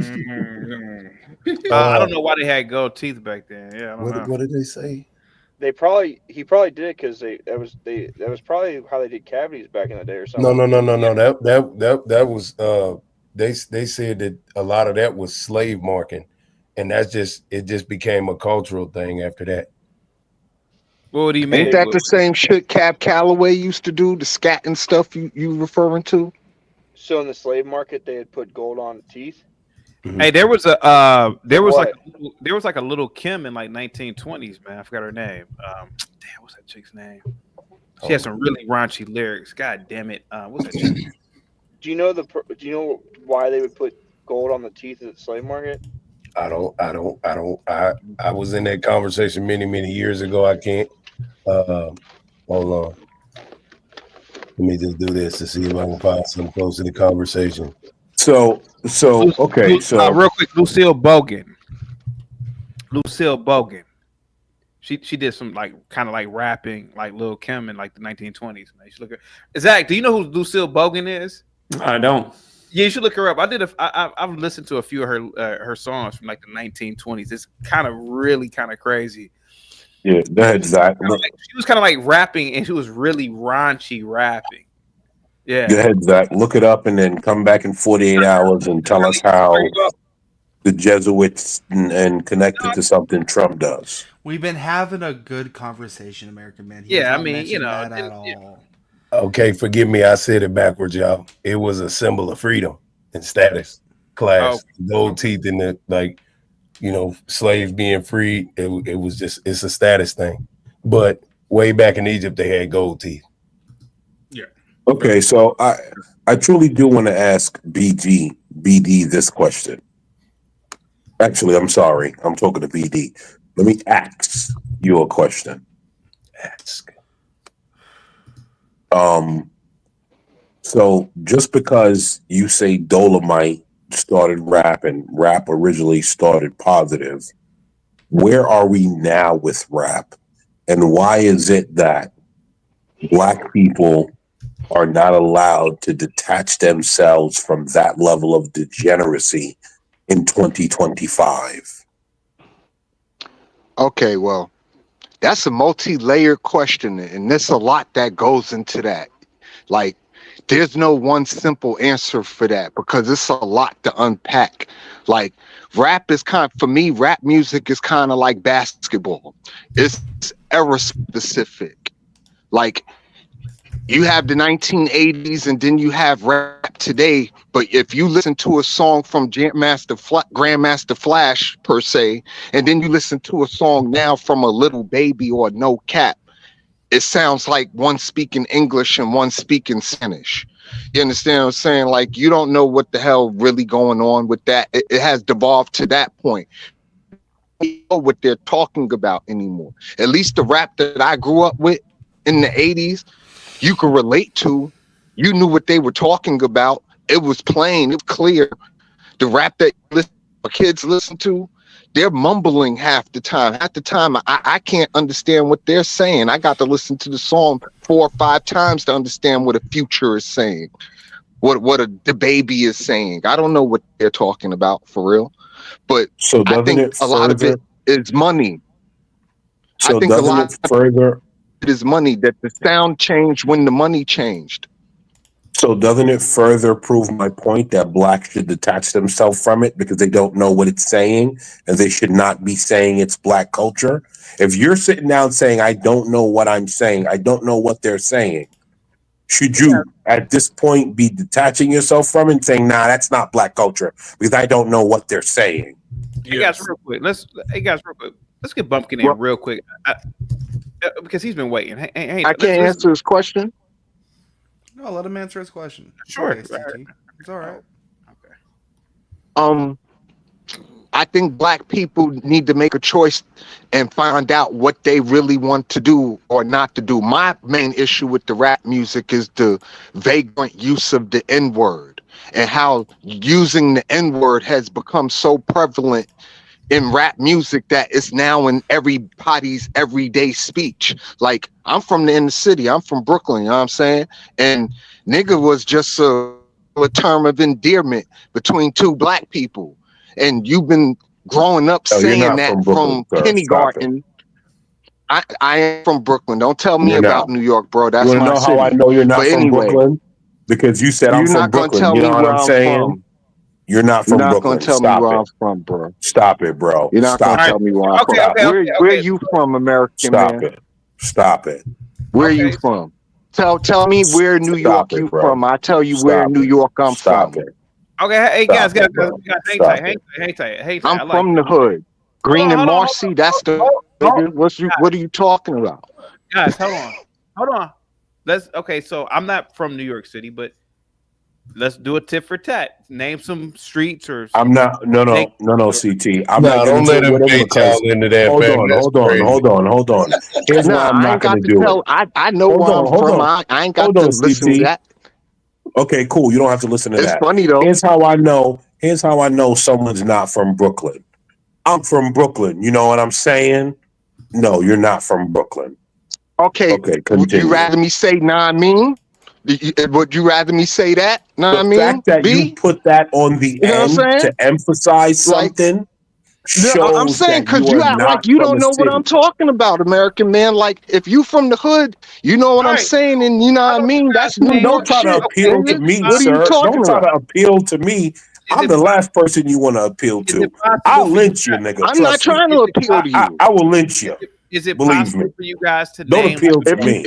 Hold on. Is it possible for you? I'll let you walk with that. Is it possible for you guys to name like a bodega, a chicken spot, a fish spot? Like, it's something that you guys can like. Okay, all right, Them niggas is CT, I'll far put it to removed you like over this. My Yeah, block Whole was Green. Foods. I lived on Green Avenue between Marcy and Tompkins. I lived right across the street from Tompkins Square Park. The 79th precinct was on my fucking corner on one side of the block. The Puerto Rican bodega was on the other side of the block. Lexington was my right turn. across the street on one side. Clifton was on the other. You're not going to tell me nothing All right, about bro. my borough, You son. got Shut it, up. fam. Let me tell you where I'm from. The Whole Foods right underneath. What is it? The Ashboro, right across from Atlantic Center. That's where I'm from. So The you Whole from downtown? Foods, right on Atlantic Avenue. Yeah, you Right downtown across from Brooklyn. See, I Atlantic Center wasn't on that. downtown That's right. Brooklyn. I was The Whole that Foods. side, in the heart of the Nah, side. I'm from Whole Foods. Yeah, you Okay, so ain't but even. they don't even See, have that anymore. They tore all that down. Nigga, you dumb. They just All built that's that. Barclays now. You dumb, nigga. They just that's built not a that. You Barclays. don't know what you're talking about. You talking about where the old railroad used to be, where the old Long Island Railroad used to be behind the You Barclays don't know Center? what you're talking about. That You Atlantic don't know Mall what you're right talking there, about. Atlantic Avenue. Is that Nigga, what you talking about? Bro. Are you I talking know what about the the mall on Barclays is. Atlantic Avenue where the Whole Foods is? Is that what you talking about? Bro, I'm just Atlantic Center? telling you. Bro, I VD, just don't let him told do you, that bro. to you, fam. I'm Like that from the doesn't Whole even matter. Foods. He's not. I'm He's from not. the Whole I mean, Foods. he's not bro. going to tell me nothing about Brooklyn. Nothing. Yeah, he's not from the I'm hood from in there, Brooklyn. so. He's from the outskirts of Brooklyn, fam. What he's you know what he's explaining to you. They just don't know that. He's explaining the outskirts. It's like I'm from Dr. South Dallas. Dr. Faro, you I'm can from shut South up, bro. Dallas. You Man, sound shut up, nigga. stupid. I done been to New You York. I don't sound know. stupid. Man, you sound Anyway, I'm dumb, done man. with you niggas. Go Man, ahead, shut up, CT. nigga. I'm done with the niggers. Right, Go ahead. American man. Go ahead. You sound crazy, my brother. American man from Brooklyn. Right. Yes. It was fun. It was fun dealing with the niggers. And now we're gonna go back to the conversation. Right. You You're funny. Dr. Ali, you are clearly from Texas, but how do you know so much about New York City? Because I've been to New York. I've been to ghettos across the nation. Really? You know a lot about Nigga, shut up, nigga. Yeah. I was up there when DMX, Forrest, what's I his was name? up there with I DMX. I was on there. I was there with DMX. I was in the boat. I was there when DMX. I'm just saying. Shut up. Chaotic. Can I say this? Can I say this? American man, just hang out. Can I say this real quick? Now, look, this conversation, this is a common conversation and common conflict between niggas. So I'm from South Dallas, but there is a place that's right on the outskirts of Dallas, and it's like either you got Garland, you got Plano, you got certain parts. So there are niggas who say certain sounds from certain parts of town. That nigga BD sounds more like he's from the inner parts of the ghetto. This American nigga, he sound like he close to it, but he He's from Brooklyn Heights. That's where he's from. Exactly. He from Brooklyn Heights. He lived on the promenade. And this looking is how out you at the know. city and This shit. is how you know, CT. All of that is false. You ain't from nobody's This is how hood, you know though. it's all That's for false. sure. This is how you know it's You all ain't from nobody's false. hood. This is how you know it's all From Brooklyn false. Heights. Because you got a Texas, You from Remsen Texas Street. dude. You got a Texas dude bigging up a fake Brooklyn dude, and they're telling a real Brooklyn dude he ain't from Brooklyn. You don't even speak, How you don't even crazy speak is the that? Brooklyn dialogue, fam. You the This American man, you don't even hilarious. speak Brooklyn, fam. You don't even speak New York dialogue, fam. Sam, you think Listen, American man from being Brooklyn from Heights, man. Texas? You He think went to you school being with all from the white boys Texas? and all that stuff. You think you being from Texas You can got tell son, me you heard? anything? That's chill, son. You heard? Like you wilding right now, son. buddy. You heard? Back in the day. You wilding, Like, son. come on, bro. You wilding, son. You Listen, heard? typical niggers, He bro. But lucky go ahead, old day. nigger on, I ain't nigger never on. heard I ain't never heard nobody from Brooklyn call no other black man a nigger, bro. Like what? Bumpkin, I did tell you to talk, but you said Yeah, you tried. You tried, man. I You did I not? Okay, you but did. You know what? You were right did, in this I did. case. I You know. were correct I know. in this case. I just okay, really interesting. Okay, awesome. Wonderful Zach, conversation. go ahead, man. About Zach, did you look up the lady from the 1920s, the rapper? I did. I'm gonna have to listen to her music. She's not referred to as a rapper. They refer to her as a dirty blues artist. Yeah. Now, one thing I'd like to point out is that her recording name was Bessie Jackson. Have you seen this? Bessie Jackson? I didn't know her recording name was Bessie Jackson, but go ahead. She recorded under the name Bessie Jackson, just from what I'm reading about her. But here's what I got to say about Bessie her Jackson. name, Bessie Jackson. Yes. Okay. Bessie Jackson in gematria equals 42. The number coded all over Black history. Look it up, man. The first black baseball player in white major leagues actually. This issue was 42, yeah, and black. Hold on, let Zach finish. Just let him. I'm just saying that this 42 number is stamped all over Black history in the world of entertainment. So I just read that her recording name was Bessie Jackson. The other thing I want to ask you about CT and the panels, do you guys know about Crank Lucas? Who is that? Crank Lucas is on YouTube and he does like hip hop skits. He's really funny. He has a skit about the de-evolution of hip hop, where he shows how the message went from the 80s, like stay off drugs, to where it is now. He does it over the decade. It's hilarious. I posted it in the back room. He has a bunch of skits like that. I think you could actually play that, CT. I don't think you're going to get copyright for it because he's another dude on YouTube. But if you don't want to play it, you should just check it out. Crank Lucas, he's really good at what he does.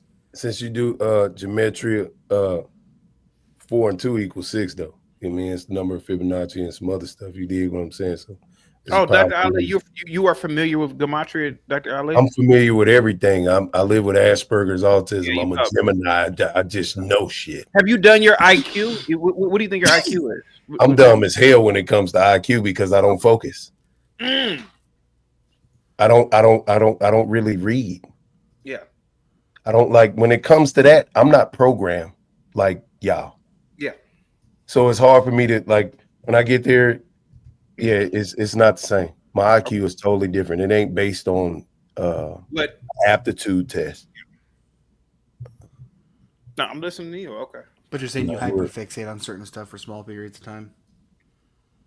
No, for long periods of time. I'm just saying like everybody's intelligence is different, on the spectrum. Yeah. Well, So, I mean, the fact that you could pick up on a different New York City accent is like, I mean, yeah, I can only do Midwest because I'm from the Midwest. That's why, but I can't do New York City. but when you well travel, like I used to. Okay, I was born in Texas. I lived in Texas, but from like 3 to 9, I lived up in Minneapolis, Minnesota, and traveled back and forth every summer. So there were people from the Midwest, New York, Chicago, and all of them. They migrated to Minnesota, so I heard many dialects, Indians, Asians, like I heard a lot of. So I just know I can just tell which one is more authentic. Go ahead. I'm gonna say something. Minneapolis, Minnesota is a shithole now. Oh, yeah. Guys, real quick, I'm missing super chats. Crown Reese with the $10 super chat, and the membership, and a fellow Ohio brother. CT, the police will have all these people quiet and all the white people on your land and streets, apartment buildings, and all. You own no hood. Speak in real folk language. There we go. Thank you so much, Crown Reese. Positivity definitely coming your way. Guys, give Crown Reese a big thumbs up emoji, $sign emoji. Salute to you. Positivity is definitely coming your way. Must be the Monday. Go ahead, guys. Oh, you cut So it what off. Crown Reese is saying is the police will shut these niggers up. Must be the Monday. I've got so much blame. Must be the Monday. Must be the Monday. 26 without this well. Yeah, do what? I got felony assaults against police officers. They ain't shed me up shit. Fuck them. Oh. Yeah. So I'm a different type of Negro, my boy. Good, sir. Good for you. Convictions. Good for you. Yeah, I got convictions. Fuck them. I got a lot of assaults against them. Do you want us to be impressed? No, he sent a message about something. There ain't no police telling me to shut up. I'm too dumb for that. Hey, is in Texas, are those C felonies or are they higher than that? No, they're F's. They're felonies. They're Ooh. Yeah. Well, there's different categories of felony. There's they're all F's. They're felonies. They're well, no. Up north, y'all got the different classes, D's and all this other stuff. But do they not have that in Texas? Felony's just a felony? Mm-hmm. They got misdemeanor and felony. Yeah, Texas is slow as hell. It's just F or M. That's it. Go ahead. That's crazy. Hey guys, real quick, let's get Zach back in. Zach, so you were looking up the singer, and then let's get Plastic Guy for him. Go ahead, Zach. Well, I'll look more into her because she's new to me. I'll listen to her music tomorrow and I'll check it out. But I almost just wonder if it's the same type of thing. They code the 42 on her, just like they do the whole hip hop industry. It's amazing how many of your favorite rappers have 42 encoded in their name. And again, you're looking at how her music was, like you said, she was like the Lil Kim of her time. It fits in kind of like with the cultural stereotypes. The news media for people our age. It's not as bad as it used to, but decades ago, black people were constantly getting demeaned in the media, and the stereotypes are always that black people are dangerous, they're sexual predators, they're drug addicts, they're drug dealers. And again, CT, I kind of feel like that's what you do. You get on here and echo those things, and I don't feel like those things are true at all. You bring on people like Be Brave, who's hiding behind his sunglasses every day in a dark room, talking all this nonsense about black people, and I don't think he's ever even been around black people in his life. So can I ask a question, Zachary? Exactly. Why did no? Hold on 1 second, CT, because I don't want to forget this. Exactly. Let me ask a quick question. Why did you say it's amazing how many of your favorite rappers? I didn't say my. Why didn't you say no? You said to the audience, right? To the quote unquote black audience. Oh, it's amazing how many of your favorite rappers. I don't know if I used the word favorite. I'm talking about just mainstream popular rappers. Oh, you didn't use those words, Zachary? Well, you can go back and rewind the tape, but the point I'm making is just mainstream artists that are on the radio. Oh, I just find it odd that you use the terms "your favorite rappers." No, but Zach, I get what you're saying because it is Kiss what the it white is. liberals' It's like ass. a selection, fam. It's a all them rappers have something in common, especially with that number two. I get it. He doesn't get it because he doesn't listen to it. He's always just trying to start something, and that's why he hides on there with his camera off. Exactly. Even though American Man has called in with his Get camera up and on. drive, dog. But go ahead, Zach. Go ahead, buddy. Go ahead. Hey, I would like for you to play that Crank Lucas skit I dropped in the private chat. I think you'll enjoy that. All right, let's Only see. like a minute and a half. Come on, boy. It's perfect. Play it, boy. Yeah, I mean, I've heard this before, but I think this might be copyrighted. Well, you know what? I think I could play this because he's not a mainstream artist. He's a YouTuber. Yeah, I know. Yeah. I could probably play this, but I've seen this before years ago. I saw like 10 years ago. CT, Zach told you to play it. You play it now, sir. Yeah, I know. Don't make him get the whip. I caught him in the alley, so I grabbed him by his collar. I told him I would get him. Cash, he was shaking so bad, Rocky's falling out his ass. You on my block, you better march on, cause my pistol Pete will take you out the game like Marshawn. And if you survive, don't tell none, cause I'll shoot you from the middle of the court like Bill, son. Baby, what it do? Hey, your boy Cranky Danky, the opposite of lanky, smoking on that stanky, candy painted old school, sitting on them twankies. Got a white high chandelier on my panky.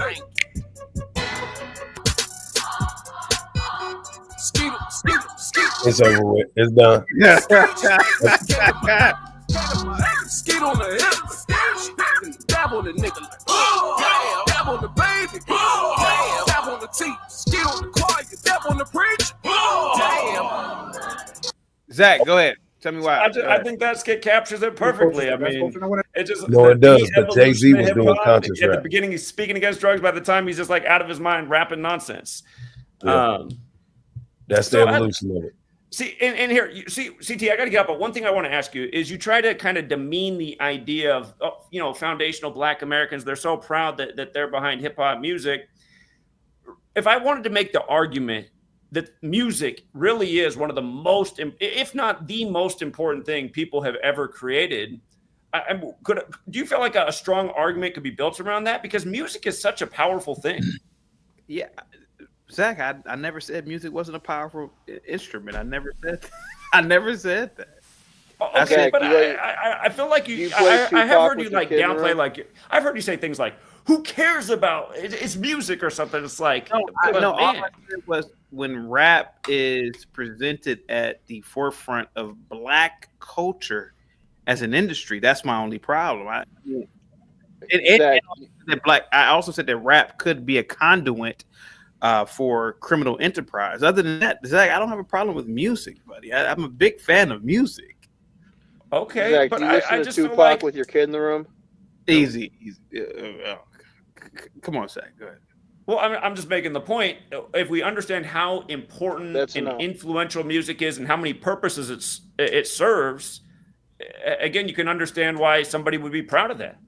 Well, rap music, that style of rap music from the 80s, it was not for the purpose of the people. It was for the purpose of the industry. That style of music from all of them years, it didn't have nothing to do with it. They knew we was going to rap about drugs. They knew we was going to rap about the negativity that was around us. They knew that. That's why they gave it to them. Well, the late 80s is like when NWA and gangster rap came out, but the beginning of the 80s is more like Grandmaster Flash and The Message, right? So depends on what part of the 80s we're talking about. Yeah, but what I'm saying is, as soon as it was like they seen the money in it, hey, you got to rap about this now. You know what I'm saying? So that after all the conscious rap, they organized and made sure that, okay, you can only talk about your environment and all that negativity stuff.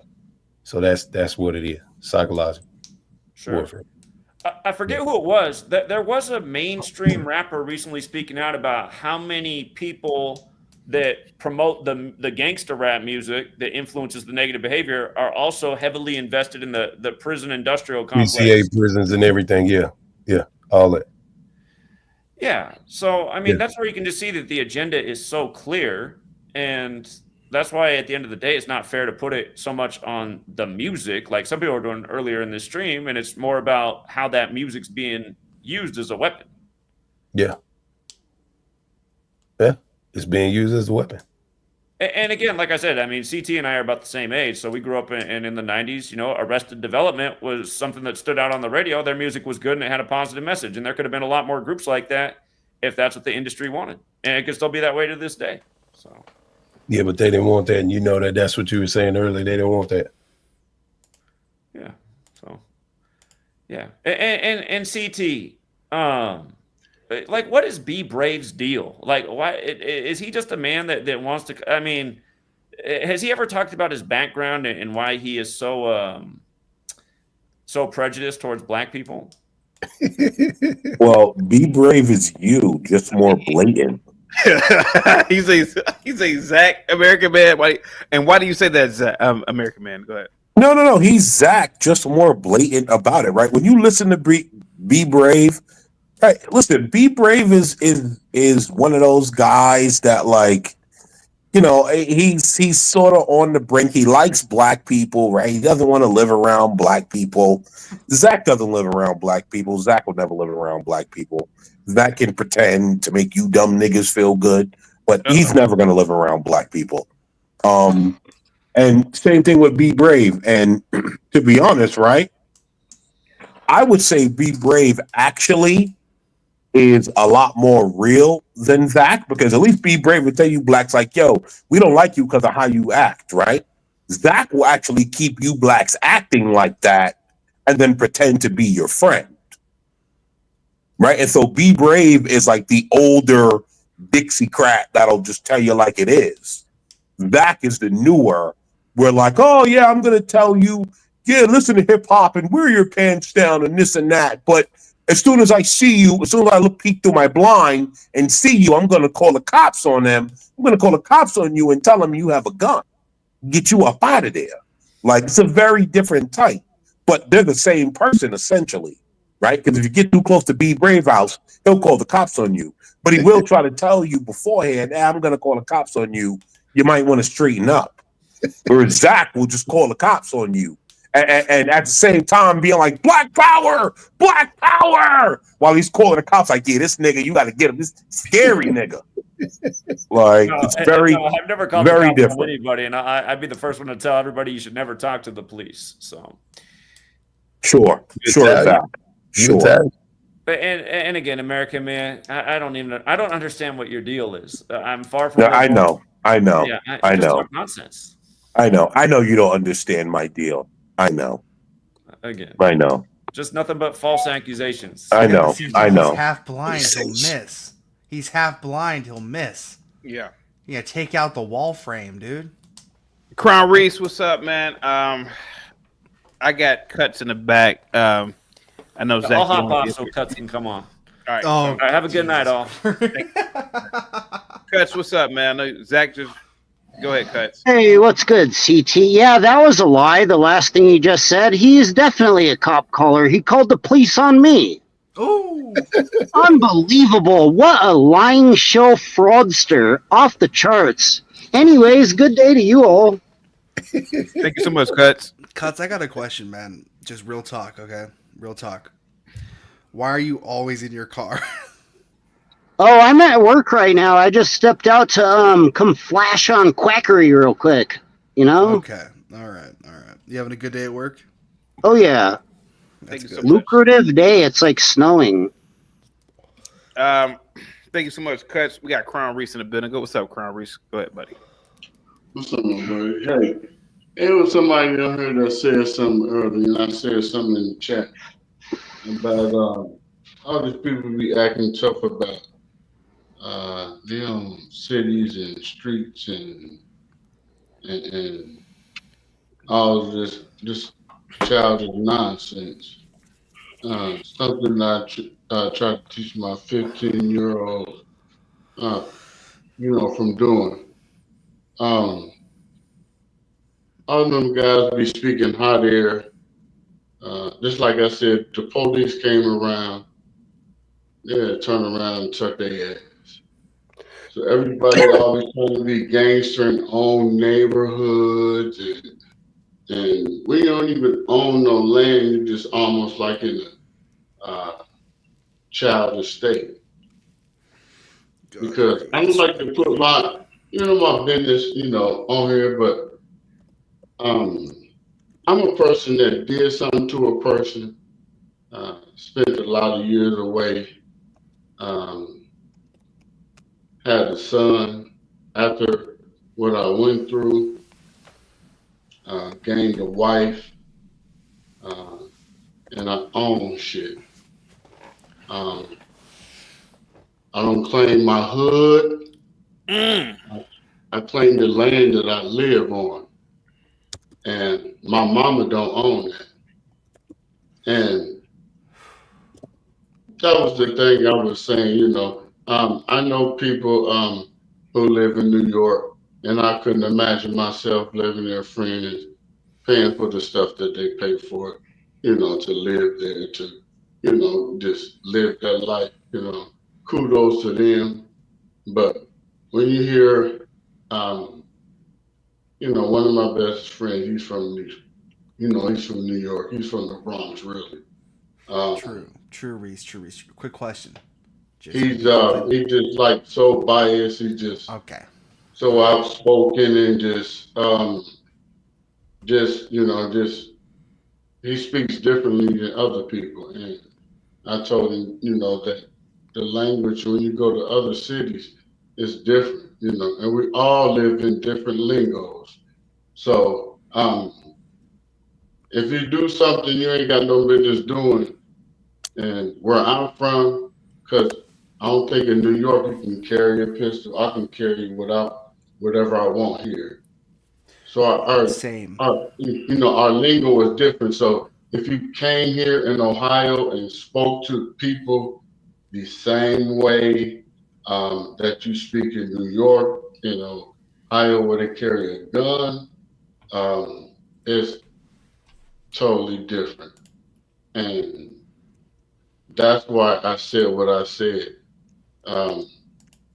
If you come encounter to the police in your state, all you gotta do is scream and holler. They busting up on you like you're nobody. Reese, everything you're saying is very important. I just got a real quick question for you. Okay, be honest with you. How far past the bottom of the bottle are you right now? I don't drink, brother. You're not drunk right now? I don't drink at all.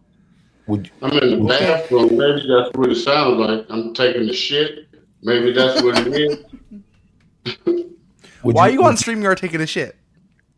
Shit, I just got finished cutting like 42 people's hair today. Shit, I need to take a shit. Okay, we're gonna let Ollie go. Okay. Hey, would you mind showing that last link that I send you? It's a page that I had. It's like got 200 subscribers. It's old. You won't get no copyright because I can't get it. You good, man. You good. You good. I'm glad you came back, Ali. Yeah. Yeah. I've been busy. That's all. You good, man. Yeah. But what he said is something that I don't do. The police are servants to me. They need to go home and get a diaper change or something. They probably need to go take a shower or something. All they do is they approach. Yeah, so when people say, "Hey, I need to get by," you need to let them by. And there's nothing wrong with people going home or something, man. This is from your channel or This is one of my old channels. This is like 10, 12 years ago.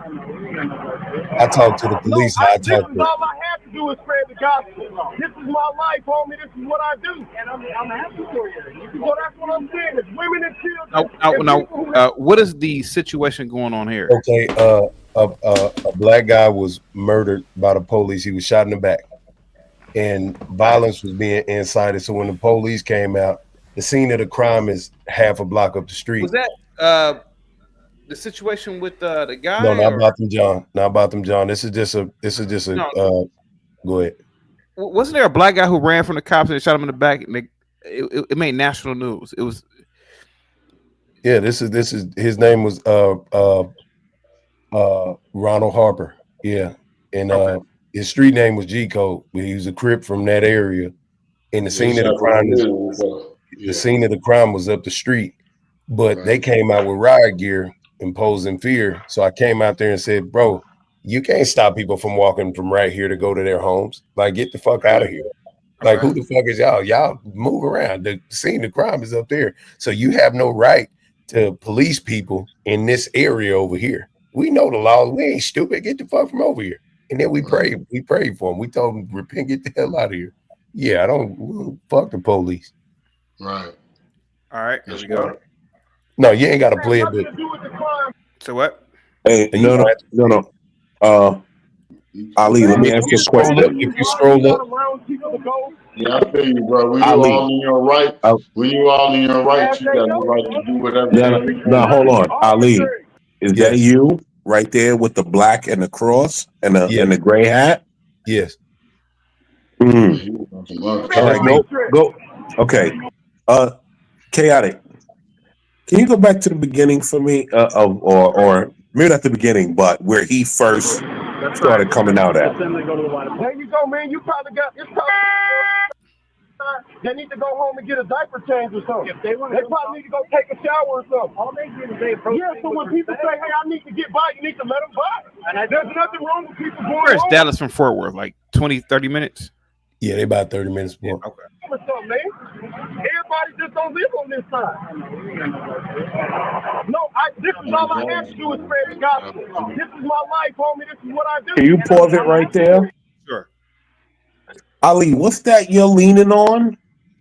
A cross. What I would do, I would carry the cross throughout. I don't need you to continue to explain. What? I don't need you to continue to explain. Oh, it's a cross. Yeah, go ahead. What did you say to the cops? What? Hold on, everyone. Hold on. See, I'm gonna dismantle these niggas. See, I pay attention. That's right here. Look at you. Go ahead. What? Look at chaotic. What are you trying to dismantle? I mean, what you can't dismantle nothing. Hold on. Stop talking. Stop talking and let it be finished. Right? Tell me to stop talking. Stop talking and let it. Stop talking and let someone else go. You an idiot, bitch. I ain't American man, stop talking and let someone else go. You can't stop me. Here's the thing, right? I would like to finish, right? I'm gonna finish. Calm down. Let me dismantle this, right? Hold on, right? Here's the ironic part. He said he talked to the police any type of way. Do you notice though, when he talked to the police, you know what he said? Oh, yes, sir, officer. I'm a peace officer for Christ. That's why I told you like this. What? I'm a peace officer for Christ. Nigga, you wasn't doing nothing. What you was doing was hiding behind Jesus Christ to be able to talk reckless to the police, and that's what you were gonna claim. No. You wasn't doing nothing gangster out there. Nigga, stop pretending. And my whole thing is this. Hold on, let me finish. My whole thing is this, bro. I have no problem with you serving Jesus Christ. I have no problem. There's nothing wrong with that, right? But don't try to pretend like you was doing something gangster when you were not, bro. You were hiding behind the church. There was nothing gangster about you were hiding behind the church to talk to the police some way, and then you try to come up here and say, "I talk to the police any way I want." No, sir. You're hiding behind the church. No. Stop you misinterpreted what I was showing you. You're an idiot, fam. It is. Well, yeah. Drive your truck, fam. I pray you safe travel while you traveling, fam. You're an idiot. So yeah. What was your message? What was your message, Ali? What were you trying to convey? I was trying to stop the black people. Now he's threatening me. Let me hear what he's saying, American man. Hold up. What are you saying, bro? They were trying to incite a riot with them Crips right in that neighborhood.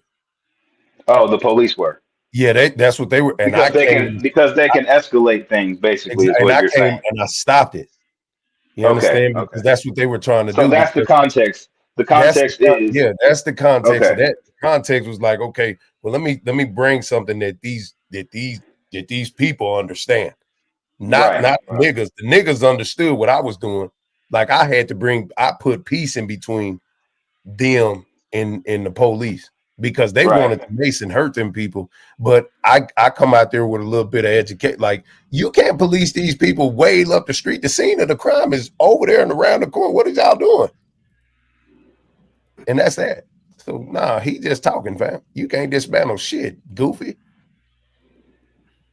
So that Crip flag in your back pocket talking about God. Because I ain't never stopped being a Crip. That's how I grew up, fam. That's my culture.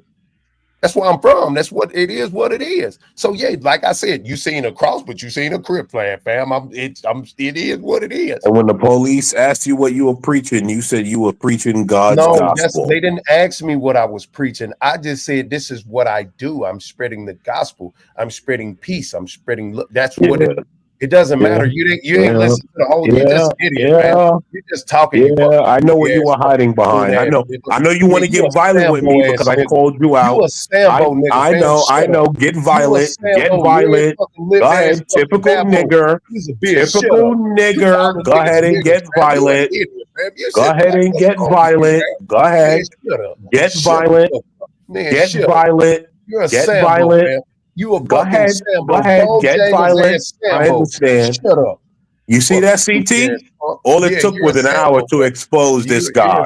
You can't expose me, fam. You're exposing you're a Sambo, fam. Nigga, you a tatted face monkey. There's nothing about you anyone cares about. What's your name? Toby. Your name is Toby. Nigga, what's your name? Hella lynched. Your name Hella is lynched. Hella lynched. Shut up, Toby. Drive Master's truck, Toby. Gets lynched a lot. Master's truck, Toby. Stupid nigga with a tat on his face. You dumb nigga with tats all over your face. You're stupid, nigga, and you will get lynched. Fuck out of here, nigga. You're retarded. Can I get holidays off? You gotta ask permission to get days off. You, Toby, you work for Master anyway. Fucking Toby. I mean, if you say so, man, I don't.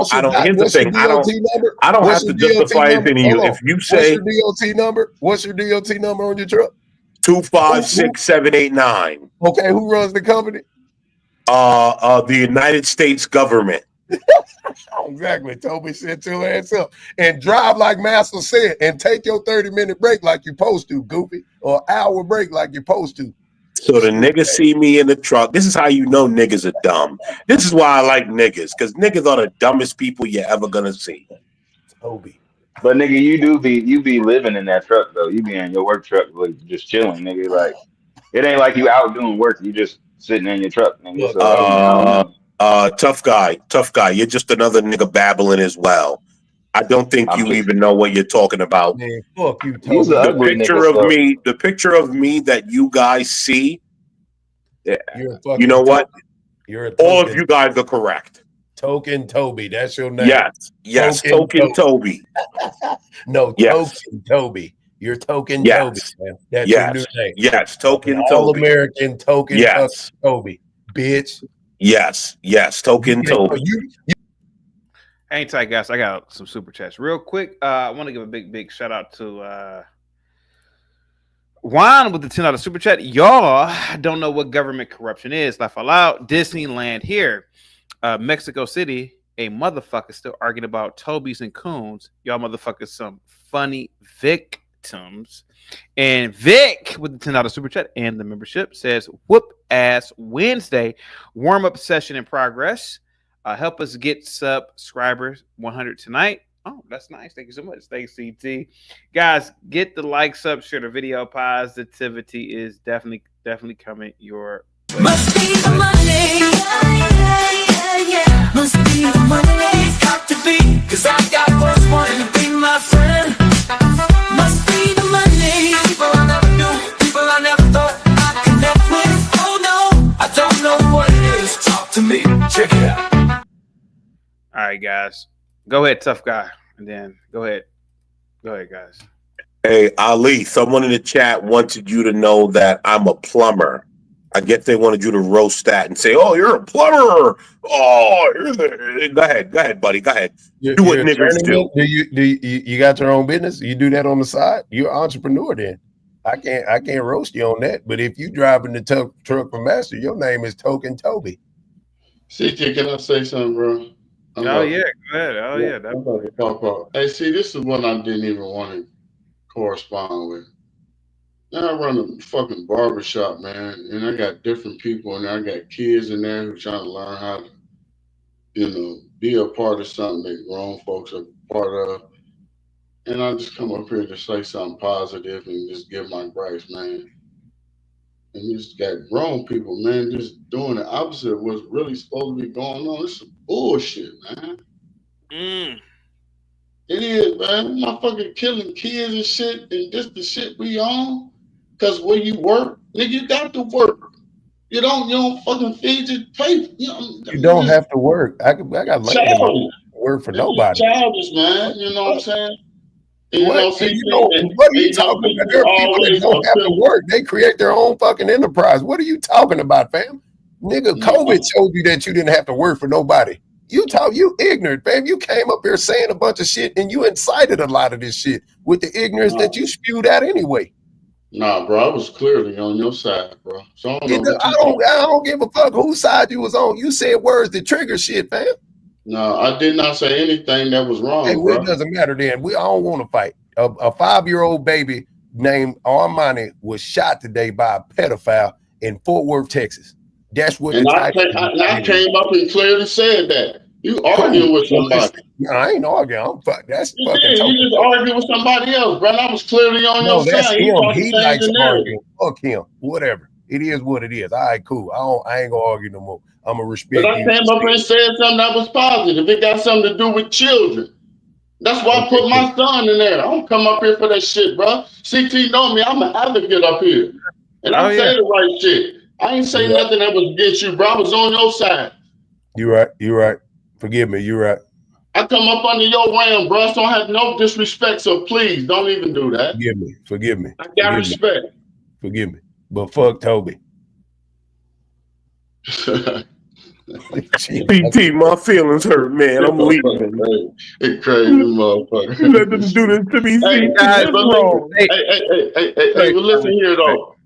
Hey, listen, man. We all have to change our tone, man, and be different.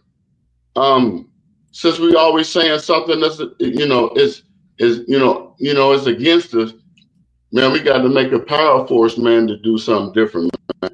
We all have the masculinity and the power to do the most immaculate shit ever in the world. We have to come together, man, and respect one another's, views and values. And I really mean that, man, because we are some shit, man, to behold of. I think a lot of our energy comes out the way it does is because we can't find a way to express it. And I think we have the most powerful shit that we can ever have, man. But we have to come together, man. We got to make the color purple. Hey, listen. I'm old school. I'm old school. And if this don't mean nothing to nobody, excuse me, brother America, man. Hey, Crown Reese, you know I rock with you, bro. Hey, look, I was raised under BOS, bro.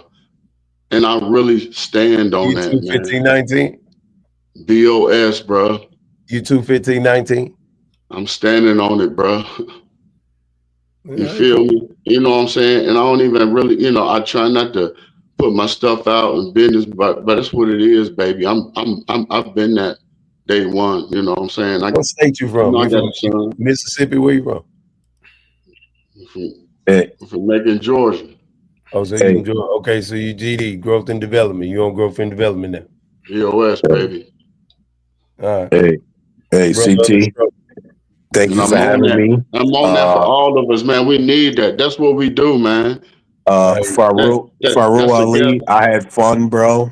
We'll do it again next time. I'm gonna troll you again next time, bro. I don't really care about anything you said. None of it really moved the needle for me. I'm just here to have fun. That's what I do. So it was fun chatting with you. Crown Reese, I rock with you. I got love for you. Yes, sir. So yeah, man. Listen, tough guy, sir. You know it. Chaotic Truth. I'm glad you're back. I don't know what you did to be kicked off. I don't know what you did, sir. Talking shit. He ain't pay his dues. But He ain't pay his dues. Man. They was taking all that money on that motherfucking African shit. So yeah, I don't know what you did, but yeah, man. I'm glad you're back, good sir. It's good to see you. Actually, yo, the 2 stream thing that you did is actually a good idea. Yeah, I think it's a great because, idea. That was a bomb. Yeah, because you could keep one and sort of get rid of one, but still, And then right? this is the one I got to get rid of. It's yeah, right. But you still managed to achieve what you needed to achieve. So I get it. But I think Dr. Ali's part, I'm gonna edit that part out and like make that public. Yeah, he's really. You finna do what? Your part, like when you came in earlier, you were talking some like you were golden earlier with your Oh yeah, conversation. you gonna chop? That's fine. Yeah, I'm gonna chop. Give me that my up. credit. Tag my channel. Yeah. I gotta edit that. Hey, listen, Ali, I look forward to seeing you again, bro. Like, because you lost this one. I like how you no.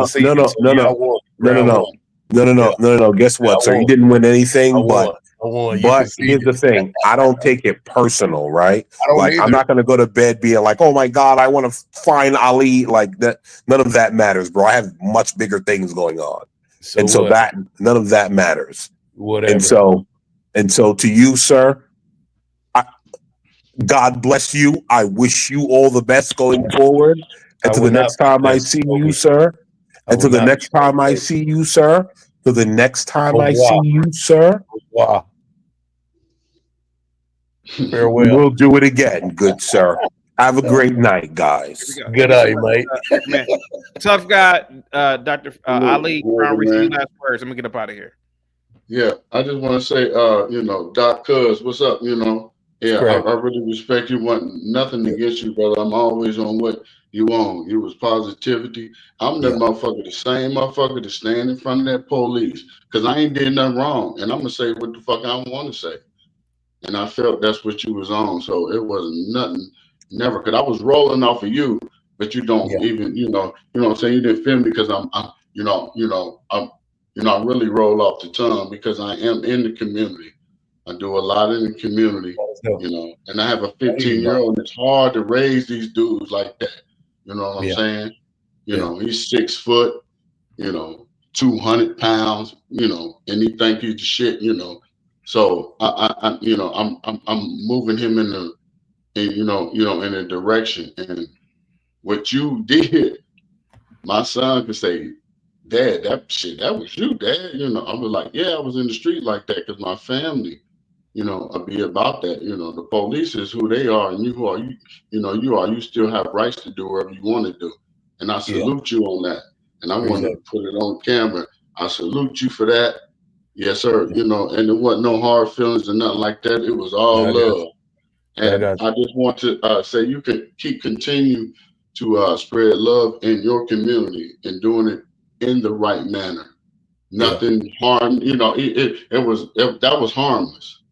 And when they see us harmless, they sometimes really see us as a threat. But we got to still stay humble and be the people that we are, around the people around me. I looked at you, I seen you, Dr. Ali. I like, maybe nigga got them to get my motherfucking legs been sore. I've been running this shit, motherfucking legs been sore. But I really respect the flow that you brought up here. I'm an apex, really not an alpha. I do what the fuck I want to do. Like I'm yes, sir, me too. Yeah, it is yes, what sir, it me is. Too. Yeah, I got a wife. That's why I got a wife and a family. I've been married since 1992, and I'm a grown ass man.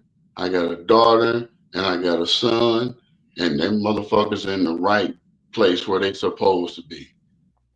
The same people that's around them do the same exact thing. I don't let my wife dictate nothing. She dictate what she dictate with the children and all that other things. I take care of everything else. Or we take care of everything else. I'm not going to take that away from her. But that's what we need to have. Family, community. That's where it starts. All this shit outside the black community, all that. Ain't no motherfucker outside the community taking care of us. When I cut my grass, ain't nobody cutting that shit. I'm trying to get my shit green just like You know, Tyrone across the street trying to get his green. You know, these are the neighborhoods CT talk about on this channel. Going outside, seeing the birds, you know, being peaceful. Yeah. You know, trying to create something that the people before us haven't created, but we're trying to do that shit right now. All right, so say less. Appreciate you, boss. Yes, sir. I really appreciate you. I wish you'd come back again. I'll see you soon, bro. No, I appreciate it. Yeah. Yes, sir. Yeah. CT. Guys, thank you so much, Crown My Reese. final words is enjoy life, smile every day. And the uncertainty of living is the cause of death. Real recognize real when you see real. If you ain't real, you never know real. Do real things and you get real results. Thank you so much, man. Guys, go over to Dr. Ali Gaming's channel. The link, I'm going to drop the link right now, guys. See y'all I later. will be back tomorrow morning. Salute to you all. CT. Tough guy, salute to you, man. Yeah, go ahead, buddy. Yeah. We're gonna do a CT reacts nigga night. Yeah, just email me, man. We can talk about it. Man, we need to do an ignorant ass nigga night, man. What is it that ignorant that you like? What ignorant shit do you like, man? Because you always talking about. I I'd will like to admit, know. I will Okay. admit, ignorant. Oh man.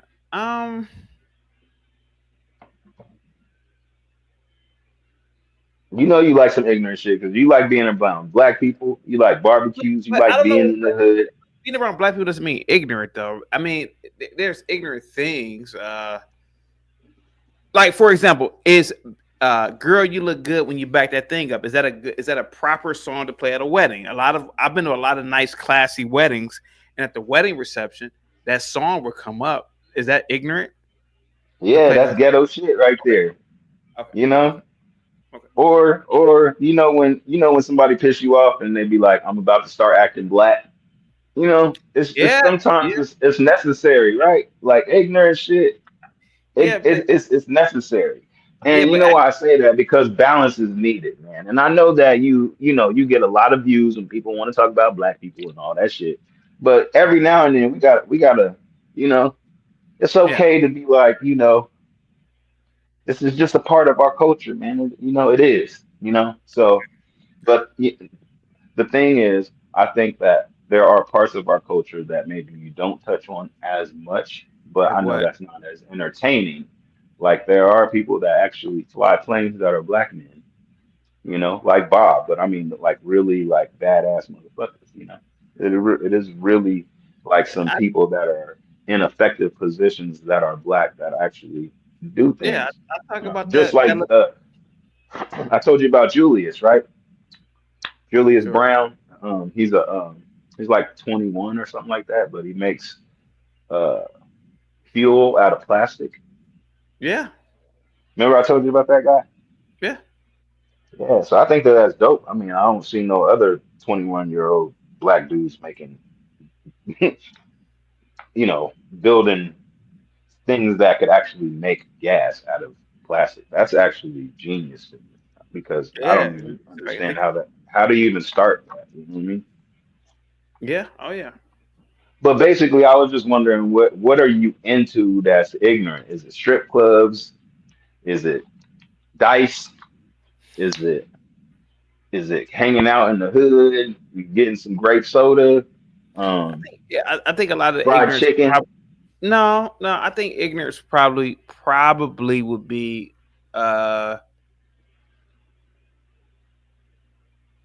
maybe littering. Maybe littering is ignorant. Don't you think? Okay, so you litter? I don't litter at all. You never littered before?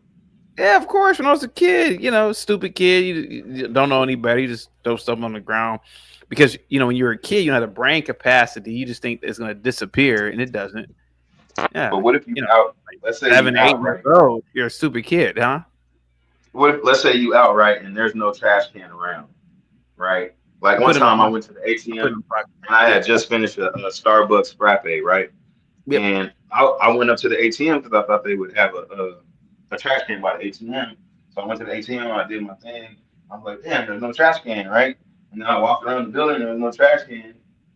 So was I just supposed to go back in my car with the trash, or was I supposed to just Yeah, set it I mean, down? 'Cause I set it actually, down. yeah, I actually, when there are situations like that, I just put it in my pocket or something.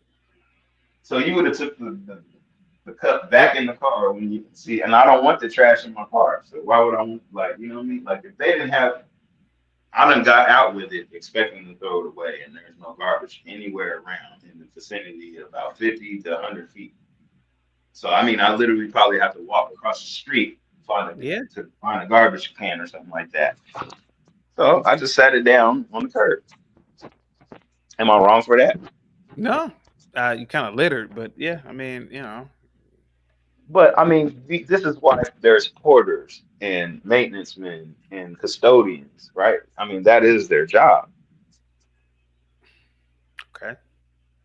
Is that not necessary? No, I'm. Go ahead. No. So let's say nobody littered. Would a custodian or a porter have a job? They probably wouldn't. I mean, they probably would because they have to empty the trash, but that's about it. It wouldn't be like, you know what I mean? Like picking up trash off the ground, community service. You ever seen people along the highway picking shit up? Yeah, I have. Yeah, so that's like a community service type of thing, you know what I'm saying? So like these type of things are good, it's kind of like a balance. It's gonna be bad shit, it's gonna be good shit. And sometimes, like you're a positive person, right? Thank you And so much. you've been like a parole officer, all that stuff, right? And just imagine you're talking to somebody. Now, do you think you can always talk to somebody, or do you think that a nigga needs to be slapped every now and then? Be honest, CT.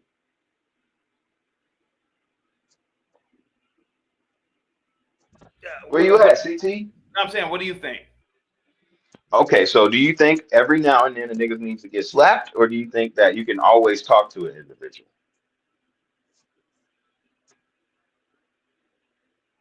Some people you could talk to, and some people you can't, right?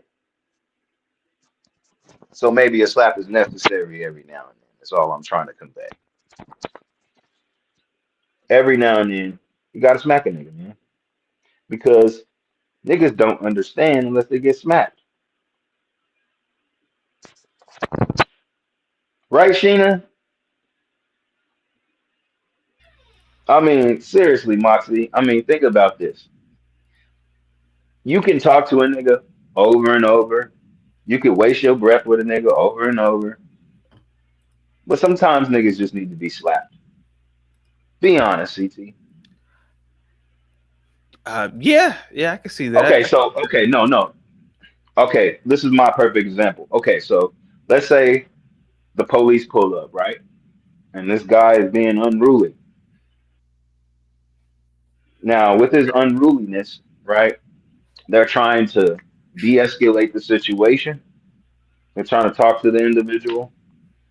I mean, he keeps raising his voice and he's very threatening. What do you think they're going to do to this individual? What do you think they'll do? Well, I'm asking you. Probably slap him or subdue him, yeah. If he's being unruly, yeah. Okay, now why is that necessary? Reinforcement. Okay, so why is reinforcement necessary? Because some people are animals and you gotta like train them not to do certain things. Right. Okay, so I think you say it all the time too. If we nip certain things in the butt, like littering, right? If there was like not just like a hefty fine, but let's say you could go to jail for a year for just littering. Nah, man, there'd be a lot of people in jail. Right? But I think we would have a cleaner environment. Of course you would. It'd be like Singapore. Oh, they go to jail?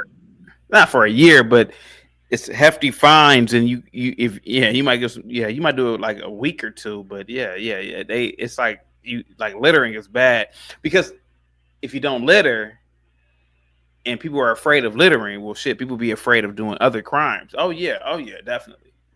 Did you hear about this prison in Norway where it's like really nice and They let Yeah. families come and all this stuff, and they said it's Yeah. a better rehabilitation. Do you agree with that? Do you think that?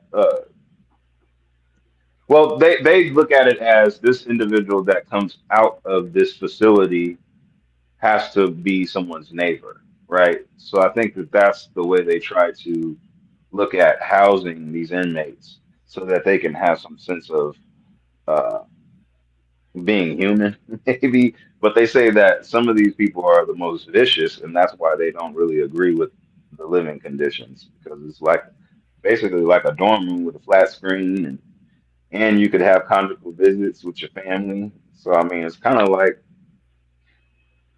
I don't know, like camp. I don't know. Do you think it's effective? I guess that's what I'm asking.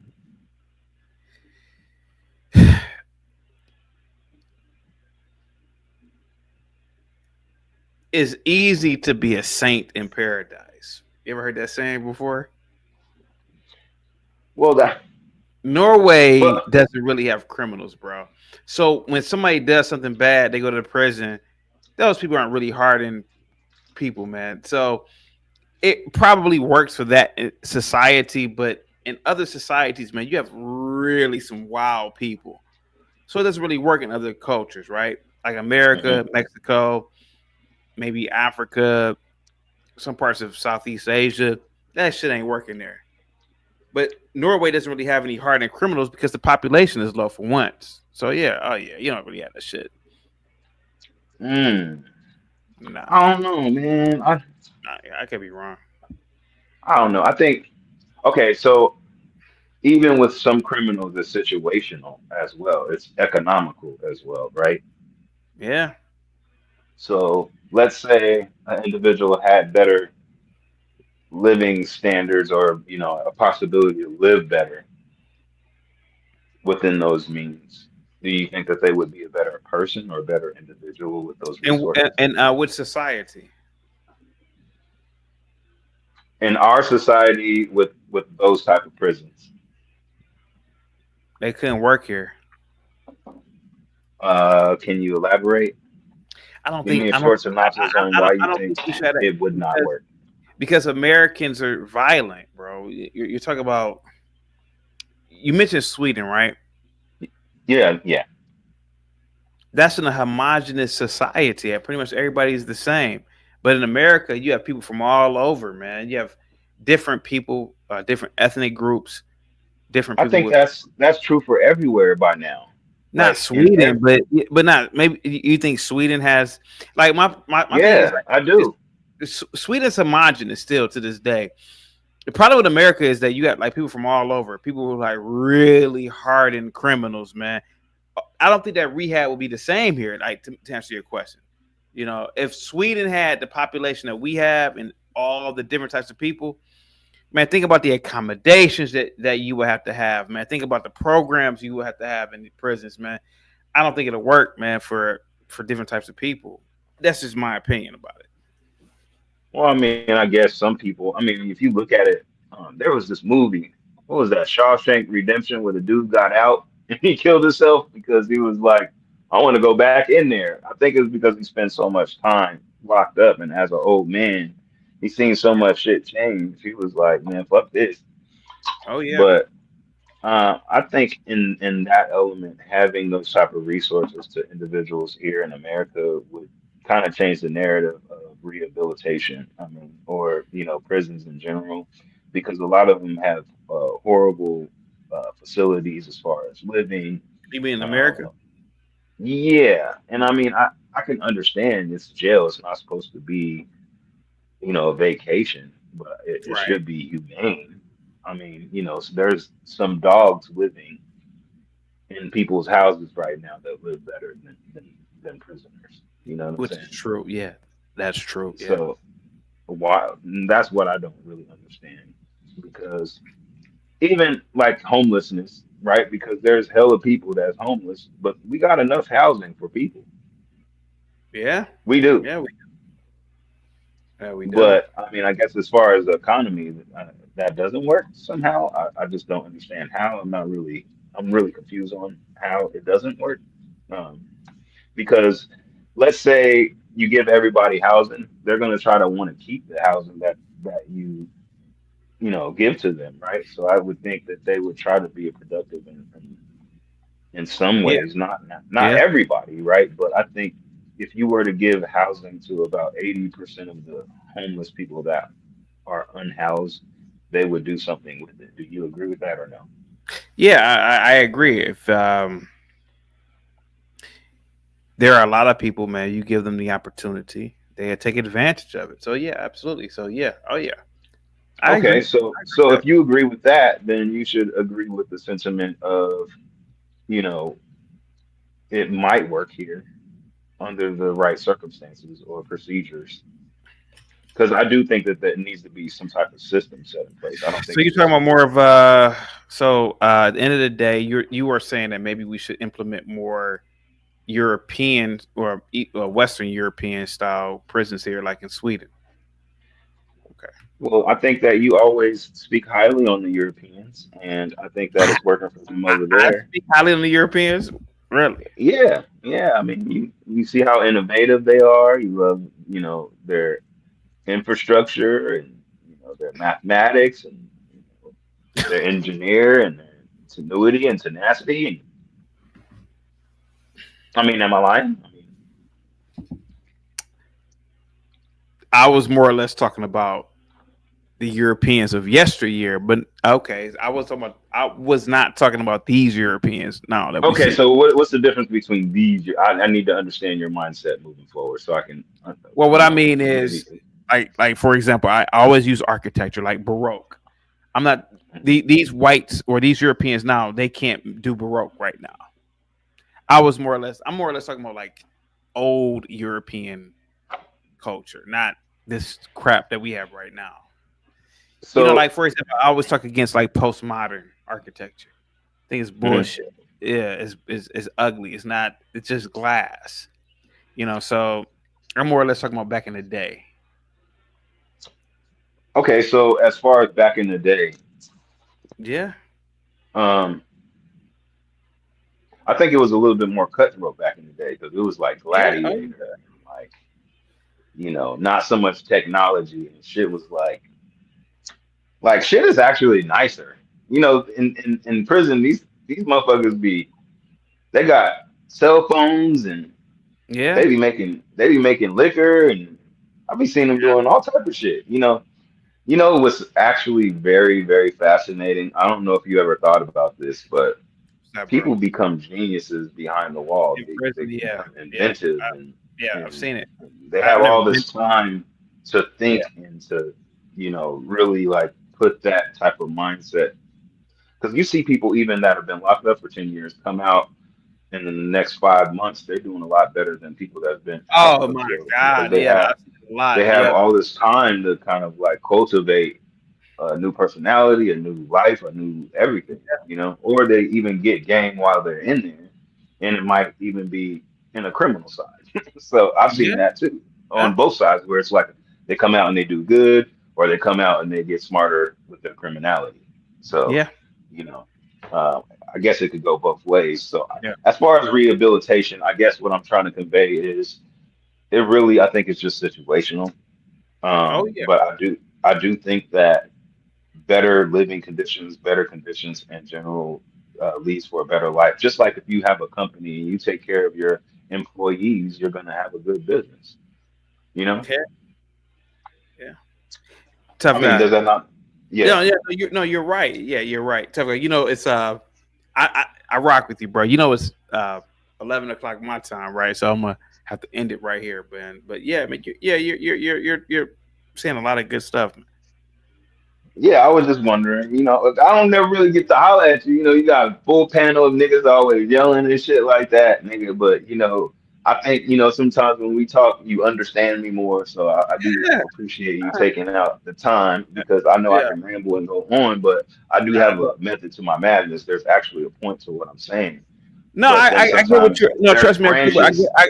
I get what you're saying, especially about the whole prison thing. And I would love to actually have an in-depth conversation about that because I do, to a degree, believe that not to justify it, but why does a lot of ingenuity come when you are under certain conditions, right? And you are correct, man. There's a lot of ingenuity when people are in captivity or subjugated or imprisoned. And yeah, I've always thought about that before. Yeah. Oh yeah. And I've also thought about the fact that there are people when they get out, they are better than the civilian population at the time. So Yeah. I know what you're talking about. Trust me, I do. But I'm just trying to understand that construct though, because I think PT, put these dirty. Hold on, Am I let's hear allowed to? him out. Let's hear him out for a minute. All Let's hear right. him. Let's hear him out. Well, wait, who's that? Is that Imperious? Imperious, yeah, that's Imperious, yeah. What you got to say, nigga? No, let that nigga. What do you want to say, nigga? What you say? Imperious? Can I talk, CT, or no? Am I allowed to Yeah, say talk, motherfucker. What? Talk. Put these dirty coons to bed, CT. These pieces of shit have been smoking way too long all day. Their brains are fried, CT. Like, get them to bed. Give them a 40 and some watermelon and put them to bed. All right. Are you done? Because nigga, you ain't too far from me, nigga. You in Irvine, right? No, dude, I'm in Florida. Oh, I thought you were in Irvine. No, I was born in Newport. Oh, okay. So that's where I'm at. I'm over here, you know, by Oceanside, nigga. Where? Oh, you're in Oceanside. Okay, I know where you are. Yeah. But no, CT, you got to look at CT. I've been hearing a bunch of nonsense all day on here. This has been a Yeah, legendary. but I know you ain't talking about me, Imperious, nigga, because we can go at it. You want to go? Well, I just came on here to put a little input Okay, on nigga, about because you know I can go the with your jigaboo ugly ass, nonsense nigga. I've been hearing all day on this show, CT. I mean, this is. Oh, you got some chips now. Is that the extra spicy ones or no? Yeah, those are good ones. Imperious, you know what I'm telling you know I'm telling the truth. I think What that about if do prison you do conditions do you do if the red prison Cheetos? conditions were better, we would have better people coming out of the rehabilitation. They're supposed to be called rehabilitation centers. That's what prison There's really is some supposed people to who be. can't be rehabilitated. That's just the reality of life. There are Okay, and some may, yes, some can, but but remember, that's what I'm saying. That is the place for them though. Like yes, the but remember, unruly and crazy and yeah, but deranged. no. Look, I believe anybody look, I'm a fan of mental asylums. Anyone that's a threat to themselves or others should be, especially these people like that, and not just threat as in like, oh, they're not gonna, self-delete this second, but people that can't take care of themselves, that can't keep a living, that can't feed themselves, that become homeless, those people should be taken care of for them, and that's fine. But the problem is that drug addicts, a lot of them, if you give them this sympathy and stuff too. Drug addicts have to, like anything else, you have to want to do something. It has to start with that person. But they're still You people, can man. They having the struggle, bro. You can give Imperious. them billions You of ain't anything. but it just seems like you ain't never You can really give them struggled with unlimited anything. amounts of money and they'll spend it all, dude. No, but Like Imperious, it's not the money or the resources that you give them. You do not struggle. You have never struggled for anything in your life, white boy. Like you don't Yes, I understand, have, nigga. dude. That's not a No, true you fact, haven't, bro. nigga. No, you haven't. I can hear the Yeah, way you talk and the way you talk to people. You know, life is about relationships and people, and I have you a lot of do not have relationships. people skills. But Yeah, I have no, a lot of not relationships. maybe in real life because you don't act like that Yeah. The in real internet's life. not real life. You're here to shit talk and watch porn. That's what the internet's for. Well, man, there's so many different resources other No. than talking It's shit internet and and shit. It's shit talking and porn. no, man. There's so many different resources with the No, there's internet, nothing sir. more than that. I disagree. Nobody I cares disagree. about. Nobody's using the internet for. Well, CT, Half what's that of how rule? you make it, half Isn't of that how you rule? make What your is it? money Rule is 9, online, CT? sir. How What you isn't make that rule money on the internet is for every online. possible thing? There's a porn site for it, right? Say what? It's like rule Imperious is dumb 41. as hell. I don't There's even a know why rule y'all sit on up the here and internet. listen It's to like this for white every boy. possible website or for every possible thing, there's a porn site for it. No, you're fucking dumb. No, I'm telling you, dude. That's not that prevalent, bro. Dude, It is you're only here in crazy, America. man. That's what like the Dog. internet is. No, dog. No. The internet is Yeah, like rule 34, communication, bro. CT. There It's you go. about Look it up. business. Rule 34. No, it's about business. It's about communications. That's what it's about, dog. You can't even get a job no more unless you online, bro. Ain't nobody sending papers and faxes no more, my nigga. What are you talking about, Imperious? You sound dumb as fuck. Dumbass nigga. No, What the fuck is you talking about? I'm telling you, like it's No, truth. There nigga, are you more cannot do there are shit more without being there online. The are internet, more nigga, it is way it's it a is way bro, it's farther a fact. beyond, dog. Way It's a farther fact that beyond there just are more pornos porn and websites. motherfucking talking shit, nigga. There are so many different No, resources and there's not. No, information there's not. online on That's the why internet. you're Yes, on there here. is. Because if you had the business you were talking about, you wouldn't be on here talking shit and running your mouth. Nigga, I barely be on here. You be more on here more than me. Yeah, because I can I'm afford on to and be. off. You can't. CT, when I come on your channel, I'm always on and off, right? I don't stay on for hours. It is true. Yeah, but it's Nigga, because he has to go back to I'm work. I can afford to be off. That's a different no, situation. no. Like Imperious, my stop question it. is this, CT, look. No. Does see how you think you could wiggle out some shit because you got a little bit of money? No, nigga. I don't care if you do have a whole bunch of money. You still have to be productive in this life. Yes, and that's what I'm Nigga. saying. But what I'm talking about is No, being that ain't productive. what you saying, nigga. Because your Being ass sit on productive here isn't for giving hours, money to nigga. drug You addicts. ain't CT. No, but CT's the host. He gets paid for this. You be on him. You be on here just as Yeah, much as and him. CT gives me. I pay CT and I give him money, and Exactly. he gives You're a great fan. entertainment. You're a He's the fan. best show Right. on YouTube. You're a customer. I understand, nigga. Yeah. So what's wrong with a CT? Are we Okay. not capitalists here? Okay. We know you're a trick. We know that you spend money on Yeah, bitches. dude. We know that When I know. CT signed on I today, know. I I already know went you through are. 6 vials of I know needles, you dude. are, dog. I We shot all up know. 6 times Trust because of me. this show. Nigga, I know you. See, Dude, hey, I you needed my CT. fix of CT show, dude. For the No. week it I was off, know I you, was, white dude. boy. I know you better than you know yourself just by the way you speak.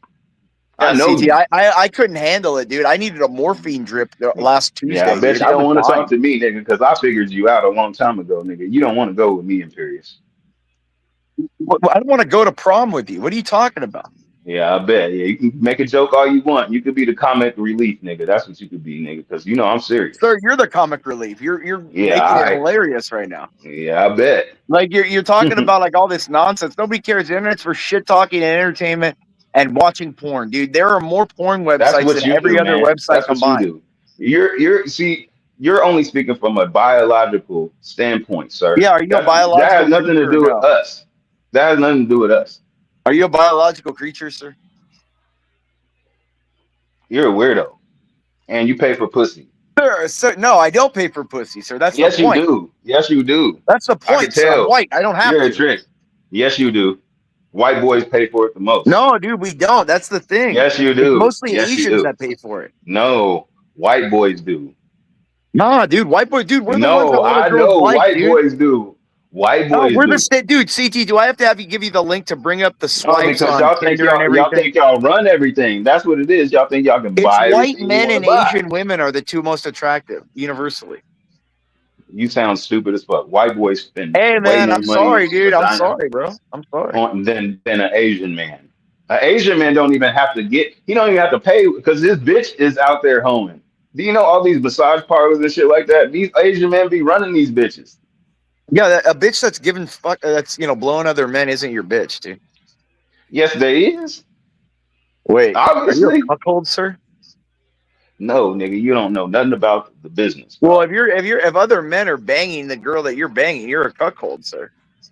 No, if other men are banging a girl that I'm sending, nigga, that's because I'm sending Well, her. if you're dating her, you're the cuckold. So if you're not dating, But I'm and you're not just hooking up, dating that's her. one thing. We don't date. That is for tricks. Okay, Dates are for so you're tricks just hooking up. Okay, for but people that pay. That is what okay, the but date still, is. don't you find it gross? Like, For you, have you ever had you it like take where dates, not have me. you ever had it where she's come over? I send the bitch to go take the date with you, and then she brings I'm me your wondering money. if he's had the experience where he's come home after his girl's been to me first, and it's been real squishy, and he's been like, "Wait, what is this?" And she told him, "Oh, don't worry, I'm just really wet for you."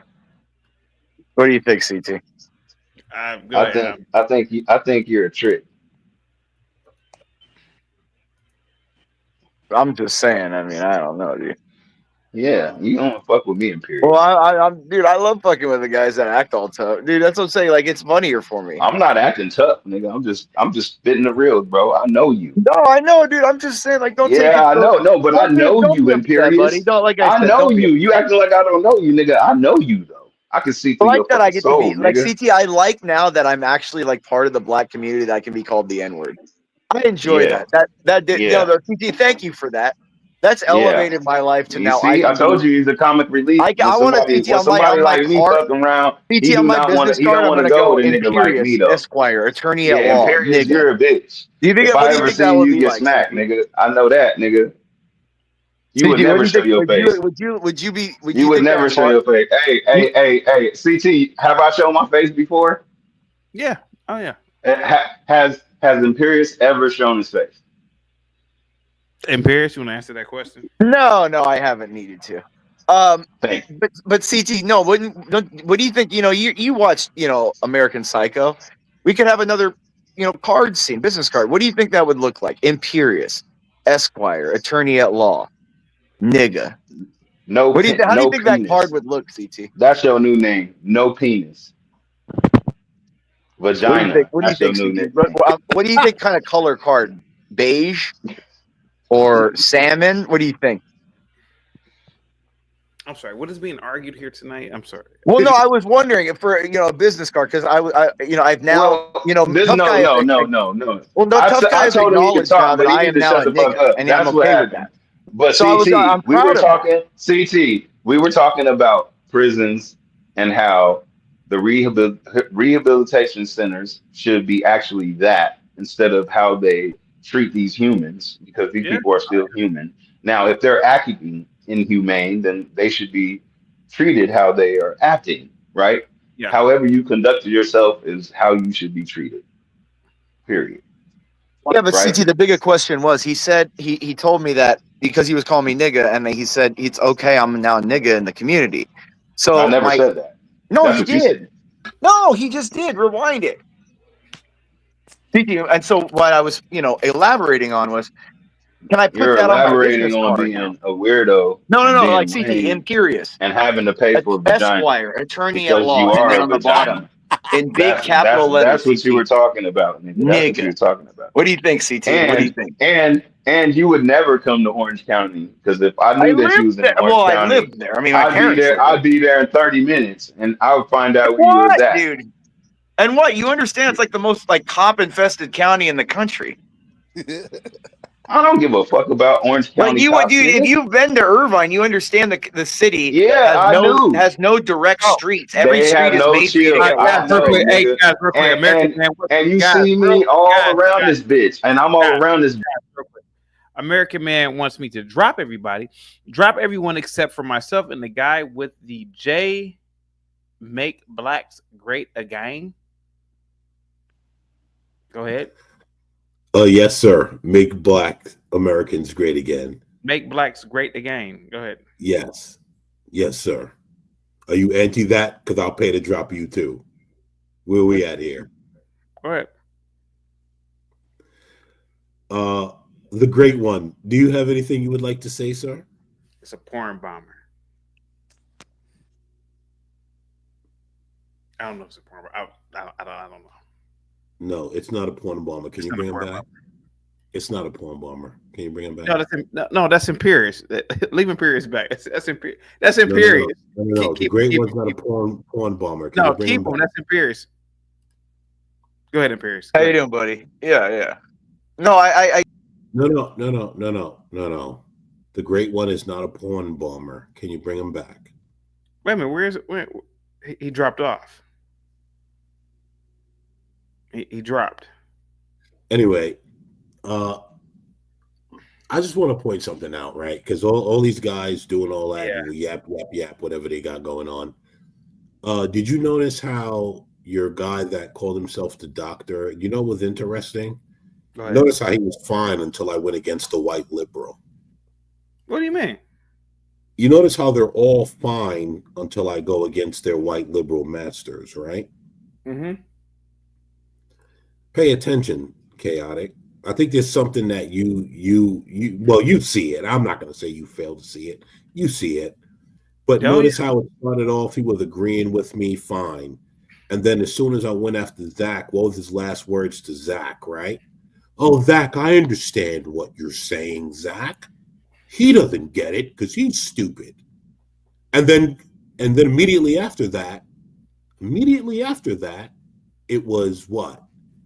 You a coon. You a Uncle Tom. You a Sambo. Oh yeah.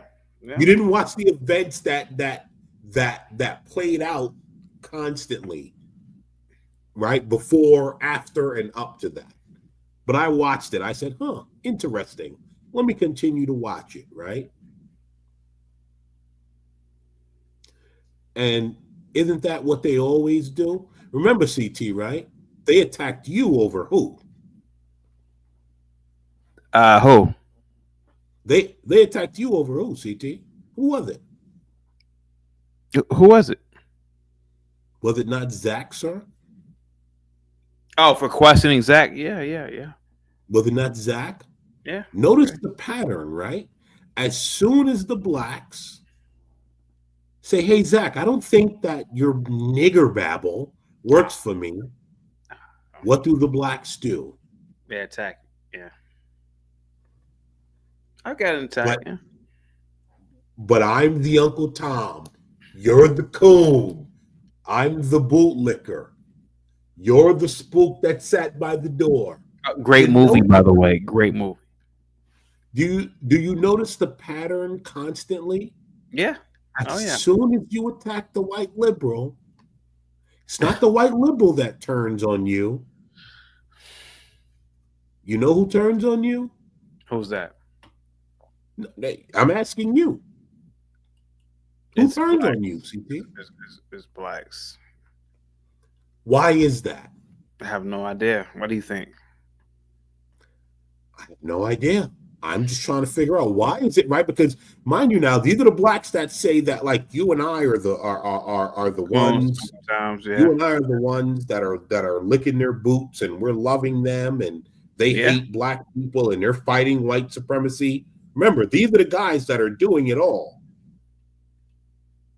And as soon as you say, yeah, you whites and your white supremacy, I don't really like it, here comes the blacks. Oh, don't talk about them that way. I agree with you, white man. Let me get this nigger.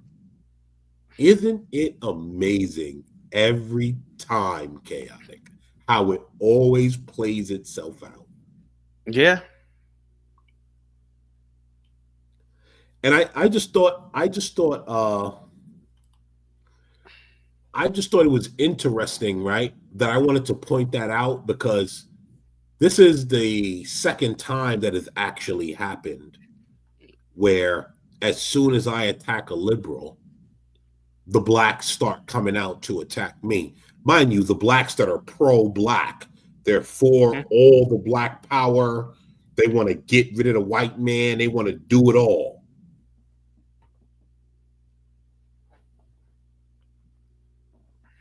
Right, but as soon Chaotic, can you drop the link for old boy in the chat, Jay Smiles, 1985? Can you drop the link and let him up real quick for me, please? Yeah. Right, and as soon as, and I'm just saying, it keeps happening, Chaotic, and they keep wanting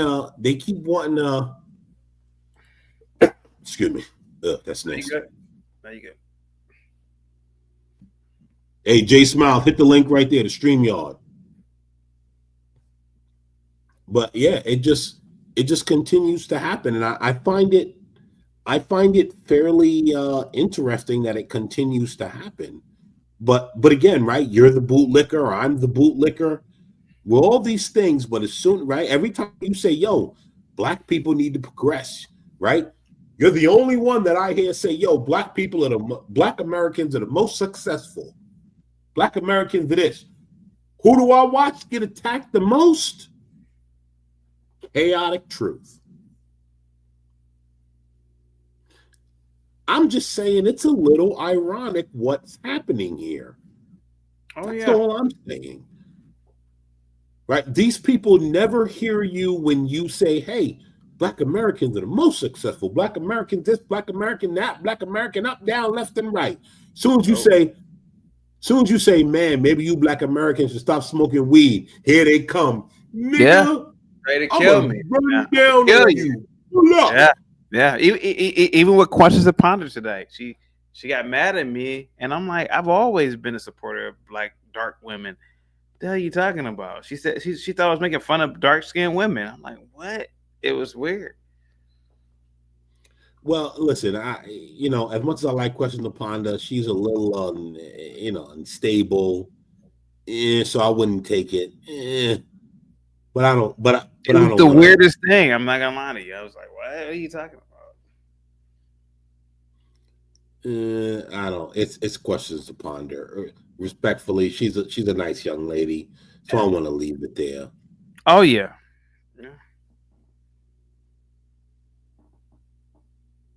No, go ahead, Right, buddy. and so Yeah, go ahead. Go ahead. right, and so I just no, I just want to point out because I noticed how old boy with all the tats on his face, he came up here, he was gangster, right? And then as soon as Zach came up, and I was like, "Yo, Zach, you a liberal. I don't want to hear nothing from you." Blah blah blah. Next thing you know, the black dude with all the tats on his face, you know what I mean? The hood nigga, the hood Christ nigga from the hood doing everything. And then all of a sudden, he like, "Zach, I understand you.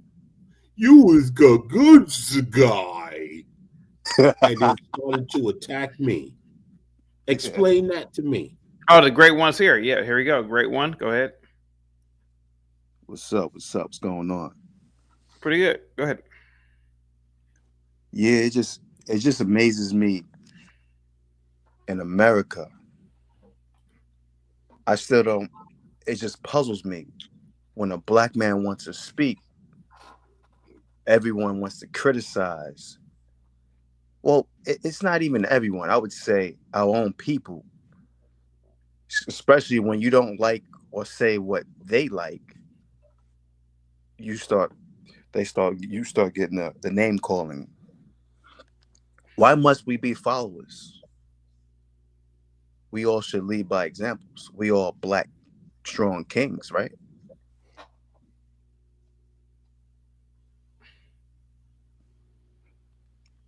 You understand what I'm saying? Yeah, go ahead, man. You got the floor, buddy. So I just don't understand why must all black people still think that we're slaves? I call it the enslaved Negroes because black people are so stuck in times, as in, hey, granted, our, what do you want to call it? Black Africans, they were slaves. None of us been through slavery. This is how I think. No black person now has been through slavery. Why must we act like slaves when we're not? Granted, I respect it. We all been through it, but it's a new age. There's no need to act like an enslaved Negro. That's just my belief on that situation. But the world thinks, if you're black, you're supposed to be a Democrat. You're supposed to follow in that cult, I guess, if you want to call it.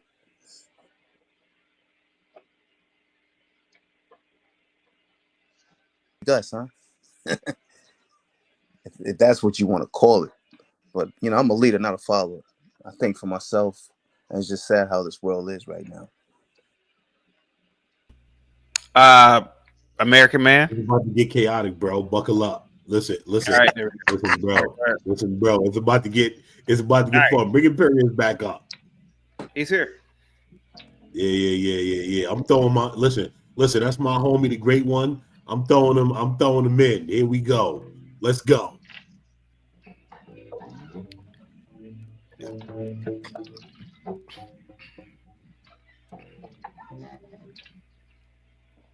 No one has anything to say. None of you Kangs got anything to say. I said none of you Kangs.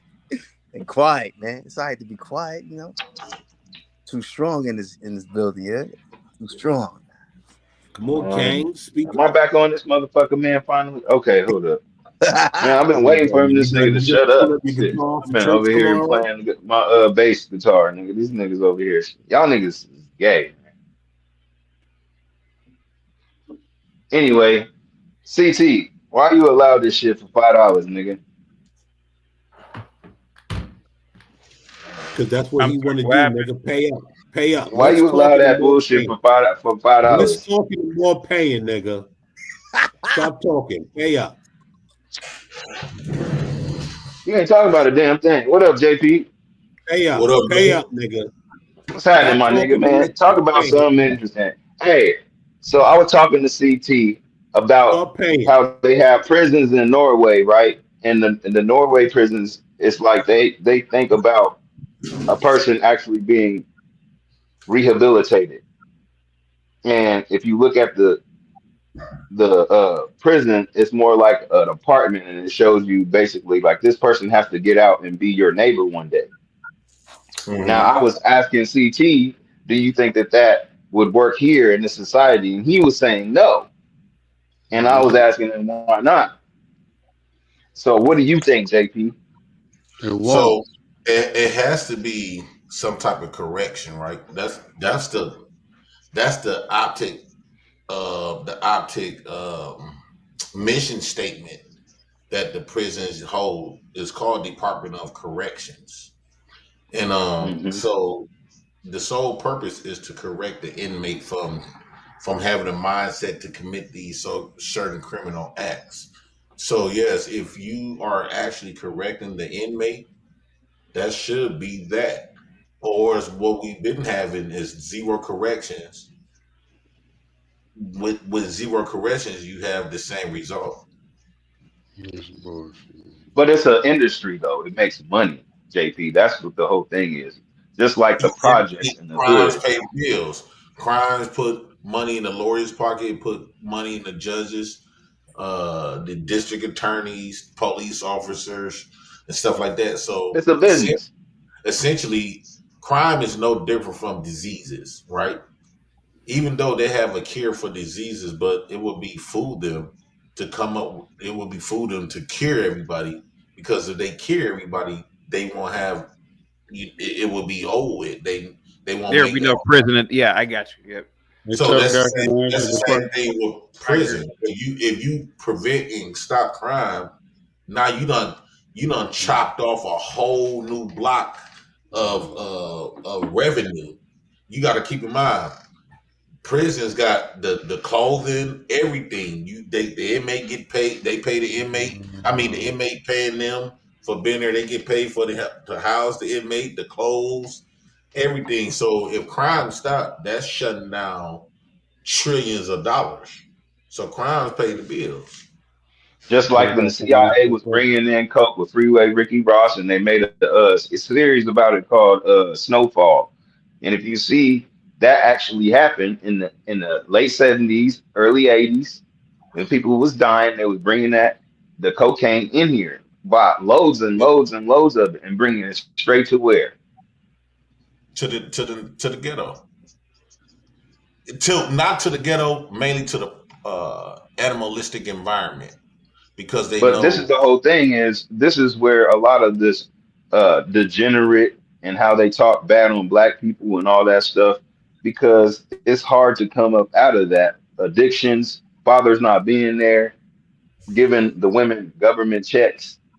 Well, the black community always That have was been the the first generation of it, and that's where you get these YNs now doing dumb, like shooting people with a baby. Yeah, the black community always have been the guinea pigs. We just starve, and that they try everything on us first. Yeah, they had it in Casino, or what was it, Casino, or a lot of them Italian Casinos, movies. liquor stores, Planned They talk Parenthood. about black people. Oh yeah, let them. They're monsters. Let them kill each other. Let them. I was in That's, Godfather at the commission was meeting. it? Yeah. Yeah, I think it was. Yeah, Godfather. That's what it was. Yeah, I don't understand how these educated blacks don't understand that though. They rather attack the result instead of the cause. They don't got the balls to go after the cause, so they bully on the results. So the results is niggas, right? Ninjas, and the cause is the white government. So it's pointless to go after the results, right? So How Joe, come y'all can I don't ask got you a enough question? balls? Let him finish Can I it, ask man. you a question? Can I ask you Y'all a don't got enough question? balls and girth to go after the Can I cause. ask you a question? Can I ask you a question, Mr. Balls? Where were Yeah. you on January 6th when you was to go to your government? Where was I? I probably was in some coochie. Where were you? I doubt it. But where were you on January? I'm sorry, that was funny, nigga. When you were supposed to go to your government, sir? Well, I'm a ninja. Well, right? hold on, right? You got the balls to do it, right? So when they went to the government, to the Capitol, the government that did all this to you, where were you? I was in some coochie, unfortunately. So hold on. So after all the oppression, right? After all the oppression that the white man has bestowed upon you, yeah. When you had the opportunity to go get at the government that bestowed it upon you, you decided, let me be in some coochie. Well, it's a setup. It's a setup. That was his answer to your punk ass, nigga. Hold on. We've been fighting for so long. I gave up on all those marches and stuff. Oh, shut your mouth, man. Breath now. We've been marching for so long. Everybody out there, so I don't want to repeat the same stuff. Repeating the same stuff, expecting a different result is the definition of insanity. So we've been repeating these marches. We have been repeating these marches and movements for a lot of years now, and we still get the same result. Rehabilitation is what tough guy said. It sounds tough good. Guy said something about rehabilitation. That's what tough guy said. Tough guy said something about rehabilitation. When you're in the prison system, rehabilitation only applies to those who rehabilitate themselves. Mm-hmm. Hey, CT, can you show that video real quick of that prison, bro? Hey, a lot of people can't even coincide or comprehend what it means to even go through the system. A lot of us is fucked up through childhood trauma and all that shit. Only a certain amount of people make it through rehabilitation of what the sense that the system's supposed to give us. So a lot of us are put in a situation where we are naive to what's really going on. But the ones that's outside of the bullshit and the childish shit, you can really see what's going on. That's why you can be rehabilitated. Okay. Well, Jay Prince, how many January 6th have you lived through? You said what? How many January 6th have you lived through? Well, I don't have to go through the actual January. Well, I did go through one with George Floyd. I ain't gonna speak too much on that because we literally have firearms. George Floyd did not go to the government themselves. No, I'm saying I burned your neighborhood stores down. I didn't live through that, but like, how many January 6th did you live through that you went to your I don't want to talk about January 6th. Look what happened to January 6th. 20 years. And held your government accountable. Well, they all got booked for 20 years. But you a real nigga, so 20 years is nothing.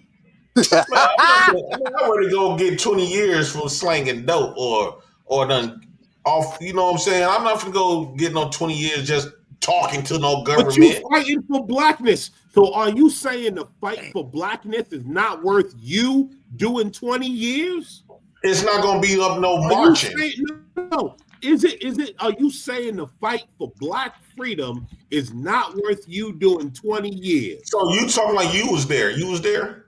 Yeah, motherfucker up here do 20 years for that shit. I promise you that shit. Was you there?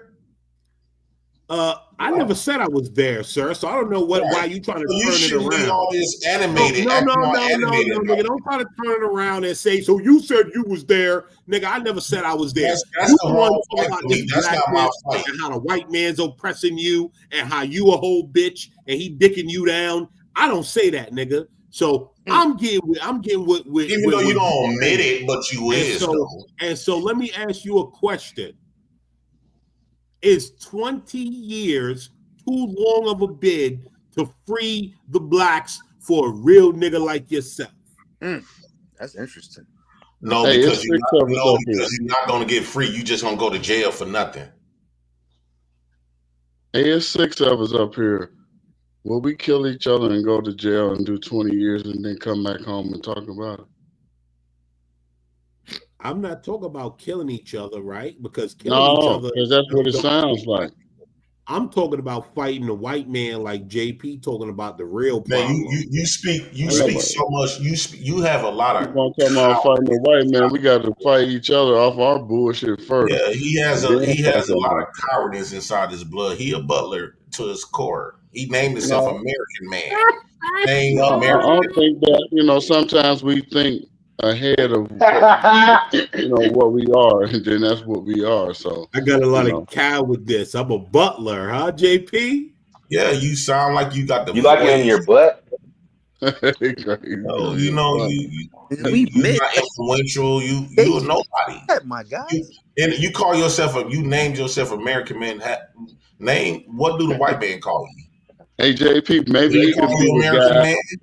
Hey JP, maybe he can be the guy when we need bullets. He the guy that can get us the bullets when we need bullets. The white man call you. First thing, if we try to do something against that white man, he gonna be the one to be the. He wanted to tell the white man he gonna try to. We're gonna tell me go get them goddamn bullets. Hurry up and get your ass over there. We need them bullets, nigga, real quick. I'm trying to figure out when did the white man do anything? Is the white man stopping any of you to get money? Oh my! So why does everything got to be about money with y'all niggas? Hey, he ain't doing it to me. We get money every day.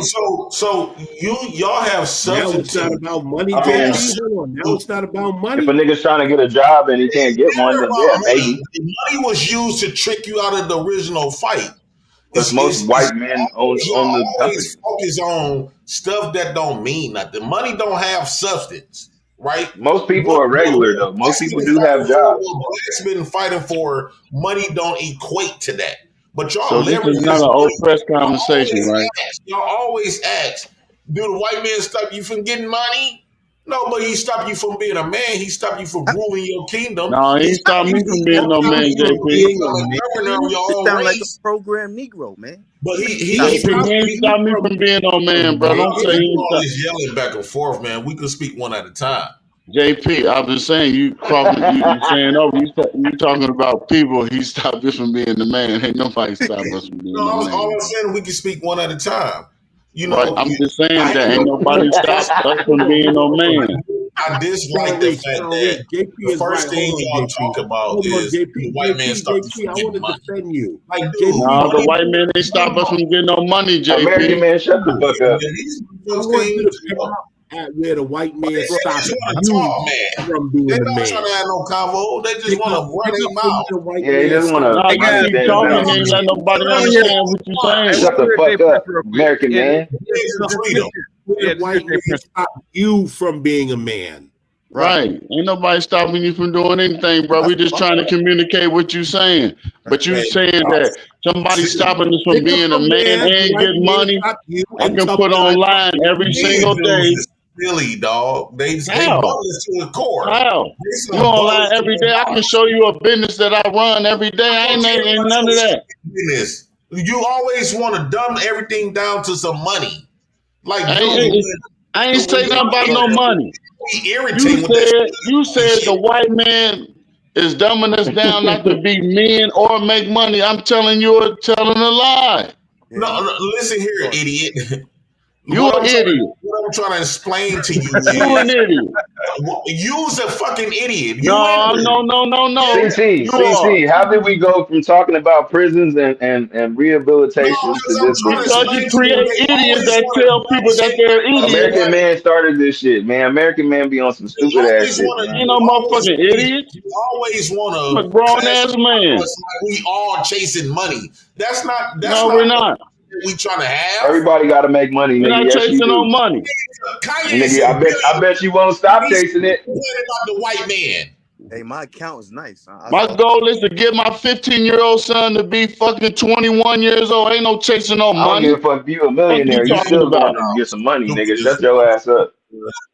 Hey, look. You know we do it every day, and my son do. I got a barbershop, so I don't know what the fuck you talking about. You an Exactly. You idiot. about to wake up in You the an morning and you idiot. about to go get some money, nigga. What the fuck is you talking Right, about? all the time. So you talking about somebody idiot. You a motherfucking idiot. I don't sit in my house and get EBT. Hold on once, idiot. How do your He get barbershop EBT because he got Motherfucking three idiot ass kids. You know, when you motherfucker. got You an kids, idiot.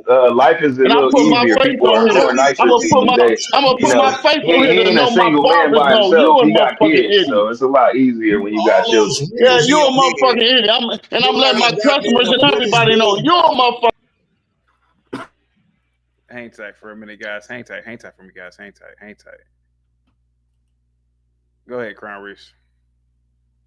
Hey, calling some motherfucking body. And I'm on this side with this black ass. I see him up here every goddamn day talking that shit.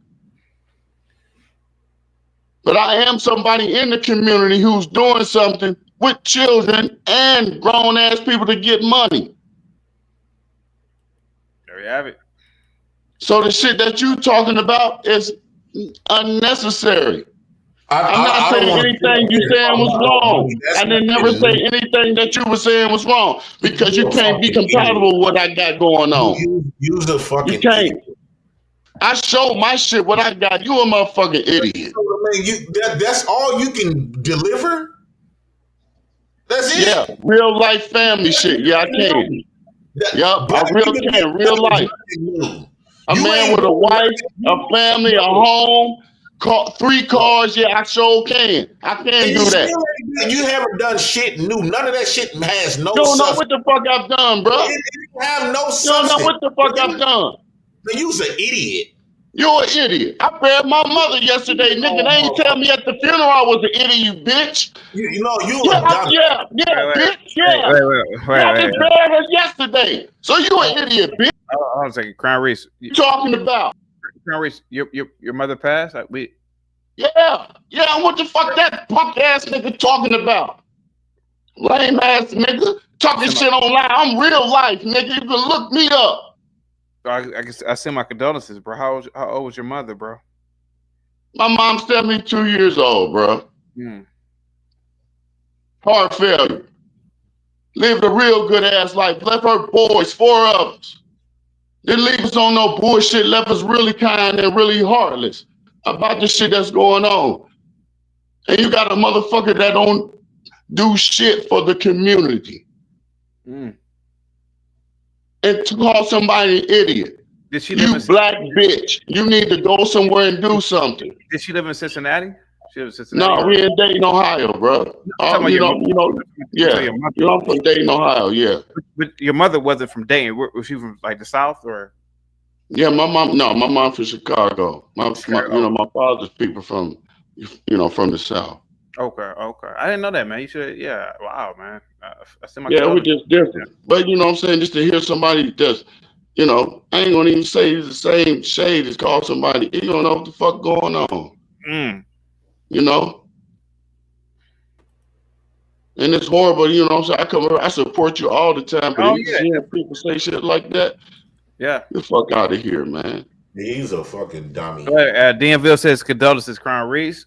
Distant Lights, condolences. Yeah, man. Everybody's dude, man. We didn't damn, man. That's kind of sad, to be honest with you, man.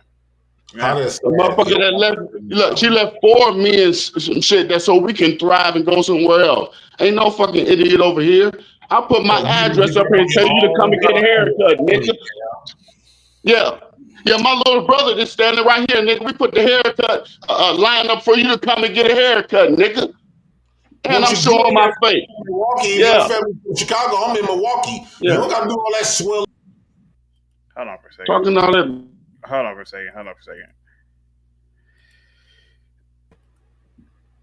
Go ahead, Crown Reese. You got the floor, buddy. Hang tight, Crown Reese. I mean, Jay Prince. Hang tight. Go ahead, Crown Reese. You got the floor, buddy.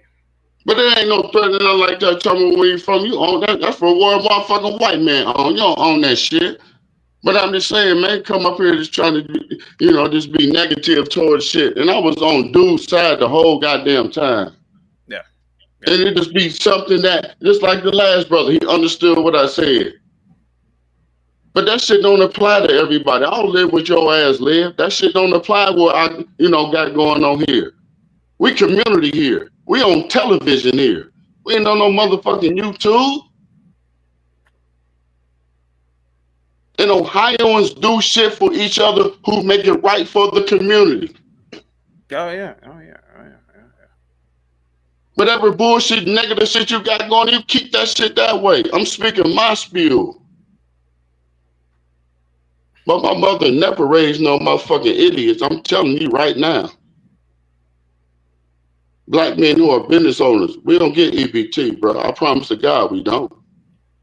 Speaking of EBT, Jay, did you spend your EBT today? I spent some of it. I spent about almost 300. Okay. That was the best 300 I ever spent too. Coconut cake and everything. What my biggest thing is, I'm tired of us always. It's nothing new.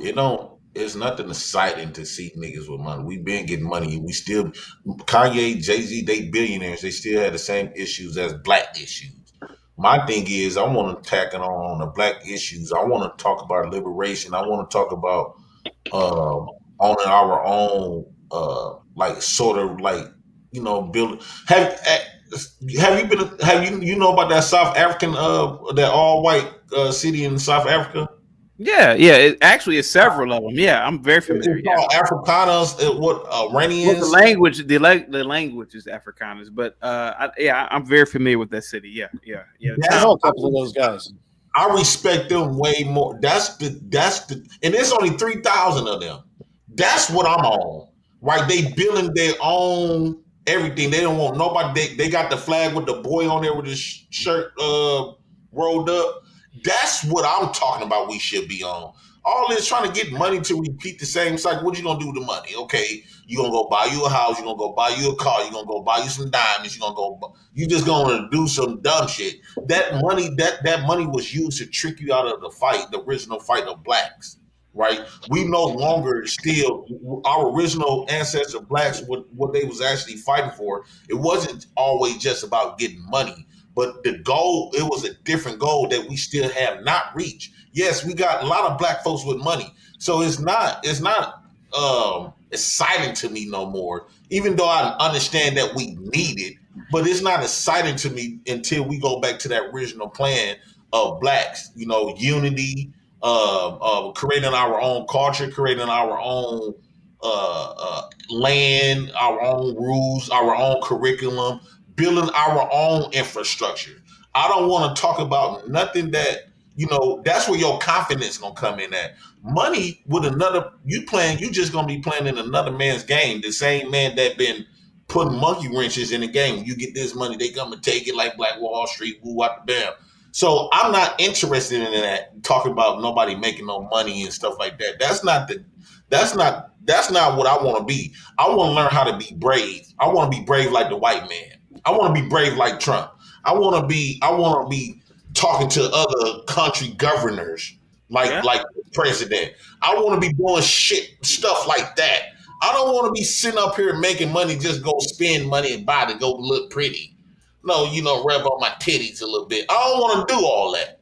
Why not? I want to talk to other governments. I want to have some nuclear weapons to protect our infrastructure and stuff like that. Building like what Chaotic always talking about, skyscrapers to increase our land. To me, that's something of substance. That's what I want to do. I don't want to do nothing else outside of that. Can I say something? Yeah, go ahead, Ron Reese. Yeah. Oh yeah. Right, and get your baby mama pregnant. Listen, TT. 1992. I've been married since 1992. Yeah. And I've always been at a point to where I was a fuck up failure, got my shit together, and I wanted to do something for some other people. It wasn't even about me having no money or anything of such nature at all. My whole thing was to build up something that I left from, and that was from childhood. So I want the kids to have a situation that instead of playing fucking basketball, instead of playing football, I wanted them to have a tool that they can use for the rest of their lives. I have a 15-year-old son, 17-year-old nephew, 12-year-old nephew, and an 8-year-old nephew. Tell us the whole family, dude. All of those guys are in Barber College to have something to make for themselves. That's my fucking hood. That's my neighborhood. All you motherfuckers claiming shit that's your hood and just need to do that. You ain't cleaning up what's inside your household. You need to get the fuck out the streets. And you need to get the fuck on a program to where you need to teach your children. Because motherfucker, you getting old. Our expectancy of life is fucking 76. A woman is 81. And most of you who do dope, drugs, and everything, like somebody come on, you on dope. Motherfucker, I don't do dope. I gotta teach kids every fucking day. Are you sure about that? What? Just hear him out. You know. And it's just people that's like that. See, them the people that come in and ask for a free haircut. Yep. You know what I'm saying? And that's real shit. You know? And it's real shit. And it's crazy when you can show your shit and then motherfuckers say the same shit. That's because they don't have nothing going on. But it's good. I'm going to tell you something. When you die, you're going to die a horrible death. I'm not going to die that death because God got me. It's a whole different situation. Yeah. Don't nobody want to hear that shit no more, man. You don't know how you gonna die, OG. Yeah, I do. Yeah, I do. I guarantee you no motherfucker gonna shoot me 60 times. Hear him out. Just hear him out. Well, Hear him out. it might not be 60. It might be once. Nigga, shit. I don't give a fuck, but I don't live that life. I did that shit You don't before. have to. Why You know didn't many they people do that that don't shit live that before? life that took a bullet? Why didn't they do that shit before when I did what I did? People spray at barbershops all the time, man. But they ain't doing it today. And I have been for 12 years. Niggas Real dying. shit. Every day, B. Hey, you know what? Hey, everything that you This say nigga in my think he's barber special. college for kids, you know, my barber college for kids, I'm recording shit. And I want them to hear what grown people say about me. Yeah, well. Because this is what you do. Look how they You act. know what I'm saying? It's bullshit. I have advice from them. Stay out of the streets. Don't listen to rap music. It's bullshit. For sure. And we don't. We listen to Sade. We listen to Kenny G. You know, we listen to music that coincide us with doing art. Crowris, what about Najee? Listen, hold on. If you look on my channel, I got about 10 concerts that I do with Najee because Najee is, you know, my people even have dinner with Najee and I had dinner with Najee. So, yeah. So, you know, most people can't even do that shit. You know what? And I feel real arrogant that I can come up and really say, and I can put my face on this motherfucker and say what I own and I know I own. There we go. You know what I'm saying? So, yeah. So, you know, a lot of shit that people say be bullshit. I own business and I got children, 25 kids from the Cincinnati area who's in Barber College, who makes money every fucking day. More than most of you motherfuckers that's here. But you want to goddamn be goddamn, you know, in the situation that tear people down that not on the same shit that you're on. Hey, what happened with But Tank? I'm here to tell you. Hey, Crown, hey, real quick, what happened with Tank the other day, man? You know, I hate to go to sports, but like, what would Tank the other day, man? And you know what? I showed the fight on John Golf's show. Oh, you did? Oh, did you? Okay. Yes, I did because no Negroes don't have the money to pay for the fight. So I was putting it on my. Yeah, I promise you. Yeah, you know, HB said it too. He's like, I see you showing the fight. So I was showing the fight, and I'm gonna say this. What the fuck? CT, we have no more fighting, man. Our fighting is gone. This nigga is straight on. You know, listen. Huh? I mean, you know, I want to get back to the regular topic, but I don't think he can move up to welter. He better not get that way. I don't think he can and move just up to like, hold on, listen. And you know I'm a fighting connoisseur, listen. he can't go up, and I'm gonna tell you, Bud can't go up. No And we fucking know that's way. no more. Bud can't can't even- go up no more. Bud can't go up no more. If Bud go up, he gonna get fucked up. Bro, I hate to say this, and I like Tank. Yeah, he can't go up there with Canelo. He Bud lost can't that go to fight, bro. Canelo. He lost that fight. Yeah, he yeah. Anyway, go ahead. Anyway, go ahead, guys. Go ahead. Yeah, but the most I've been telling these kids, I tell them don't be on what the people are ahead of us. Just tell them to stay away from rap. No rap, they'll be all right, man. Yeah, you know what I'm saying? We don't do that shit, See what it did to me, we work CT. on the craft. Yeah. We trying to keep, we trying to keep offending each other away from each other, because if you don't know, suicide amongst kids is really on a high note. This dude And do a it lot of comes crack from yeah. old ass people You said crack? who come with these bullshit ass logics and shit that's going on. And I'm telling you, I work with a lot of kids who be wanting to kill themselves because of people who put them in a situation they're not supposed to be. It's not because of money though. They just want to kill themselves because your story time's just too long. I don't want to hear everything is about money. Like I don't want to talk about no money no more. That's I'm bad. talking about kids killing themselves with people who are pressuring them to not being the best that they can be. That's and I'm trying to put kids in those positions. All that you can be in the army.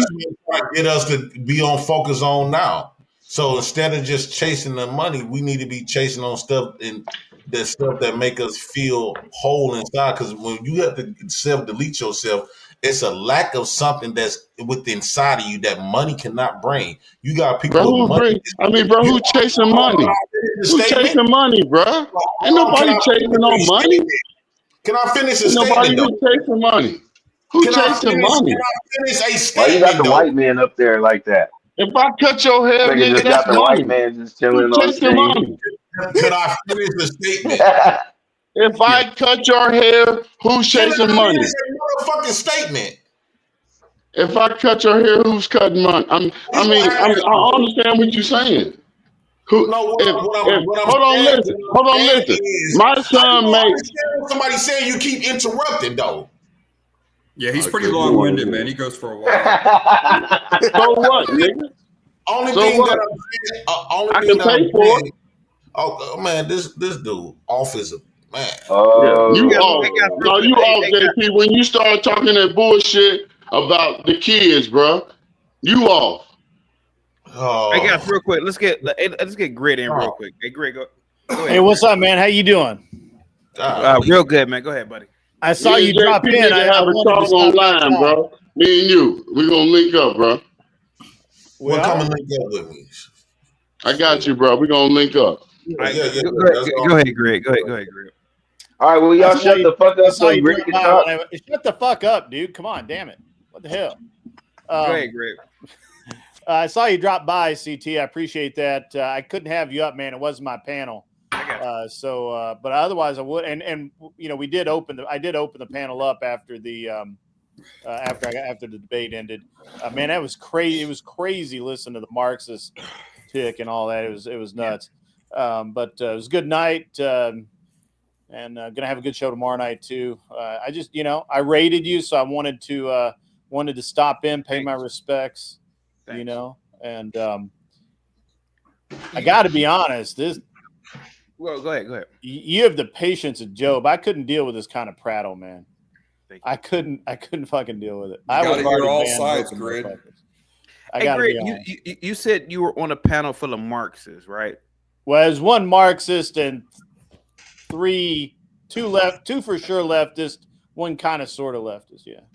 I don't understand this. If these people are Marxist, or why don't they just leave America at this point? Like, did anybody ask this person that? Like, why don't you leave America, go live in a Marxist country? Yeah, we were like, we suggested that North Korea might be a really cool place. North Korea's a great place. Yeah. For a Marxist. Dennis Rodman has been there several times. Yeah. Yeah. And then what did the person say when you guys asked the person?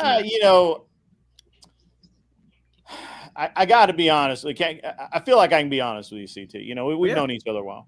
Yeah. Oh yeah. The moderator of the panel was simping hardcore for this Marxist lesbian chick.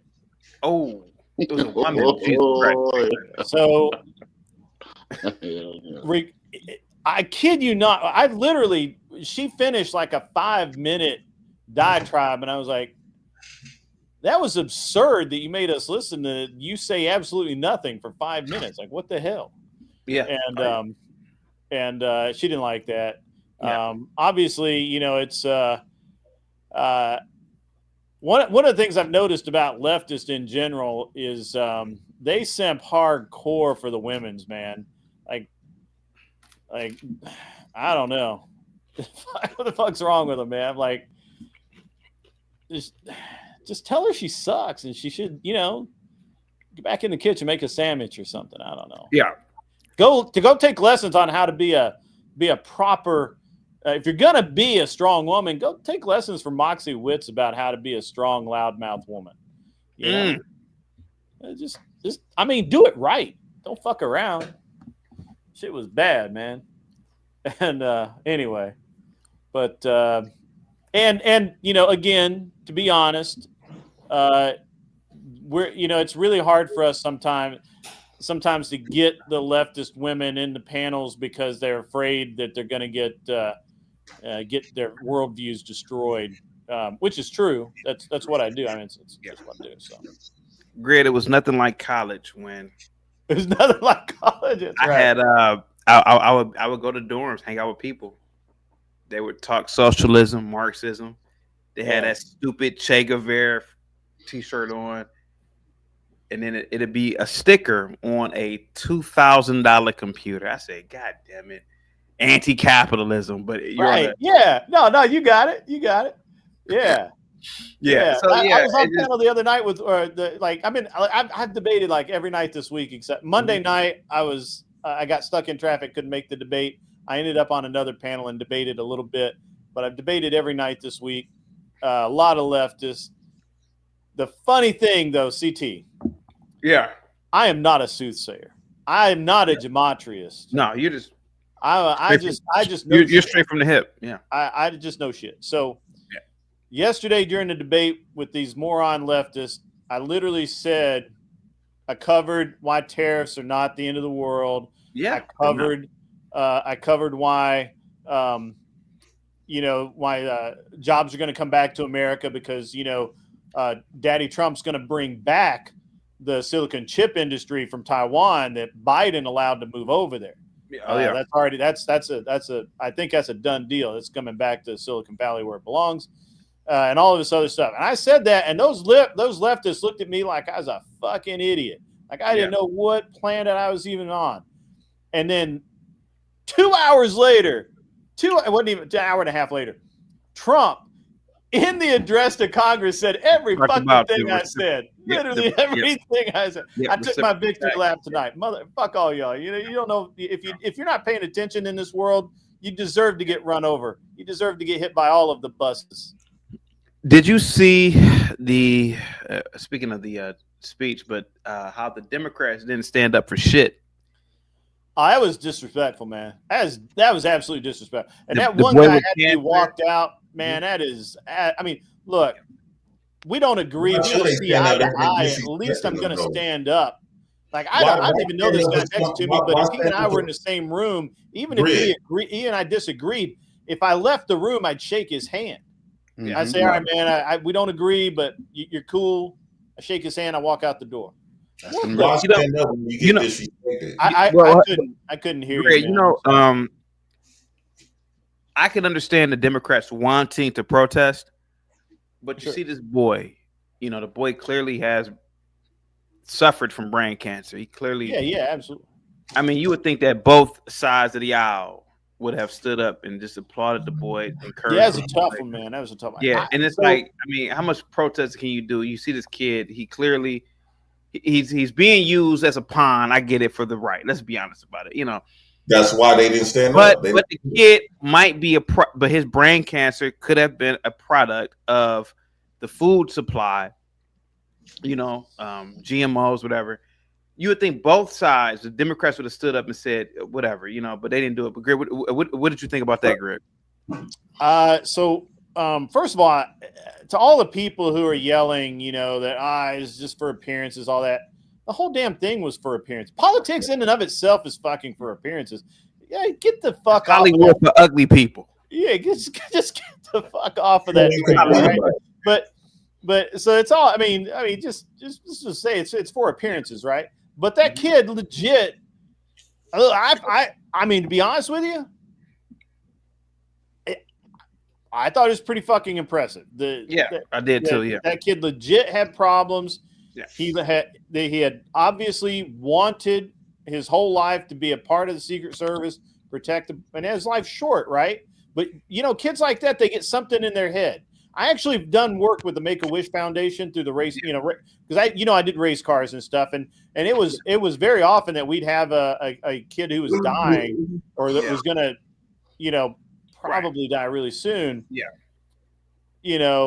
Say, well, I'd love to, I'd love to drive a race car. We obviously can't drive one, but we could put him in one and take him around the track, and we'd treat it. And I'm telling you, dude, you have no idea the red carpets we rolled out for these kids. We would every single crew guy would sign their shirt, and these guys left there feeling the best they probably ever have in their life. And you can't imagine the feeling that you get from that.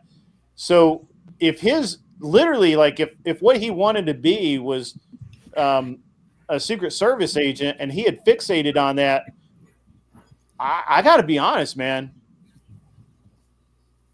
Good on Trump. Yeah. So you got a lot of niggas up here. Can I ask you a question? One at a time. Hang on, let me turn my volume up. I can't hear you guys. Hey, let me grip this real quick. Go ahead, Greg. Got a lot of niggas up here, CT. We need to talk. Let's grip this real quick. Greg. About 6 of us up here, goddammit. Oh, Greg, can I ask you a question? Yeah, man, absolutely. So I know that y'all complain about, the Democrats not standing up, for the fall. If we already admitted that Trump been using stuff as like the optic game, stuff like that. Sure. Is the Democrats wrong for not biting, not falling for their weakness? Because they understood that Trump was only using a kid that has some type of challenging. And I think the Democrats fucked up. Hold on. Okay. All right. Basically, using that as to get to people weak side. And so is the Democrats wrong for not biting? Because it seems like the Democrat understood what he was doing. It doesn't matter.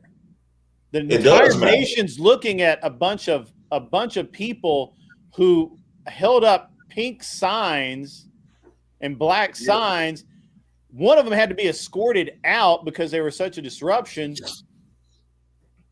Do you want to talk about optics? You know what? Trump came off as a fucking hero last night. To even people that don't like him, he came off as a hero.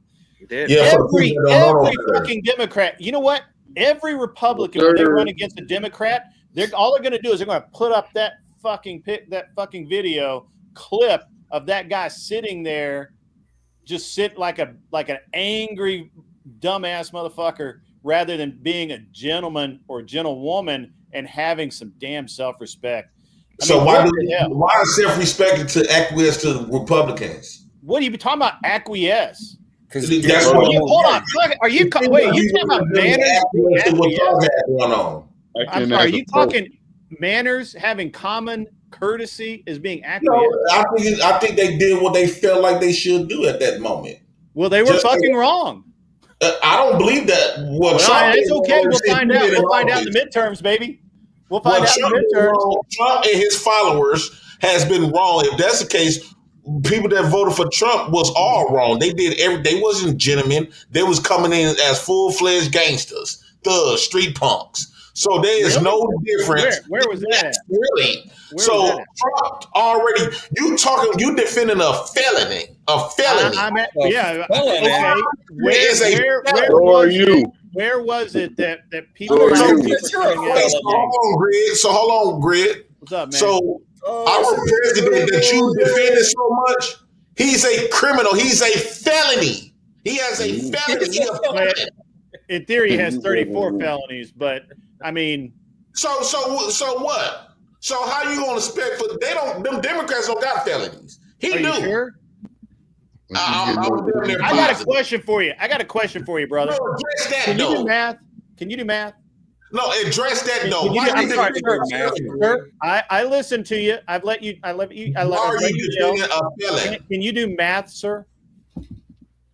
It depends and this on is really basic math. So a senator, asking. the earnings for a congressman or representative is about $180,000 a year. They serve 4-year terms. How the fuck do they get $1 million in the bank their first year? 3, 4, 5 million a second. How the fuck are these congressmen doing that, sir? Are they legit? Are they legit, sir? Should they have felonies, sir? Well, they probably have. Look up and see who got felonies. You know what? I wish I could do that. He catch his felony then. How did he become? Look up and see who got felonies. Look it up and see who got felonies. Hold on, me and talking. So you cannot sit up here, Grid, and tell me that pull out the Democrats. They don't have a criminal background. Your president do. Yes, they do. They're the ones that have you in chains, bro. Catching a charge, dude. You ain't never had anybody catch a charge. You're a criminal. Your point is mute. Well, hold on. Bob Menendez. Trump goes out the window. He's a criminal. Both counts, including acting as an unregistered foreign agent for Egypt. So, accepting bribes. Yeah. So we just got done talking about prison earlier. If I was a felon and all this, are you a felon? No, I'm not a felon. If you're a felon in Ohio, you cannot be a felon in Florida. So what I'm saying is, if you're a felon in Ohio, you cannot be a felon in another state. This motherfucker want to keep talking. I don't understand what he said. I didn't even understand. He just wasn't blabbing. So all I'm saying is, if you create a felon in one state, you cannot be a felon in the other state. That's what I said, clown. What? Man, I was so Grid. So if I'm a stone cold criminal, you will not hold me as credible, right? Somehow, this president. If you actually want to have a conversation about it, we can have a conversation. That means you should be. If you're going to advocate for Trump, you should go against. You should go against all the courts that goes fight against criminals. You should be on the criminal side. Because that's what you're on. How do you know I'm not? On the criminal side. If you defend Trump, you defend criminality. Why are you? All you can say is he's a felon. You don't understand, but you don't give the reasons. Trump, don't you like Trump? CT? You expected a criminal to have morals. So you mean to tell me it's the standard of morality? Do you not understand that criminals don't morality from every street thug, right? Doesn't mean that you're not a moral. Do you not understand it? Sir, I have let you talk. He didn't do a violent crime. He did a Hey, Grid, where you from? The South? I am talking aggressively. Jay Prince thinks that you should be on the side of like great business. Grid said he was talking. He said, I can't hear him at all. Is this ninja serious? He said, "Shut the fuck up!" Right? I did say, "Shut the fuck up." So I'm very curious. Hey man, I don't know who's trying to talk now. Okay, so just because a guy catches a charge and gets a conviction doesn't make him immoral. Can you want to explain that to me? I want you to really dig down deep and explain it to me.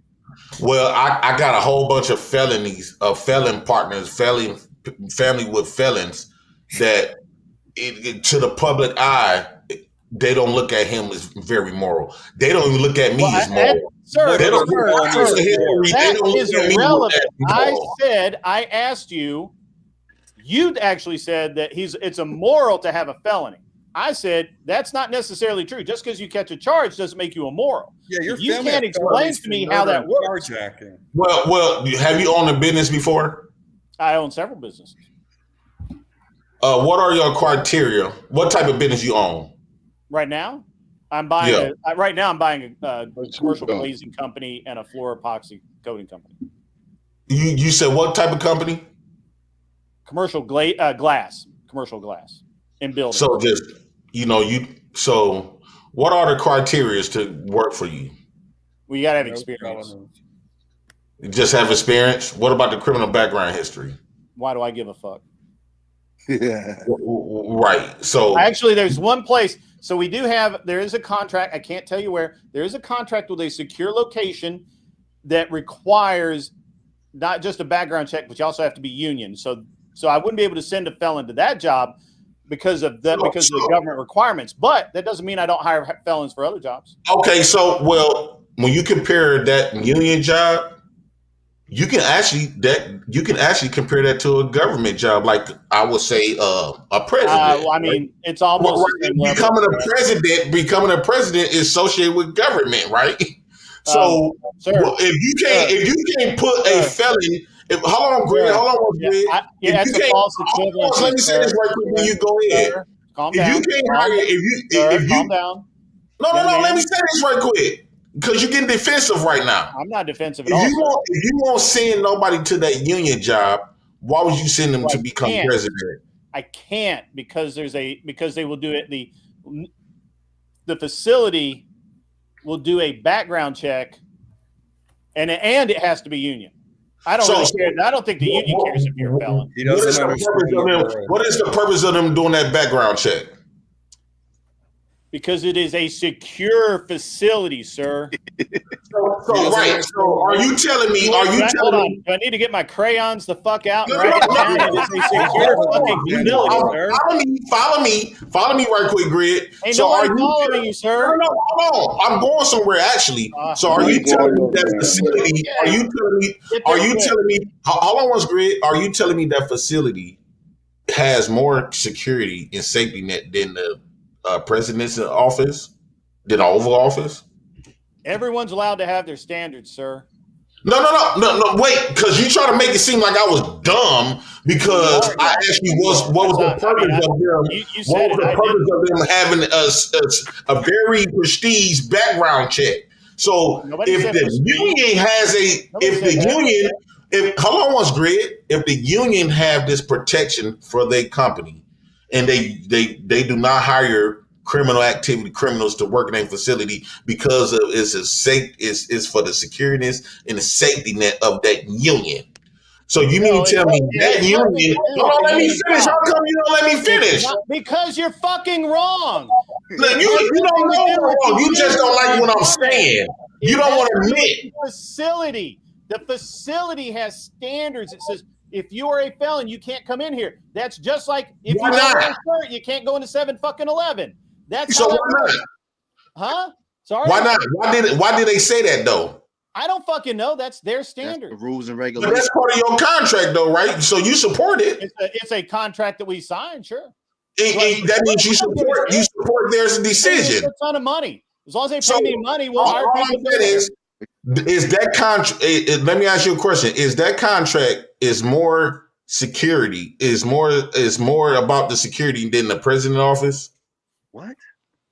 Are that company the contract that you got that do not allow felons on their property, right?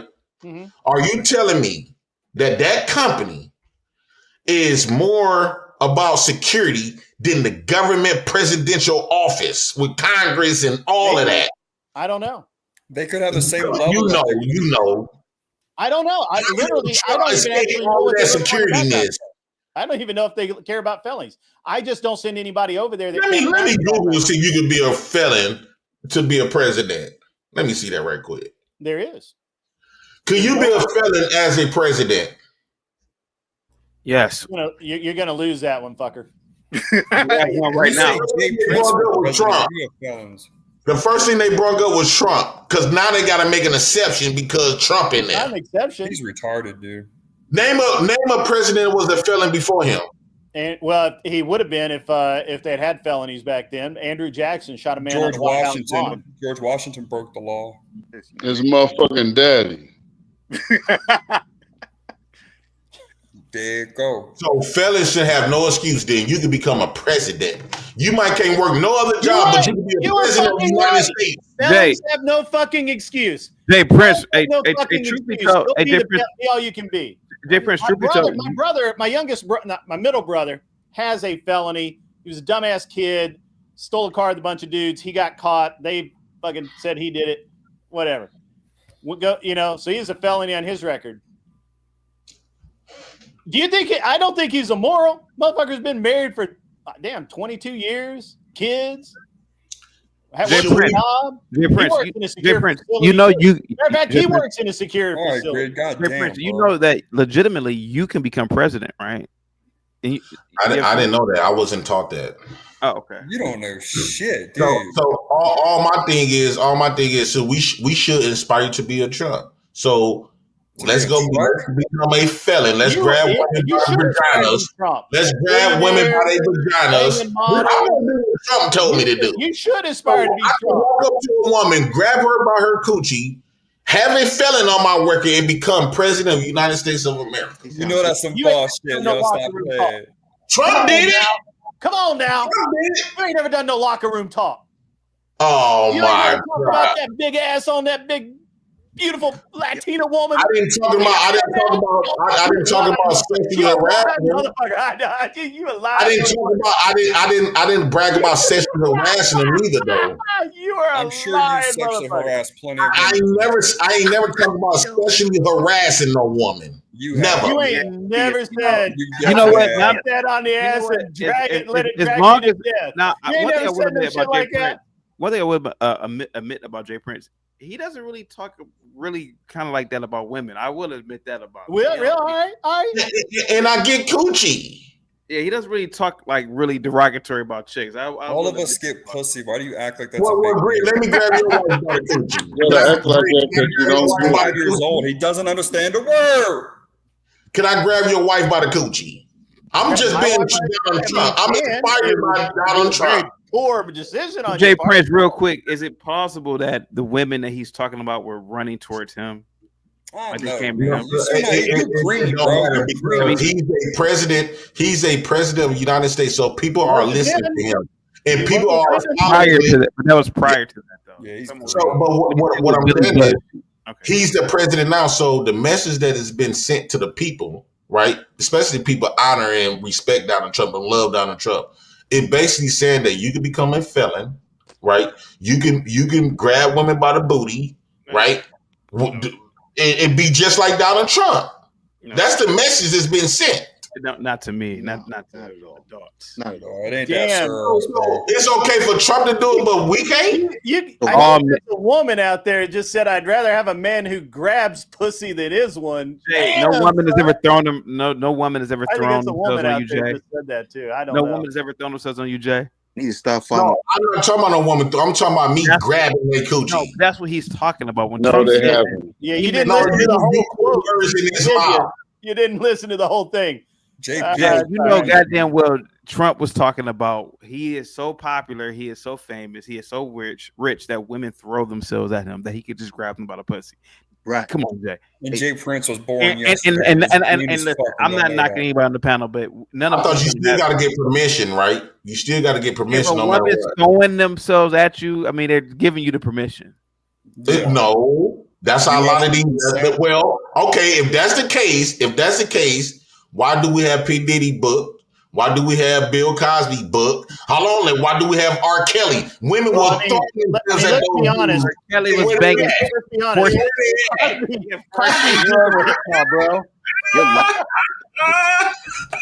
Bro. Cosby is using Rohypnol, bro. Those dudes.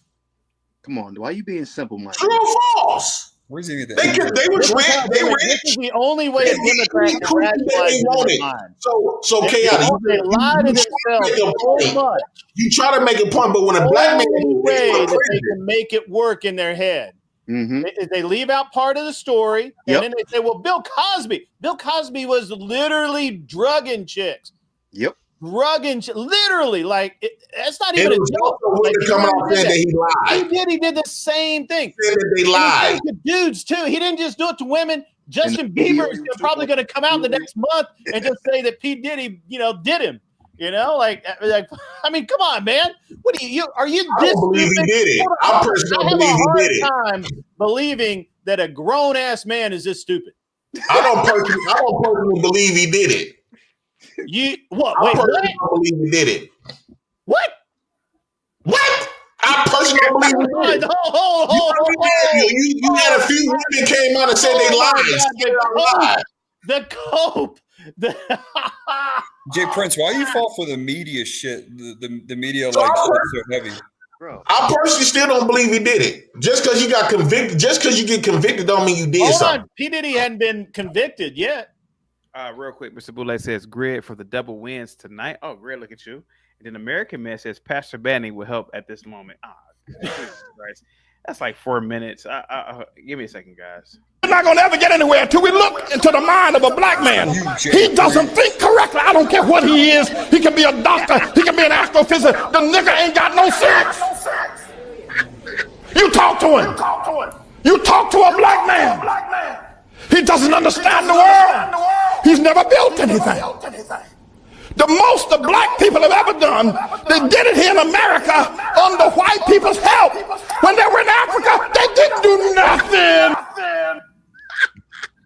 So, he said, the wardrobe change. Can you read my head? Hold on, let me correct that. He said the black man, right? I'm a nigga. That's cringe, God. I'm a nigga. We build rap. We build slang. Niggas build all kinds of stuff. He talking about y'all. Y'all didn't build nothing. When he say the black man, that's y'all. I'm a nigga. I can't hear anybody. I think the great one's trying to talk. I can't hear him over you, man. Yeah, man. Show the paperwork to a nigga. You proud to be the N-word? That's crazy, my guy. Yes, I'm super proud to be the N-word. I bet his birth certificate gonna say that. I bet your mind say something different than yours. I'll call you enslaved Negro. Program enslaved. You don't mean nothing. It's okay though, man. That's sad. You worthless. You is nothing. Who? That guy? He's the great one. That's what he called himself to make himself feel good because he know he's nothing. Okay. What makes him nothing? Explain. He don't own any like that thing. He don't own nothing. He don't have no power. He's nothing. I don't. He don't make no decisions here. He don't make no decisions. He's not powerful. He's not an influence. He's nothing. I got you, bro. The great one. Yes. How old are you, bro? 39 years old. You're 39. This is what you call divide and conquer. Pay attention, y'all. I got you. This is what you call divide and conquer. Let me have a conversation with this young man. We'll have a conversation with him. Thank you, sir. I appreciate you giving me fucking permission to talk. Thank you very fucking much. Yes, I'm giving you permission to talk.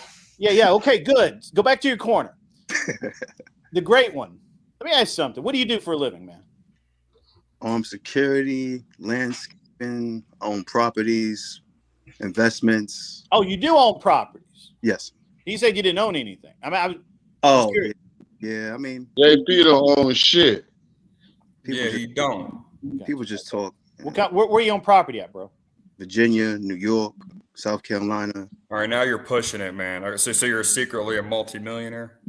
No, I never said that. Yeah, I mean, he's still nothing. Maybe on paper. I mean, he's probably got about $1 million in property, but nothing, motherfucker. He got you beat, Jay Prince. Shit, he was for real. I refuse to let white people married, bro? let me compete with black. Motherfucker saying nothing.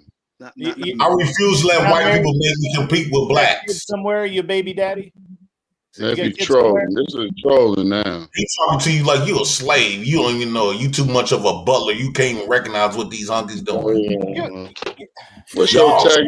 Bro, I'm literally trying to ask you. You told me this man didn't own anything, and you lied. They don't even. They I don't know. We're on the fucking internet. We're on the fucking. They really the joke. They don't even recognize what you're doing. They so much of a fucking butler. talking to a motherfucker. You is nothing. You a sad case of a nigga. I got it. You're not married. You got any kids or anything, man? I can't hear you, bro. Yeah, I got one kid. One kid. You take care of your kid? Of course. All right. Do you live off the stage? What the fuck is your I think you gonna give him a handout. Is he a liar? Is he a liar? Hey, if you don't get EBT, you got Jay Prince beat. I know. Hey guys, real quick, switch with the $2 super chat says super sticker, and then Lawrence with the $5 super chat. JP, if you were king of this country, how would you run things? Go ahead, JP. Into the fucking ground. How would I run this? Go to jail. Like I always say, I would first and foremost, I would make all black men get black women pregnant. What? To reproduce.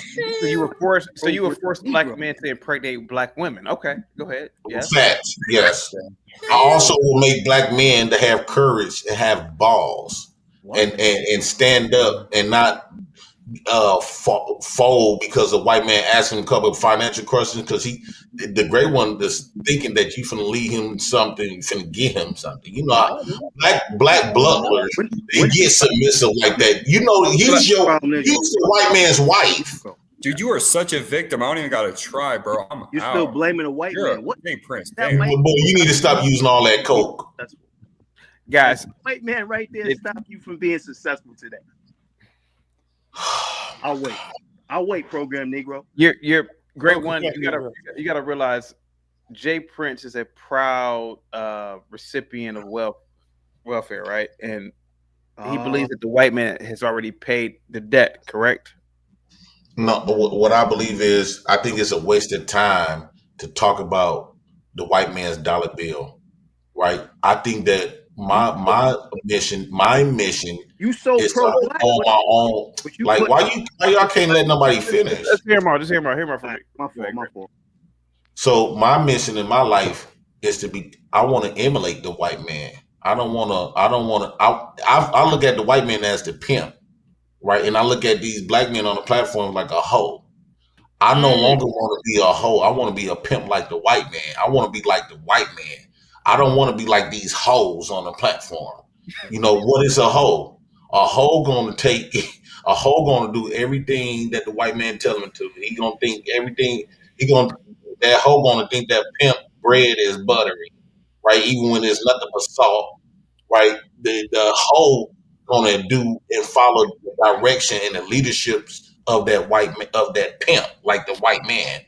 So, and when you go to school, they teach you how to be a proper hoe. They make you cut your hair. The white pimp say, when you come around this facility, cut your hair, tighten up that suit, change your voice, take that goddamn bass out your voice. You talk like this.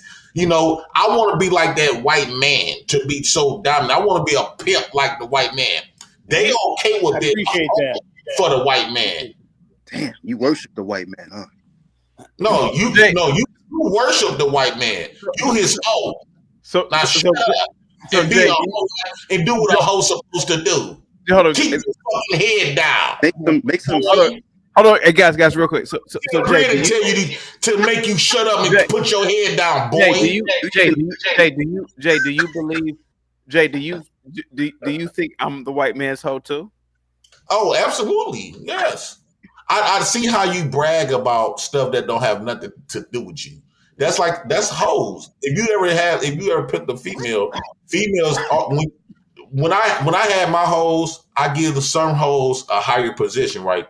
And they be so proud of it, right? Am I the white man's bottom bitch? Yeah. See, what do pimps do? What do pimps do to females? What do pimps do to a hoe? They feed them nothing with all these dreams. What did the white man do to you? They gave you American dream. So he's your pimp. You the white man's hoe. Period. And that's how you need to be addressed. This is sad. I don't want to be a hoe for the white man. I want to be the pimp like the white. I want to be white man, he a pimp and I'm a pimp. Yeah. So I'm trying to dilute myself from being a white man's hoe. Yeah. You still take that EBT though, right? Yeah, because I have invested in that 23 years. 24 years, not exact. It's no different from investing in Bitcoin. What's your credit score? Right? I invested every all those 24 years of working. My money was going inside this EBT, right? That I never received shit back. So I invested in that just like you invested in Bitcoin, right?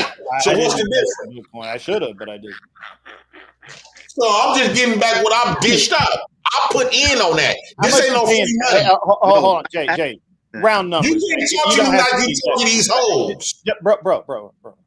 My taxes. Round numbers. You don't have to tell me the exact amount. How much did you pay in taxes this year? Well, taxes. Well, I'm in Wisconsin is pretty high. For 24 years, you count that up. I done put in at least last year. Last year, I paid what? Well, last year alone, I had 21,000 I put in. Okay. And how much did you get refunded?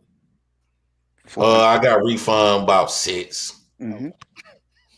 So 14,000 in a hole. Bro, you got to pump those up. Last year, year, so 14,000 is out there, right? Last year, I paid $280,000 in income tax, and I got a refund of $98,000. Okay. Yeah, so pump those numbers up. You better. Look at your hose getting all wet. You sure know how to make your hose wet. You get to start talking in big numbers. That's why every time you come on a platform, they all shake up. And it's interesting. You notice they never cut you off, but they cut me off. They disrespect me, and we could be talking the same, but they ain't gonna disrespect you. They know how to bow down to they pimp. Shut the fuck up, Nick. It just means that I contributed to society. I'm just curious. I didn't take any EBT, man. I paid in a bunch, but I didn't get any EBT, bro. So I'm curious. Come on in, American man. I'm curious. Hey, JP, my son just went to bed. He's 15 years old. He said he got more taxes than you did. 15. Real shit. And that's on everything. Say it again, Joe. Would you say it again, son? Say it again, son, before you go to bed. You got what? Yeah, thank you. Yeah, he got more taxes than your ass. I used to live in Ohio. Generational wealth over there. Nigga. Shut up. Shut up. Generational wealth over here, nigga. He not your real daddy. So, Greg, you see how your hoes. You want to know how come I pay that much? How much I got because of that? Well, I got a lie about my daddy. You don't know nothing about my dad. I'm curious how you are. Can you tell your hoes to be respectful? You know what a hoe does is a hoe takes money from somebody for not doing anything. That's what a hoe does. I mean, well, I'm doing something, right? So I'm raising my 3 kids, right? So a family of 4, I get to make $5,200 a month, right? So put that shit into somebody making some business. So I'm not interested in being your hoe. So I'm not gonna come up here and be careful how I speak and worry about what I speak controlling me even when I'm not on the clock. That's for your hoes to do that. What? I can do what the fuck I want to do. Oh, okay. I'm just saying, I got my own business. I set myself up to the point where I won't have to be your hoe and bow down when you enter the platform. Even when you're not on the platform, you got these black hoes allowing, even off the clock. I can't talk like this because of my job gonna do this. I can't talk like this because of my landlord or whatever. So you got them hoes is shook. I can come in and say what the fuck I want to say within YouTube guidelines, right? Because we all got to follow that, right? So I can do whatever I want to do. I'm my own boss.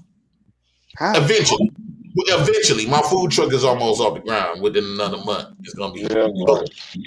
But I'm not interested in being nobody's hoe. So why I want to be like you, man. I want to be like you. I want when I enter the room. What you got on your truck? What you got on your truck so we can eat? What you got on your truck so we can eat it? What's on your truck? You notice they didn't tag you. They know how to obey they pimp. How you get these hoes to obey you? What's on your truck? We want to eat your food. What's on your truck? I'm not interested in talking to no hoe. I want to talk to the pimp. Hey, okay, well, Oh, okay. Well, ho, what's on your truck, ho? What's on your truck, ho? Hey, Pimpin'. What's on your truck, ho? In line, cause now they Give Pimp something to give it. What's up, Pimp? Goddamn, give us something to give on your truck, ho. The only No, vocabulary. what's up, you broke ass ho? What you got on your truck? I'm hungry right now. I'm hungry right now. And I got a bun. And I got a bun. I'm hungry right now, ho. Check your hoe. I'm on the bun right now. Chris, you gonna let your hoe disrespect me? Tell that motherfucker to shut the fuck up. Grown folks, right now. You can't talk to a grown ass man. I can't help you, brother. Hey, CT, I gotta ask you a question, man. I gotta ask you a question. This is funny. We got a guy over here talking about wanting to be a pimp, and he's in a stretched out ass t-shirt. I see you were wearing a nice jacket, sir. It's nice. I like it. Thank you. Look how wet he got. You gave him that compliment. I myself. Let me. Hold on, once, Chris. Let me try. I see you wearing a nice jacket. And I like the jacket. And Thank you so much, I'm curious. You're good. Your bank account is bigger than mine, Pimp. I'm just curious. Why aren't you in a jacket, Jay? Why I'm in a jacket? Why are you not in a jacket? Why are you not presentable at this hour of the evening? I present myself the way this is my style. That's your style. All right. Yeah, this is me. I don't wanna that's your way of pimping. Right? You got your hoes in uniform. This is my uniform. So uniform, brother. This is a lot. You dress up your hoes. That's how you identify your hoes, right? Because when you see that black man in that uniform, you like that's a good man called a pimp. I got to be honest with you. He knows something. He's very submissive. You got them black male hoes putting on that suit jacket. That tells a white pimp saying, okay, when a white pimp look at me and look at somebody like Crown Reeves, the great one of Chaotic. They ran the suit jackets. That white pimp thinking to himself, "Nah, the J Prince, the president guy, he's a decent obedient. He one of us, but I don't want to fuck with him." I'm glad that I don't believe a word you're saying. He's a subordinate asshole. He's a submissive hoe. You talking to Crown Reeves, the great one. They some submissive hoes. Right? Yeah, you know it. He is. I already know your pimp. Hey, Grid, I respect you. You want this platform and then have to say one word and you got 3 black male hoes protecting you, not disrespecting you. So excited when you speak. They want to hear you. You speak. It sounds like music. That's how you gotta do it. Like music when you speak to their soul, right? That's how you gotta do it. You got them hoes to turn against me. I'm glad that I don't believe the damn word you're saying. You gotta be trolling. You showing your white teeth today. Hey, JP showing them white teeth today, goddamn. Look at I want to be like you. Guys, I gotta get up out of here. I'm super tired. No, you don't. You ain't going no goddamn way. I can't believe that Jay believes a single fucking word he said tonight. He's just You don't need to read more. I gotta get the fuck up out of here, man. Ain't going no way, CT. You need to pick up a book. Great one, man. Teach me how to correct them hoes, because my hoes be out of pocket sometimes, Greg. Hey, Jay, so Jay, so you say I'm the bottom bitch, but how does Grid and other white people have this kind of power over blacks like me? Go ahead, sir. So for one, all they have to do is just show up on the platform. You get a nigga to show up. You get a nigga and somebody like Grid to show up. I can see how much you be so just like because I grew up around women who done the same thing. When a nigga into the door, everybody still slouching. Everybody still they not trying to switch up. But when that white man knock on the door, oh shit! They put on their suit jackets. They put on their MAGA hats. They sit up straight, change their voice. Hey, how you doing, Mr. Gray? How you doing? How you doing? How you doing? So that's the Democrat. So he didn't say nothing. All he did was enter the home. But if I come in and into your home, you be like, "Oh, what up, Jay Prince? What's up, motherfucker?" So you can tell the respect dynamics. So that's how I know that Greg pimping is strong. Right? And I want to be like Mr. Greg. I don't want to learn how to be a hoe like y'all. So Jay, I want to be like him. I want that power. So Jay, are you saying that not just content creators, but you are saying that most black men are like this in general? Yes, in real life, absolutely. I'm looking at one. This is how they act in real. I'm not just making fun of the platform. Y'all are the representation of the. That's why I keep saying black male butlers. Y'all are like the hoes. I've been saying that the black male butlers are the white man hoe. He's no different from the black mammy hoe. Y'all both, the black mammy hoe and the black male butlers is the white man's hoes. Y'all do everything. Y'all acquiesce everything and submit to that white man by any means. Like when you keep saying, leave the ninjas behind, they're gonna fall off the cliff. You only saying that because the white man moving to a different direction. So essentially, the white man gives you direction. He gave you a vision. You always brag about the American dream, even though it don't represent you. But since your white daddy is in charge, like the Donald Trump, he's in charge of your liberation. He's in charge of your direction. He in charge of your vision. And you know what else he in charge of? He in charge of your beauty standard. Your beauty standard is the same beauty standard of your white pimp. Which is I gotta be honest, Jay Prince. My balls haven't been washed this well. And what beauty standard is that, Jay Prince? So Jay Prince, what beauty standard do you think do I have? Well, you settle for a black woman because you didn't acquiesce to the white queen yet. You didn't want to Jay Prince, Grit isn't a pimp daddy. Grit is a patriarchy. Go ahead, buddy. You didn't want to disrespect that white man by getting this woman. Really? So you settle with the black woman, but you desire to be with the white woman. No shit. Go ahead. You don't really love that nigga woman. What are you talking about? You don't love her. Your desires, your whole personality fits for a white woman. If you come up here with what if I told you my wife looks just like the chick? Well, actually, all of them, but especially the one on the left. What if I told you that? Would you believe that? I would say I would believe it because you are settling. I just said that. I'm settling with a model. My wife who looks like a model. But anyway, go ahead. You're right, but what I'm saying is you still desire a white woman. They don't fit you. That's just like a black woman. Even though they get with black men, but some black women still prefer a white man. Well, let me ask you a question. What do you think about these black women here? I think I like the chocolate one with the gold earrings. Well, okay.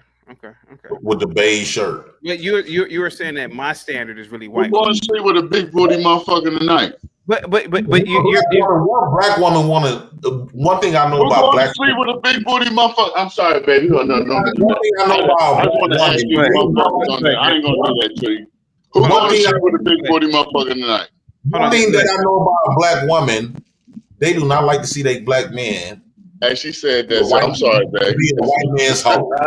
They don't like that persona that you got going on. They don't like the mega hands. They don't like you bragging on the white and removing white men from all accountability and blaming on. You ain't getting no pussy tonight. They don't like you talking about niggas because low key that your wife still might. She might desire a nigga. Bro, you need to lay up. So are you saying, Jay, that my wife would prefer?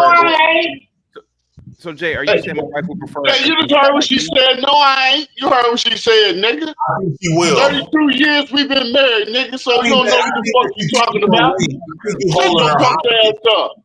I think that you holding her hostage. Yeah, shut your punk ass up. Disrespect your wife, bitch ass nigga.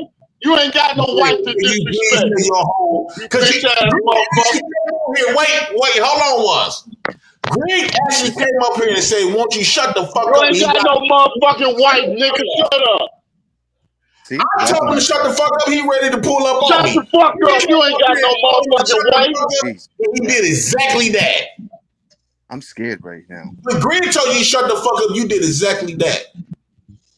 Look at this. Greg, am I lying? He was up there interrupting you when you was speaking, and you said, "Won't you shut the fuck up?" And he shut the fuck up. Jay. That's some shit I want to be. Hey, Jay, what if that shit? Ain't nobody said that shit to me. Shut the fuck up. My wife. Crown Retain side. Jay, what if I told you the majority of the girlfriends I've ever had in my life? Now, I've been with all types of women, but the majority of women that I've been with have been super dark. What would you say about that? Settling. I would say that even in high school, I was settling, and I was settling in college. Yeah, because people lie to me all the time. What if I tell you that it's men that been having women for 20, 30 years, but really desire another man? I don't know. It happens, don't it? Am I lying? And so that's not a flex. That's not gonna prove your point. You can show me many black women that you've been with that still don't change the fact that you desire a white woman. You want to be like that white pimp. Yeah. Go ahead, man. You got the floor. Go ahead. You want to be like that white pimp. So hey. When I look at the black male butler, I don't have no respect for him. I look at him like a hoe. I want him to keep his head down like he's been doing in life. He did it in school when us niggas up there partying with the bitches, with the chicks and stuff, and actually fucking them. Right? That black male hoe was sitting up in the corner with his legs, with his toes touching, two big toes rubbing together, right? And for a reason. I don't know why. They stand like a bitch, right? So keep your fucking head down like you've been doing. You don't intimidate nothing. You don't influence nothing. You don't create nothing. You don't got no voice. Don't nobody want to be you. You don't even want to be a nerd. You just accept it and try to make good of what you got. So don't nobody care about you. Not even your women. But if I go to prison right now and get out, it's gonna be a party. If you graduate from Harvard University with a doctorate degree, ain't nobody gonna say shit. They don't give a fuck. So I'm that nigga and you that hoe. Shut the fuck up. He just talking, bro. Like I told you before. Illiterate. All right. Well, there we have it. And Greg, what say you about what Jay is saying? Go ahead. I'm sorry. I just kind of quit listening. Watch this. It don't make any sense. Look at his whole giggling. Boy, y'all are hoes. I'm gonna call it out. Can you y'all black male butlers are nothing but hoes. Anything the white man try to do, you gonna think is funny and cute. Hey, AJ Prince. There is a I don't like him anymore because I've learned his politics. But do you think like a Neil deGrasse Tyson is a hoe too? This time, I never met him. I don't know nerds. I don't know nerds. Okay. Do you think? Okay, how about this? Do you think Barack Obama is a hoe? From the act what he did, Michelle Obama was more of the pimp than Obama. That man, Obama, in Trump's face at the dogging him out. Obama literally came after us niggas, right, for not voting for Kamala. Hang tight, the great one. Hang tight, Crown Reese. Hang tight. What's up, Bob? What's up, Bob? Hey, how you doing, Bob? Pilot Bob. He at work. Clocking those dollars, bud. Clocking in those dollars, bud.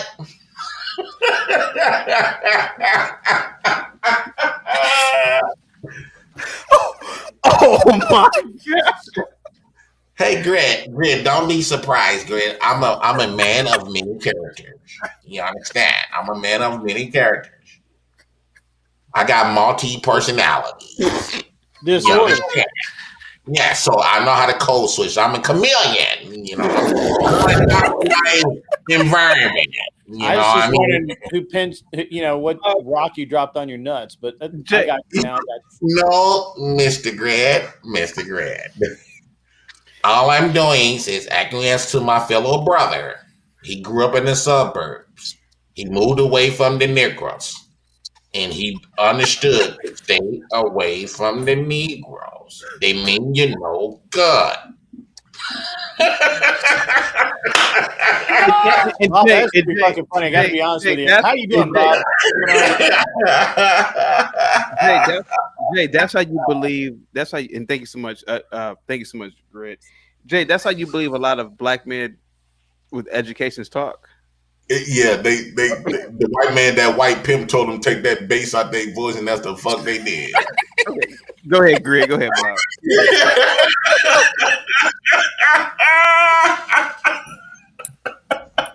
Go ahead. Oh, the shit. I can't even talk, man. I'm surrounded by a whole bunch of grids right now, and I gotta hold out laughing too hard. JP, you're 100% correct, man. I've been trying to tell her. JP, JP, when I come to work, I got to tell you, no, hey, it's not funny. It's not funny. Look, I tell these guys, you got to learn how to play golf. You got to learn how to do some tennis, and you got to act right. I see these young black guys come through, and I tell you, I'm looking at them thinking, oh my gosh, this is not going to work. You got to get your hair shaved. You got to do your beard just right. I mean, come on. This is serious business, bud. Come on. Oh yeah, Bob, I definitely, Bob. Trust me, I know, buddy. Buddy, I got about 5 to 10 years in the business. Bob, it was something pondering. I was just pondering on this. Yeah, and go ahead. Don't take me as a Fruit Loop, but Bob, no, this just been on my mind. This guy, Jay Prince for president, posed a question on KRW the other day, and he asked that one of we had to get on our knees and praise a black guy as God. You right? Really? No way. Yes. And I was just infuriated, and based on the what is your words right? Help me out, Bob. I can get my Wikipedia. Go ahead. Yeah, based on the stereotypes. Yeah. Why would you get on your knees to praise a man with a big black cock like that? Do you believe that Jesus would be? If that Jesus have a big long cock like that, that would be offensive. Would you agree? Well, I don't know. As speaking as a as a veteran myself, I'll tell you that the one thing I do have that I retain from my blackness is my cock. However, other than that, I don't know what happened to it, Bob.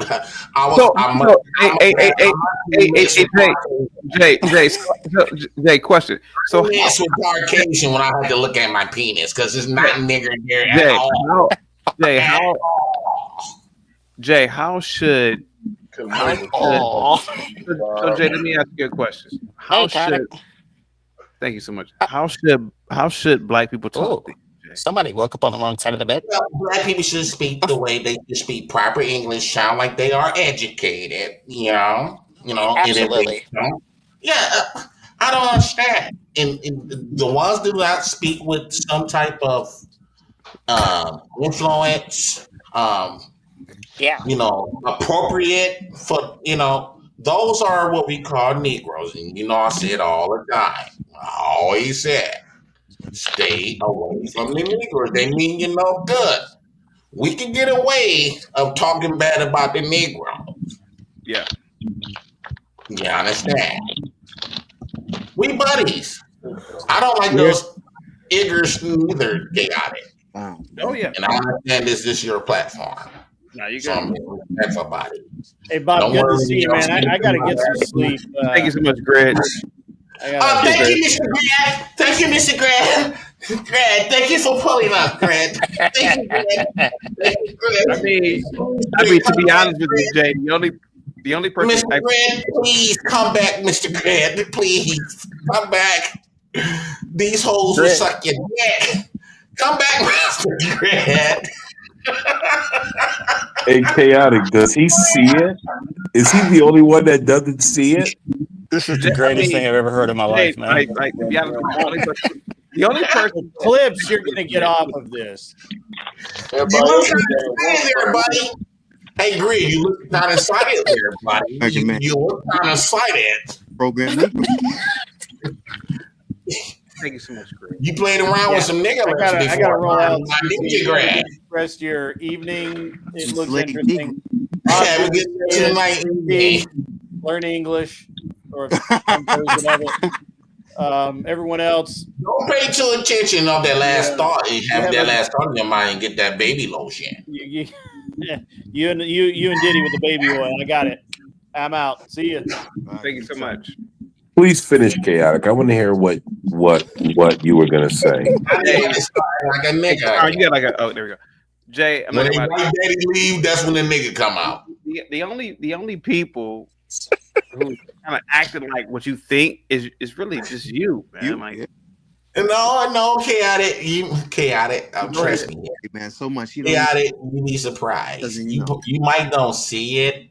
A lot of times people are not aware of themselves. I had to birch. I had to gurch. A lot of times people don't be understanding, recognizing. They're not subconscious of how they are, how they portray themselves to people. Sometimes they just be in the moment and just being themselves. But it's based on the people that's actually the mirror of you. Because you wouldn't, for an example, you wouldn't know how you look if you didn't have a mirror in your face. You understand? So basically, the audience, when you come around in public, they are your mirror. They tell you how you come off. You cannot tell people how you come off. You getting what I'm trying to? Are you catching on, Keanu? Not really, but go ahead. Basically, to dumb everything down to your level, right? Laughing, man. How do you do that? Have you ever? Do you know how you? If you didn't have a mirror, would you know how your face looked? No, I wouldn't. No, absolutely not. No. Bingo, buddy. Bingo. So, but, right? So you just agreed that if it wasn't for mirrors or reflections, you would know how you look, correct? Yeah. So what would you have to depend on for people to describe how you look? Would you have to depend on whatever they say? I mean, yeah, whatever they say. Exactly, buddy. Come on, Canada. You're greater than this. I expect more of you. You pretending to be dumb is dumb becoming of you. Canada, what's wrong? You've been around all those niggas. You've been around those niggas. I told you before, and they gonna mean good. I gotta get up out of here. It's been 14 hours. American man. Guys, I'll be back in 11 hours. This has been a pleasure. I love you, man. Thank you so much. I love you too, Bob. Thank you, guys. Every time I come over here, you guys welcome me with open arms, warm heart. Hey, it's just okay. The joke's so. Right. No, it's great. Love y'all, man. Hey, good night, man. I love y'all. My dog, Bob. All right, every time I come over here, Chaotic, y'all welcome me with warm hearts. You know, and I appreciate the content. You know, I had a pleasant time. Hey, Jay, you know what? Hey, so Jay, are you saying that, for example, me, for example, are you saying that not only do I sound like that, but do I sound gay? Well, if we're gonna be technical, right? Are we gonna be? Can I speak in technology? Hey, go ahead, man. I'm listening to you, man. Go ahead, buddy. Okay, so if I was to say, do chaotic sound gay? Technically, right? I would say yes. Here's why. Because the true meaning of gay is what? Happy. You do not sound aggressive. You don't sound angry. And with that being said, that's something for you to ponder on, buddy. All right, so let me ask you this. Let me ask you this real quick. When I've blacked out, and particularly when I did an episode about you, was that aggressive? So when you blacked out, that's when you got sexually frustrated. Because no matter how hard you try, chaotic, I already have compartmentalized you into this one particular category. You're a good guy. You're a good guy. So even we understand, there's gonna be times where you get frustrated, especially after dealing with all these Negroes, right? Yeah. Oh, So we you understand. I understand the frustration. you right about These that. Negroes will bring something from deep inside of you. Yeah. So I don't look at you. I didn't look at when you black out. I just looked at you like you were sexually frustrated, and That doesn't make any sense. yes, because scientifically, people don't release those dopamines from releasing. Hey Jay, Yeah, look, I gotta get up out of here. Jay, Jay, great one, American Man, Crown Reese. Any last words? I gotta get the fuck up out of here, man. Come on. Yeah. You're being on camera too, great one. Salute to you, man. Yeah. I'll be back in like You want to say hello? Thanks. Yeah. Welcome. Oh my God, Jay Prince, come on, bro. You gotta end it, bro. Jay, I ain't gonna lie. That was really a funny bit. I ain't gonna lie to you, man. So, yeah, You did do a good job, Jay Prince. I'll give you that. Good shit, bro. I like that. Yeah, thank you so much, Crown Reese, man. I gotta get the fuck up out All of right, here. ladies and gentlemen, thank you for having me. Thank you, American Man. Thank you, Crime Reese. Sorry for the back and forth, buddy. I know Kung Fu. Yeah, you gotta chill, bro. I Come on. Jay out there. Guys, any last words to get up out of here, guys? Hey, listen, shout out to Jay Prince, right? Listen, I wanted to leave and he actually kept calling me back with that bullshit. It was actually funny. Shout out to you, CT. Thank you for having my homie up here, the great one. You know what I mean? Keeping him up here, letting him rock out. I just want to point something out real quick, CT. You know that entire show was JP's way of staying in our graces to actually get us to actually keep him around and see him as anything other than a nigger. And so he reverted to comedy. Right. I just want you to just know that's why he did all of that. Like was just to be seen as anything other than a nigger. And so he reverted to comedy. Okay. But he did do a good job. It was funny. He got me back in. Shout out to you, CT. Thank you for doing this late live stream. Have a good night, good sir. Crown Reese, great one. Good night. Any last words? I'm gonna get up out of here. I'll be back. Yeah, CT, everything was good, bro. I appreciate that, man. No problem, man. Thank you so much. Good. That was really good comedy, man. We all brought it out to make it, at the end. It's all love. And thank you, man. So appreciate you, bro. Have a good night, appreciate bro. You too, man. Good night. Let's stay humble. Great one. Thank you so much, buddy. Yeah. Lawrence, Mr. Boulay, Bob, Swish, American Man, Pneumastic, or Mr. Boulay, salute to you, American Man, Vic, once again, Juan, Crown Reese, man, thank you so much, man. Salute to you, man. Positive Vibes, DMville, salute to you, man. Speak Radio, salute to you, man. Positivity is coming your way. Vanta, salute to you. Positivity is coming your way. John, Jack Keys, Roz Girl, salute to you. Acid Reflow, Moxie, once again. Jack Keys, Antoine, and Hot Black, BD, and Bobby, salute to you. Positivity is definitely coming your way at the speed of light. Thank you so much. Positivity is definitely coming your way. I gotta edit a lot of this stuff out tomorrow, but or today, or I gotta put this one on membership only. I gotta edit. Other than that, guys, I will be back today, I guess. Have a good one, guys. Peace.